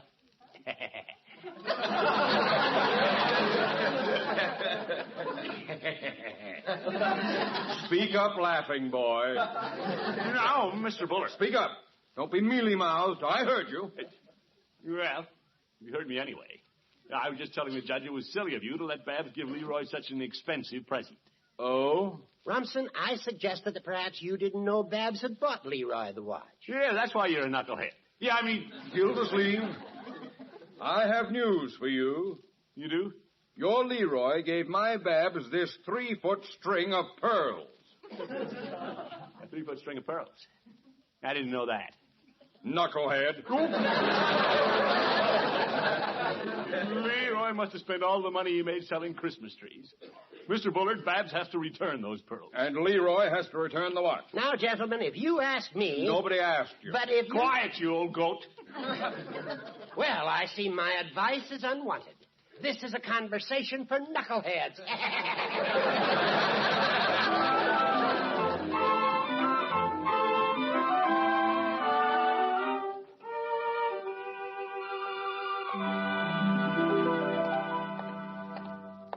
Leroy and Babs, hardly in their teens and giving each other expensive presents. These pearls must have cost Leroy $35 or $40. Well, by George, he'll have to take them back. Leroy! Leroy! Unky, you're shouting. You bet I'm shouting. Margie, where's Leroy? Well, I haven't seen him. Have you, Bronco? No, but if he's in the neighborhood, I'll bet he heard you. Yeah. Maybe it's just well he isn't here. I better cool off before I see the boy. What's the matter, Unky? Marjorie, look at this. Oh, what a gorgeous string of pearls. Say, what lucky young lady are going to lasso with those? Bronco, I couldn't afford these. They're Leroy's Christmas present to Babs. Yeah? You don't mean it, Unky. She gave him a gold watch, and he gave her a string of pearls. Isn't that the most ridiculous thing you ever heard of? Oh, it certainly is. Oh, I don't know. What? Well, admitting that Babs is a little young to be receiving such gorgeous pearls, I wonder how they'd look on me. Now, Marge, you got your door for Christmas? Yeah, it's too bad Leroy and Babs aren't as practical as you two. Well, I guess it's fun to be impractical sometimes. I've never had a string of pearls like this. Well, I've never had a gold watch like Leroy's either. Of course, you understand, Marge, honey, that I'm perfectly happy with my keg of nails. Sure. It's been a fine Christmas. Well, I'm perfectly thrilled with my door. You understand that, too, don't you, Bronco? Yeah, sure he does. Oh, you sure? After all, it's such a practical gift. Well, Marge, we're building a home, and you were the one who suggested a practical Christmas. I suggested it? And you'll have to go a long way before you find anything more practical than that keg of nails you gave me. Bronco Thompson. No, kiddies. It was your idea to give something for the house, you and your silly budget. Silly budget? If it wasn't for my budget, our bank account would look pretty silly. Children, please. Uncle Mort, I'm not a child. Children get pearls. And gold watches. Uncle Mort, do you know what Mr. Practical Bronco did the other day when we were shopping? No, but... I held up a nylon stocking to show him how sheer it was, and what do you think it reminded him of? What? Looking through a window pane that he could buy for the same amount of money. Now, Marge, wait a minute. So how should I expect pearls? Well, why should I expect a watch? Bronco didn't get a watch for Christmas, but he's sure getting the works.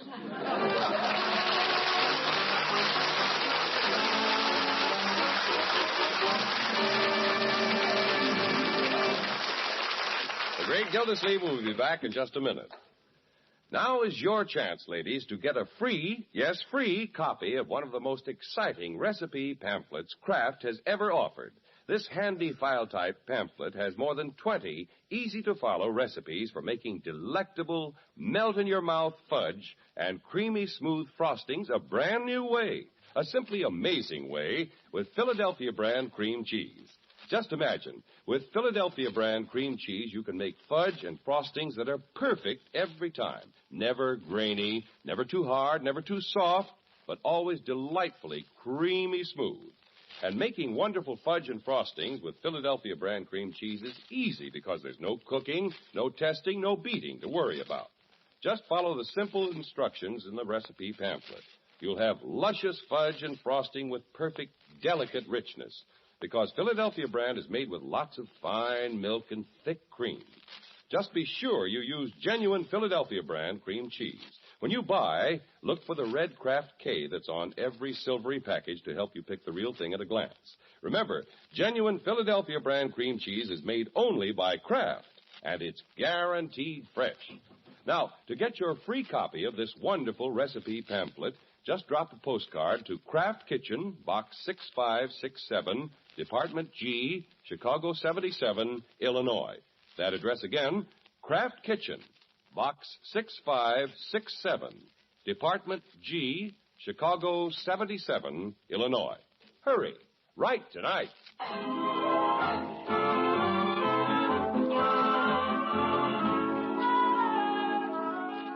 Well, the great Gildersleeve and his family had a wonderful Christmas. But the day after, complications started to develop. It began when Mr. Bullard got upset because his niece Babs gave Leroy a gold watch. Then Gildersleeve got upset because his nephew Leroy gave Babs a string of pearls. These gifts then upset Marjorie and Bronco, who had gone in for a practical Christmas. Now, guess who's on his way to Peavy's drugstore for an aspirin?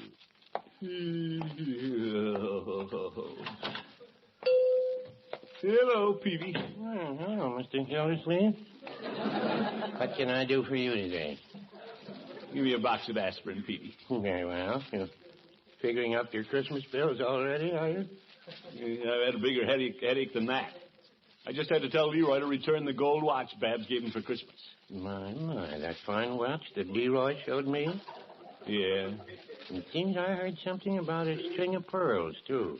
Well, Leroy has to take them back to the jewelry store. That's one thing that Bullard and I agree on. You and Mr. Bullard agreed on something? At last. Well, that's Christmas for you. Yesterday, Mrs. Peavy's mother and I agreed on something. Oh, what? that it was Christmas. Oh, my goodness. This problem with the kids is serious, Petey. Just because they like each other, they figure they have to spend every nickel they have on gifts. I recall when I was first smitten. I splurged a little on a gift for my light of love. You, Petey? I'm here to tell you. I presented her with a World's Fair pillow, as I recall. Purple velvet with orange tassel. Her father and my father insisted that we return each other's gifts, too. And as it turned out, I'm glad of it. What'd she give you, Petey? She gave me a kiss, and I gave it right back. Petey, you're making light of this. Leroy must have spent $35 or $40 for those pearls. Well, it was his money, wasn't it? True. But it surprises me that our youngsters don't display better judgment. If I were a boy, I wouldn't give a girl a pearl necklace. No, I don't think you would.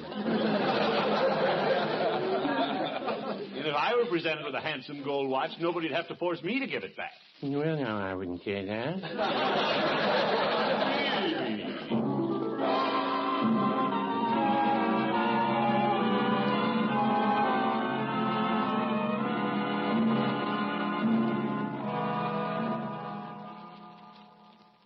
Gee, Babs, I'm glad you came over. Well, Leroy, I thought we should spend our last moments together with our presents. Yeah. We've got to take 'em back. We got to take 'em back. Uncle Rumson said it had to be done today. Yeah. So did Unc. Let's keep them as long as we can, until just before the jewelry store closes at 5 o'clock. Well, I don't want to take my watch back until I have to. Well, Mr. Peavy's is close to the jewelry store. Don't you think it'd help our morale to go there and drink sodas until 5 o'clock? Well, yeah, but gosh, Babs, I'm a little short of money. Huh? Well, you know how it is with a man right after Christmas. Oh, well, maybe it's better if we just sit here and suffer. Why don't we go see if Bertie has some cookies and milk? Okay. I do feel a little weak. Yeah. A man needs strength to return a fine watch like this. Hi, Bertie. Hello, Bertie. Well, can Bertie do something for you children? Well, we sort of thought about going down to Mr. Peavy's drugstore, but can we have some milk and cookies? You sure can. You can have anything you want. Yeah. Anything but a watch. And a few pearls. You poor kids. You two got faces long as Miss Marjorie and Mr. Bronco. What's the matter with them? Well, they got a little too practical for Christmas. I don't believe in being practical at Christmas. It isn't any fun. If you like somebody, you should show it. Well, you sure showed it with those nice presents you had to take back. Well, we haven't taken them back yet, Bertie. We're keeping them as long as we can. I just hate to give up my pearls. I don't blame you. Here's your milk, honey. Thank you, Bertie. Here's yours, Leroy, and a plate of cookies. Thanks. Bertie, listen to the tick of this watch. Finest tick I ever heard. That's a fine watch, all right. Tomorrow, maybe somebody else will own it. Somebody we don't even know. That's true. And some other woman will be wearing my pearls. Oh, little Babs. Babs, I'm never going to have another watch. I'll just remember the one you gave me. Poor little Leroy. When I'm a debutante and all the other girls are wearing pearls and they say, "Where are yours?" I'll say, "You can't see them, but they're always around my neck. And they were given to me by Leroy." Cookies, anybody?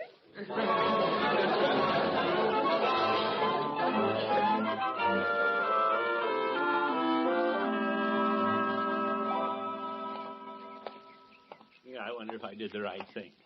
In a way, Peavy's right. Leroy did spend his own money. Still, the kids have to understand that Mr. Bullard and I know best. Oh, hello, Gildersleeve. Hello, Mr. Bullard. Didn't see you behind your bushes there. Well, I was just shaking off some of the snow before this hedge breaks down. Oh? And incidentally, keeping an eye out for Babs and Leroy. Well, I was thinking about the kids myself. It's nearly 5 o'clock. I suppose by now they've returned those expensive baubles. Yeah, too bad they weren't more practical, like Marjorie and Bronco. Marjorie and Bronco? They gave each other something for their new home. She gave him a cake of nails, and he gave her the door. The door? Yeah, the front door for the house. Oh! they had a happy Christmas? Well, until they saw what Leroy and Babs gave each other. Oh, foolish children. Yeah. Leroy stood out in the snow for 2 weeks, selling Christmas trees just to buy Babs a string of pearls. Well, I gave Babs a check for $50, and all of it went into the purchase of Leroy's watch, except $1.50. How do you know? Well, that's about what this necktie cost.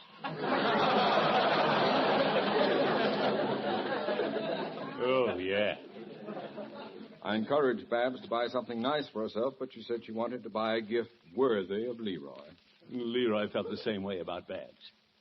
It was hard for me to insist that Leroy take back the pearls. I'll never forget the stricken look in Babs' eyes when I told her she'd have to ask Leroy for the watch. She looked up at me like a wounded deer. You wonderful girl, Babs. Sweet, self-sacrificing. Stout fella, Leroy. Yeah, he took it like a man. Braced his shoulders and said, I guess you know best, Dunk. Babs took it bravely. When I told her, she just lifted her chin, walked out into the snow, smiling.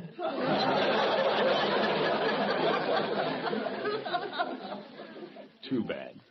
They're hiding broken hearts, Gildersleeve, and we broke them. Right, George, I don't like the idea of broken hearts, especially at Christmas. Gildersleeve, do you think we still have time? You mean you're willing to let them keep their presents, too? It isn't quite 5 o'clock. They may be at your house. You follow me, Bullard. Follow me.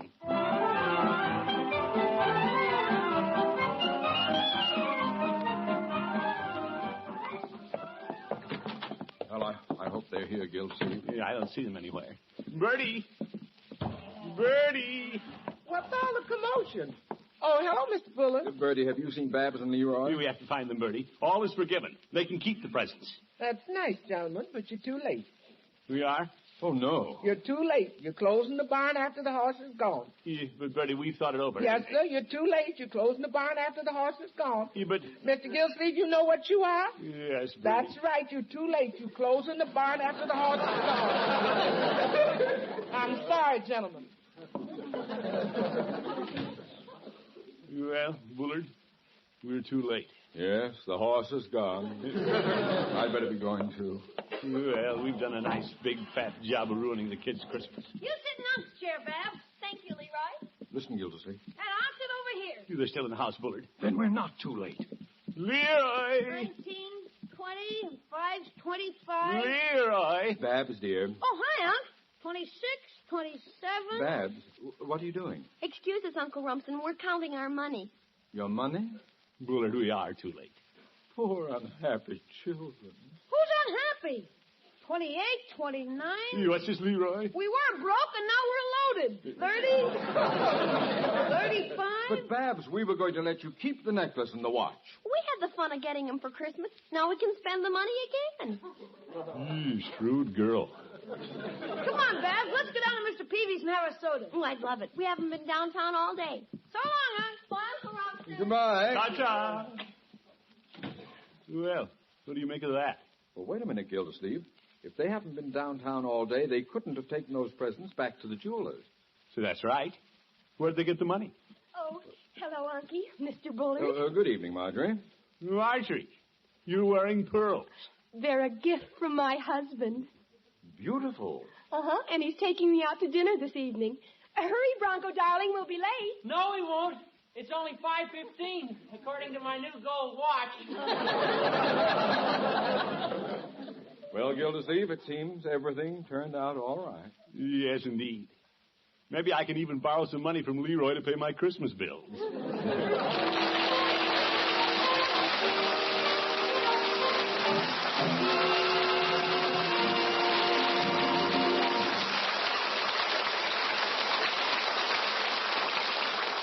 The great Gildersleeve will be back in just a minute.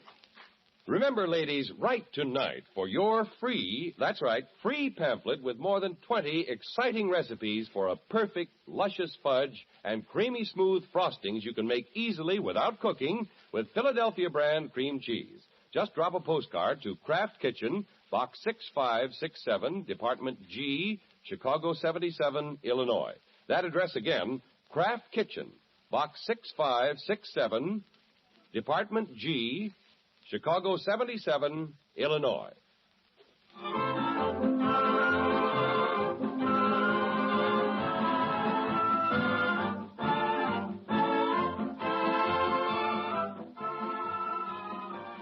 now, Mr. Willard Waterman steps out of his role as the great Gildersleeve to say, I hope you all had a happy Christmas. And with the New Year so close at hand, we want to take this opportunity to wish all our faithful friends the best of everything in the coming year. So it's Happy New Year to you all from the members of our cast. First here's Barbara Whiting. Babs. Then Gail Gordon. Robinson Bullard. Lillian Randolph. Birdie. Mary Lee Robb. Marjorie. And Dick Crenna. Bronco. Now Earl Ross. Judge Hooker. Richard LeGrand. Mr. Peavy. And Walter Tetley. You can have all the money you want at 8%, huh? What a boy. Folks, let's make sure that there'll be no one missing from our friendly circle next year. When you're driving, take an extra few minutes for safety's sake. Now, season's greeting from all the people behind the scenes, from our writers John Elliott and Andy White, and our editor Paul West, from our engineer Leon Fry and Monty Fraser handling sound effects, and from our producer-director Frank Pittman and Virgil Reimer for NBC. And, of course, these holiday greetings come to you, too, from our sponsors, the Kraft Foods Company. Their representative on this program, John Heaston, and the entire family of Kraft employees. Happy New Year, everyone. Good night.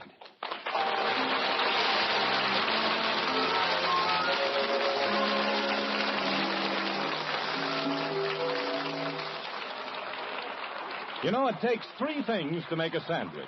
The bread, then meat or cheese or egg, whatever you like best in between. And the third thing is, a touch of real mustard. For when you add a little mustard, you add a lot of tang. That is, if it's Kraft prepared mustard. There are two kinds, you know. Mild Kraft's mustard, smooth and delicately spiced, and Kraft mustard with horseradish added. Have both on hand for different tastes, different uses. Remember, when you add just a little mustard, you add a lot of tang. Get Kraft's prepared mustard.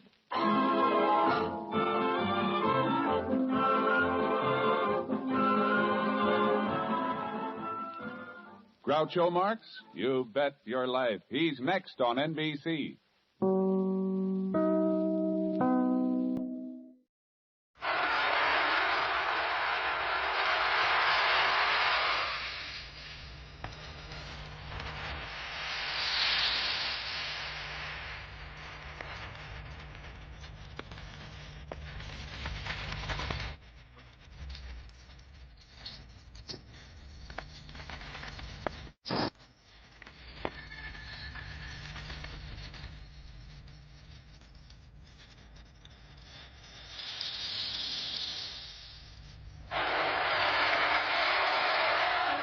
Once again, we bring you the thrilling adventures of The Shadow, the hard and relentless fight of one man against the forces of evil.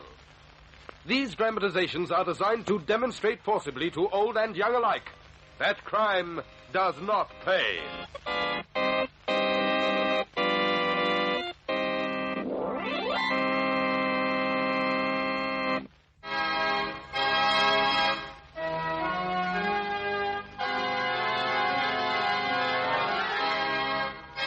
The Shadow, who aids the forces of law and order, is in reality Lamont Cranston, wealthy young man about town. Years ago in the Orient, Cranston learnt a strange and mysterious secret. The hypnotic power to cloud men's minds so they cannot see him. Cranston's friend and companion, the lovely Margot Lane, is the only person who knows to whom the voice of the invisible Shadow belongs. Today's drama, 3 Crimes on Christmas Eve.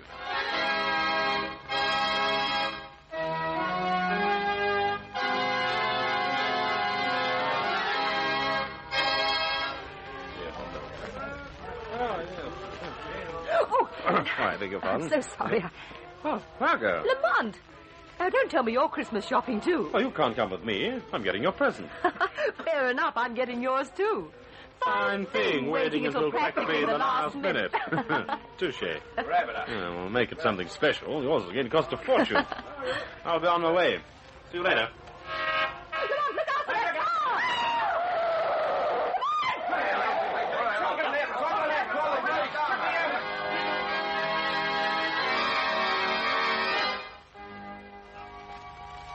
Lie quietly, darling. I'm right beside you. Margot. Oh, my head hurts.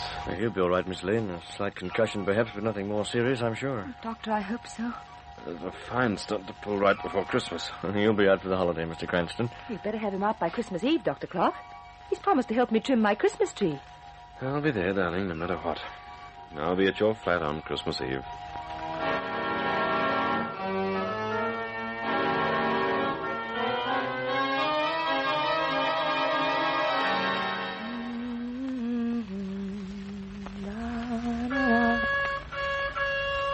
Come in.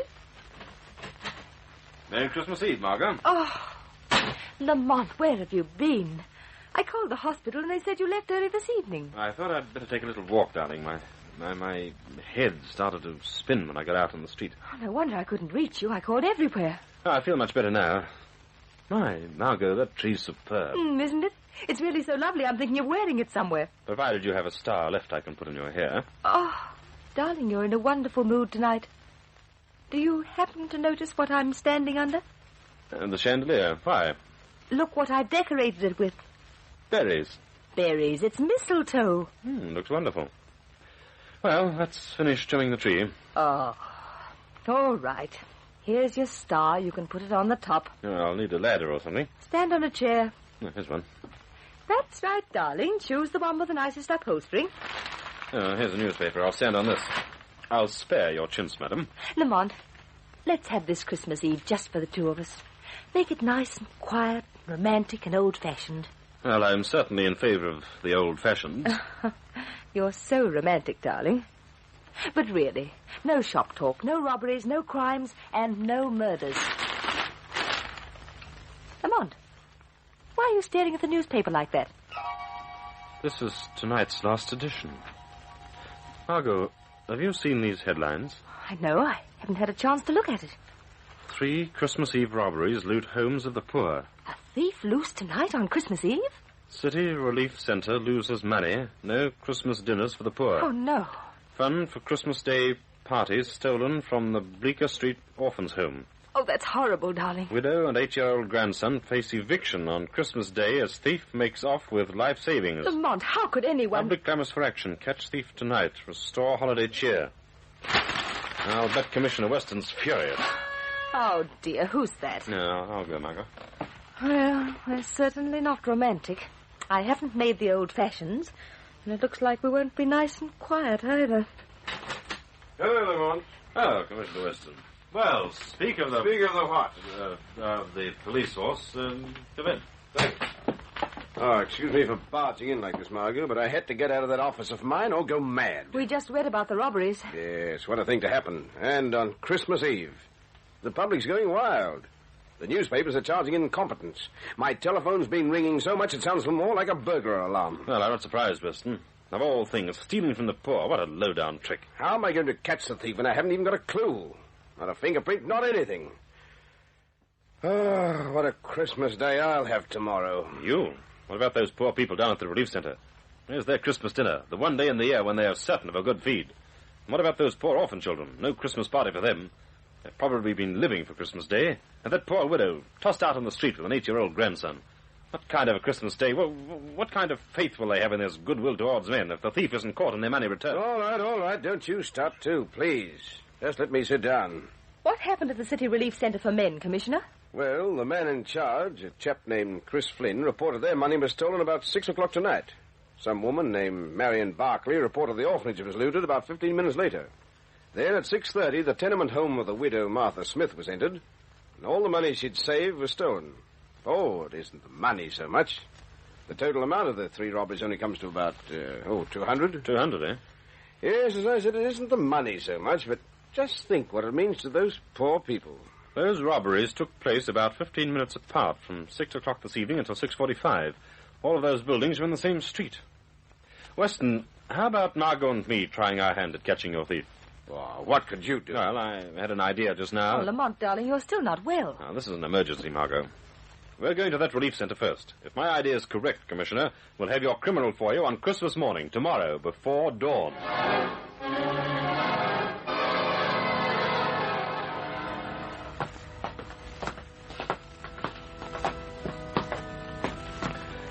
Here we are, Margot. City Relief Center for Men. Listen, Lamont. The streets are so quiet now, you can hear the organ in that old church just over the road. I wonder where the office is. The place looks deserted. Do you suppose the men have all gone to bed? Well, what else have they got to do, Margot? Come on, I've got to find out where they keep the money for the center.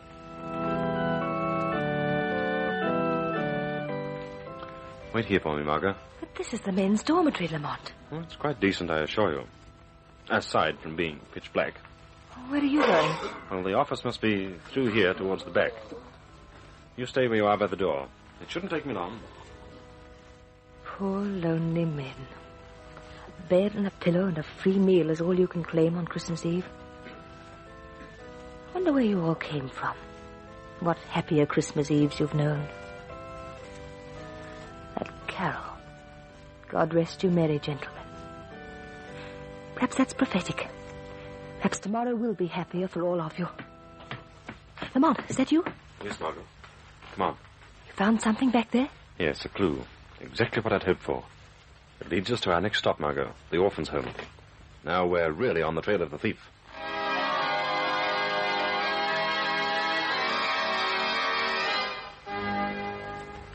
So this is the Bleecker Street orphanage.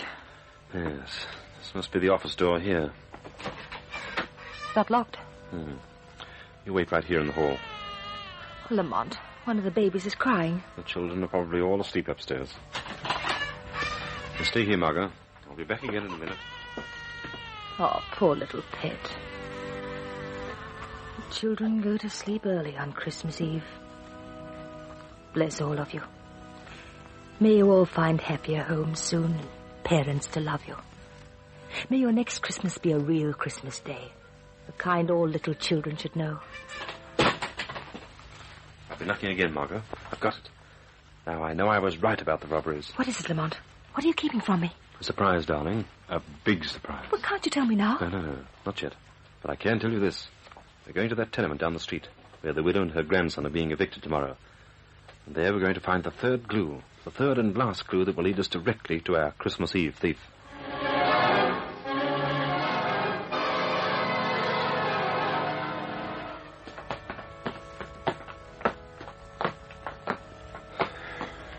"177 Bleecker Street. This is it, Margot. Come on.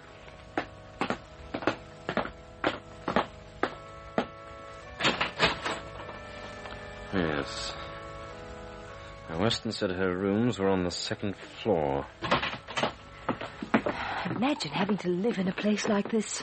Most of these poor people have never known anything better. And watch these stairs. Who do you think the thief is, Lamont? Someone living here? I don't know yet, Margot. But we'll be close. Very close in a minute. Let's see now. Weston said her rooms were second floor at the rear. That must be the door down the hall there. Door's opening, Lamont. Step back into the corner out of the light, quickly. It's an old woman with a child. I don't want to go away, Granny. You promised Granny you wouldn't cry anymore. Why do we have to go away? It's just for tonight, Bobby. Don't you want to go upstairs and stay with your little friend, Ted? Aren't you going to stay with me? No, darling. Granny has to sleep at home down here. She has to see some people in the morning. They're not going out after all. If she takes him upstairs, that should give me time enough to get into her rooms while she's gone. Let me wipe your eyes, Bobby. There, that's a good boy. Now blow your nose. That's a good boy. Don't forget you promised me I could come back and play under my Christmas tree in the morning. Granny promised, darling. Somehow, something must happen so that I can bring you back to your own home in the morning. She wants the child out of the way when the men come to evict them in the morning. Lamont, you've got to find that thief. Come on, Bobby. Take Granny's hand. She'll bring you home in the morning for a happy Christmas day. They've both gone up that back flight of stairs. You stay here and watch. She left her door open. I'm going in. Come and warn me if you hear her coming down again. How right she was. Something must happen. She and Bobby must have their Christmas tree and be happy in their own little home in the morning.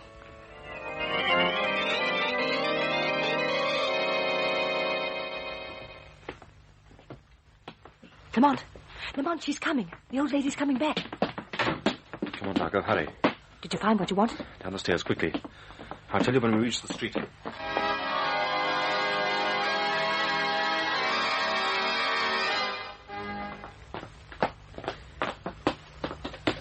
I'm not going another step, Lamont Cranston, until you tell me what's going on. I've got our thief, Margot. I know where I can find him now. Where? You've got to do one more thing for me. Go back to your flat and wait for me there. Well, where are you going? I've got to go back and visit all three of these places once more as the Shadow. But why? I can't tell you now, Margot. Just give me one more hour.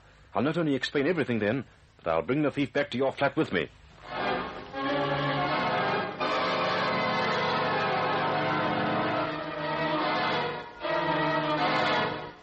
We'll return to the Shadow in just a moment.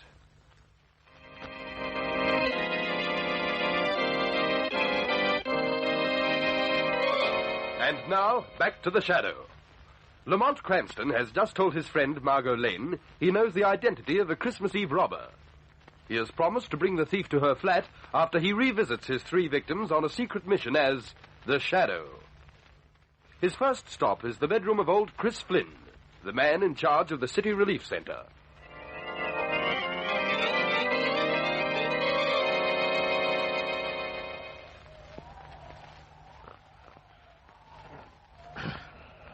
Wake up, Chris Flynn. It's almost Christmas morning. What's that? Huh? I said, wake up, Chris Flynn. A shadow. Don't be afraid. I come to bring you a Christmas greeting. Christmas greeting? When you wake tomorrow morning, go directly down to your office. There, Chris, you will find the money. The money is stolen from this relief center tonight. Oh, no, I must be dreaming. No, Chris. The Shadow speaks the truth. The thief has been apprehended. Your men will have their Christmas dinner. You will find the money in the morning, Chris. Believe me, the Shadow knows.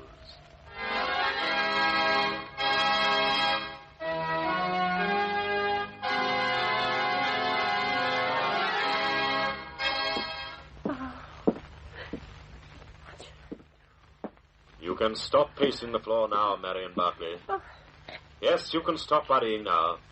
There will be no more sadness here in your orphan's home. What's that voice? The voice of the Shadow, who brings you new hope and Christmas cheer. I don't know who you are, where you are, or how you got here. But I do know this. No one can bring cheer to this orphan's home tonight. Not even when I tell you that when you awaken tomorrow, you will find the money that was stolen from you tonight. What are you saying? When you awaken tomorrow, go to the safe in your office. There you will find the money saved for your orphan's Christmas Day party. But how? How could it be there? The thief has been caught. That the Shadow promises you. Go to sleep now, Marion Barclay. Sleep now in peace. Your Christmas Day will be merry, and your orphans will be happy again.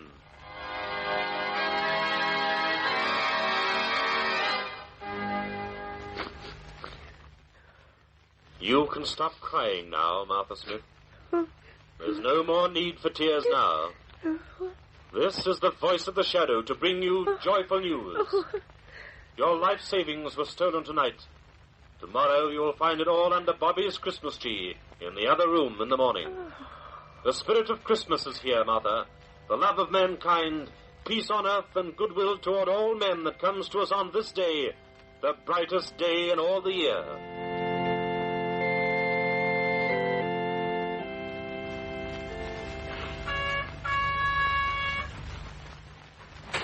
Lamont! Oh, Margot. Where have you been, Lamont?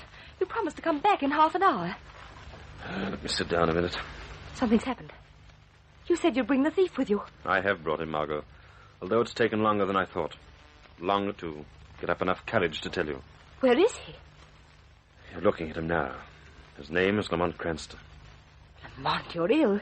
The accident... Yes, the accident was responsible. But I'm well now, and I know what I'm saying. Something happened today when you left the hospital. I felt something was wrong. When you said your head hurt and you walked around, and you were so vague about where you'd been. I didn't know then. My mind must have become a blank. I was afraid to admit it before, but I had no idea where I'd gone from the time I left the hospital until I came here. I left the hospital shortly before those robberies took place, and arrived here not very long afterwards. Where have you been just now? Visiting those three victims of my crime again, as the Shadow. telling them their money had been returned. That's what you were doing tonight, when you took me around to those 3 places and let me believe we were on the trail of the thief. You were putting the money back. I had to get it back as soon as possible when I realized suddenly what I'd done. Margot, don't you see what this means? I must stop my detective work, trying to help bring criminals to justice, just as I have in the past. Why, darling, it's been your one great interest. You've dedicated your life to it. Yes, perhaps that's what's wrong. First, I've been working too intensely. And then, when this accident happened, some crazy quirk in my brain set me off on that minor crime wave.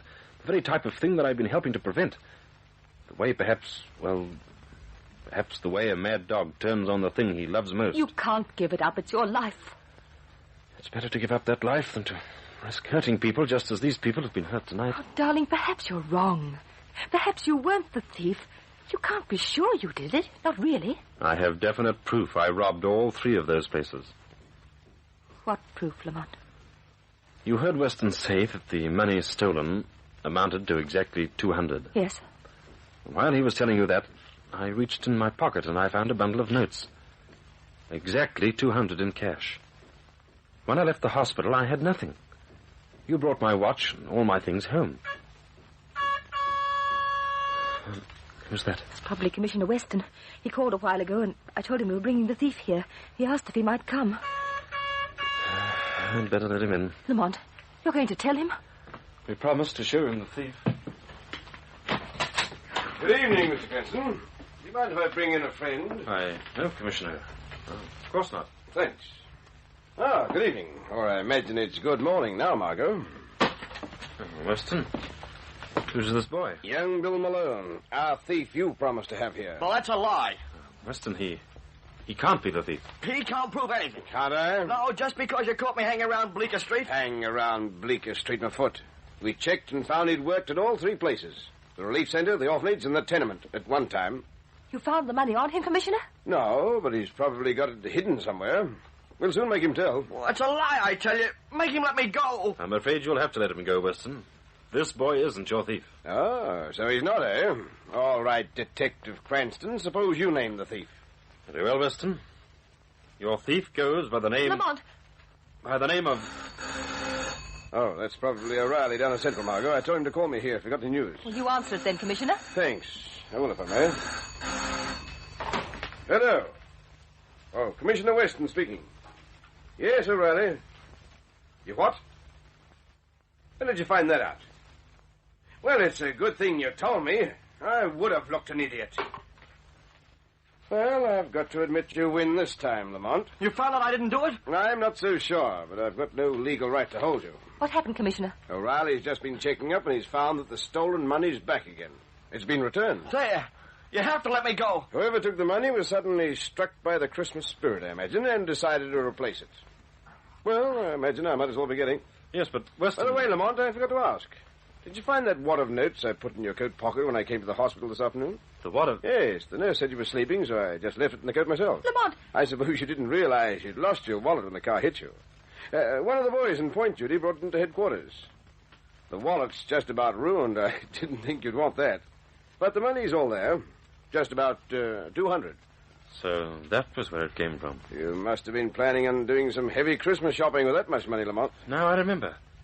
I was going to buy Margot's present. Some bonds. Yeah, that's a good idea. All right. I'll be on my way. Commissioner, can the boy stay here a minute? I'd like to talk to him. Yes, of course. I've got no further right to hold him. Well, cheerio. And Merry Christmas, everybody. What do you want with me? Billy, you did steal that money, didn't you? You heard what the commissioner said. It was all put back. I put that money back myself a little while ago. Gee. You did that? Yes. If I hadn't, those people would have had one of the saddest days of their lives. The men at the relief center would have had no Christmas dinner. The orphans wouldn't have had their Christmas presents. And that poor widow and the child would have spent Christmas on the street. Gee, I didn't realize it meant so much to them. I knew it. You did steal that money. Oh, I wouldn't have done it, honest, if I'd known it meant all that. I know what it means to be poor. I wouldn't have stolen it from them. Why did you? Oh, they were the only places I could get in. I knew it was the quickest and easiest way. I had to have the money quick. What for? Oh, my old lady needed it bad. She's got to have an operation, and if I hadn't taken it... So that's what happened to it, Lamont? Oh, I don't know why I took it. I've never done anything like that before. I'd never do it again, no matter how bad I needed the cash. But something happened inside. What do you mean? Oh, something must have snapped in my mind. I think I didn't know what I was doing, what it meant. But you couldn't understand that, could you, mister? Yes, I can, Billy. You mean you do understand? You don't blame me too much, then? Men, and boys too, Billy, do strange things sometimes under mental and emotional stress. When they've never happened before, and probably never will happen again, you should understand and forgive. You mean you won't turn me over to the police? The money has been returned. I'll never do it again. Truly, I won't. I'll never let anything get me down like that again. I believe you, Billy. Good night now. Gee, you're a great fella. Good night, miss. Good night. Merry Christmas, Billy. And that goes to your mother, too. Merry Christmas. To both of you. And thank you again. Lamont, darling, it wasn't you after all. I just felt somehow it couldn't be. Well, it looks like we're going to have a Merry Christmas after all. And Lamont Cranston can still go on sleuthing, and the shadow will still be around. You bet he will be. Want me to prove it right now? No, darling, I believe you. Well, Lamont, look. I'm under the mistletoe. So I see. Close your eyes, darling. They're closed. I said they're closed. Lamont, where are you? Yes, darling, I catch on. The shadow is still around.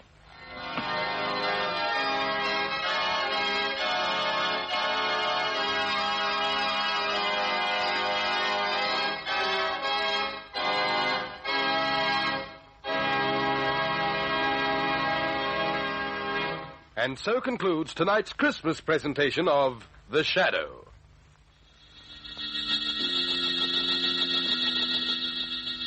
Next week, same time, same station, we bring you another strange and thrilling adventure in The Shadow's daring battle against the forces of evil. Be sure to listen.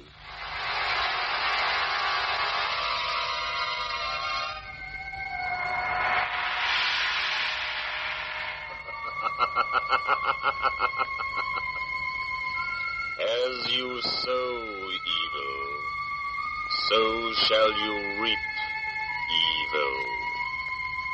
Crime does not pay. The shadow knows.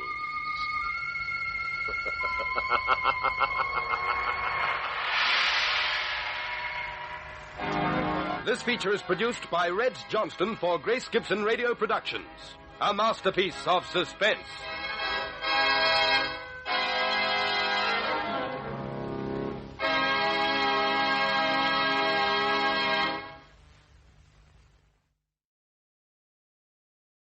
Let every go signal remind you that you do go farther with Signal gasoline. The Signal Oil Program. The Signal Oil Company and your neighborhood Signal dealer bring you another curious story by The Whistler. Tonight, Lie or Consequences.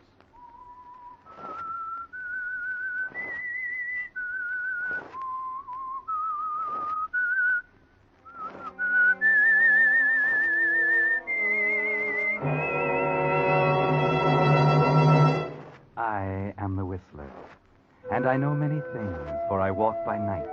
I know many strange tales, many secrets hidden in the hearts of men and women who have stepped into the shadows. Presently I'll tell you of nameless terrors of which they dare not speak.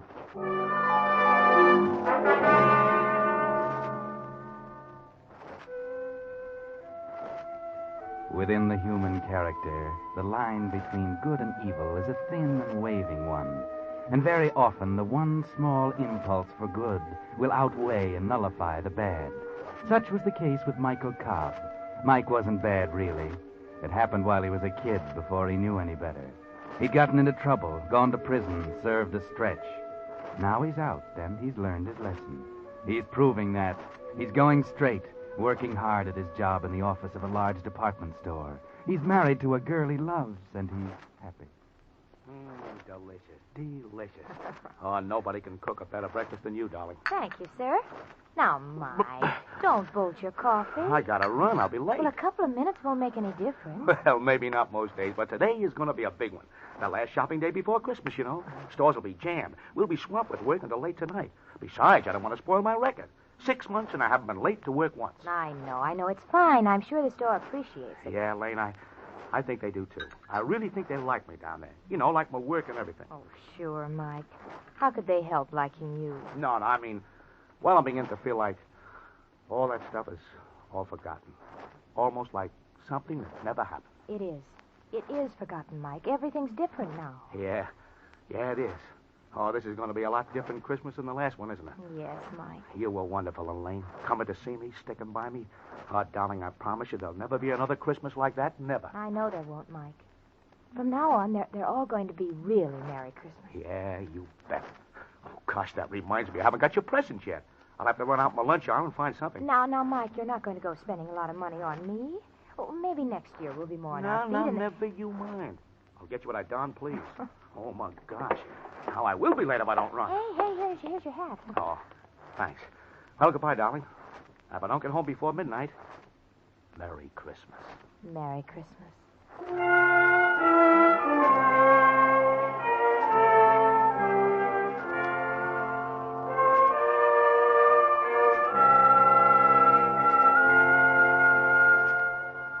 Yes, it looks like a Merry Christmas for you at last, doesn't it, Mike? For the first time in your life, almost.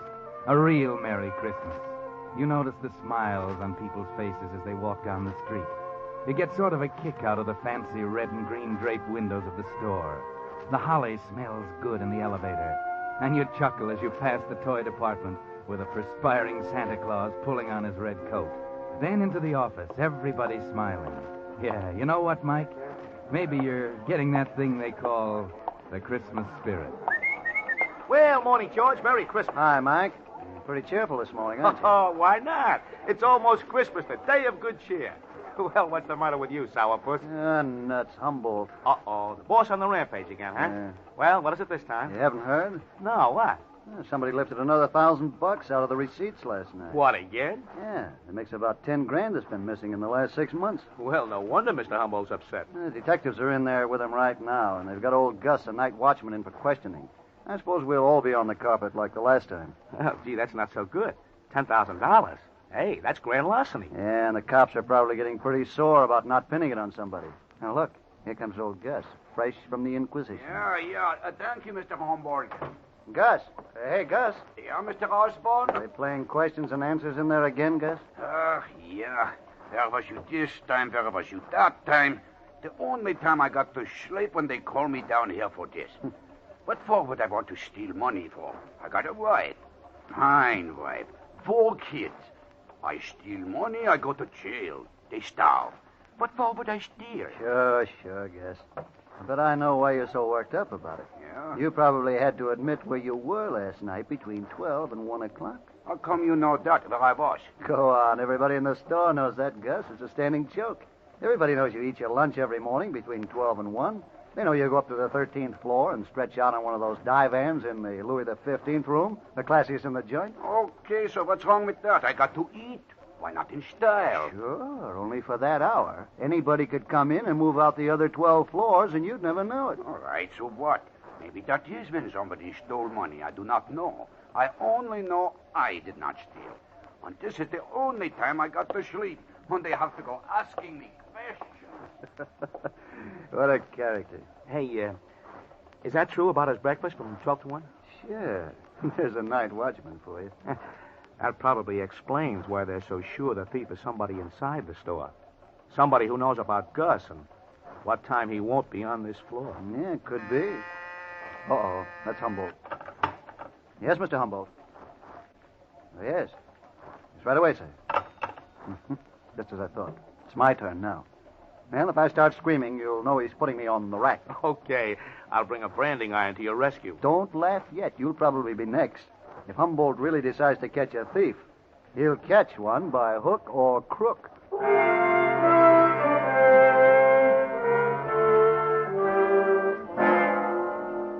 Merry Christmas, Mike. Oh, now what's the matter? You don't seem as happy as you were. Something happened to dampen the Christmas spirit, maybe? Something you can't describe, can't even put your finger on?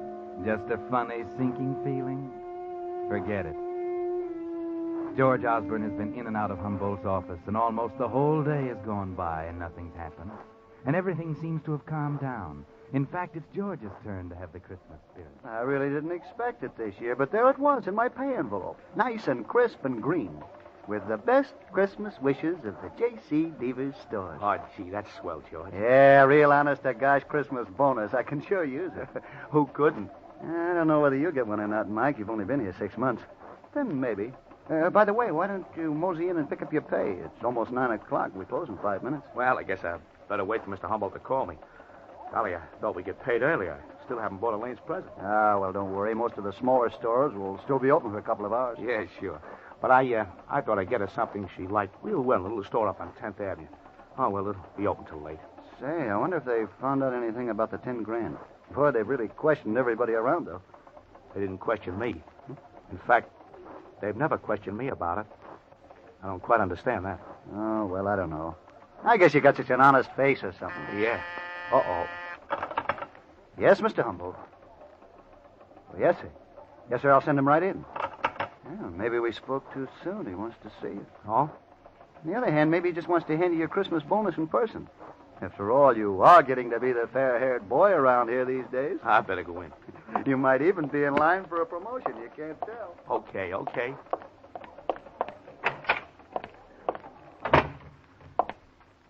You wanted to see me, Mr. Humboldt? Yes, Cobb. Sit down. Thank you, sir. Cobb, you've been with us 6 months now. Yes, sir. And I must admit that in that time you've demonstrated an admirable aptitude for the work. Thanks, Mr. Humboldt. Yes, in fact, there's been some discussion of raising your salary, promoting you. I even talked to Mr. Prentice, the manager, about it myself. Well, thanks, Mr. Humboldt. Yes, and that's why I regret very much to tell you this.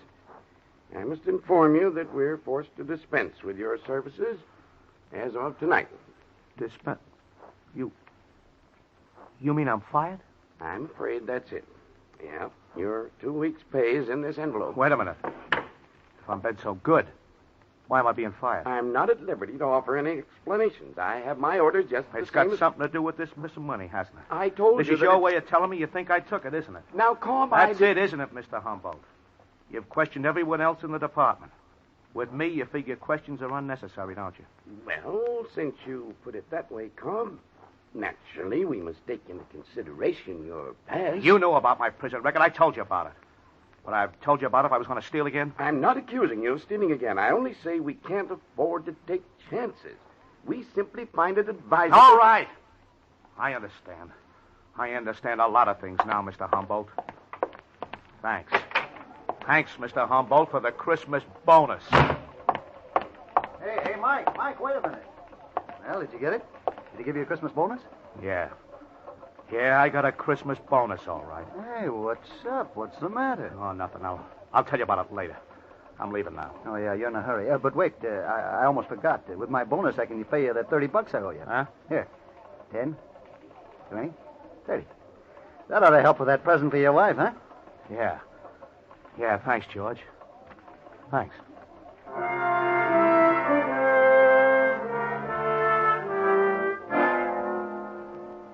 Merry Christmas, Mike. Yeah. That premonition you had this morning was right, wasn't it? That funny, sinking feeling. Now you know, don't you, Mike? You knew it all the time, really. All this past 6 months you've been kidding yourself. The dream bubble has burst.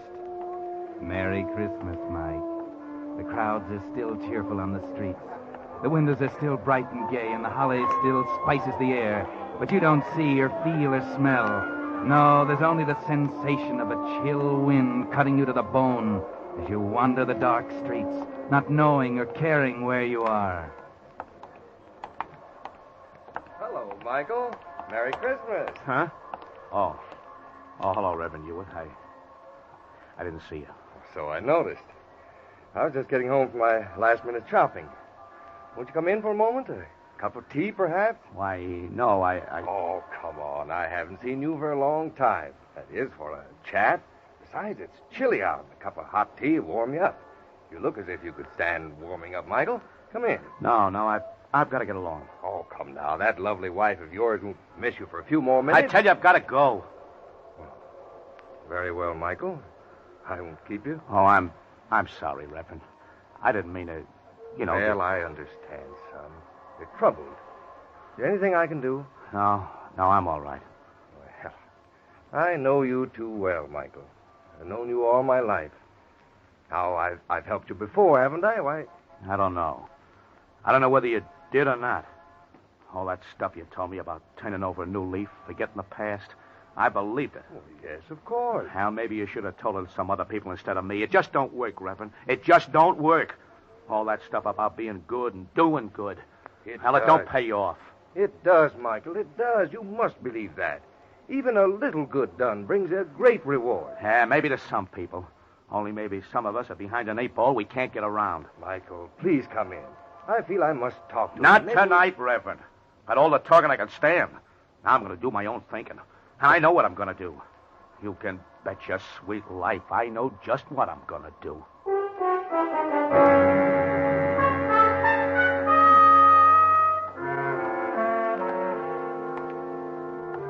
Yes, your mind is made up now, isn't it, Mike? Humboldt made it up for you, didn't he? You hate him, don't you, Mike? And all the smug people like him who've never done a stretch and stir. They're your enemies, aren't they, Mike? Whether you wanted them to be or not. And you're just one of the cell rats. Okay, if that's the way it is, that's the way you'll play it. What's that? Footsteps following you? Maybe if you stop by this lighted window. Yeah, you were right, Mike. They're following you, all right. 2 of them. You saw them duck into that doorway when you stopped and turned around. Tailing me. They got dicks tailing me. Why, sure, you dope. They wouldn't let you just walk out of there. They think you took the money. They're going to tail you, hound you, track you down. Okay, if they think I took the money, I'll give them reason to. This time I will take it.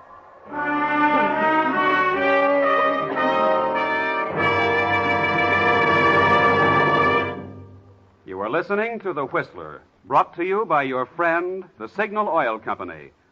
Marketers of famous Signal gasoline, your best buy today. Remember to let every go signal remind you do go farther with Signal gasoline.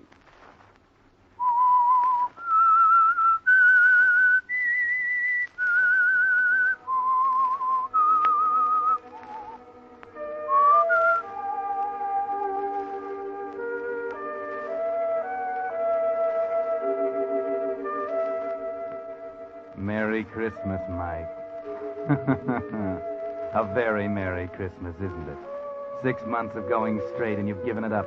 You're going back to the store and get your share of those days' receipts. Yes, it's all so simple, isn't it, Mike? It'll soon be 12 o'clock midnight, and old Gus will be up in the Louis 15th room on the 13th floor. The safe in Humboldt's office will be a cinch. You've seen it many times. And as for the 2 dicks tailing you now, it'll be duck soup to shake 'em. Duck soup. That's right. You're heading up 10th Avenue now. You can double back and... What's wrong, Mike? Why are you stopping? Could it be that tune, the brightly lighted window, the old man standing back there? Of course, now you remember. 10th Avenue. This is old Mr. Samuel's little store. This is it, where you're going to buy Elaine her Christmas present. And there it is. What you heard, the music box, sitting on the counter next to the open door, playing. Well, good evening, Michael, and Merry Christmas. Hiya, Mr. Samuel. You came in just in time. I was just about to close up. I guess down at your big store you've been closed for a long time. But here, well, we little fellows have to stay open to get all the business we can. What can I do for you? Is this the music box that Elaine likes so well? Ah, yes, that is the one. She was very taken with it. Ah, how her eyes sparkled when she looked at it. Yeah, there's a powder puff or something inside, isn't Ah, it? that is right. And when you open it, it plays the little tune. So.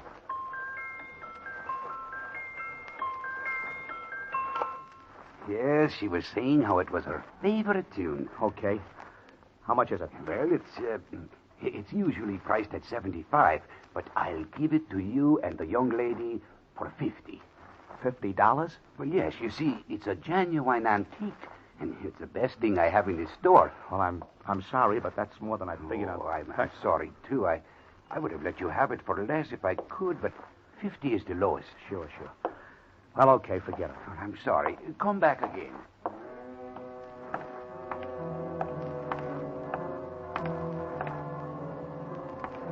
Now what's the matter, Mike? Why are you stopping? Could it be you can't make up your mind? Could it be you're thinking about the music box, about Elaine, about Christmas? Yes, this may be your last Christmas with her, you know. Your last chance to give her a decent present with clean money you earned. It might be a nice gesture, eh, Mike? A little token of all that might have been. Oh, Mr. Samuels, I'll take it. Wrap it up as a gift, and I'll take it.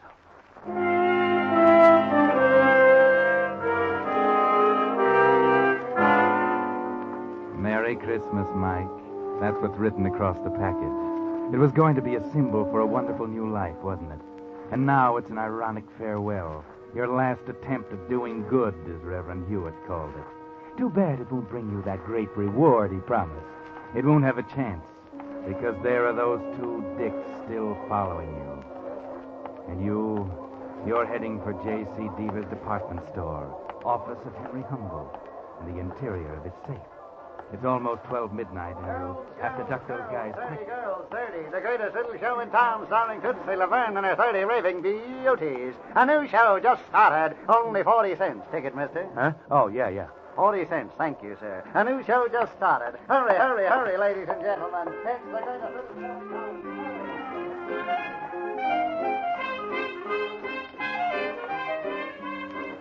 You're doing great, Mike. Those dicks will follow you in, but you won't be there, will you? No. You're heading for that exit sign down at the side. Through the curtains. Push out through the door, and there you are. In the alley. You're free. Okay. Now, up to the street. Lose yourself in the crowd. Turn down Fifth toward the store. You're okay now. No need to look back. Or is there? They're there. You didn't shake them after all. They were wise to that trick, and they were waiting for you outside the theater. Yes, you should have known. Now what? Maybe you've got an idea. Yes, a good idea, honey. Why not lead them to the store? Sure, that's where they expect you to go. But beat them there and hide, down in the freight dock, behind one of those big crates. They'll never find you in that mess. Then when they get tired looking, you'll be able to slip in and do the job. How's that? Brilliant. Yes, brilliant.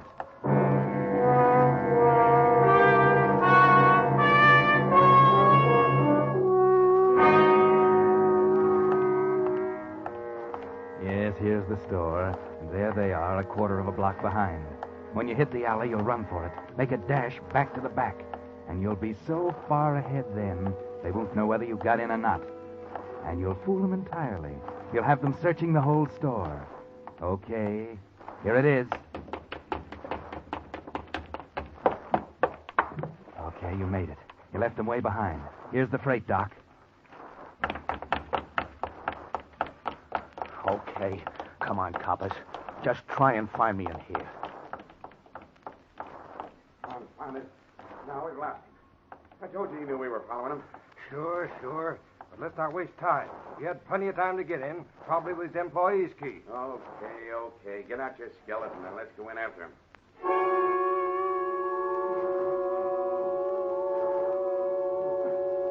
Worked like a charm, didn't it, Mike? You're sitting here in your crate, comfortably waiting, while they search the entire store. They've been there long enough to do it. It's almost 1. If they don't hurry, you'll have Gus to worry about. Not that that's too much of a worry. But wait, hold it. Yeah, that does it. Yeah, too bad. Hey, flash your lighter on. He could have ducked into one of these crates here. Yeah, but we never find him in that mess. He could play hide and seek with us there for days. Yeah, you're right. I guess we might as well call it a day.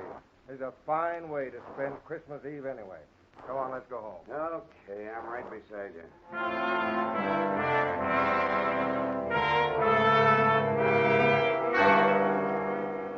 Well, Mike, Merry Christmas. This is better than you expected. They're leaving, actually going away, leaving the place to your tender mercies. You won't have to dodge them coming out. They aren't going to camp out in Humboldt's office. They're actually walking away, down the alley, and you're set. Good Lord, the music box. Something's wrong. It's going. I can't stop it. I can't. Hey, Joe. Joe, listen. Yeah, I hear it. Come on, right over here. I've got to stop it. I got it. Okay, right here. In this crate. Too late. Okay, Cobb. We finally cornered you. Come on out. No use hiding in there now, Cab. Come on. We want to talk to you. Yeah, I know. I got the idea. Okay. Okay, you got me. Yeah. Thanks for the music. Led us right to the dance floor. Yeah, that's the great reward the minister was talking about. Great. I don't get you. No, you wouldn't. It's a private little joke on me. Yeah? Well, that music maybe did you a big favor, Cobb. Favor? That's right. Maybe you'll see what I mean if you'll answer a few questions for us. I don't see why I should. You got nothing to be afraid of, kid, if you'll just answer a couple of questions straight. I'll answer one. I didn't do it. I had nothing to do with it. Okay. You had nothing to do with it. We didn't ask you that question. Well, answer this. You bought that music box at a store on 10th Avenue a while ago, didn't you? You know I did. You saw me buy it. And you paid for it with 2 20s and a 10, yeah. Right? Well, part of that money was marked. It was money that had been stolen from Deaver's department store. I tell you, it wasn't stolen. That was the dough. I got my pay envelope. All of it? Didn't somebody else give you part of it? No, I just earned the whole thing. Didn't George Osborne give you part of it? Osborne? Oh, yeah. Yeah, he did. Oh. He paid me $30 he owed. Okay. Now, this is very important. How'd Osborne pay you? In what denomination of bills? Well, Yeah, I remember. He gave me 3 tens. Tens? You're sure? Sure, I'm sure. And the 20s came to you in your pay envelope, huh? Yeah. You'll swear to that in court? Of course. Okay. That does it. Thanks, Cobb. Hey, wait. You mean that's all you wanted me for? It was enough. You just proved for us who stole that 10 grand from the store. And the way you were acting, we'd almost thought it was you. We hadn't have known better all the time.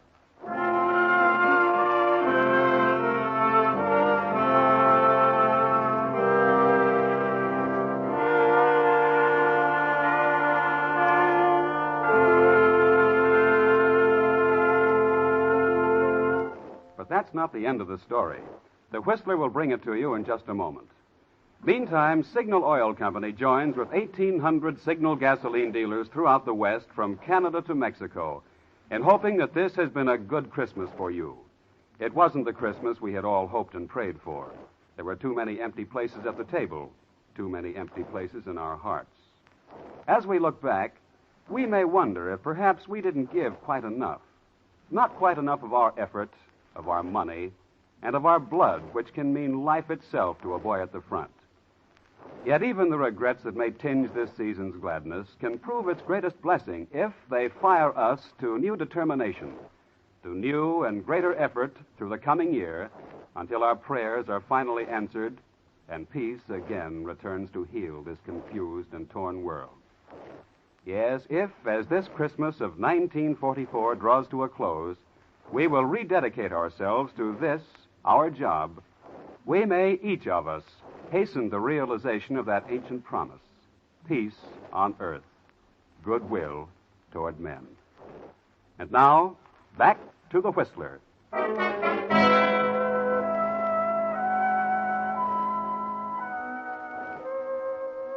Well, quite surprising, isn't it?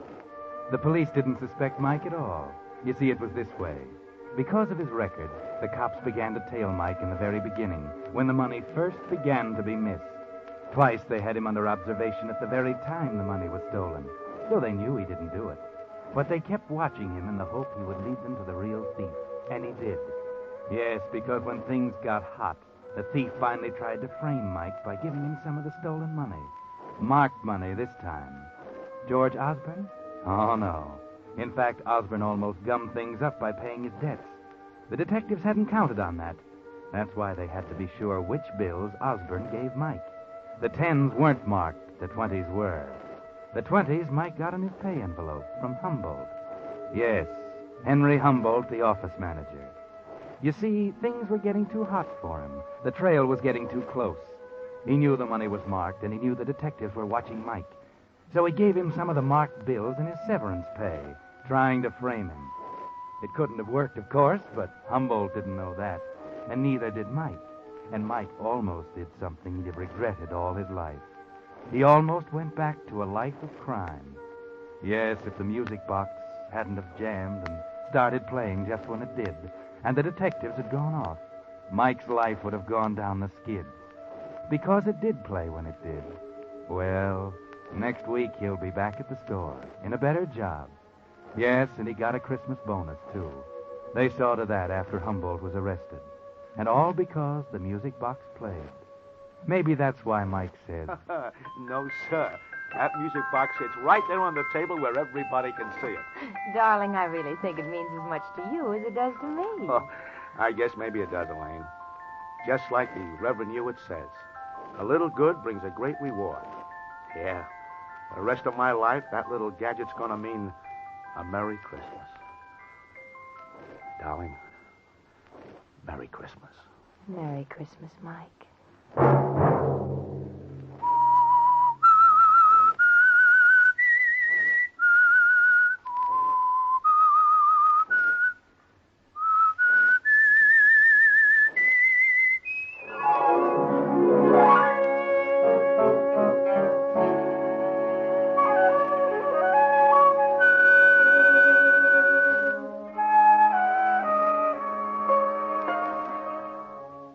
Next Monday at 9 o'clock, the Signal Oil program will bring you another strange tale by the Whistler. The Signal Oil program is broadcast for your entertainment by the Signal Oil Company, marketers of Signal's famous Go Farther gasoline and motor oil, and by your neighborhood Signal Oil dealer, who is at your service daily to keep your car running for the duration. The Signal Oil program, produced by George W. Allen, with music by Wilbur Hatch, is transmitted to our troops overseas by the Armed Forces Radio Service. Bob Anderson speaking for your friend, the Signal Oil Company, and suggesting once again that you let every go signal remind you that you do go farther with Signal gasoline. This is CBS, the Columbia Broadcasting System.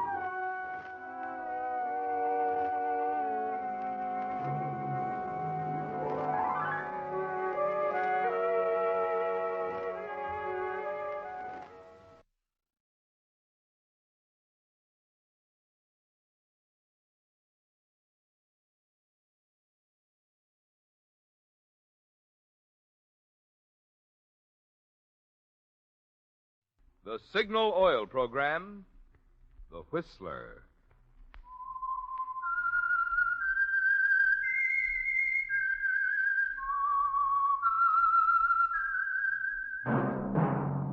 That whistle is your signal for the Signal Oil program, The Whistler.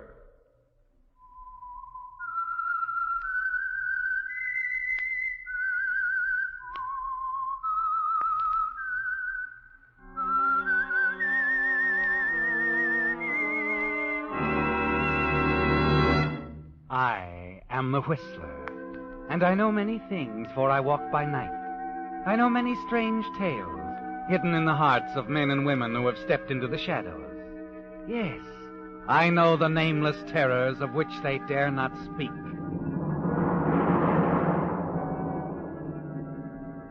Yes, friends, it's now time for the Signal Oil program, The Whistler, rated tops in popularity for a longer period of time than any other West Coast program in radio history. And here's an important announcement for Whistler fans in California only. Beginning next Sunday, January 2nd, due to California's going off daylight saving time, the Whistler will be heard in California only 1 hour earlier, from 8:30 until 9. Remember the change in time. In California only, the Whistler will be heard at a new time, from 8:30 till 9. In other states, the Whistler will be heard at the same time as always. And now the Whistler's strange story. Delayed Christmas Present. Christmas was really over, for it was 1 o'clock in the morning at Pete's Cantina, a tough little night spot on the outskirts of Panama City. But the melody lingered on. You could hear the chimes of the big church a block away playing Adeste Fidelis. There was practically no business. 4 hostesses, all Americans, were sitting drearily at the far end of the ballroom near the bar. One of them, Mary Winslow, billed as Candy Porter, just sat gazing drearily into space, thinking bitterly of a past from which for a while there had seemed no escape. But for 5 months now she'd been relatively safe. No one had been around asking any questions. As Candy Porter, blues singer, Mary Winslow had found a kind of security, not a happy security, for she was far away from home. And as the chimes became silent, Mary wondered if it was worthwhile. Her reverie was broken up as she looked up and saw Spanish Pete, a fat, greedy owner of the cantina, approaching her table. Candy, look, there's an American gentleman just came in. He wants to buy you some champagne. Champagne, you hear that? Please, Pete, not tonight. It's Christmas. I'd rather be alone if you don't mind. I do mind. Look, All right. I'll let him spend his money on champagne. Now you're smart, baby. Here he comes. You turn, see the tall, heavy-set American approach. Suddenly you become tense. You recognize the type, don't you? After a year of running away, you've learned to spot his kind in a moment. You fight to remain calm as he reaches your table. Sit down, Mr. Fontaine. Sit down. Sure you don't mind, Miss Porter? Of course not. Thanks. In that case, I guess I will. I'll go get the champagne. I keep him on ice. 11 years old, too. Cigarette, Mr. Fontaine? No, thanks. You don't mind if I do? Of course not. Light? Thanks. Strange, spending Christmas so far away from home. Mm-hmm. How come? Business. Important business. Couldn't it wait? No. This business means a lot to the people I work for. Well, here's what you say, bubble water. From Marseille, 13 years old. You said 11. That was from Le Havre. This is even better. Now I put him back in the ice. You want some more? You just call Pete. I got another one on ice just like him. Well, I guess it's kind of late to wish you a Merry Christmas, Miss Porter. So I guess I'd better just say season's greetings. Huh? Anyway, here's luck. Here's hoping you find whatever you came here after. I've already found what I came after. I'm glad. I hope you will be. Why shouldn't I be? Because I came after you, Mary Winslow.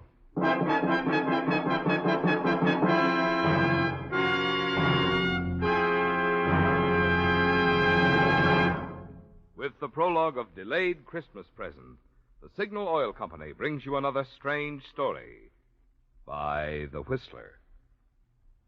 But now, since this is Christmas weekend, I want to thank you for inviting us of the Whistler cast into your home on this special occasion. During the 6 consecutive years that the Whistler has been broadcast by Signal Oil Company, many of us have had the pleasure of celebrating Christmas with many of you a number of times. And believe me, we feel it a real honor that you consider us a part of your entertainment family.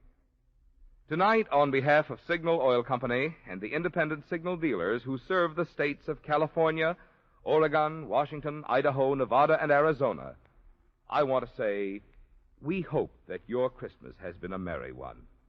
May your new year be filled with peace, prosperity, and the good health with which to enjoy these blessings. And now back to the Whistler.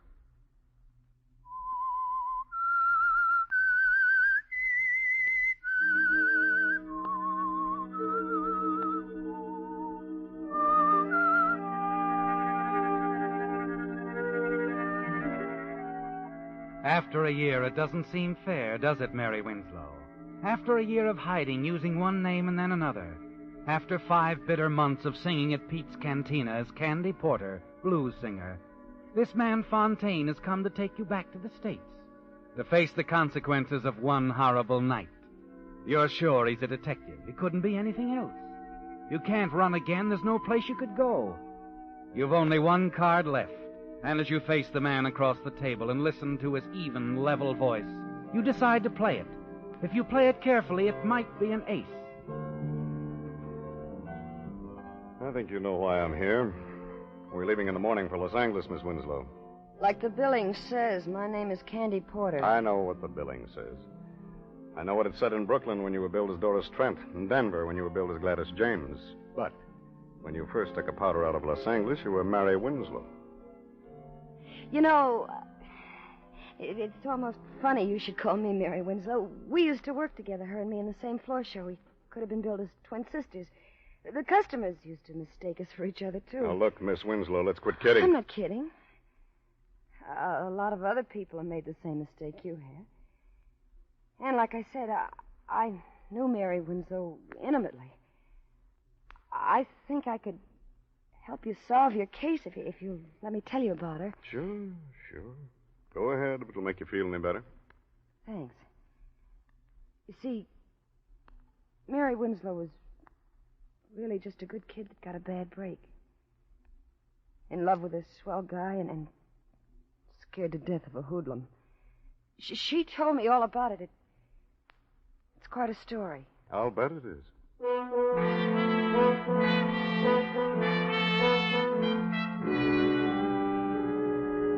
Yes, it was quite a story, wasn't it, Mary? And it all began a year ago Christmas Eve at the Christmas party given by your employers in the pink room of the Swank Wilchester Hotel. You really enjoyed yourself that night, didn't you? And you were quite the hit of the evening. You sang 3 numbers and went over big. Your fellow workers didn't know your many talents. Everyone told you what a fine singer you were. And when you left, you were feeling good. So good you decided to drop into the cocktail lounge, make a phone call, and have a nightcap before going home. Scotch and soda. Mix it. Make mine the same, Bill. Gotcha? I heard you sing tonight. You were terrific. Thanks. What's the matter? Did he stand you up? Who? The guy you were just talking to on the phone. No, I guess he didn't stand you up. Didn't he? And he's on his way here right now. Yep, that's the answer. Lucky guy. Here you are, folks. Oh, take it out of here, Bill. Now, look here, Oh, Mr. take it easy. It's practically Christmas. What's the harm of my buying you one drink? Like I said, I like your voice, Miss Winslow. Here's your change. Oh, thanks, Bill. You must be a detective. You know my name and everything. Well, no, not everything. But it wasn't any trick to find out your name. I just asked one of the boys I saw you dancing with. My name's Joe Clark. Oh, I see you've never heard of me. Should I have? A lot of people have. Most of the boys and girls around the night spots know me. Well, then that accounts for my ignorance. You see, I seldom haunt the night spots. Well, you should. With a voice like yours, you could be packing them in a good nightclub. Oh, now I get it. You're a professional talent scout, and you want to get me into the movies. No. I'm a gambler. Shock you? Why should it? Live and let live is my motto. And that's exactly what I'm going to do right now. What? Live my life and let you live yours. Good night, Mr. Clark. My. Just think, tomorrow I can tell all the girls at the office I met a real live gambler. You could tell them all a lot more than that if you believed in your voice as much as I do. Really? Uh-huh. You've heard of Dominguez on Sunset out near the ocean? It's an undercover gambling club, isn't It's it? more than a gambling club. It's a swell floor show. A lot of big people go out there, people that count. And they're all intimate friends of yours, I'm sure. Not all, but I know quite a few. Could push you right to the top with that voice of yours. Oh, that's the oldest line I've ever heard. It's not a line. Yeah, but skip it. Go on home. Listen to the radio. Eat candy. You can have a terrific time. You go to Dominguez with me, you can't tell what might happen. You might have to meet a couple of show producers. So play it safe and go home. It may be dull, but you'll always get to work on time. Is that all you have to say? That's all. Nighty-night. Wait a minute. Yeah? Could we be back fairly early? Leave any time you say. Well, what are we waiting for? Oh, now you're making sense. I'll call a cab. Never mind, I have a car. It's parked right around the corner. Clark used just the right approach, didn't he, Mary? You realize you're being a fool. But as the hours pass, you tell yourself your fears are groundless. Joe treats you with perfect courtesy. You watch the gambling for a while, then proceed to the silver room and enjoy the floor show. Afterward, you have a little food and watch the dancers.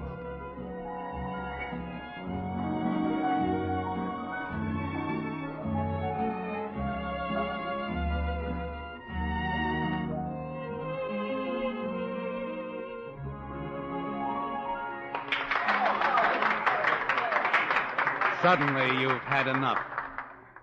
Joe, do you mind if we leave now? I said we'd leave any time you said. What hit you? The music? Yeah, I guess that's it. Another guy? Another guy. My fiancé. What happened to him? He's in the Philippines. Research. Oh, chemist? Doctor. Dr. Frank Wilson, M.D. That was his car we drove out here in. He told me to keep it warm for him. Well, too bad. We could have had a lot of fun. Well, shall we go?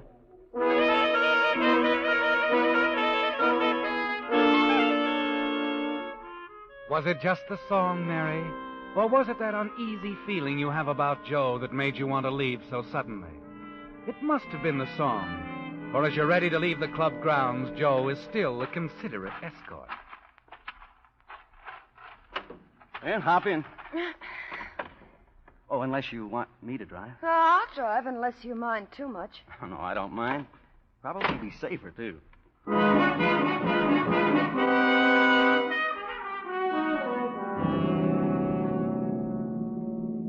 For several miles, Joe says little, seems preoccupied, and you feel relieved when he breaks his rather strange silence. Oh, say, Mary, would you mind stopping for a minute, that drive-in?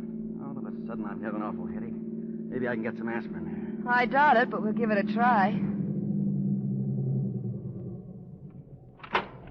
You can keep the motor running while I'm gone. I'll only be gone a few seconds. Okay. I'm dreaming of a white Christmas.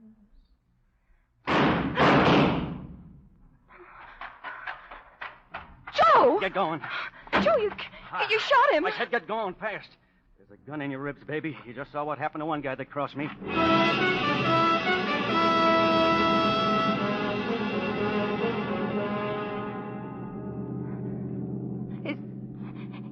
Is he dead? I don't know. Oh, you.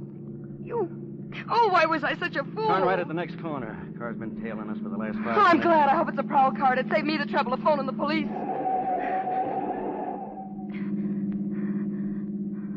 He didn't turn, baby. You shouldn't have said what you did about phoning the cops. You better pull over and park. We got a couple of things to talk over. I said pull over!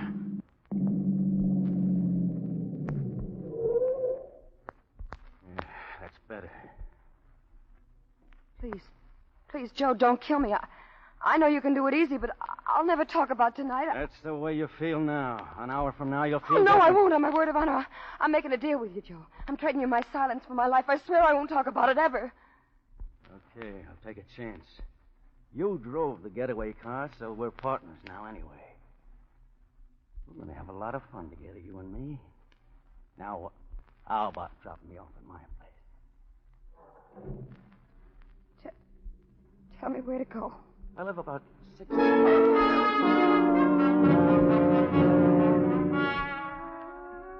After you drop Joe and you reach your apartment, you're so weak you can hardly stand. Your senses are reeling, your brain is spinning. You practically fall into bed. You try to snatch a little sleep, but sleep is impossible. Finally, at 6 o'clock in the morning, the newspaper is shoved under your apartment door. The headlines sicken you. Drive-in operator shot in hold-up dies. The subheadings are even worse. Unidentified man and woman seen fleeing from scene of crime in dark green 47 model Chevrolet. Pedestrian believes he can identify both car and woman. There it is, Mary. Hopeless, isn't it? Even if you called the police, your story would sound phony now.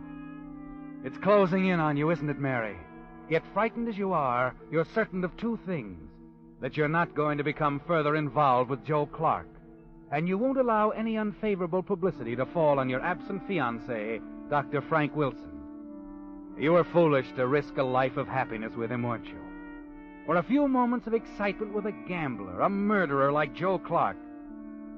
But you decide there's only one thing you can do, Mary. Leave town, disappear, and never see Clark again.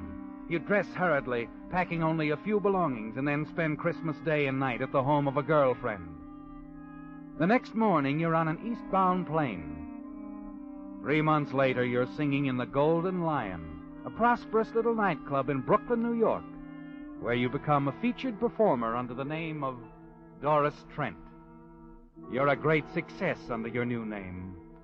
And then one night you have a visitor. You're sure it's Mr. Vern Shields, London musical comedy producer. Come in. Well, what do you know? Long time no see, Miss Trent. Doris Trent, it says on the program. All right, Joe. Now that you've found me, what's on your mind? You double-crossed me, baby. You're crazy. That's why I left town, so I wouldn't have to talk to anybody. But you could still write, couldn't you? I don't get you. That anonymous note to the police, written just after you left, telling all about that driving job. Gave the exact time, my name, where I lived, what I had on, everything. But not a word about the girl with me. Funny, huh? You're the only one that knew all of that, baby. Oh, no, Joe, you're wrong. Believe me, I didn't write any note. Couldn't have been anyone else. 2 days after you left, they picked me up for questioning. Anybody could have written a note like that. Well, one of your enemies might have wanted you out of circulation and tried to frame you. Yeah, maybe, but I doubt it. Joe, I didn't write it. I've kept my bargain with you 100%. There's one way you can convince me. How? Marry me tonight. Marry you? Yeah. That way I'll be sure of you. Wives don't testify against their husbands. Besides, I'll know what you're doing all the time. Oh, Joe, I gotta go do my show. Let's talk this over in the morning. Tonight or else. You can run up to Connecticut. But go ahead, do your show. If you've got any ideas about calling in the cops, don't forget you drove the getaway car. And in case anything serious should happen to me, there's a written confession in my pocket telling exactly how you helped me pull the job. How we used your boyfriend's car. How you kept the motor running waiting for me. Your doctor would love reading about that, wouldn't he? No. No, he wouldn't. Then don't get funny. Go ahead and on to your show. I'll wait for you here.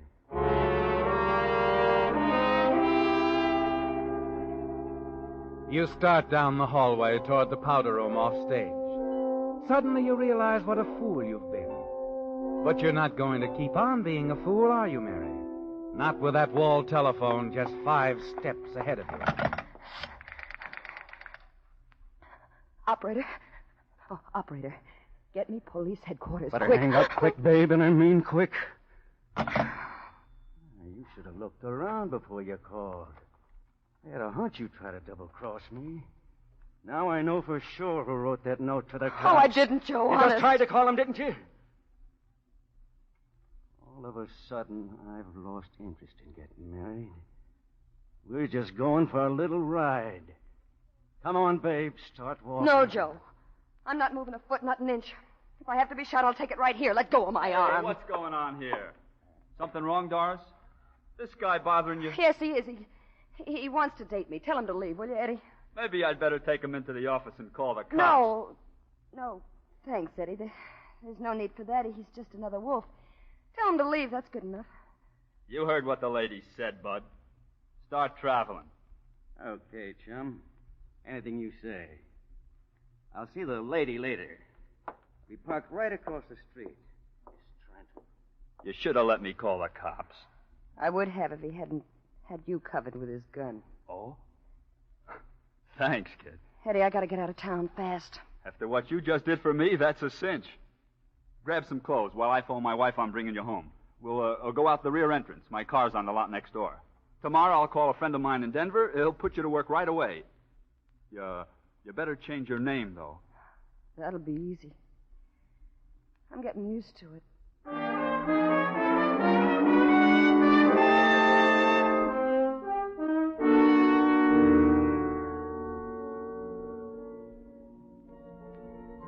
So, Mr. Fontaine, that's where I met Mary Winslow, in Denver at the Hi-Hat Club.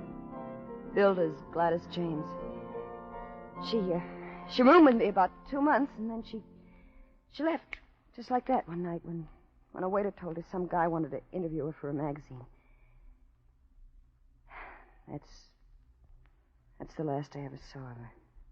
That's the end of the story? That's the end. And Mary Winslow told you all this? Well, we were very close friends. I'll say you were. You expect me to believe that? It's true, every word of it. You know something? You ought to be writing stories for the movies.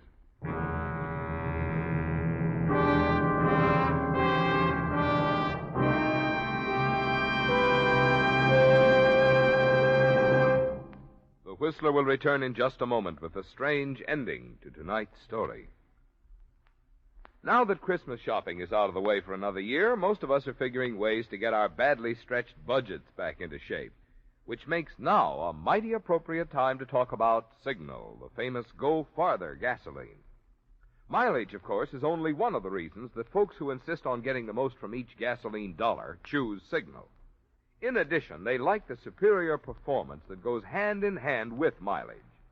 You see, the only way today's Signal gasoline can give you such good mileage is by helping your motor run more efficiently. And when your motor runs more efficiently, you also enjoy quicker starting, faster pickup, smoother power, the things that make driving more pleasure. So, among your resolutions for the new year, how about resolving to put Signal gasoline to the test in your car? See for yourself why drivers who insist on quality, as well as those with an eye for economy, are both switching to Signal, the famous Go Farther gasoline. And now back to the Whistler. Well, Mary, it looks as though you've lost, doesn't it? That your one card wasn't enough. The man across the table, the man you're sure is a detective, who has come to take you back to Los Angeles to stand trial for a holdup and murder you had nothing to do with, doesn't believe you, does he? And the jury in Los Angeles won't believe you either. Yes, Mary, it looks as though you've lost, but you're going to play the game to the end anyway. And as the piano player across the floor plays the tune he's played 1,000 times in the last 2 weeks, you quietly watch Fontaine and await his next word. How long did you say you've been here? I didn't say. I got here about 5 months ago. Like it here? No. That's what I figured. Look, Miss... Cigarette? Yeah, thanks. Light? Mm-hmm.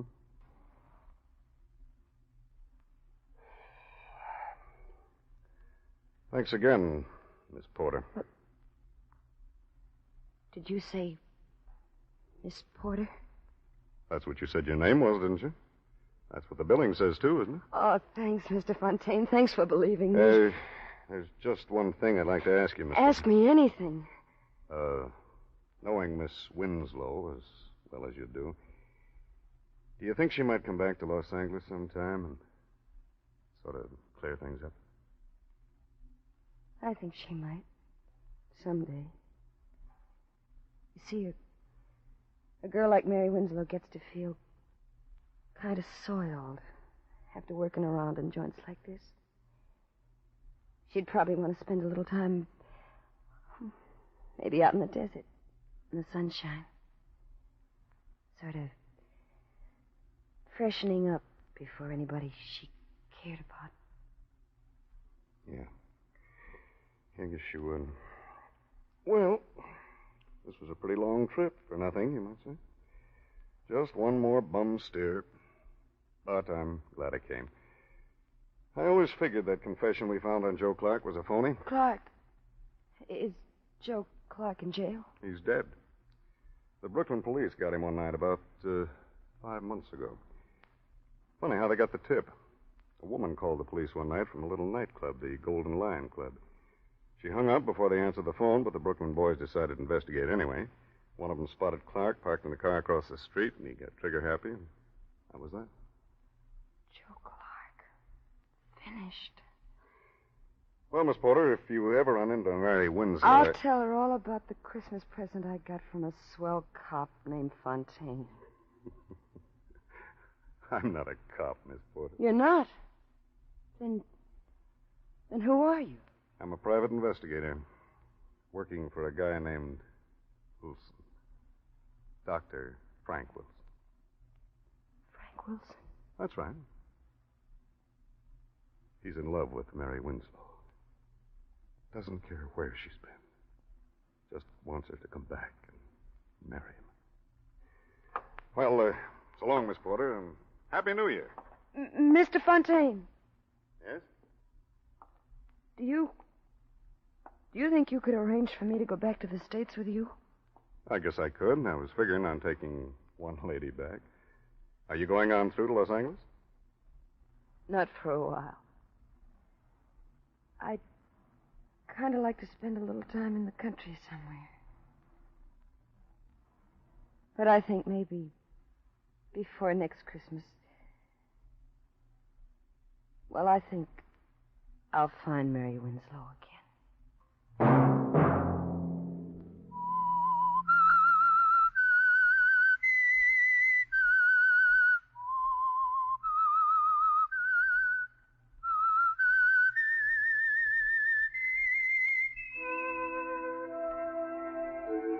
Let that whistle be your signal for the Signal Oil program, The Whistler. Now let me repeat an important announcement for Whistler fans in California only.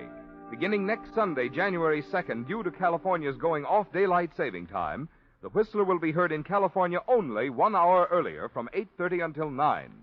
Remember the change in time in California only. The Whistler will be heard at a new time from 8:30 till 9. In other states, The Whistler will be heard at the same time as always.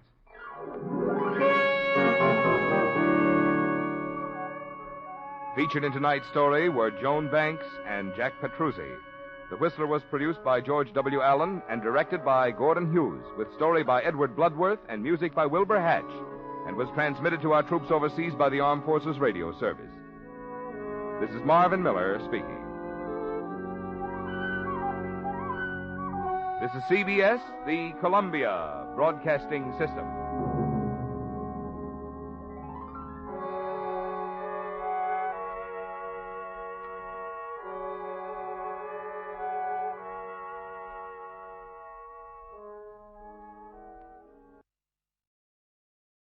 Coleman, inviting you to radio's most dramatic half hour, Favorite Stories.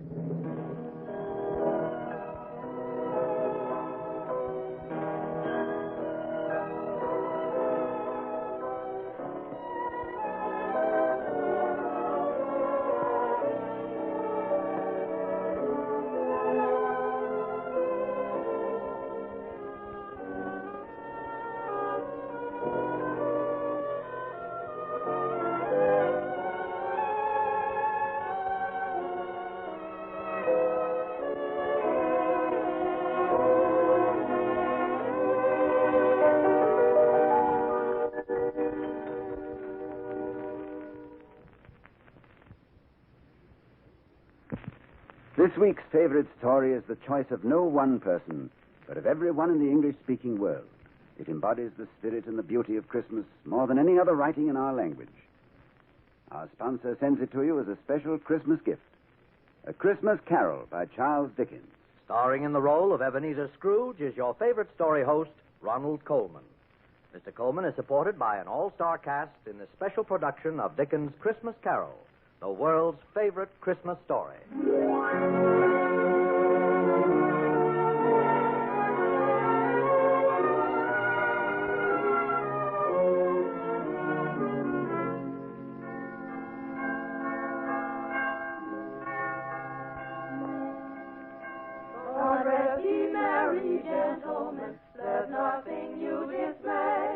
Remember Christ our Savior was born on Christmas Day to save us all from Satan. Get away, I tell you. I want none of your singing here. Now get away. Before I take a stick to you, all of you, get away.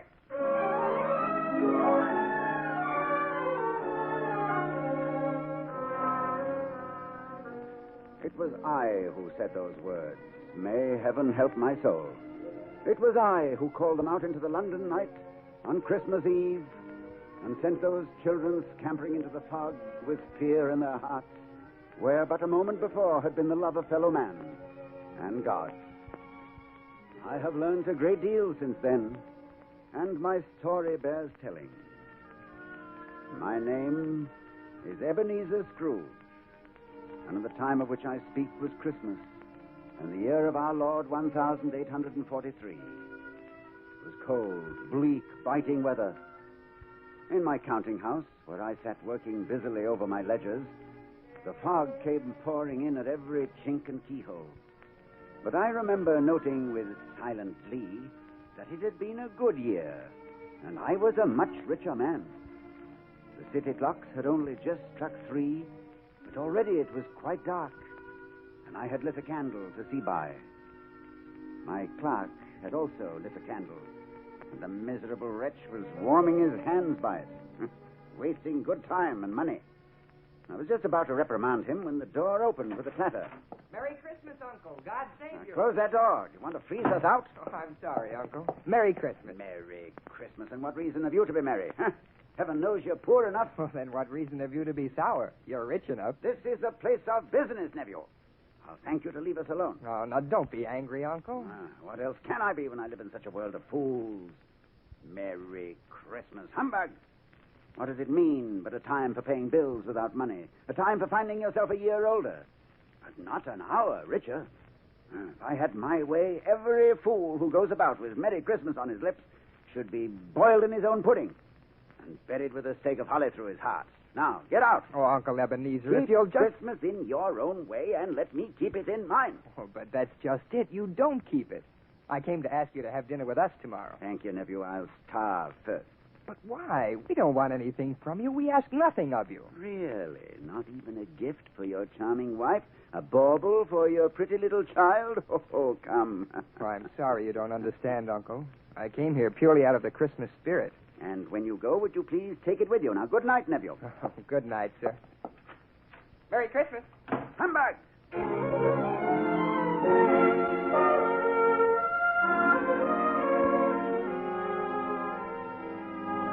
Mr. Scrooge, sir. Well, Cratchit, why aren't you working at your desk? If you please, sir, there's a gentleman to see you about a charity. Charity? Time for closing. That's what I told him, sir. Good evening, sir. Scrooge and Marley's, I believe. Have I the pleasure of addressing Mr. Scrooge or Mr. Marley? Mr. Marley has been dead these 7 years. He died 7 years ago this very night. Oh. As you know, Mr. Scrooge, at this festive season of the year, we attempt to make some slight provision for the poor and the destitute. Oh, dear, dear. Are there no prisons? Why, yes, sir. Plenty of prisons. And the union workhouses, aren't they still in operation? Yes, they are, sir, but... I'm very glad to hear it. Oh. Now, what shall I put you down for, sir? For nothing. You wish to be anonymous? I wish to be left alone. I can't afford to make idle people merry. As a citizen, I help to support the workhouses. Those who are badly off must go there. Many can't go there. Many would rather die. Then they had better do it and decrease the surplus population. Good evening, sir. Good evening, sir. Mr. Scrooge, sir. Well, what is it? I was just wondering, sir, if you might leave for the night, eh? Well, say it. Yes, sir. You want all day tomorrow, I suppose, Mr. Cratchit? If it's quite convenient, sir. It's not convenient and hardly reasonable. It's only once a year, sir. Once a year. A poor excuse for picking a man's pocket every 25th of December. Well, I suppose you must have it. Oh, thank you, sir. But you'll be here all the earlier next morning.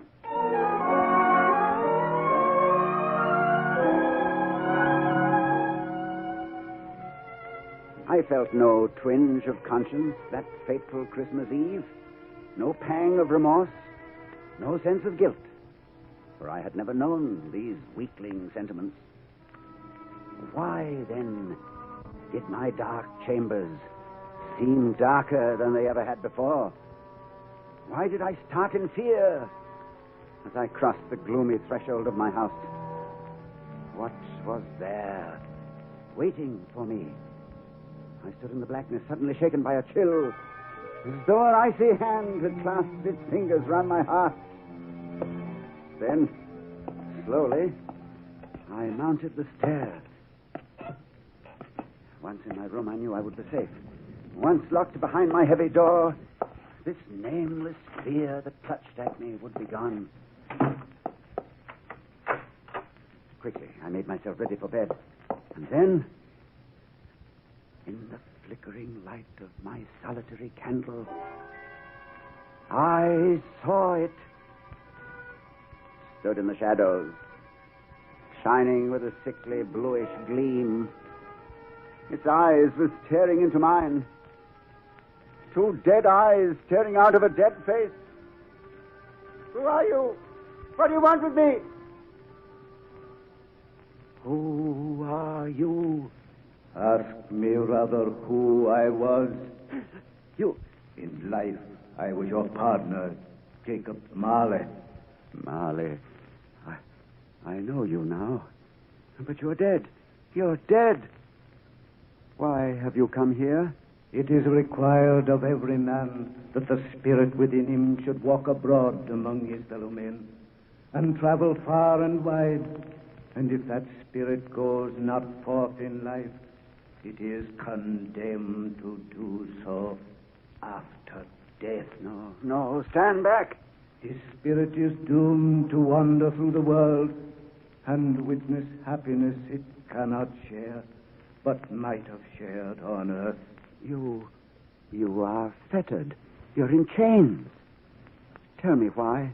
I wear the chain I forged in life. Of my own free will I wore it. I made it link by link and yard by yard. Is its pattern strange to you? Money boxes, keys, and padlocks. Yes. Heavy purses wrought in steel. I think you know this pattern well. You were always a good man of business, Marley. Business. Mankind was my business. Charity, mercy, forbearance were my business. But I turned my back on these and looked for wealth. I suffer for it now. But you are 7 years dead. You are beyond suffering. Hear me. My time is nearly gone. As I have suffered, so will you. For your life is mean. Your soul is shriveled, as mine was. But while that life still beats in you, you have yet one chance, one hope of escaping my fate. What hope is that you speak of? Tell me, Marley. You will be haunted by 3 spirits. Look for the first in the dark of the morning when the clock strikes 1. The second spirit on the stroke of 2. The third will come when the bell tolls 3. Look to see me no more, but remember well what I have said. Remember and take heed. Remember.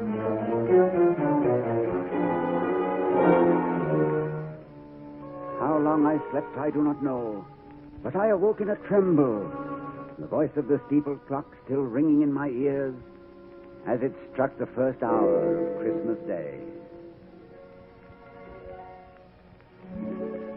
There, at my bedside, as old Marley had warned, was the spirit who had come to haunt me. It was a strange figure, like a child, and yet its hair was white with age.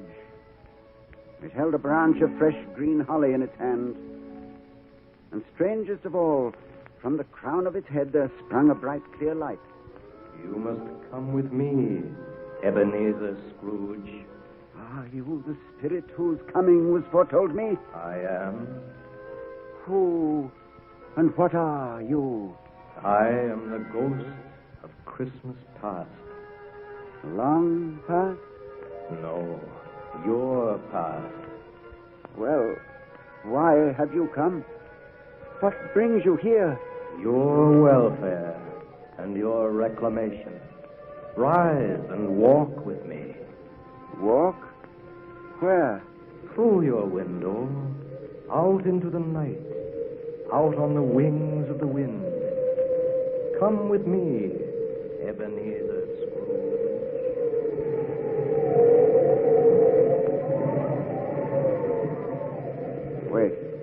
Wait, what place is this? Where are we? Look there below and tell me what you see. I see a school. A cold and draughty hall. I see a long, bare, melancholy room in which a boy sits reading. A solitary child, neglected by his friends, for they have all gone home for Christmas. He wants to cry, but he doesn't dare. Now he lifts his head. I see his face. His name? His name is Ebenezer Scrooge.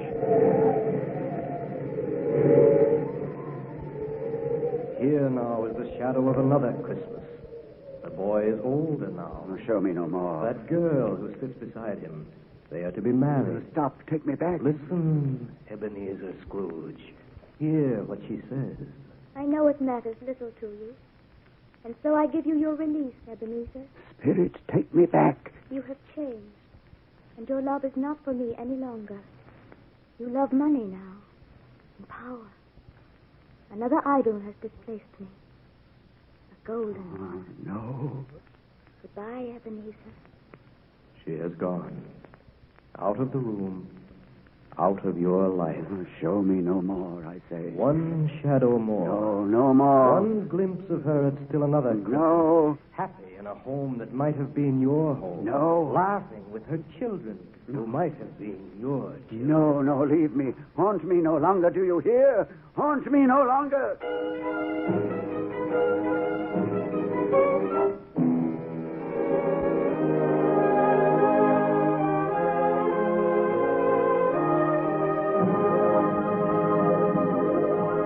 Ronald Coleman will return in just a moment with Act Two of Dickens' Christmas Carol.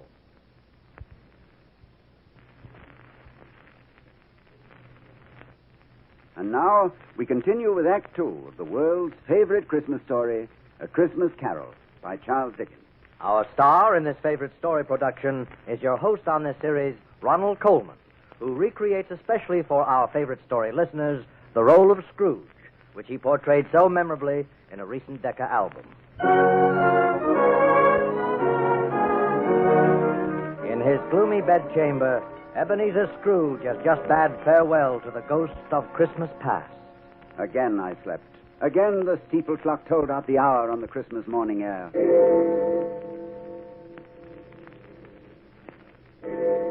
Wake up, man, wake up. I am the ghost of Christmas present. Look upon me, man. Know me better. Before me stood a spirit, giant in size, clear-eyed and smiling. On its head there was a crown of holly. It held a great lighted torch high in the air, filling the room with a ruddy glow. I stared at him, more in wonder than in fear. Have you never seen the likes of me before? Never. What? You've never walked with my brothers? Have you many brothers, Spirit? More than 1,800. One for every Christmas since the first. Will you come with me, man? I've seen the Christmases of the past. They brought me no joy. Oh, come along, man, come along. I will show you the Christmas of today.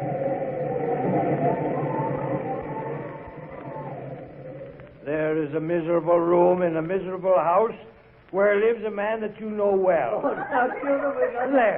There, do you see him? Why, that's my clerk, Bob Cratchit. But the others, I know them not. Bob Cratchit has a wife and children, 5 children.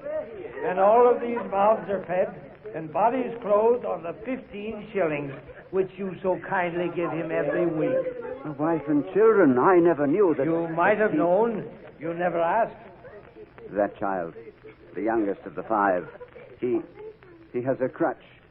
He is a cripple? The crutch supports his body. His spirit stands alone. Your work now, children. Your father's home. Chairs for the table. Peter, fetch the goose. Yes, Mother. Martha, the potatoes need your hand. Oh, Bob, there's such a goose. Tiny Tim could tell you that. Couldn't you, Tim? I smelled it, Mother. I could smell it coming up the stairs. Oh, my little one. And was he a good boy at church, Bob? As good as gold. Eh, Tiny Tim? It was nice to be in church this morning, Mother. I wanted everyone to see me. Why, Tiny Tim? Because I'm a cripple. And if people see a cripple on Christmas Day, why, then they'll remember that this is God's day. And it's God who makes the cripples walk and the blind to see. Oh, Tiny Tim. Well, isn't it, Mother? Yes, Tim. Isn't it, Father? Who else, my son? And he'll make me walk, too. Someday I'll just throw away my crutch, and I'll never have to use it again. Will I, Father? Never. Why, you're growing stronger every day. Feel his arm, Mother. Just feel it. Feel my arm, Mother. Feel my arm.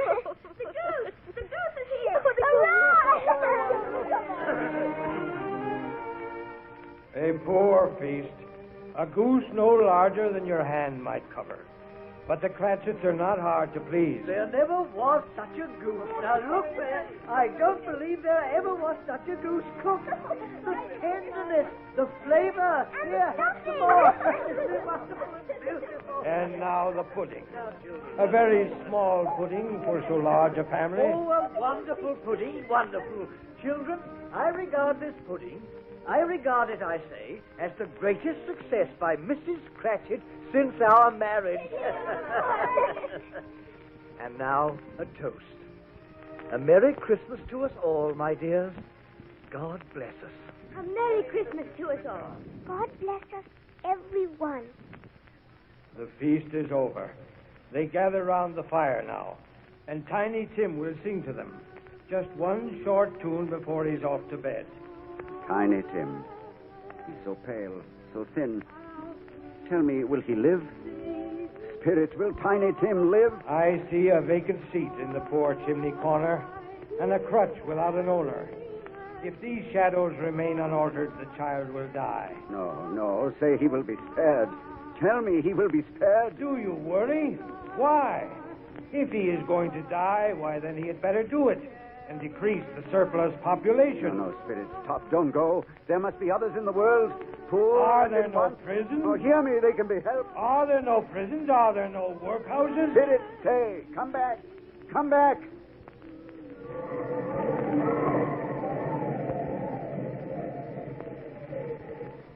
The Spirit had gone. I was alone in the wind-swept street, my shoulders bowed with shame. From far off, I heard the hour strike. And looking up, I beheld a third of the spirits. It was a phantom, shrouded in a long black robe. A hood concealed its face. But from the folds of the robe, a thin white hand was outstretched toward me, beckoning. I am the ghost of Christmas yet to come. I will show you the shadows of things that have not happened, but will happen in the time before us. Ghost of the future, I fear you more than any specter I have seen. Come.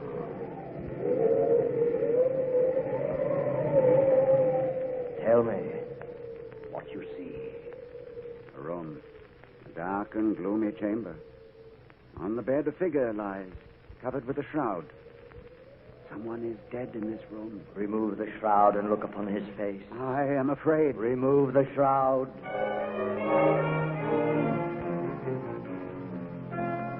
It is my own face that I see. My own. You are dead, Ebenezer Scrooge. But why am I alone? Why is there no one here? There are none to mourn you. Not one voice lifted in prayer. Not one tear shed. Alone in the dark forever. Alone. No, there must be someone. I have friends. Come. No. A graveyard. Have I not seen enough of death? You looked in vain for mourners at your bed. Now see the face of one lost in grief. A figure by a gravestone kneeling in the fresh-turned earth. Why, it's Bob Cratchit. Bob Cratchit? But why? Why? Death has passed his humble house and laid a wreath upon his step. But the grave, such a small grave. Did Tiny Tim die? Here the father, mourning for his son. I wish that you could see this place, Tiny Tim. There's grass here, such as you've never seen before. And flowers, too. And birds. You'll like it here, Tiny Tim. There'll be no pain, and you can throw your crutch away at last. And you won't be alone either, for I'll come here every Sunday as I promised. And as I walk home, I'll feel your tiny weight upon my shoulder, the way we used to walk. Eh, Tim? And I'll hear your laugh, and I'll see your smile. And I'll think to myself, why, he's here just as he always was. He's here. Tiny Tim. Tiny Tim. Tiny Tim, born 1838, departed this life, aged 7 years. Must this be? Must that father cry out his heart upon a gravestone? Tell me, this must not be. There was a man named Ebenezer Scrooge. He might have saved this child. He will. Let me have one chance. It was promised me if I altered my life. I will honor Christmas in my heart and try to keep it all the year. I will live in the past, the present, and the future. The Spirit of God shall strive in me, I swear. Only tell me. Tell me that I may sponge away the writing on that gravestone. Tell me.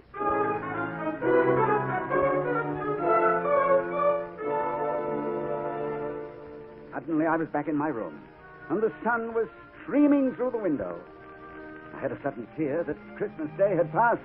With a cry, I sprang from my bed and threw open the window. Hey, you there, boy. What day is it? What day? Today? Why, it's Christmas Day. Christmas Day. I haven't missed it. Hello there, my fine fellow. Hello? You know the poultry shop at the corner? I should hope I do. Oh, an intelligent boy. Have they sold the prize turkey was hanging there? What? The turkey as big as me? Ha, ha, ha. Delightful boy. Pleasure to talk to him. Is he still there? It's hanging there now. Well, then go and buy it, boy. No, I'm in earnest. Here's the money. Go and buy it. Tell him to send it to Bob Cratchit's house, huh? And whatever's left is for you. And hurry, boy, hurry.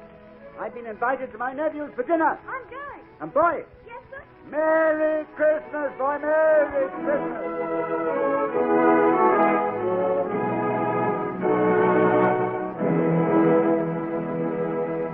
And a Merry Christmas it was. I had the pleasure that day of dining with my nephew and his family. A rare treat, I discovered.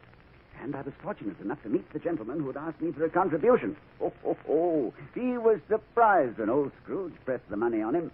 And Cratchit, I had the double pleasure of raising his salary to such a figure that his eyes bulged almost from their sockets. A rare day. A rare treat all round. Yes, that was a Christmas for you. And I may tell you that Tiny Tim did not die.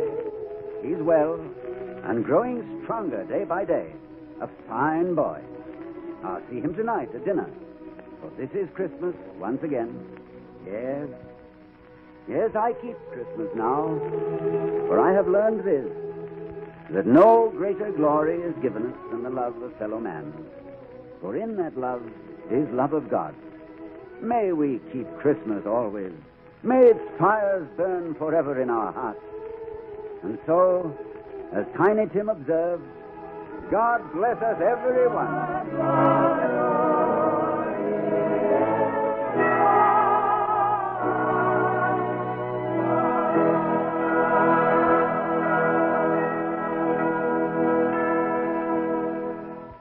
You have just heard the world's favorite Christmas story, A Christmas Carol by Charles Dickens, starring Ronald Colman.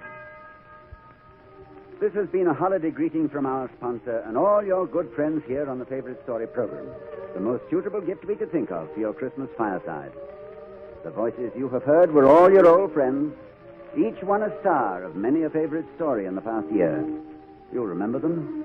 John Beale, Zureen Tuttle, Jimmy Lydon, Joe Kearns, Arthur Q. Bryan, Henry Blair, Eric Snowden, Jerry Farber, Cyrus Kendall, and Earl Lee. Robert Mitchell directed the vocal effects, and Claude Sweeten conducted the orchestra. All of us, including our directors, Jerry Lawrence and Bob Lee, wish you the merriest of Merry Christmases on behalf of our sponsor. And we hope you will hear us all on many pleasant half hours of Favorite Story in the new year to come.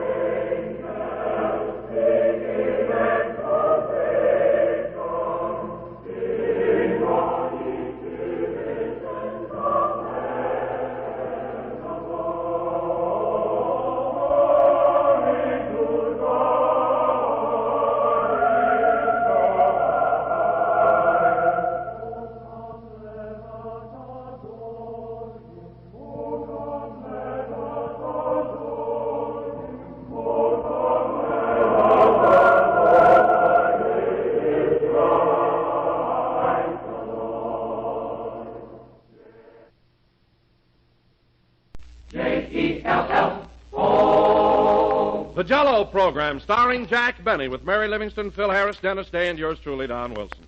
The orchestra opens the program with Goody Goodbye.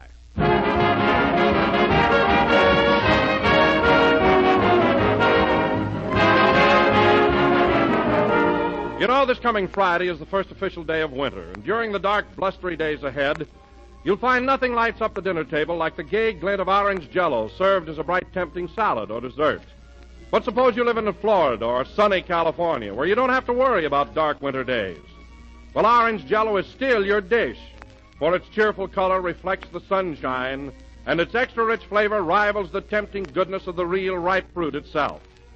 Or try a tempting sea green mold of lime Jell-O served with slices of canned pineapple.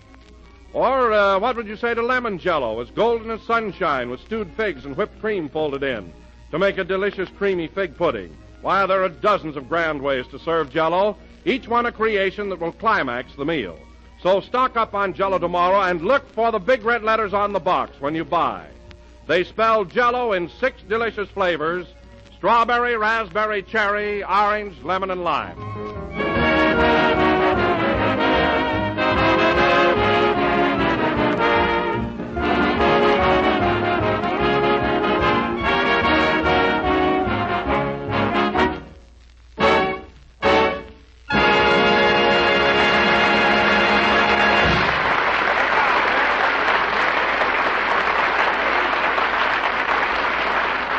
That was Goody Goodbye, played by the orchestra. And now, ladies and gentlemen, I bring you our worn-out master of ceremonies. Between his broadcast at NBC, his picture at Paramount, and his Christmas shopping at the 5 and 10, he's the busiest little man in Hollywood, Jack Benny.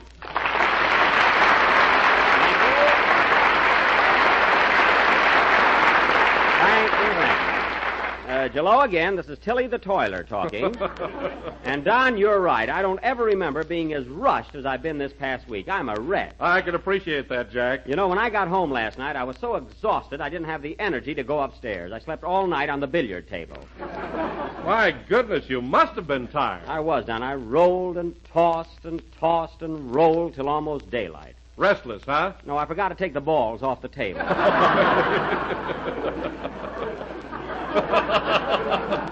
I didn't mind that so much, but I dreamt I was an ostrich, and I woke up this morning with my head in the side pocket. What a night. Well, if you're tired, Jack, it's your own fault. Radio keeps you busy enough. What are you making a picture for? That's what I can't figure out, Don. I can't understand Paramount putting me in another picture so soon. I'm not tired of my last one yet.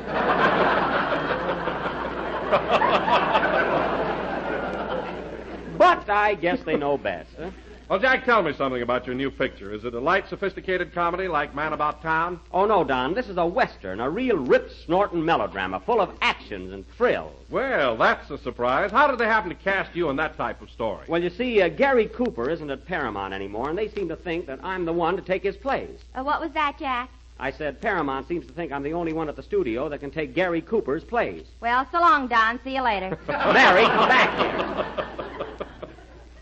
There's nothing ridiculous about my playing parts like Gary Cooper. What are you talking about? In the first place, Gary Cooper's better looking than you are. Well, a little makeup will take care of my looks. And he's younger than you are. Mary, makeup will help me there, too. And he's a great actor. Put some mascara on that.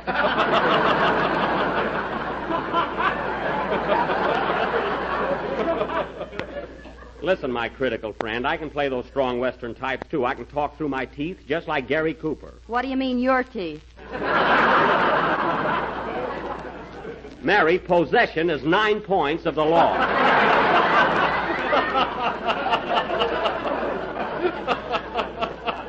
Anyway, wait till you see the picture, young lady. You'll change your mind. Say, Jack, is Phil Harris in this one, too? Yes, Don, he's in it, but I can't understand why. He must have something on the director. I wish I knew what it was. I'd like to get some more lines. Oh, well, I'll just snoop around. Well, how is Phil in it? Has he got a pretty big part? You'd think so to see him strut around on the set.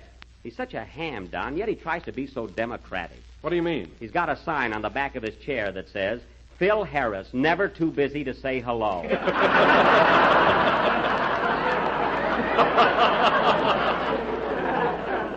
Isn't that corny? Well, Jack, I guess that's just his way of being a good fellow. I know, Don, but it's so hammy, all those words on there. Now, all I got on the back of my chair is just Jack Benny, and right under it, a simple little star. Why overdo it? Well, anyway, besides Phil, there's Ellen Drew, Andy Devine, and oh, yes, Rochester's in the picture. I forgot. You'll remember when it comes out. Listen, Mary, I'm the hero. That's good enough for me. Oh, hello, Phil. Hiya, Gary. Gary? And I do mean Indiana. Pretty sharp, huh? Oh, that was a honey. How long did it take you to think that one up, Phil? No time at all. It just came to me like a flash. Well, someday you're going to get fired like that. And incidentally, Phil, I wish you'd stop telling everybody at Paramount that you're playing the part of my son. It's not true. Besides, it takes away from the romance. Some romance. I read the script, and in the end, Jack marries a cow. That's cowgirl. If you'd have turned the page, you'd have seen the word girl. Anyway, this is radio, so let's forget about pictures. We can talk about something else. Hey, Jackson, as long as we're changing the subject, how about paying off that bet you welched on? What bet? That bet we made on the USC-UCLA game. Come on, pay off. Phil, I'd pay off if I owed you anything, but that game was a tie. Sure it was a tie, but you took USC and gave me 7 points. I don't care if I gave you 50 points. The score was 0-0. That means I get nothing and you get nothing.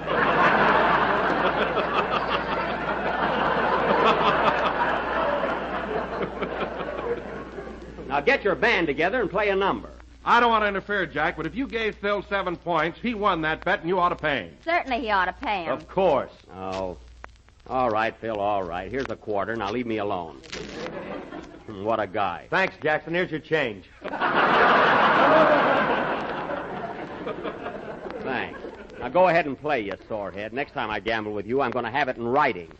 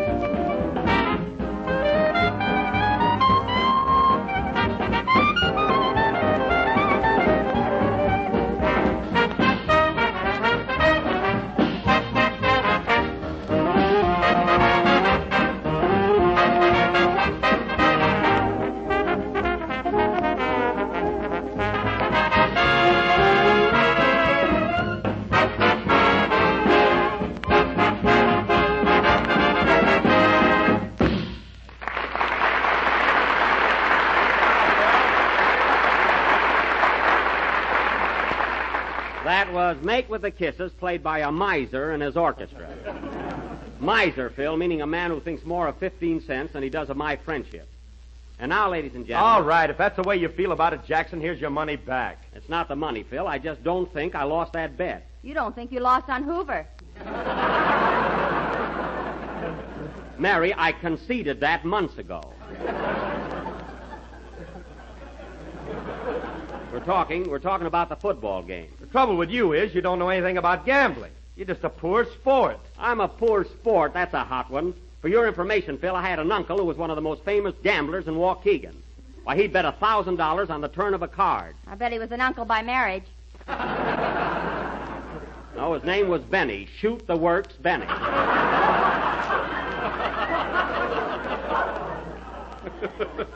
So keep that 15 cents, Mr. Small Fry. And now, ladies and gentlemen... Oh, Jack, don't forget about, you know. I'm coming to that, Don. And now, ladies and gentlemen, Christmas being just a week off, Mr. Don Wilson, that eminent American author, has written another of his famous one-act plays. Take it, Don. This time, ladies and gentlemen, it's the night before Christmas. The scene is the home of Mr. and Mrs. Santa Claus at the North Pole. Mr. Jack Benny will be Santa Claus. Yes!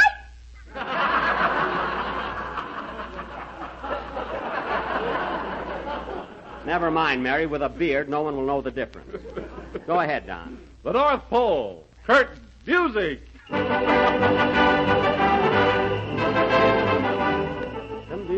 Bum bum bum ba-dim bum bum ba-dum bum bum ba-bum. Oh, Santa. What do you want, You better get started pretty soon. The reindeers are all hitched and everything. Well, I got a few more letters here, and I got to see what the kiddies want before I put my bag in the sleigh. I'll help you. Here's a letter from Encino, California. It's from a kid named Philip Harris. Tear it up.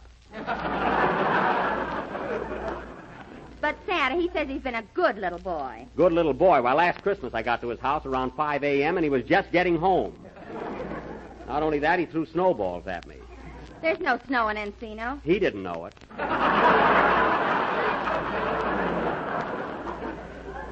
Well, what does little Philip want from Santa Claus? 14 points in Tennessee. Oh, well, he'll never get it. Oh, Santa, here's a letter from Rochester Van Jones, Jr. in Central Avenue, California. Rochester Van Jones. What does he want? He says, Dear Santa, please send me a sled, a pair of roller skates, and a bottle of gin. Well. P.S. If you haven't got the sled and the roller skates, no hard feelings. I'll see what I can do. Any more kiddies to be heard from? Yes, here's one from Jackie Benny, Beverly Hills, California. Well. Little Jackie Benny. He's a cute kid. What's the little rascal got to say? He says, Dear Santa Claus, have been a good boy all year. So when I give a party Christmas Eve, will you please send Clark Abel and Carol Lombard, Robert Taylor, and Barbara Salmon? Let's see that letter. There's nothing of the kind. Well, goodbye, darling. It's getting late, and I must be going. Can I go with you? That's fine. I got one night out a year. My wife wants to go along. Nothing doing. Goodbye, darling. Goodbye. Oh, Santa, just one more thing. What is it? When you get to Ann Sheridan's house, just fill her stocking and get. Oh, don't be so jealous. Goodbye. Goodbye. Who can that be? Come in. Special delivery for Santa Claus. Right here, boy. Well, it's from little Tubby Wilson, 834 Blimp Avenue, Van Nuys, California. What does he say? He says, Dear Santa Claus, I have been a good boy all year, but I don't want a sled and I don't want roller skates. Oh. Just give me some Jell-O in all 6 delicious flavors. Strawberry, raspberry, cherry, orange, lemon, and wine. Well. Yours truly, Kins Wilson. Well, there's the first kitty I'm going to take care of. So long, honey. I'll be home in the morning. Okay, bring some cinnamon rolls. I will. Goodbye. Get up, you reindeer. Come on, Donner. Giddy up, Lipton. Buck Santa rides again.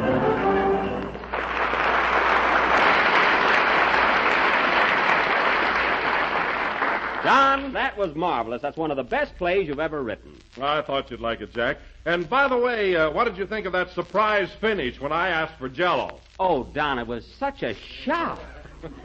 Yeah, I never dreamed we were going to mention our product. And now, folks... Gee, I knew what he was getting at all the time. Oh, hello, Dennis. I didn't hear you come in. Well, I didn't trip over anything today. Oh. Well, Dennis, I don't want to rush you, but Don's play reminded me I still have a lot of Christmas shopping to do, so go ahead with your number and I'll run along. Can I go with you, Jack? I've got some stuff to buy, too. Sure, come on, Mary. Oh, Don, you and Phil take care of the rest of the program, will you? Sure, Jack, we'll carry on. Here's a Lulu, folks. A tramp went up to a farmhouse, knocked on the door, and said, Can I have a piece of cake, lady? It's my birthday. Phil, wait till I get out. With those 1912 wows. Go ahead and sing, Dennis. I'll see you next week. Okay. Oh, by the way, Mr. Benny, could I speak to you a minute? Of course, Dennis. What is it? Well, it's a little personal. I'd like to talk to you in private. Well, you can tell me right here. What's on your mind? Well, Mr. Benny, my mother... Yes? Gee, I don't know how to say it.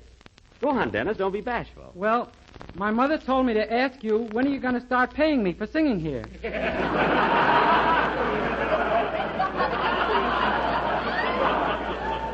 Oh, well, that's strange. I take care of you every week, don't I, Dennis? Yes. But, gee, we got enough Jell-O now for 25 years.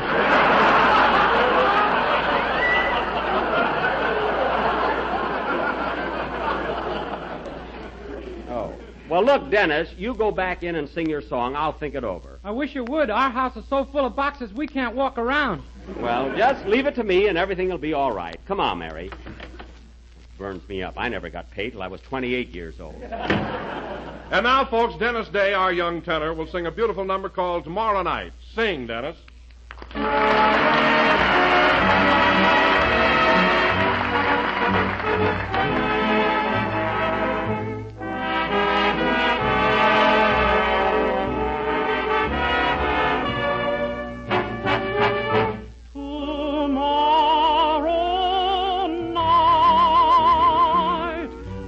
Remember what you said tonight. Tomorrow night will all the thrill be gone. Tonight is filled with 1,001 delights, and you are saying this is the night of nights. While I'm holding you here in the soft moon glow, there's only one thing I'd give the world to know.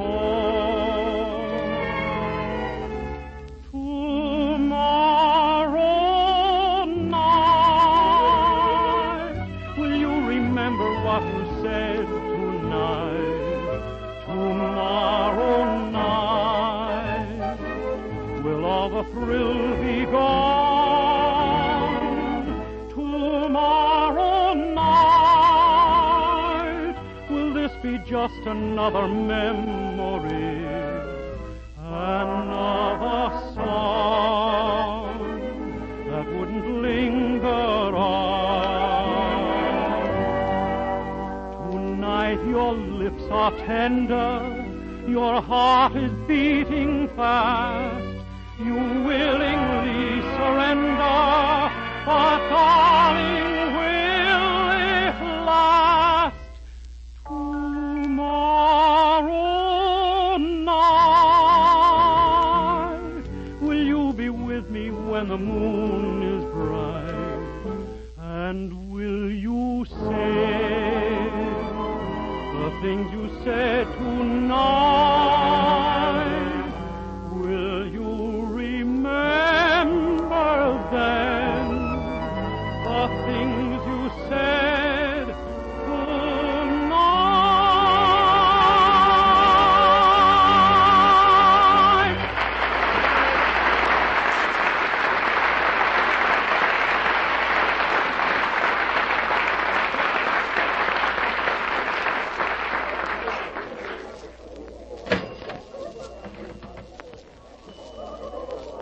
Gee, the store is crowded. Everybody doing their Christmas shopping the last minute.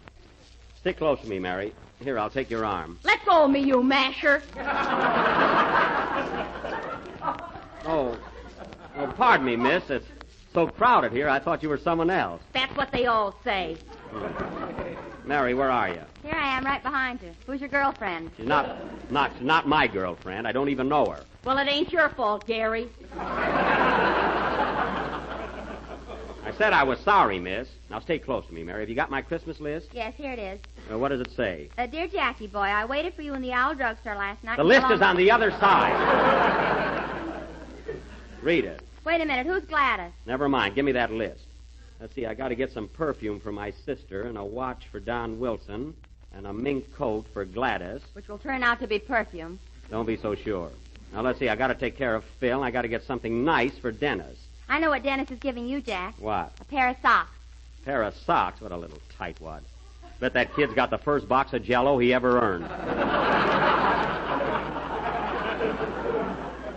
Well, I'll get Don's present first. I wonder where the watch department is. Let's ask the floor walker. Yeah, there's one over there.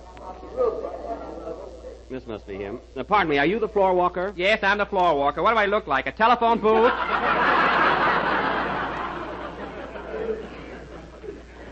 Well, how do I know you haven't got a carnation on? It's in my pocket. I detest them. Now, listen, buddy. Just tell him what you want, Jack. Now, listen, buddy, if it won't tax your mentality too much, will you please direct me to the watch department? No, I won't.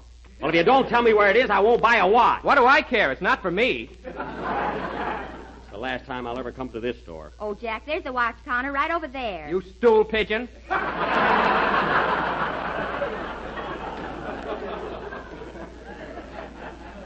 What a guy. I don't know how he holds his job here. Come on, Mary, give me your arm. Hey, you, let go of me. Oh, it's you again. Will you stop following me around? Well, I thought... It's no use. I'm engaged. Well, I pity the fella. Come on, Mary. She thinks I'm trying to make a date with her. Your approach is awful. Well, Gladys doesn't think so. Here's the watch counter. How do you do, sir? Can I help you? Yes, I'd like to look at a watch, please. Bulliver, pullover, or schmulliver?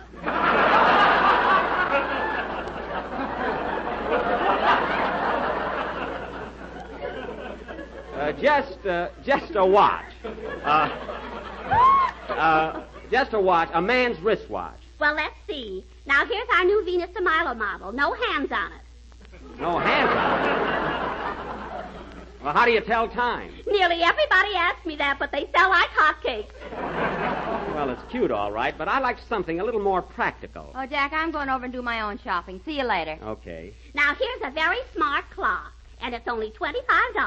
A clock? Well, I really wanted a watch. But this is a real bargain. Yesterday, the same clock sold for $1,250. My goodness, how could you afford to cut it from $1,250 to $25? We took the Buick off.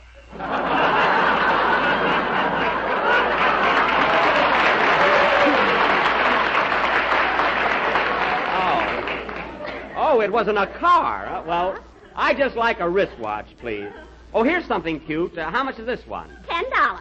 Well, that's just what I want. I'll take it. Here's your money. Thank you. Say, this is a beauty, all right. It certainly is. And you know, it has that new unbreakable crystal. Here, try it out. No, I'll take your word for it. Go ahead. Take this little hammer and hit it. Oh, all right.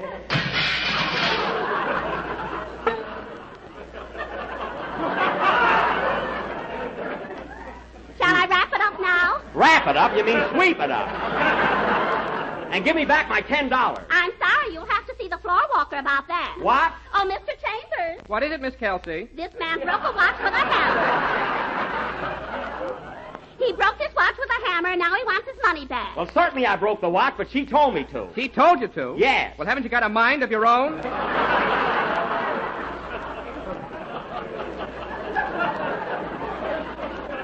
Well, certainly I have a mind of my own, but this young lady told me it was unbreakable. Young? Why, she's 42 if she's a day. We're not arguing about that. I want my $10 back. Give it to him, Miss Kelsey, before he bites somebody. Yes. Here's your money. Boy, what a sore loser. Well, certainly a fine store to do business with. You walked in, Sugarfoot. Nobody dragged you.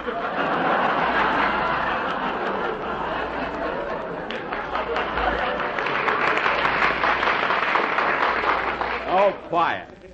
Now, where the dickens is Mary? Your daughter is over there at the hosiery counter. She's not my daughter. More trouble buying a little watch. Now, what's Mary buying?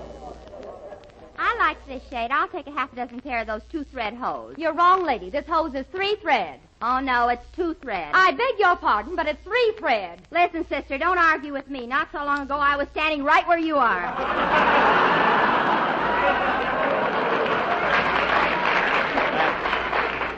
That's telling her, Mary. Oh, hello, Jack. You got a watch for Don? Yes, but I broke it with a hammer. It's a long story. Let's go over to the perfume counter. Go over to the perfume counter. Okay. Shall I wrap up these stockings, miss? Yes, I'll be back later. Oh, by the way, who's pitching for your softball team now? Mary, you can talk shop later. Come on. Oh, Mary, here comes that girl who thought I was trying to flirt with her. Yeah. Watch me have some fun with her. Hello, sweetie pie. Out! Here, Mary, hold my coat. Oh, Jack, you're in a store. Lucky for her, believe me. Here's the perfume counter. I see it. Pardon me, sir. I'd like to buy some perfume. Okay, mister, what kind of perfume would you like?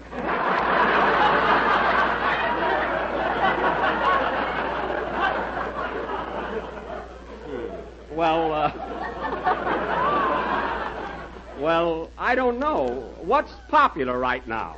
Well, now, here's something that's exotic, yet on a delicate side. Oh. It's called Lamauer Tujawa Lamauer. Well, let me see that. It smells lovely. It ain't bad to drink either.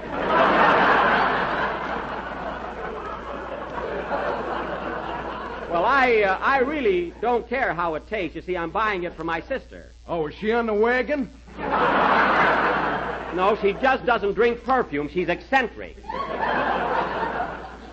Anyhow, it has an exquisite scent. How much is this? 2 clams a slug.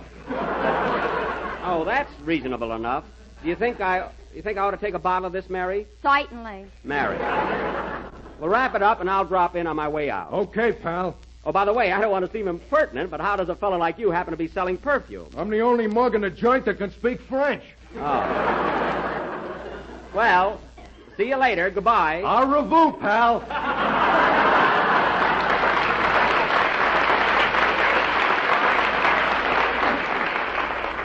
Quite a character.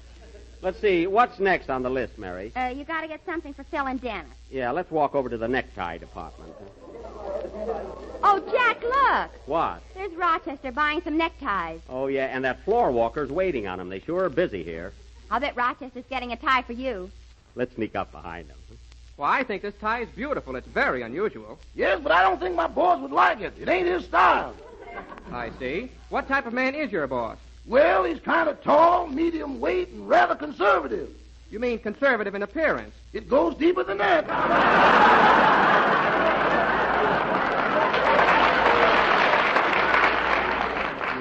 Well, at least he's subtle. Quiet, I want to hear this.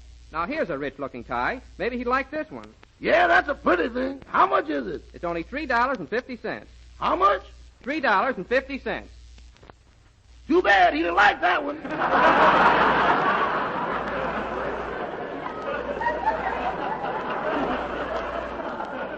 Oh, fine. Well, if you don't want to spend quite so much, here's a lovely tie for 89 cents. 89 cents? That's right. Now the blue of your tie meets the gold of my purse. Can you imagine that? Of course, it may be a little too plain for your boss. Is he a young man? No. Is he middle-aged? No. Is he elderly? Wrap it up.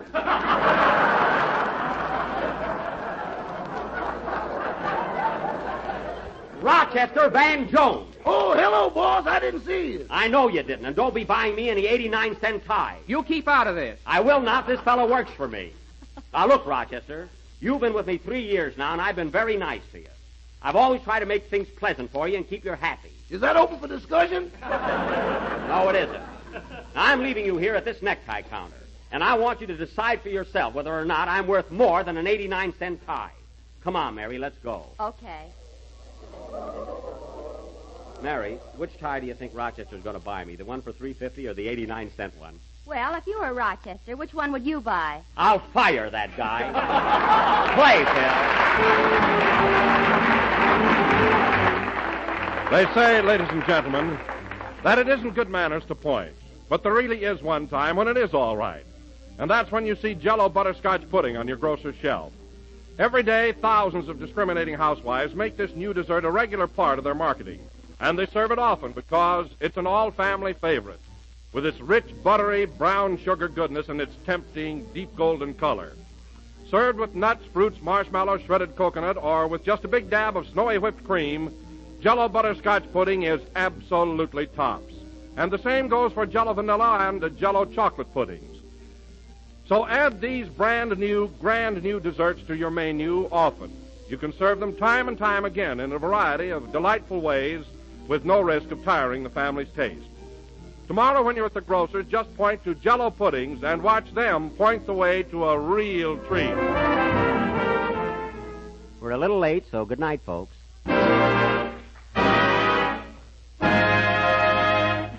J-E-L-L-O. This is the National Broadcasting Company.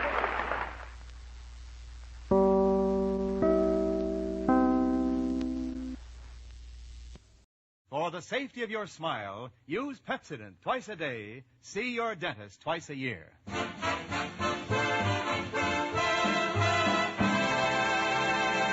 Lever Brothers Company presents the Pepsodent show, My Friend Irma, created by Cy Howard and starring Marie Wilson as Irma with Joan Banks as Jane. Friendship, friendship, just a perfect friendship. When other friendships have been forgot, theirs will still be hot. My friend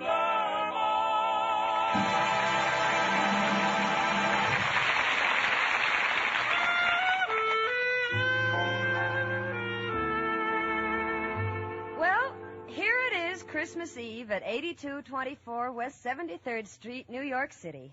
And on the third floor in apartment 3B, all is serene and quiet. Except for my roommate, Irma Peterson, who is reading. 'Twas the night before Christmas, and all through the house, not a creature was stirring. Ah! Look, Gene, a mouse! Now, don't get excited. It's lost. It's probably looking for Professor Kropotkin's room. Oh, gee, Jane, I've never been so happy on Christmas Eve, and that's because I have such wonderful friends. You and Richard and Mrs. O'Reilly and Professor Kropotkin, and, of course, Al. Oh, by all means, Al. Of course, I can't really consider Al a friend because I'm going to marry him. Naturally. And, Jane, you don't know what it means to have a few good friends you can count on, especially a Christmas Eve. Well, you know, when you'd really like to be with your family, but mine lives over 1,500 miles from here. Irma, you never say much about your family. Oh, Jane, there isn't much to say. They're just an average family, just like me. Perfectly normal people. For instance, there's Anna Peterson, my younger sister. She's not as old as I am. It figures. And there's my brother, Ernie Peterson. He's engaged. To be married, of course. Yes, of course. What about your parents? Oh, I miss them the most. They're just like a mother and father to me. You know that happens in most families, Irma. But, gee, they're all in Minnesota, and I'm here. But I'm not lonesome because I'm surrounded by good friends, and, Jane, I really appreciate them. That's why I'm giving a Christmas Eve surprise party tonight for you and Richard and Professor Kropotkin and Mrs. O'Reilly and Al. Tonight? Uh-huh. Oh, Irma, honey. Well, I don't know how to tell you, but... Tell me what? Well, dear, excuse me, honey. Hello? Oh, hello, Richard. What? Yes, I know it's formal. No, I've never been to the Long Island Country Club. Yes, I'm terribly excited. It'll be our second Christmas Eve together. Oh, I'll be ready. Goodbye, dear.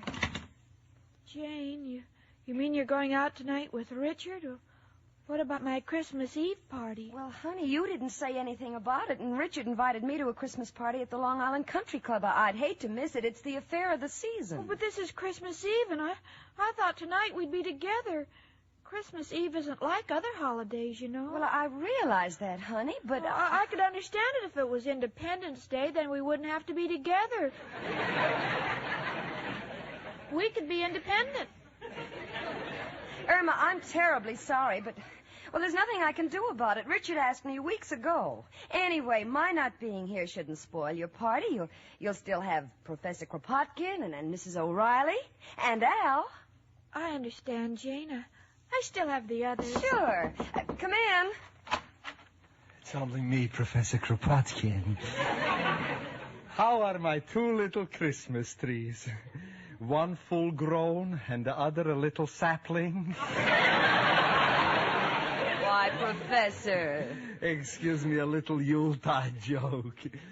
By the way, girls, a Merry Christmas to you both. Merry Christmas to you, too. Merry Christmas, Professor. I hope you'll excuse me for coming down. I don't mean to interrupt, but I wasn't feeling so good. And when I don't feel so good, I always rush out of my room as fast as I can. Why? I wouldn't be found dead in that plane.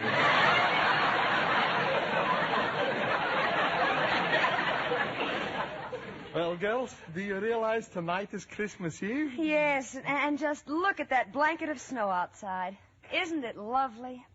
That is a matter of opinion. If Mrs. O'Reilly doesn't put glass in my windows, not only will I have a blanket of snow, I'll have a carpet of the same material.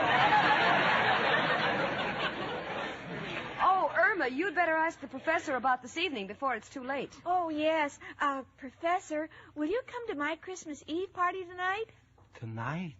Oh, Irma, I'm so sorry. You You mean you can't come either? But it can't be helped. Tonight I'm playing my fiddle at the Gypsy Tea Room. I've been practicing all day. Oh, that's terrible. Yes, I know, but they pay me for it. First Jane disappoints me, and now you. Well, now, look, honey, the professor can't help it. He must earn a living. And after all, you still have Mrs. O'Reilly and maybe the Martins upstairs. And, of course, there's Al. Come in. Hello, everybody. Merry Christmas. Well, the same to you, Mrs. O'Reilly. Merry Christmas. Say, Mrs. O'Reilly, that's a beautiful stairs, but that sign in the middle of it. You don't like it? Merry Christmas, lots of cheer. Remember the landlady or you'll freeze next year.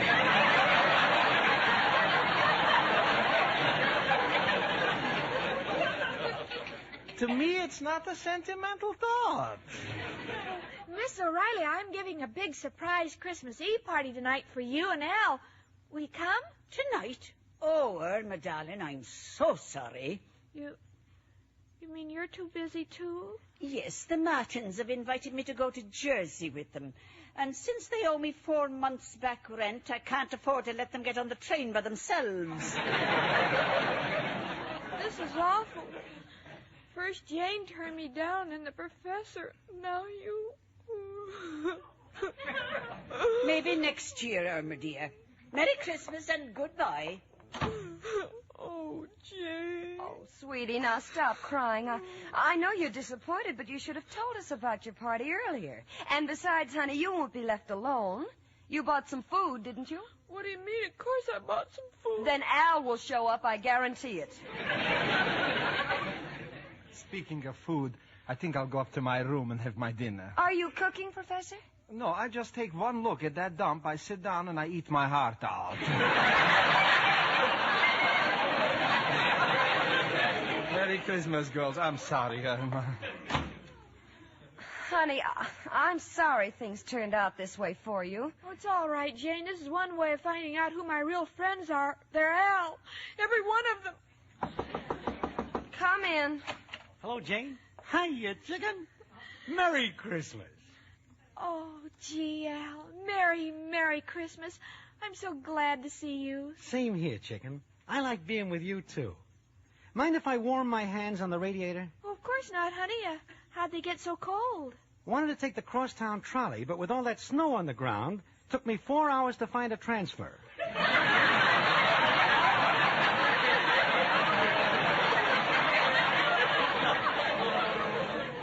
Honey, that's too bad, and your poor face, it's so red. That ain't from the cold, chicken. They caught me with yesterday's transfer.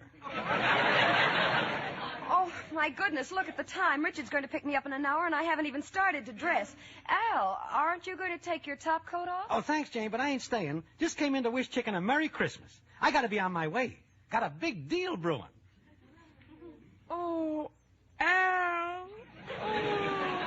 Oh, chicken, it's important. Oh, you and your deal. Business is business, chicken. I gotta be running along. But I'll be left all alone on Christmas Eve, and Al, I depended on you, my own boyfriend. Chicken, if I could only explain.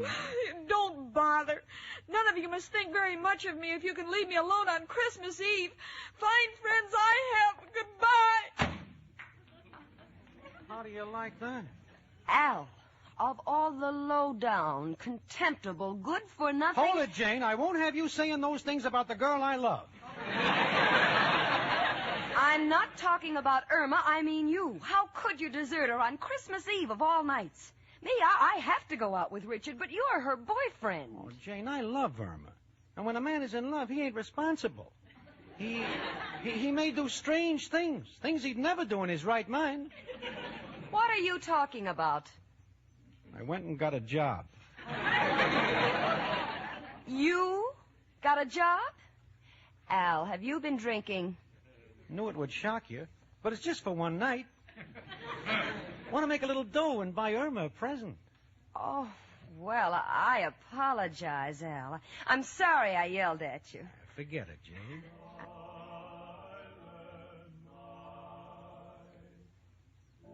Oh, gee.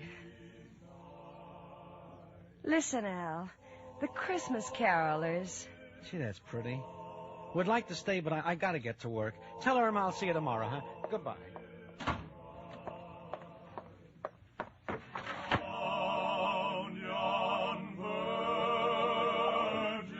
Gee.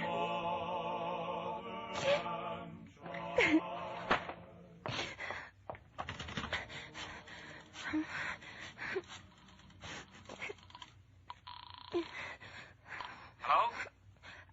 Hello? Who is it? It's me, Richard. Jane. Jane? Well, what's wrong? You sound terrible. Richard, I can't go with you to the Christmas dance. Why not? Are you ill? No, Richard, I'm all right. It's just that, well, Irma... You see, Irma hasn't any family or relatives in New York, and this Christmas Eve all our friends seem to be busy, and I just couldn't leave her alone, Richard.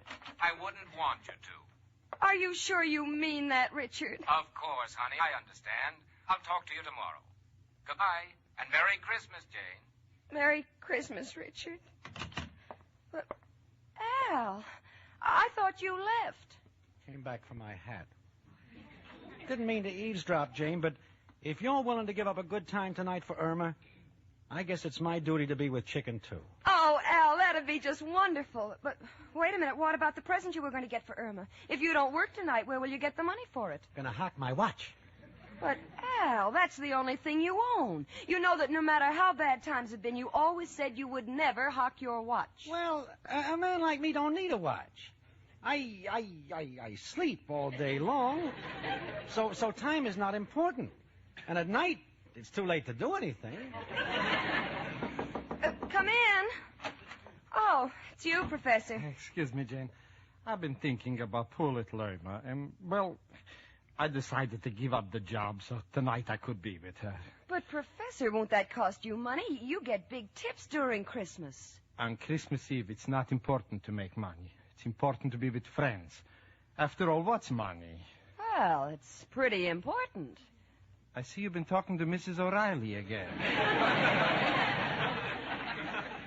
No, my little Irma has no father in New York, so tonight Professor Kropotkin will be her father. Atta boy, Pop.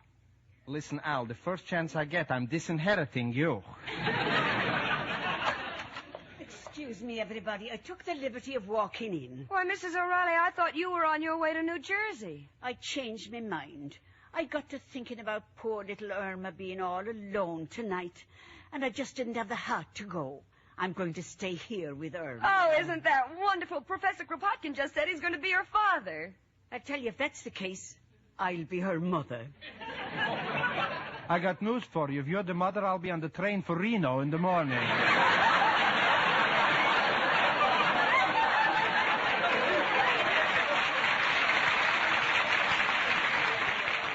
Listen, everybody, I've got a wonderful idea. Irma was going to throw a surprise party for us. Now we'll throw one for her. We'll give her the best Christmas a girl ever had. Swell. I'll go out and hock my watch and buy the present. I'll get my violin. Oh, and we can have the party in my apartment. It's bigger. Come along, Janie, and we'll start decorating. Oh, it'll be a Merry Christmas. Come on, Professor. Take me arm. A fair swap. She's been taking my blood all year. Oh, wait until Irma finds out. She'll be the happiest girl in New York.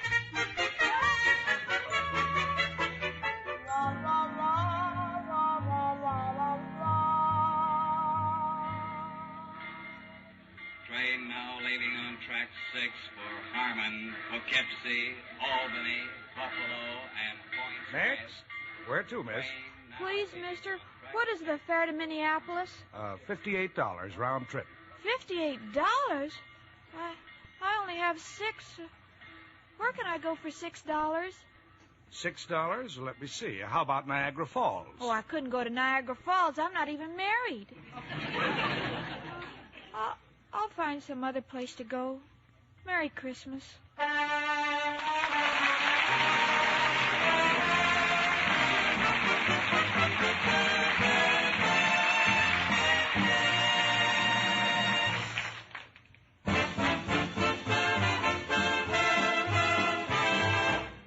Run the tip of your tongue over your teeth. If you feel a slippery coating, you have film on your teeth. And you need Pepsodent with Irium to remove it. For film is worse than you think. Film collects stains that make your teeth look dull. Pepsodent toothpaste removes film, makes your teeth look bright. Film harbors germs that cause unpleasing breath. Pepsodent removes film, makes your breath fresh and clean. Film glues acid to your teeth, the very acid many dentists agree is the cause of tooth decay. Pepsodent toothpaste removes film and the acids it contains. Film never lets up. It forms continually on your teeth. Yes, you have to fight film every day. So brush your teeth twice a day with Pepsodent toothpaste, because no other toothpaste can duplicate Pepsodent's film-removing formula. No other toothpaste contains irium or Pepsodent's gentle polishing agent. So start now to fight film. Brush your teeth twice a day with Pepsodent, the toothpaste with an exclusive formula for removing film.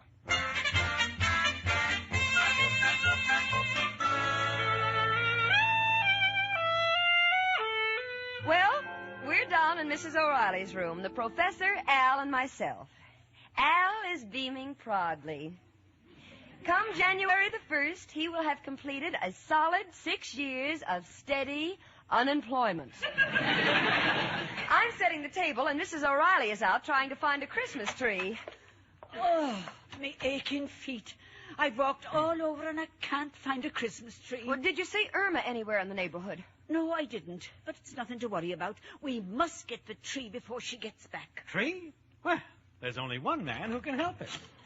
Who, Al? As if I didn't know. Who else but... Hello, Joe? Al, got a problem. Need a Christmas tree right away. Huh? I can get one at Macy's already trimmed for a dime? Oh, the dime is for a glass cutter. The tree is in the window. No, Joe. No, this is Christmas Eve. When I hear jingle bells, I don't want them on a patrol wagon. What, Joe? You're playing Santa Claus tonight? Going down the chimney? Joe, this is quite a change for you, isn't it? Oh, you're going in with an empty bag and coming out with a full one. Well, Joe, nothing I can say except good luck and Merry Christmas, noble friend. Oh, Al, what are we going to do? It's getting so late. Stand over there and we'll put out all the lights and give her a big kiss. Come in. Merry Christmas, honey. Here's one for me. Me too, my darling daughter. For goodness sake, will someone please put on the lights? Richard. I thought Irma needed a shave. Richard, we didn't expect you. I thought you went to the club. I couldn't take it. Same old crowd, same old monotony. So I realized that I'd rather be here with real people on Christmas Eve. Oh, gee, Richard, I'm so happy, and you're more than welcome. Where's Irma? Well, she thought we were all deserting her, so she went out in a huff. That's why we're throwing a surprise party for her. We're waiting for her to come back. Don't want to find chicken until we can get a Christmas tree, though. Got any ideas, Richard? Why don't we go out and buy one? Nice gesture, Richard. We'll wait here for you. Richard, you don't have to. It's my pleasure, Jane. I saw several on the way over. I'll have one in a few minutes. Be right back. And I'll get the cake out of the oven. And I'll make some punch. And I'll tell you when it's right.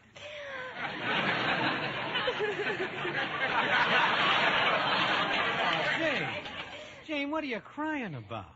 The party's taken form. I know. So wonderful having everyone pitch in, Richard getting a tree, and all of you giving up things. Oh, this is the most wonderful Christmas I've ever had.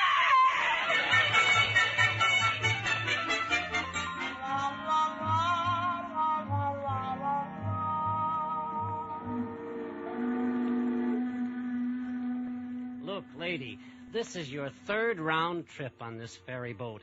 Ain't you got a home? Ain't you got any friends? No. Well, take my advice. Make some. All right, I'll try.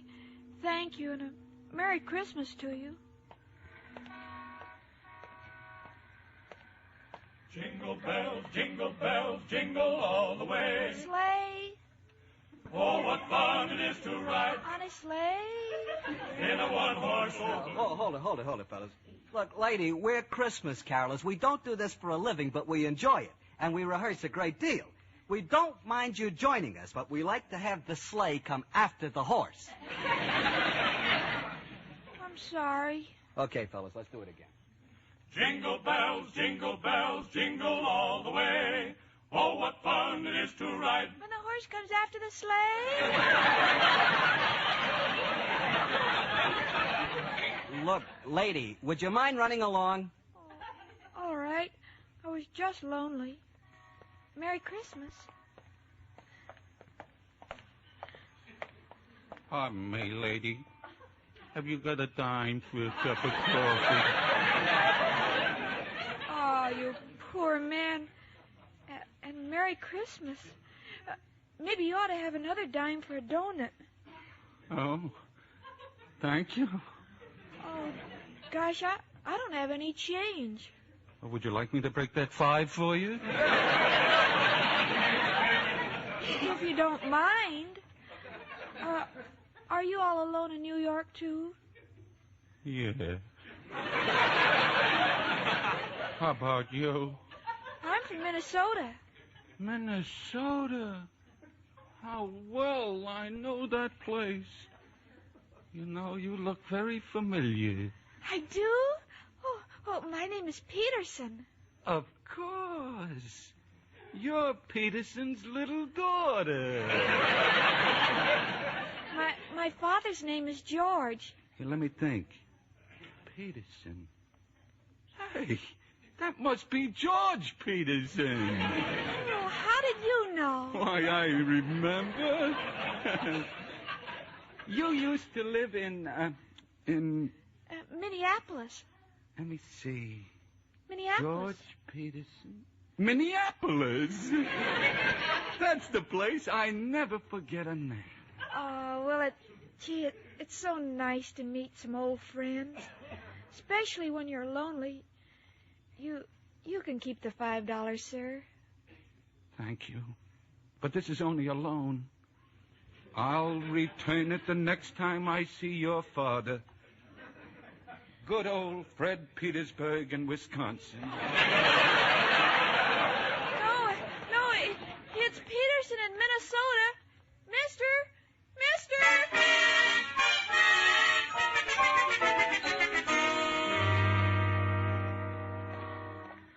Al, we've walked for miles. Perhaps we'd better go home and call the police to look for Irma. Maybe you're right, Jane. Pardon me, Bud. You got a dime? Oh, Al, it's you. You got that quarter you owe me? Mushface, ain't you got no character? How can you panhandle on Christmas Eve? Great pickings tonight. Just got a fin from a blonde. Told her I knew her old man, Peterson in Minnesota. Peterson? Al. Mushface, which way'd she go? Across town. You know her? Why? What's the difference? I've been feeling like a crumb ever since I clipped her.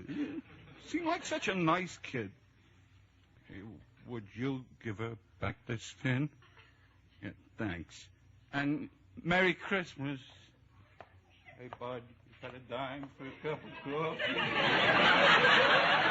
Come on, Al, come on. Let's go home and call the police. Now I'm really getting panicky. All right, Jane, I'm with you.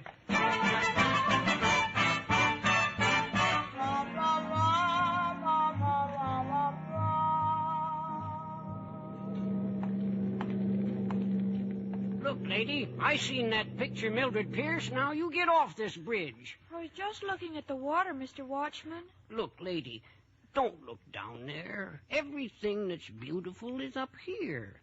It's Christmas Eve, you know. Yes, I know it. I'm so lonely. Oh, I get it. You're all alone, huh? Yes. Any friends? Yes, but my closest friends are far away. Well, now, don't you cry, sister. You're coming home with me. We ain't got much, but we're happy to share it. Hey, Bill. Yes, Sergeant? Did you happen to see a blonde girl? Say, lady, what's your name? Irma Peterson. That's all we want to know. Come along, sister. I didn't do it. Didn't do what? I don't know, but my boyfriend always says to say you didn't do it.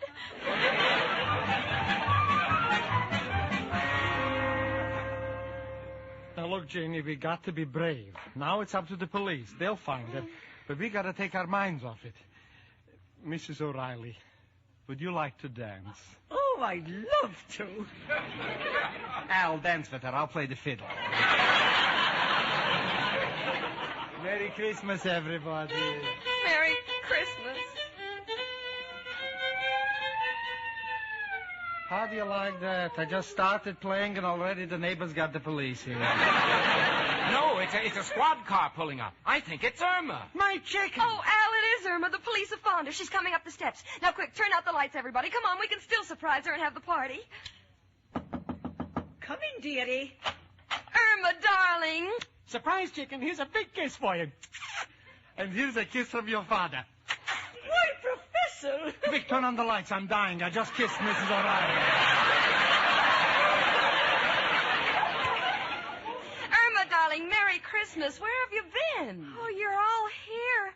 I thought no one loved me, and I felt so alone. Oh, honey, don't you know that people always spend Christmas Eve with their loved ones? And you're the one we love the most. Exactly my sentiments. Bless my little Irma. You're like my own daughter. Sure, chicken. I'd never leave you. I want to spend all of my Christmas Eves with you. Oh, this is the best Christmas a girl ever had, surrounded by her friends. Oh, it's midnight. Is that right, Al? Wait a minute. Look at my watch. Al, where are you going to the window? Watch happens to be across the street. You're right, chicken. It's 12 o'clock. Merry Christmas, chicken. Merry Christmas, Al. And Merry Christmas, Professor Kropotkin and Mrs. O'Reilly and Richard and Jane and all our friends. Merry, Merry Christmas. And as for me, my sentiments are the same as those of my friend Irma.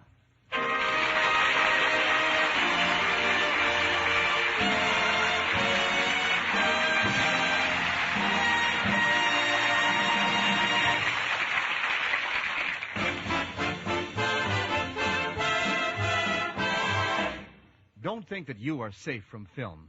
Nearly everyone has it. Just run the tip of your tongue over your teeth. If you feel a slippery coating, that's film. And you'd better get Pepsodent toothpaste to remove it. For film collects stains that make teeth look dull. It harbors germs that cause unpleasing breath. Film glues acid to your teeth. The very acid that many dentists agree is the cause of tooth decay. And remember, film never stops forming. No, it never lets up. So brush your teeth twice a day with film-removing Pepsodent. No other toothpaste contains irium or Pepsodent's gentle polishing agent. No other toothpaste can duplicate Pepsodent's film-removing formula. Get Pepsodent toothpaste with irium today. My Friend Irma is produced and directed by Cy Howard and stars Marie Wilson as Irma with Joan Banks as Jane. Mark Levy writes the script with Stanley Adams and Roland McLean, and it's brought to you by Pepsodent toothpaste with irium, another fine product of Lever Brothers Company. The part of Al was played by John Brown. Hans Conried as Professor Kropotkin, Gloria Gordon was heard as Mrs. O'Reilly, and Donald Woods as Richard. Music was under the direction of Led Gluskin. This is Wendell Niles speaking. B-R-I-S-K, brisk flavor. That's what you get in Lipton tea. Yes, brisk flavor that picks you up, brings you back alive in a hurry. Brisk flavor that comes from Lipton's very special blending of the finest orange pekoe and pekoe teas. Try it. You'll find that this brisk flavor of Lipton's leaves you refreshed and ready to go again. And you can enjoy it often, because even wonderful tea like Lipton's costs less than any drink except water. Always ask for Lipton tea, the brisk tea, with that heartwarming Lipton lift.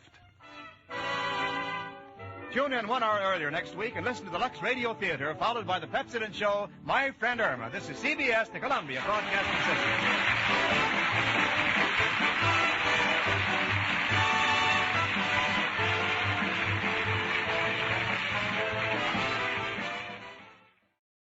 Here's a last-minute Christmas shopping suggestion. Jingle bells, bells of NBC. Oh, what joy to cook and bake while listening merrily. Pots and pans, sink and stove, work goes easily. Kitchens ring with happy chimes when tuned to NBC. What will you hear in your kitchen after Christmas? Bacon sizzling, coffee perking, dishes clinking, and, if you're lucky, a new sound. NBC radio listening on that new set. The perfect gift to lighten Mother's long hours in the kitchen. Kitchens ring with happy chimes when tuned to NBC. James Stewart as the six-shooter.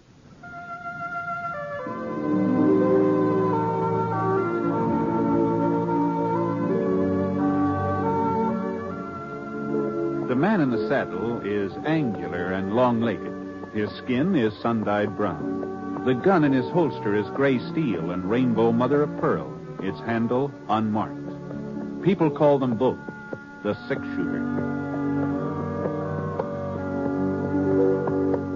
The NBC Radio Network presents James Stewart as the six-shooter, a transcribed series of radio dramas based on the life of Britt Ponsett, the Texas plainsman who wandered through the Western Territories, leaving behind a trail of still-remembered legends.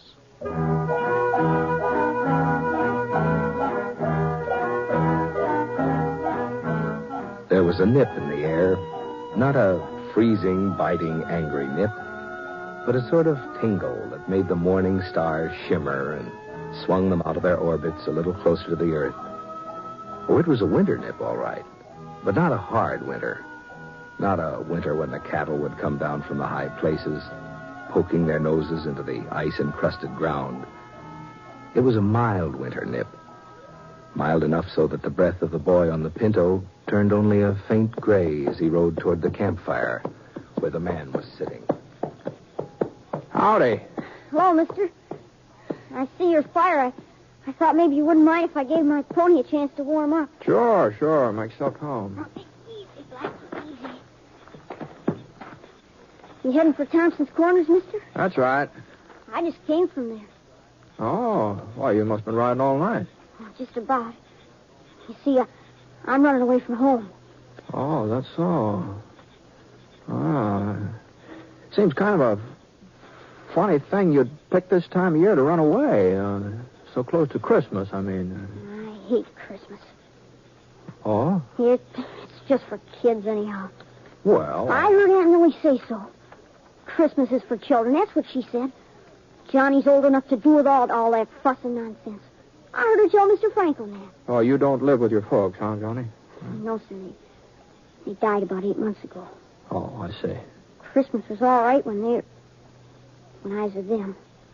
Of course, I was a lot younger then. Oh, yes. It just beats me the way folks take Christmas so serious. Well, I don't know. As if getting presents made any difference. As if I really cared about that knife. Well, is that what you wanted, a pocket knife? I don't want a knife. I don't want anything. I just wish there wasn't any Christmas, that's all. Uh-huh. Well, I guess you aren't the first person to feel that way. You know, it seems to me I remember reading a story once about a fellow who felt the same way about Christmas you do. Just didn't have any use for it. What happened to him?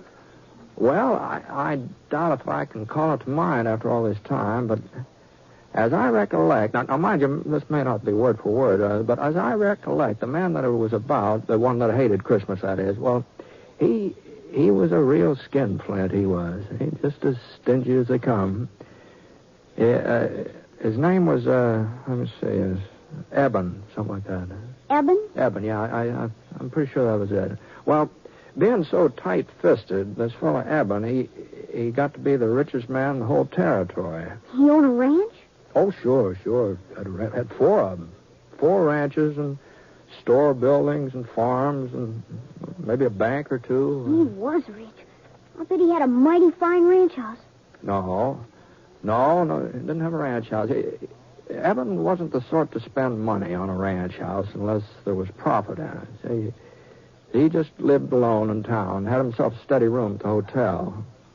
Well, anyway, one night while Eben was sitting in his room having supper, Christmas Eve it was. Well, on this particular Christmas Eve, his only kin, a nephew, lived in the same town. He stopped by the hotel. To wish you a Merry Christmas, Uncle, and invite you to our place for dinner tomorrow. Christmas, fiddlesticks. Tolera! I suppose you'll be closing up your livery stable for the occasion. Why, sure, Uncle Eb. And just how will the horses know it's Christmas? Answer me that.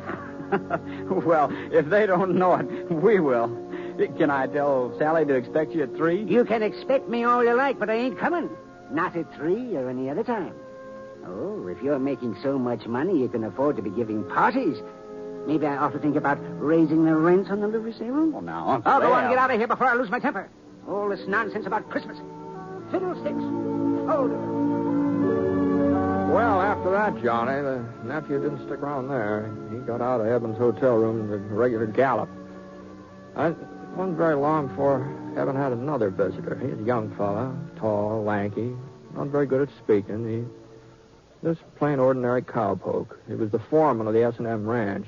Oh, well, it took you long enough to get here. Where have you been? Selling off some of my herd without telling me about it? No, sir. That day you rode by, I was out in the range hunting strays. And a good thing I decided to check up on you, too. What's that cabin doing over by Holly Creek? And who are those people staying there? They're my family. I built the shack for them myself. I'm not going to have a bunch of nesters in my property. Tear it down. Well, one of my boys has been sick. I can't afford to rent That it. ain't my concern. It's up to you to keep your family and what you earn. So see that you get rid of that shack. Tomorrow. But tomorrow's Christmas. Oh, well. Then you'll have plenty of free time to tear it down. I'll be out the day after to make sure you've done it. Good night. Wasn't much use in arguing. Foreman knew that. So he put on his hat and shuffled out. Now Eben was alone again. At least he thought he was alone. The clock on the mantel started striking 8, and that meant it's time for him to turn in. Oh, my... So he put on his flannel nightshirt and reached for the kerosene lamp to set it on the stool beside the bed. And right about then, the strangest thing happened. What in tarnation? Johnny, old Eben saw a man's face looking right at him from inside that lamp. Eyes and hair and nose and mouth, whiskers, all just as plain as day. Jake! It was old Jake, Eben's partner. There wasn't any mistake about it at all. It was Jake right to a T. Well, Eben sure didn't like the idea of having Jake right in the same room with him. You see, Jake had been dead for over 7 years. Not that Eben really believed in ghosts or haunts or anything like that. He told himself he'd just imagining all this. Yeah, I got to get a hold of myself. He put out his hand to turn down the wick, but all of a sudden his fingers started trembling. There was Jake again, across the room this time, standing right by the bureau. No. And when the lamp slipped out of Eben's hand, the room didn't get dark at all. Jake seemed to be surrounded by a splotch of bright yellow light, and he was wearing the same boots and breeches and leather jacket that he'd had on 7 years ago, the day he died. But as Jake came closer, Eben could see that he was wearing something else. A small leather saddle strapped across his back. And hanging down from it were 2 saddlebags stuffed so full of gold nuggets and mortgage papers and land grants that Jake could hardly drag him across the floor. You recognize me, Eben? Oh, sure, Jake. Why, sure, I'd never forget you, but... Well, what are you doing here? And why are you wearing that getup? Always thinking about land and money. Always scheming and conniving. That's why I wear it. And that's why I've come to warn you, Eben. The saddle you're fixing up for yourself is even heavier than mine. But I don't know what you mean, Jake. I ain't done no wrong. I ain't never done folks no wrong. Have you ever done them any good? Any good at all? Oh, why, sure. I've worked hard. I've saved my money. I ain't been a burden on anybody. Why, you should see our ranches, Jake. Oh, the way I've built them up. I have seen them many times. And I've seen a lot more than that, too. That's my punishment. To spend eternity traveling around, seeing mankind with its trials and tribulations, with its joys and hopes. Is that so terrible? Oh, Eben, to watch him and not be able to help him. You'll find out how terrible it is. You'll find out. Well, there must be some way of avoiding this. You always were my friend. Jake, tell me what to do. Eben, you've got to find out for yourself. But how? Tonight, at 1 o'clock, you'll be haunted by a ghost. Another ghost? Pay him heed, Eben. Pay him some heed. Wait, Jake. Don't leave me without it. Jake. The yellow light sort of faded away and the ghost was gone. It was just like he hadn't even been there. And then something caught the corner of Eben's eye, a little glimmer on the floor, and he bent over to pick it up. A gold nugget. Oh, now where on earth did he... And then he remembered. Those saddlebags of Jake's, they'd been filled clear to the brim with gold nuggets.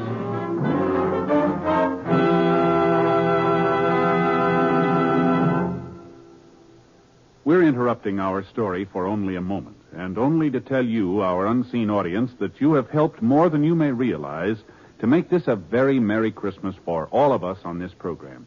Your being with us each week, your many kind letters, have told us that all the work that goes into bringing you the six-shooter has not been in vain, and we're grateful. So, friends, from all of us, Jimmy Stewart and the cast, our writer, our director, engineers, and sound technicians, our best wishes for a happy holiday season. Oh, yes, and before I forget it, beginning December 31st, the six-shooter will be on the air on Thursdays instead of Sundays. That's beginning Thursday the 31st. The time of broadcast will be listed in your local newspaper. Thank you. Now, Act 2 of The Six-Shooter, starring James Stewart as Britt Ponsett.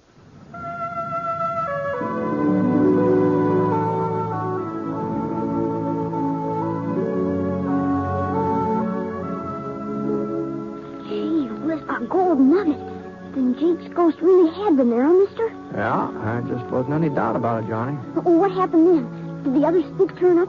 The one Jake said was coming to see Evan? Oh, sure, Johnny, sure, yeah. He was right on time, too. Evan was lying in bed, wide awake, of course. He hadn't been able to do much sleeping. He was too scared. It was kind of peculiar. Evan was half scared the ghost would come and half scared he wouldn't, you see. But before the sound of the clock had died away, there he was. He's sitting in Evan's rocking chair like he'd been there all night long. And this ghost was a young fella, maybe 18, 19, all duded up the way young bucks like to dress, fancy chaps and checkered shirt and a red bandana tied around his neck. Howdy, Eben. Reckon you've been expecting me. Yeah, well, I guess so. You ready to take a little trip? Where to? Back. Way back through the years. Oh, but how can I go with you? It's real easy.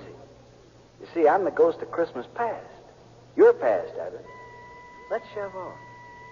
The next thing Eben knew, he and that ghost were standing out on a snow-covered prairie. There was a circle of covered wagons in front of them, and the people from the wagons were gathered together listening to a tall, white-bearded man. Behold, I bring you good He was reading the tidings of Bible. Great joy, which shall be to all people. For unto you is born this day in the city of David a Savior, which is Christ the Lord. And this shall be a sign unto you. You shall find a baby. The ghost turned and pointed to a boy sitting away from the others on the tailboard of one of the wagons. Small boy, about 10 years old, with hollow cheeks and his eyes all red from crying. Oh, no. It was Eben himself. On a Christmas day, a long, long time ago. Not a very happy Christmas either. It was only a week since the oxen had stampeded and his ma had been killed when she fell from the wagon. His pa had died with an Apache arrow in his chest. No, I don't want to look at him anymore. Can't you show me another Christmas? Well, it was no sooner said than done. Now Eben and the ghost were in a bunkhouse. And Eben saw himself again. He's 10 years older than the boy on the prairie, but he was lying on a blanket staring up at the ceiling. And then his pal Jake came running in, all out of breath. Come on, Ed. Get a clean shirt on. We got us an invite to a party. Huh? Yeah, the boss is throwing a big shindig. He says he'll fire us if we don't show up. Eben couldn't help remembering that party. Oh, the roast beef and the baked ham and square dancing and the pretty girls in their calico. He couldn't help saying out loud to the ghost. Oh, dear. How I wish I... What was that, Eben? Nothing, Mr. Spurs. Nothing. I was just remembering how I treated my foreman today. That's all. After that, the ghost took Eben to 3 or 4 more of his old Christmases. And none of them were very happy. Especially that Christmas when the young schoolmarm, sitting on the horsehair sofa, had unwrapped a tiny box Eben gave her and then handed it back to him. It's a lovely ring, Eben. But I can't wear it. Well, you're not courting somebody else. No, Eben. But you are. You're courting something else. Bill. Land and money, cattle, profits. They mean more to you than I ever would. I'm sorry. Mr. Ghost, no more of the past. Please, I've seen enough. A man wants to forget. Sure, Eben. Whatever you say. And before Eben could blink his eyes, he was right back in the hotel room. But once he got there, he blinked real hard because all of a sudden the ghost was becoming a different person. He was getting fatter, and his stomach popped out 2 or 3 inches, and a few wrinkles creased his cheeks, and finally his chaps turned into a shiny blue serge suit with a heavy gold chain dangling across the vest. Well, what's happened to you? Why are you so different now? You seem to be getting tired of the past, so I thought we might take a gander at the present, if you've got no objections. Well, the hotel room just melted away, and Eben was looking at that cabin his foreman had built on Holly Creek. Well, that cabin sure was crowded. Oh, there must have been 5 or 6 children, all helping their mother get the Christmas dinner, all laughing and talking, as busy as summer coast. But when their father came in, he had a long face and a tired mouth, and his wife looked up and wanted to know what was troubling him. Oh, I was just thinking about old Eben. That's not a very pleasant thought for Christmas, Bob. By the way, what did you want with you yesterday? Was it about this cabin? Oh, no, of course not. Well, let's get on with dinner. Sit down, everybody. Now, where's my Tim, huh? Well, I guess we're just going to have to eat And Bob looked all around the room. He was pretending he didn't see the little fellow in the corner. The boy with an iron brace on his leg and a wooden crutch propped up against the wall. But little Tim, he wasn't going to be ignored. Here I am. So Bob picked him up and carried him over to the table. God bless this food, this house, and us and our friends. Even old Eben. Amen. The family found that part about Eben a little hard to swallow, but they finally managed, and Tim was the last one to chime in. God bless us, everyone. Eben didn't want to watch what was going on in that cabin any longer, but the next place the ghost showed him wasn't much easier on him. There was a big party going on at his nephew's house back in the livery stable. And one of the ladies was blindfolded, you see, and she was trying to pin the tail onto a donkey. But there was something peculiar about this donkey, about the way it was drawn. It looked more like a person than an animal. Well, Eben recognized who it was supposed to be right off. You see, folks, I invited Uncle Eb to be with us, but he turned me down flat. So I figured we'd have him here in spirit, if not in the flesh.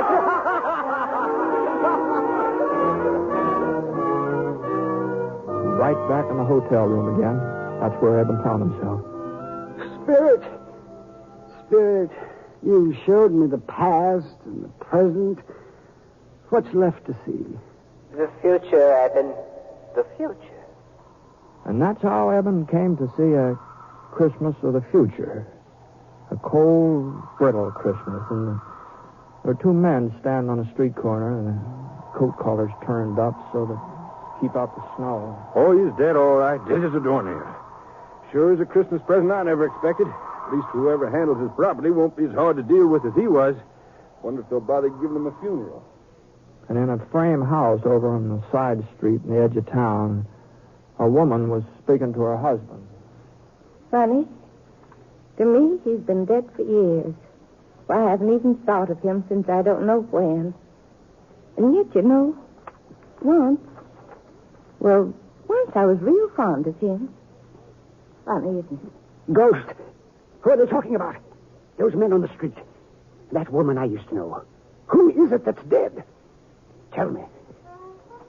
And the ghost slowly turned and stretched out a long, thin, bony finger. And there right at the end of that finger was a tombstone, all covered with weeds. Eben could barely make out the name that was carved on it. Ebenezer Scrooge. No. What's this? Where am I? And you know what? He was right in his own bed, in his own nightshirt, and the sun was streaming through the frosted windows.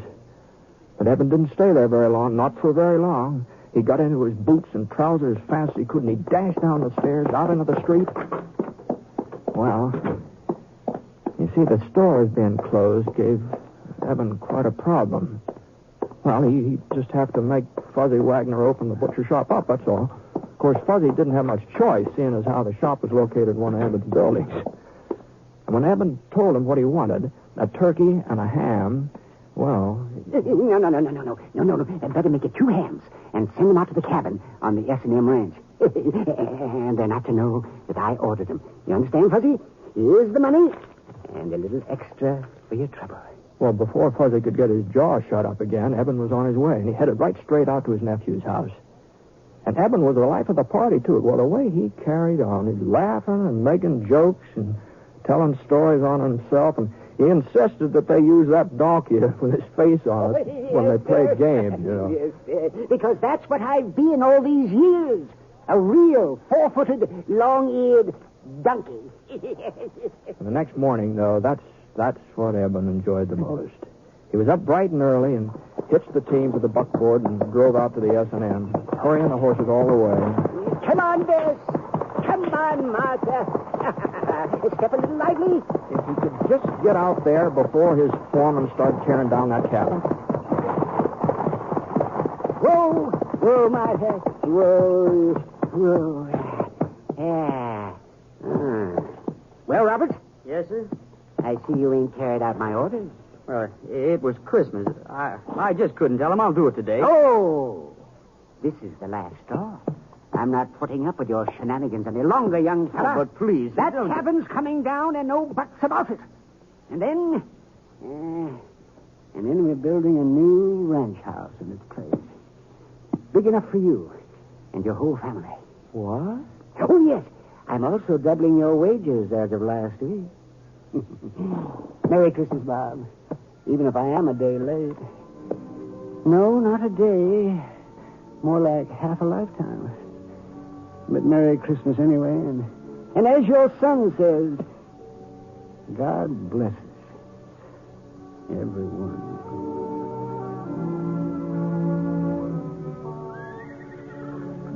Well, that's the way things worked out, Johnny, more or less. Well, that's a fine story, Mister. Real fine.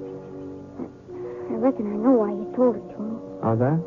So that I'd understand about Christmas and how important it is to do for other people instead of just thinking about yourself.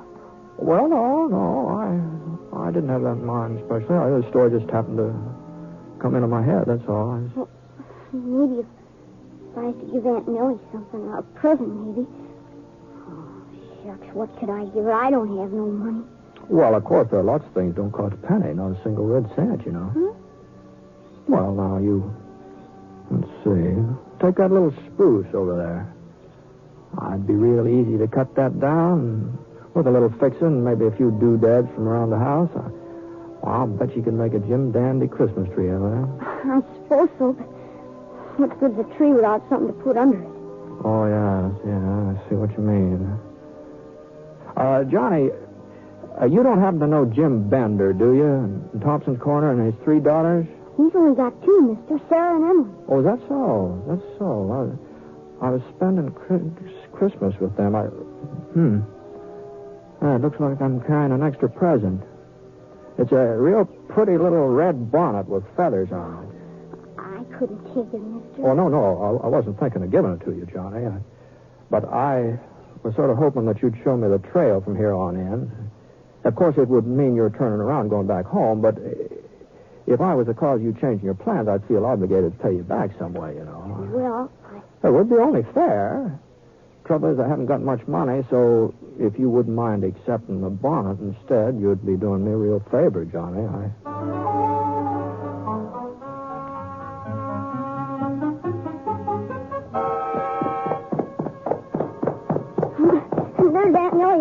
Mary.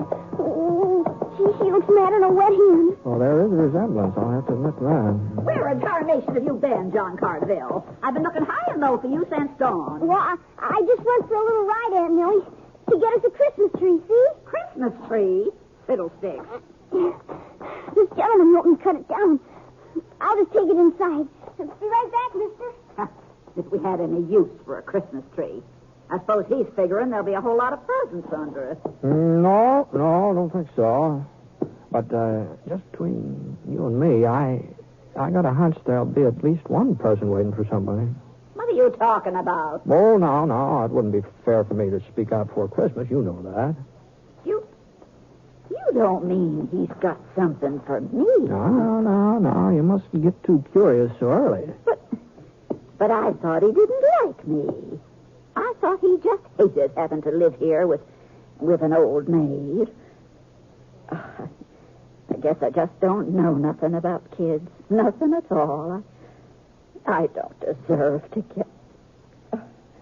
Well, I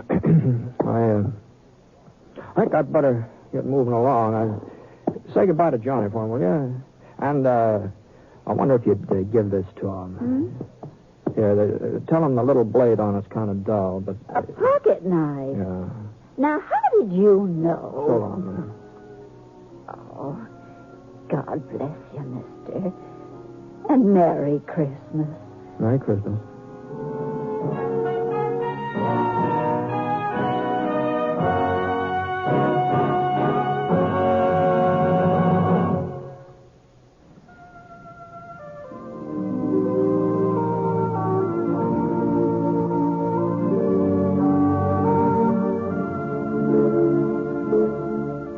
Please remember now, beginning December 31st, the six-shooter will be on Thursdays instead of Sundays.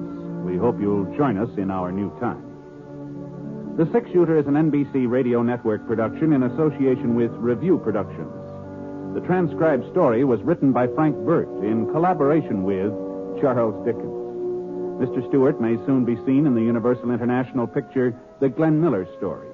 Howard McNear played Scrooge, and special music was by Basil Adlam. The entire production is under the direction of Jack Johnstone. All characters and incidents were fictitious, and any resemblance to actual characters or incidents is purely coincidental. And now, until Thursday the 31st, this is Hal Gibney speaking. Merry Christmas.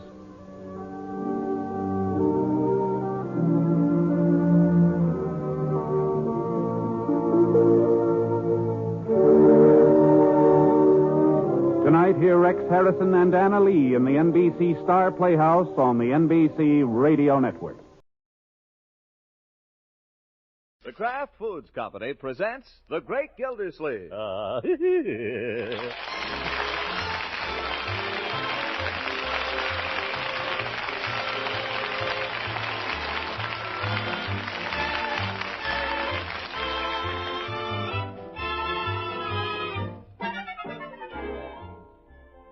It's The Great Gildersleeve, starring Harold Perry, brought to you by the Kraft Foods Company, makers of a complete line of famous quality food products.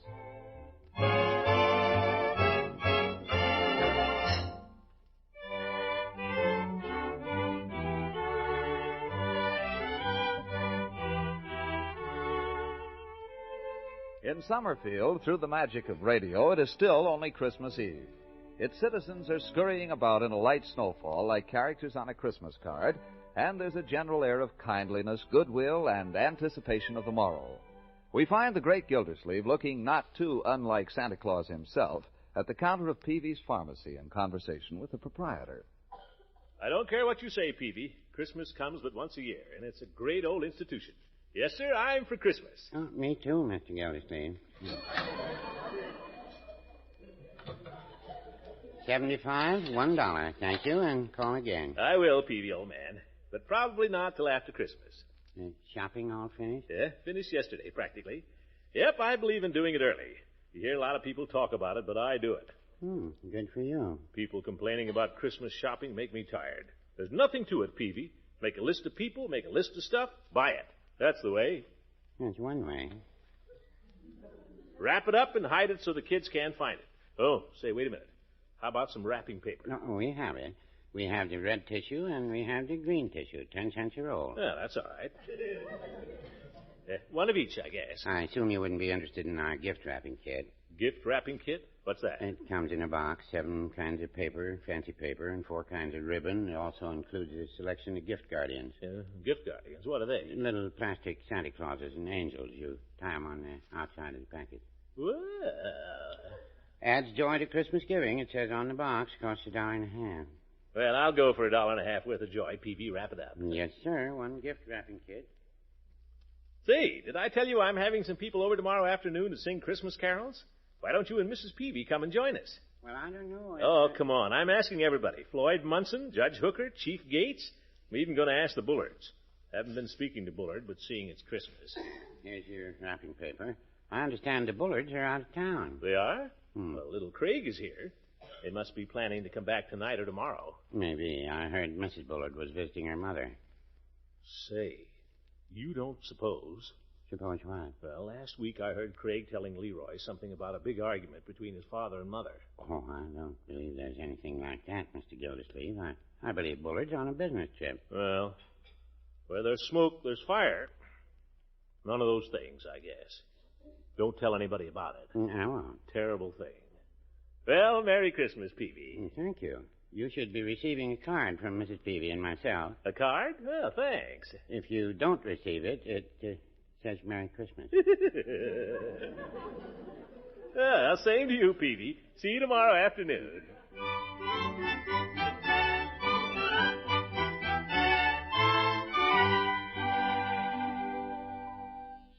Easy with the clippers, Floyd. Okay, Commissioner, just the back and sides. What's new? Nothing.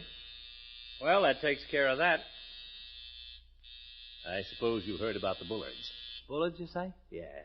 You heard about it? No. A little trouble there? Yeah, afraid so. She's gone home to her mother. Oh, that don't mean nothing. If I had $1 for every time Lovey went home to her mother, I wouldn't have to be cutting hair. There's more to it than that. Yes, sir, I'd be a rich man. She's done it again last week. But she always comes back. I imagine Bullard isn't so used to it, Floyd. He's gone away, too. Where'd he go? Home to his dad? This is a serious matter, Floyd. Breaking up a home. I don't break up so easy. There's a lot of stretch in a home. But a guy like Bullard, I can see where a nice woman like her wouldn't... Of course. That's the sad part of it. Let's not spread this around, Floyd, after all. You don't have to worry about me, Commissioner. I'm no talker. Little tonic on the hair? No, just comb and dry. Poor Mrs. Bullard. And at Christmas time, too.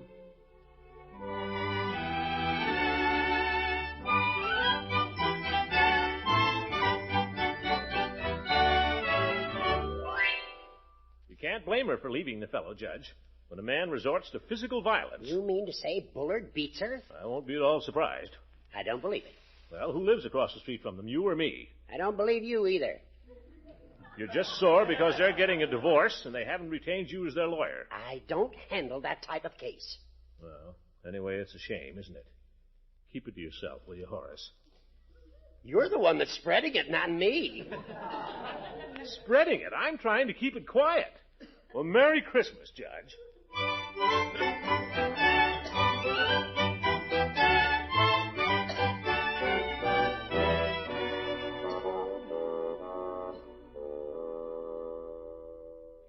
That's the sad part of it, Eve. They've been married 15 years. That's not the saddest part, Throckmorton. When a wife leaves her husband, you know who suffers. Yeah, it's tough on Bullard. No. It's little Craig I'm thinking of. He's such a little boy. All alone there at home with a governess. Oh, yes, Craig. Broken homes are hardest on the children, Throckmorton. That's something we school teachers know very well. Very terrible. Say, Eve, can you come over tomorrow afternoon? Some people are coming to sing carols. Well, Maybe you could come a little early, huh? Got a present for you.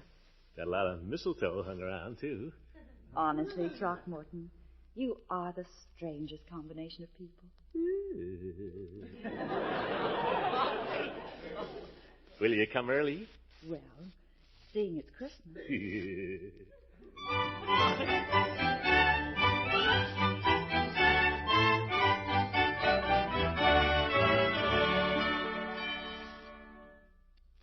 Well, tree all finished, fire in the fireplace. What shall we do now? How about each opening one present? That's a good idea. Not till Christmas, children. You know the rule. At Piggy's house, they always open one present each on Christmas Eve. That's not the way we do it here. What would you like to do, Marjorie, besides open a present? Well, I don't know. I guess I'll go over to Francie's and see if anything's cooking. My dear, it's Christmas Eve. Well, so what? Everything's all ready for tomorrow. What's the matter with having a little fun? That's right. Say, why don't we go to the movies? Why not, Unc? At the Majestic, they got the Killers. We will not see the Killers on Christmas Eve.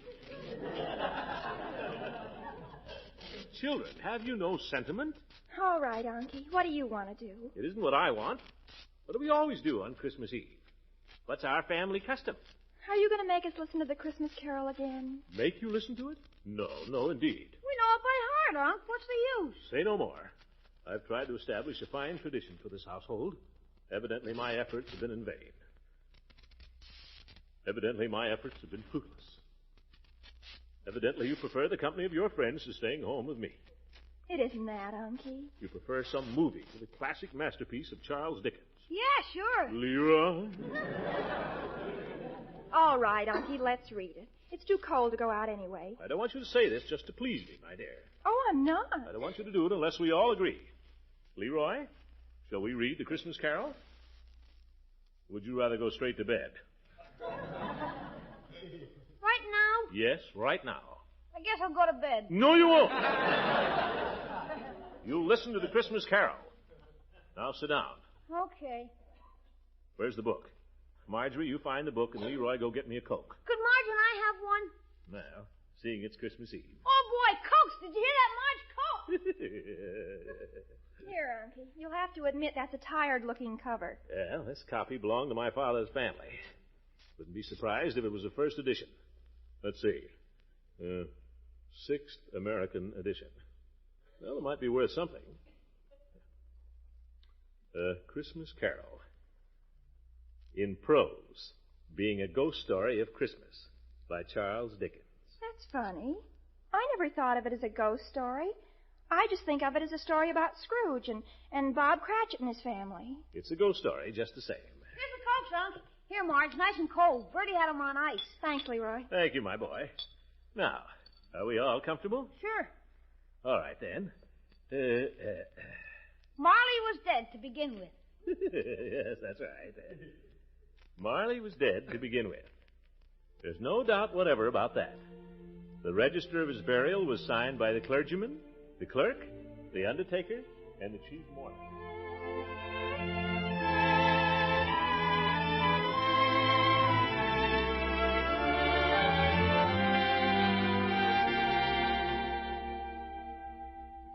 Oh, what a wonderful pudding.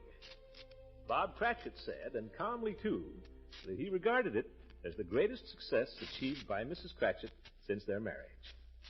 Mrs. Cratchit said that now the weight was off her mind, she would confess she had had her doubts about the quantity of flour. Everybody had something to say about it, but nobody said or thought it was at all a small pudding for a large family. It would have been flat heresy to do so. Any Cratchit would have blushed to hint at such a thing.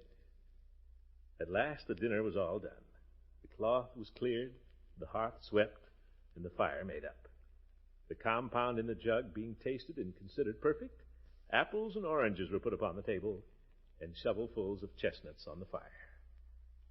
Then all the Cratchit family drew round the hearth, in what Bob Cratchit called a circle, meaning half a one. At Bob Cratchit's elbow stood the family display of glass, 2 tumblers, and a custard cup without a handle. These two held the hot stuff from the jug, however, as well as golden goblets would have done. And Bob served it out with beaming looks, while the chestnuts on the fire sputtered and crackled noisily. Then Bob proposed, "A Merry Christmas to us all, my dears. God bless us." which all the family re-echoed. God bless us, every one, said Tiny Tim. The last of all. Yes, yes. He sat very close to his father's side, upon his little stool.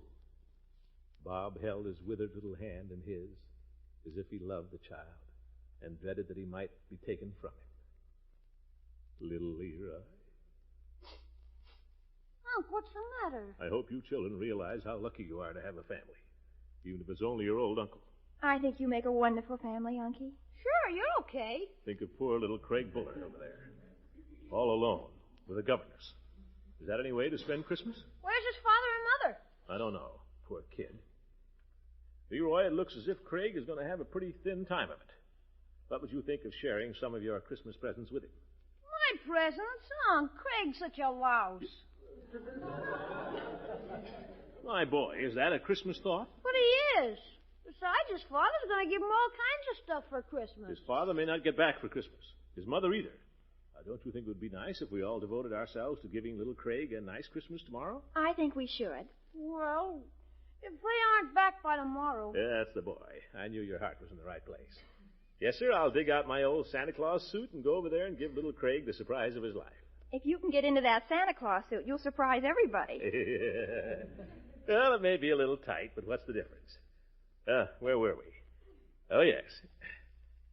Spirit, said Scrooge, with an interest he had never felt before, tell me if Tiny Tim will live. I see a vacant seat, replied the ghost, in the poor chimney corner, and a crutch without an owner carefully preserved. Stay close to me, Leroy.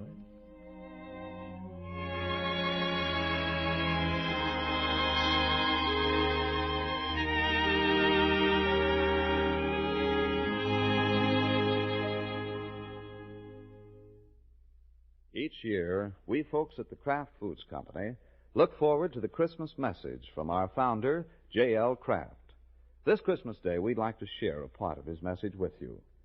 Mr. Kraft closes his letter by saying, for all of us, our childhood memories must invoke the strongest sense of the lifelong allegiance we owe as children of God to the great teacher whose birth we celebrate this Christmas of 1946.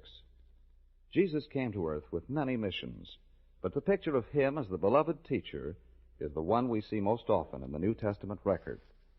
Let every man choose his own creed. But if we let our minds dwell on the great principles of living as taught by Jesus, we will see the perfect pattern by which to fashion our lives. All successful living, all fulfillment of the promise of our youth, all good citizenship in a world which profoundly needs good citizens, must come out of following the teaching of the greatest teacher of mankind. A joyful Christmas, and may the blessing of the great teacher be with you. And with Mr. Kraft, all of the folks at Kraft add their greetings and best wishes to all of you. We hope that with these Christmas adventures of the great Gildersleeve, we're adding to the pleasures of your holiday.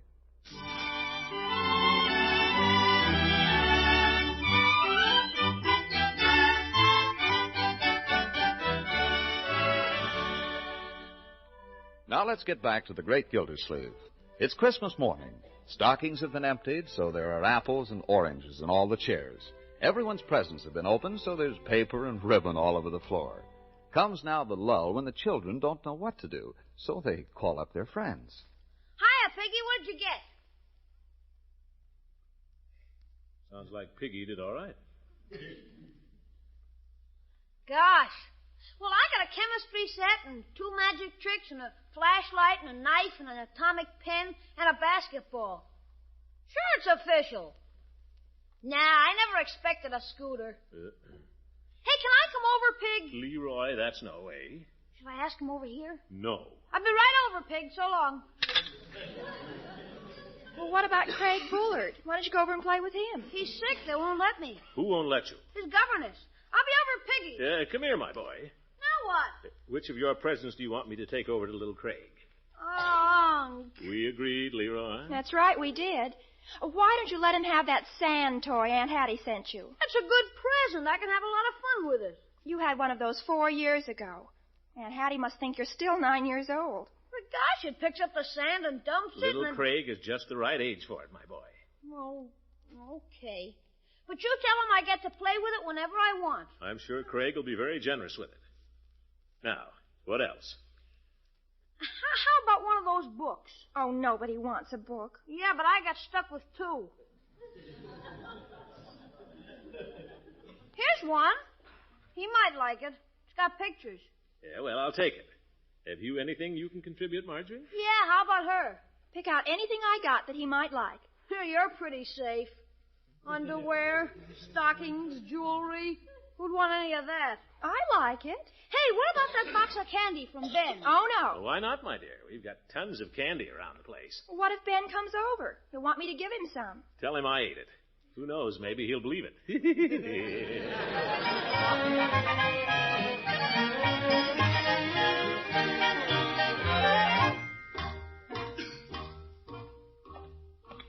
Suppose I look a little foolish on the street in broad daylight. What do I care? The kid enjoys it. What do I care? Darn beard gets in your mouth. And tastes funny. Oh, well. Haven't even got a Christmas wreath on the door. Rich cheapskates.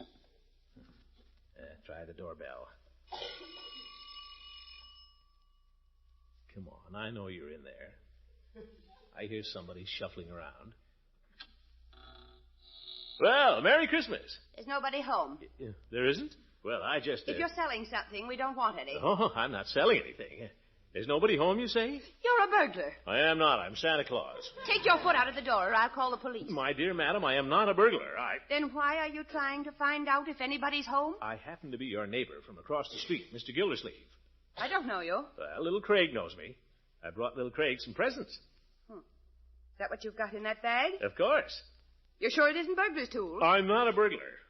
Look, I'll show you my driver's license. What for? So you'll know who I am. There. Throckmorton P. Gildersleeve, 738 Lakeside Avenue. That's right across the street. Brown eyes, 5 feet 8. Weight, 230 pounds. I guess it's you, all right. Come in.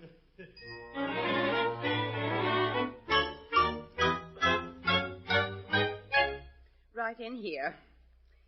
There's someone to see you, Craig. Who is it? Surprise, Craig. Santa Claus. I've come to see if you've been a good boy. You're not Santa Claus. You're my father. No, I'm not. I'm old Kris Kringle himself. I thought you said you were Santa Claus. It's the same thing. Now, have you been behaving yourself lately? Sure. I've been in bed all the time. What have you got in the bag? I gotta check up on your record first. Let's see what it says about you in my little book here. Craig Bullard. I've got quite a few bad marks down here for you. Let's see. Yes, sir, quite a few bad marks. Let me see the book. No, Sonny. Santa's book is confidential. Santa quit grabbing. Craig, get back under the covers. Have you got a handkerchief, Craig? Use your own. Oh!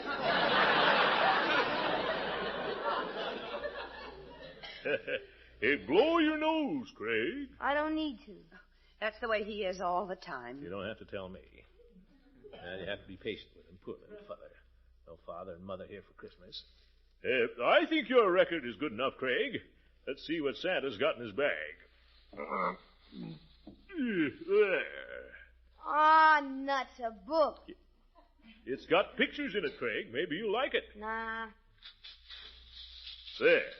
The Child's History of England. Might be exciting. What else have you got? By George, if he was my kid. See what we have here. Here's something. Feels like a toothbrush. Yeah, it is. A toothbrush for a Christmas present? Well, it's useful. See what else Santa has in his pack here. Another book? Nope. Guess again. I'll open it. Yes. Oh, boy, candy. What's that, candy? Just chocolates, miss. He's not allowed to have it. On Christmas? She stinks. Craig.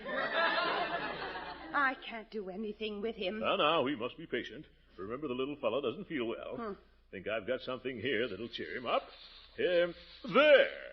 What is it? Take the paper off. You'll see. Like it? The sand toy. That's for kids. You listen to me, you spoiled little brat. Miss Dover, don't let him touch me. Go right ahead, Santa Claus. Do anything you want. George, for 2 cents, I'd whale the living daylights out of him. Shut up. I haven't even touched you. Shut up. Shut up and you can have a piece of candy. Here. Hey. Merry Christmas. Oh, Oh, someone just came in downstairs. Oh, Craig. Mommy. Well. Here we are, Craig. Daddy. Now, what's the matter? If he's my daddy, who are you?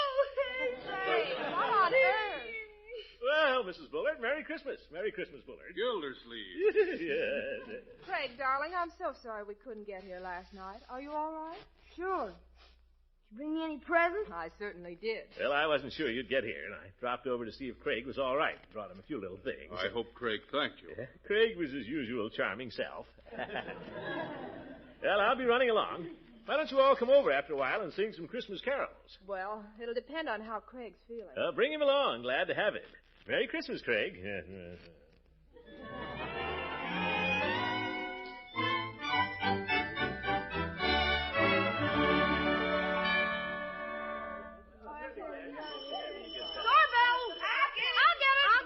Now, we don't need all this confusion. Merry Christmas, Birdie. Thank you, Judge. Yeah, old goat, he would be the first. Oh, Merry Christmas, Judge. Merry Christmas. Well, and here's Floyd right behind you. Merry Christmas, Floyd. Merry Christmas, Commissioner. Judge. Hi. Nice to have you around. Shall I bring in the punch now, Miss Gildersleeve? The punch? By all means, Bertie, by all means. Punch. Say, regular party. Take Floyd's coat, Marjorie. Take the judge's coat, Leroy. Okay. Can we start singing now, Unc? I don't know. Why not? Floyd, will you do the honors at the Wembley? I can make a stab at Jingle Bells. Couldn't have a better starter. Come on, Marjorie, Leroy. Hey, this is a real instrument. It's a Wembley. A fine piece of furniture, too. Genuine Philippine mahogany. You don't say. How's this for a key? Okay? It's fine. Right, let's start together and finish together. Jingle bells, jingle all the way. Oh, what fun it is to ride in a one-horse open sleigh. Jingle bells, jingle all the way. Oh, what fun it is to ride in a one-horse open sleigh. You were fine, Floyd. I had the wrong key. What else do you know? Well, I know one thing. The professor's thirsty. Yeah. Get some punch for everybody, Leroy and Marjorie. And don't drink any of it yourself. Why not? Well, because just enough for the grown-ups. Doorbell! I got it. Wait a minute. It's Eve Goodwin. I've got it.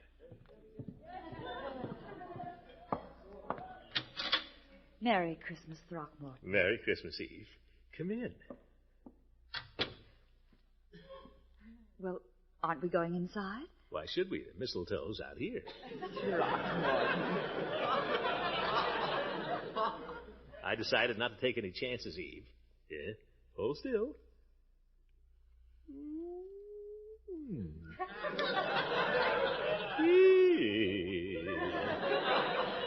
Throckmorton, I think you're stretching the meaning of the mistletoe. Well, Christmas comes but once a year.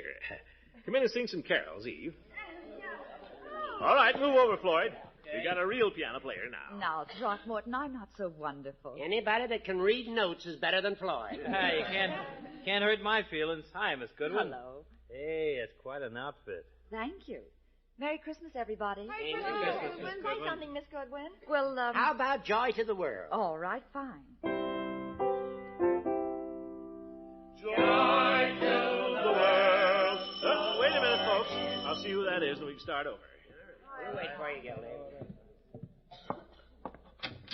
Yeah, the compliments of the season, Mr. Gildersleeve. Peavy. Merry Christmas, Commissioner. Merry Christmas to you, Chief. Come on in, fellas. Throw your coats on the hall table there. Huh?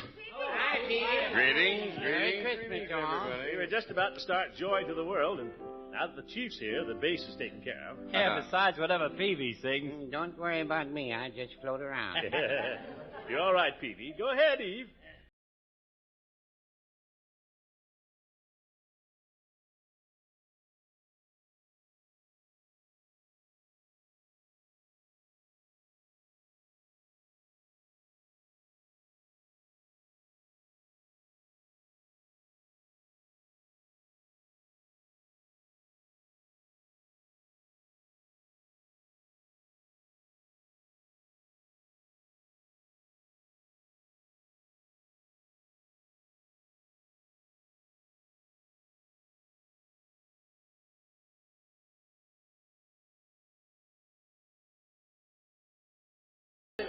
Glad you could come. I'm glad you're here. Listen to that wonderful singing. Now, aren't you just a little bit ashamed of yourselves? What do you mean? I know all about it. Going off and talking to lawyers about a separation. I told you this was a small town, my dear. A separation?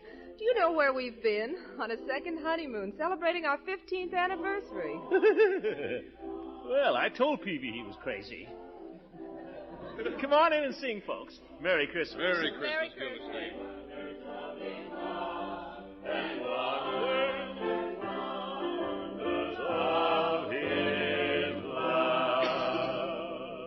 Oh, Unky, Bertie wants to see you. Bertie? I think she's ready to go out now. Oh, well, tell her to go ahead. Oh, no, I'll tell her myself. Excuse me, Mr. Gildersleeve. Can I go now? Yes, Bertie, and thanks for everything. And a Merry Christmas to you. Thank you. Bertie, before you go, wouldn't you like to come in and sing that carol? The one you sang at your church last year? In there with all those people? Oh, they'll love it. Come on, Bertie. Well, if you say so. Come on. All right. Attention, ladies and gentlemen. Bertie here has an old English Christmas carol she sings every year at her church. Would you like to hear it? Oh, yeah, please, Bertie, sing it. It's in the book there, Miss Goodwin. I think I can find it. Well, here it is. Oh, yes, it's lovely.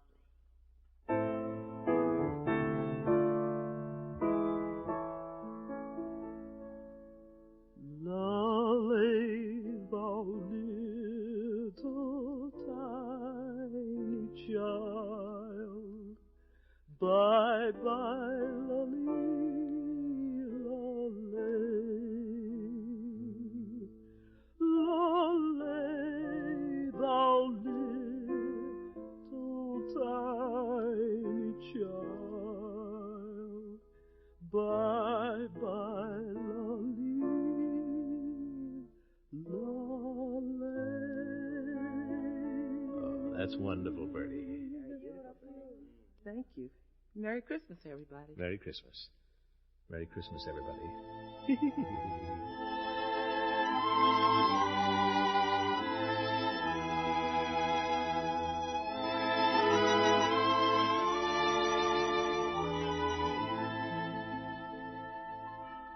This program was brought to you with the good wishes of the Kraft Foods Company. This is NBC, the national broadcasting company.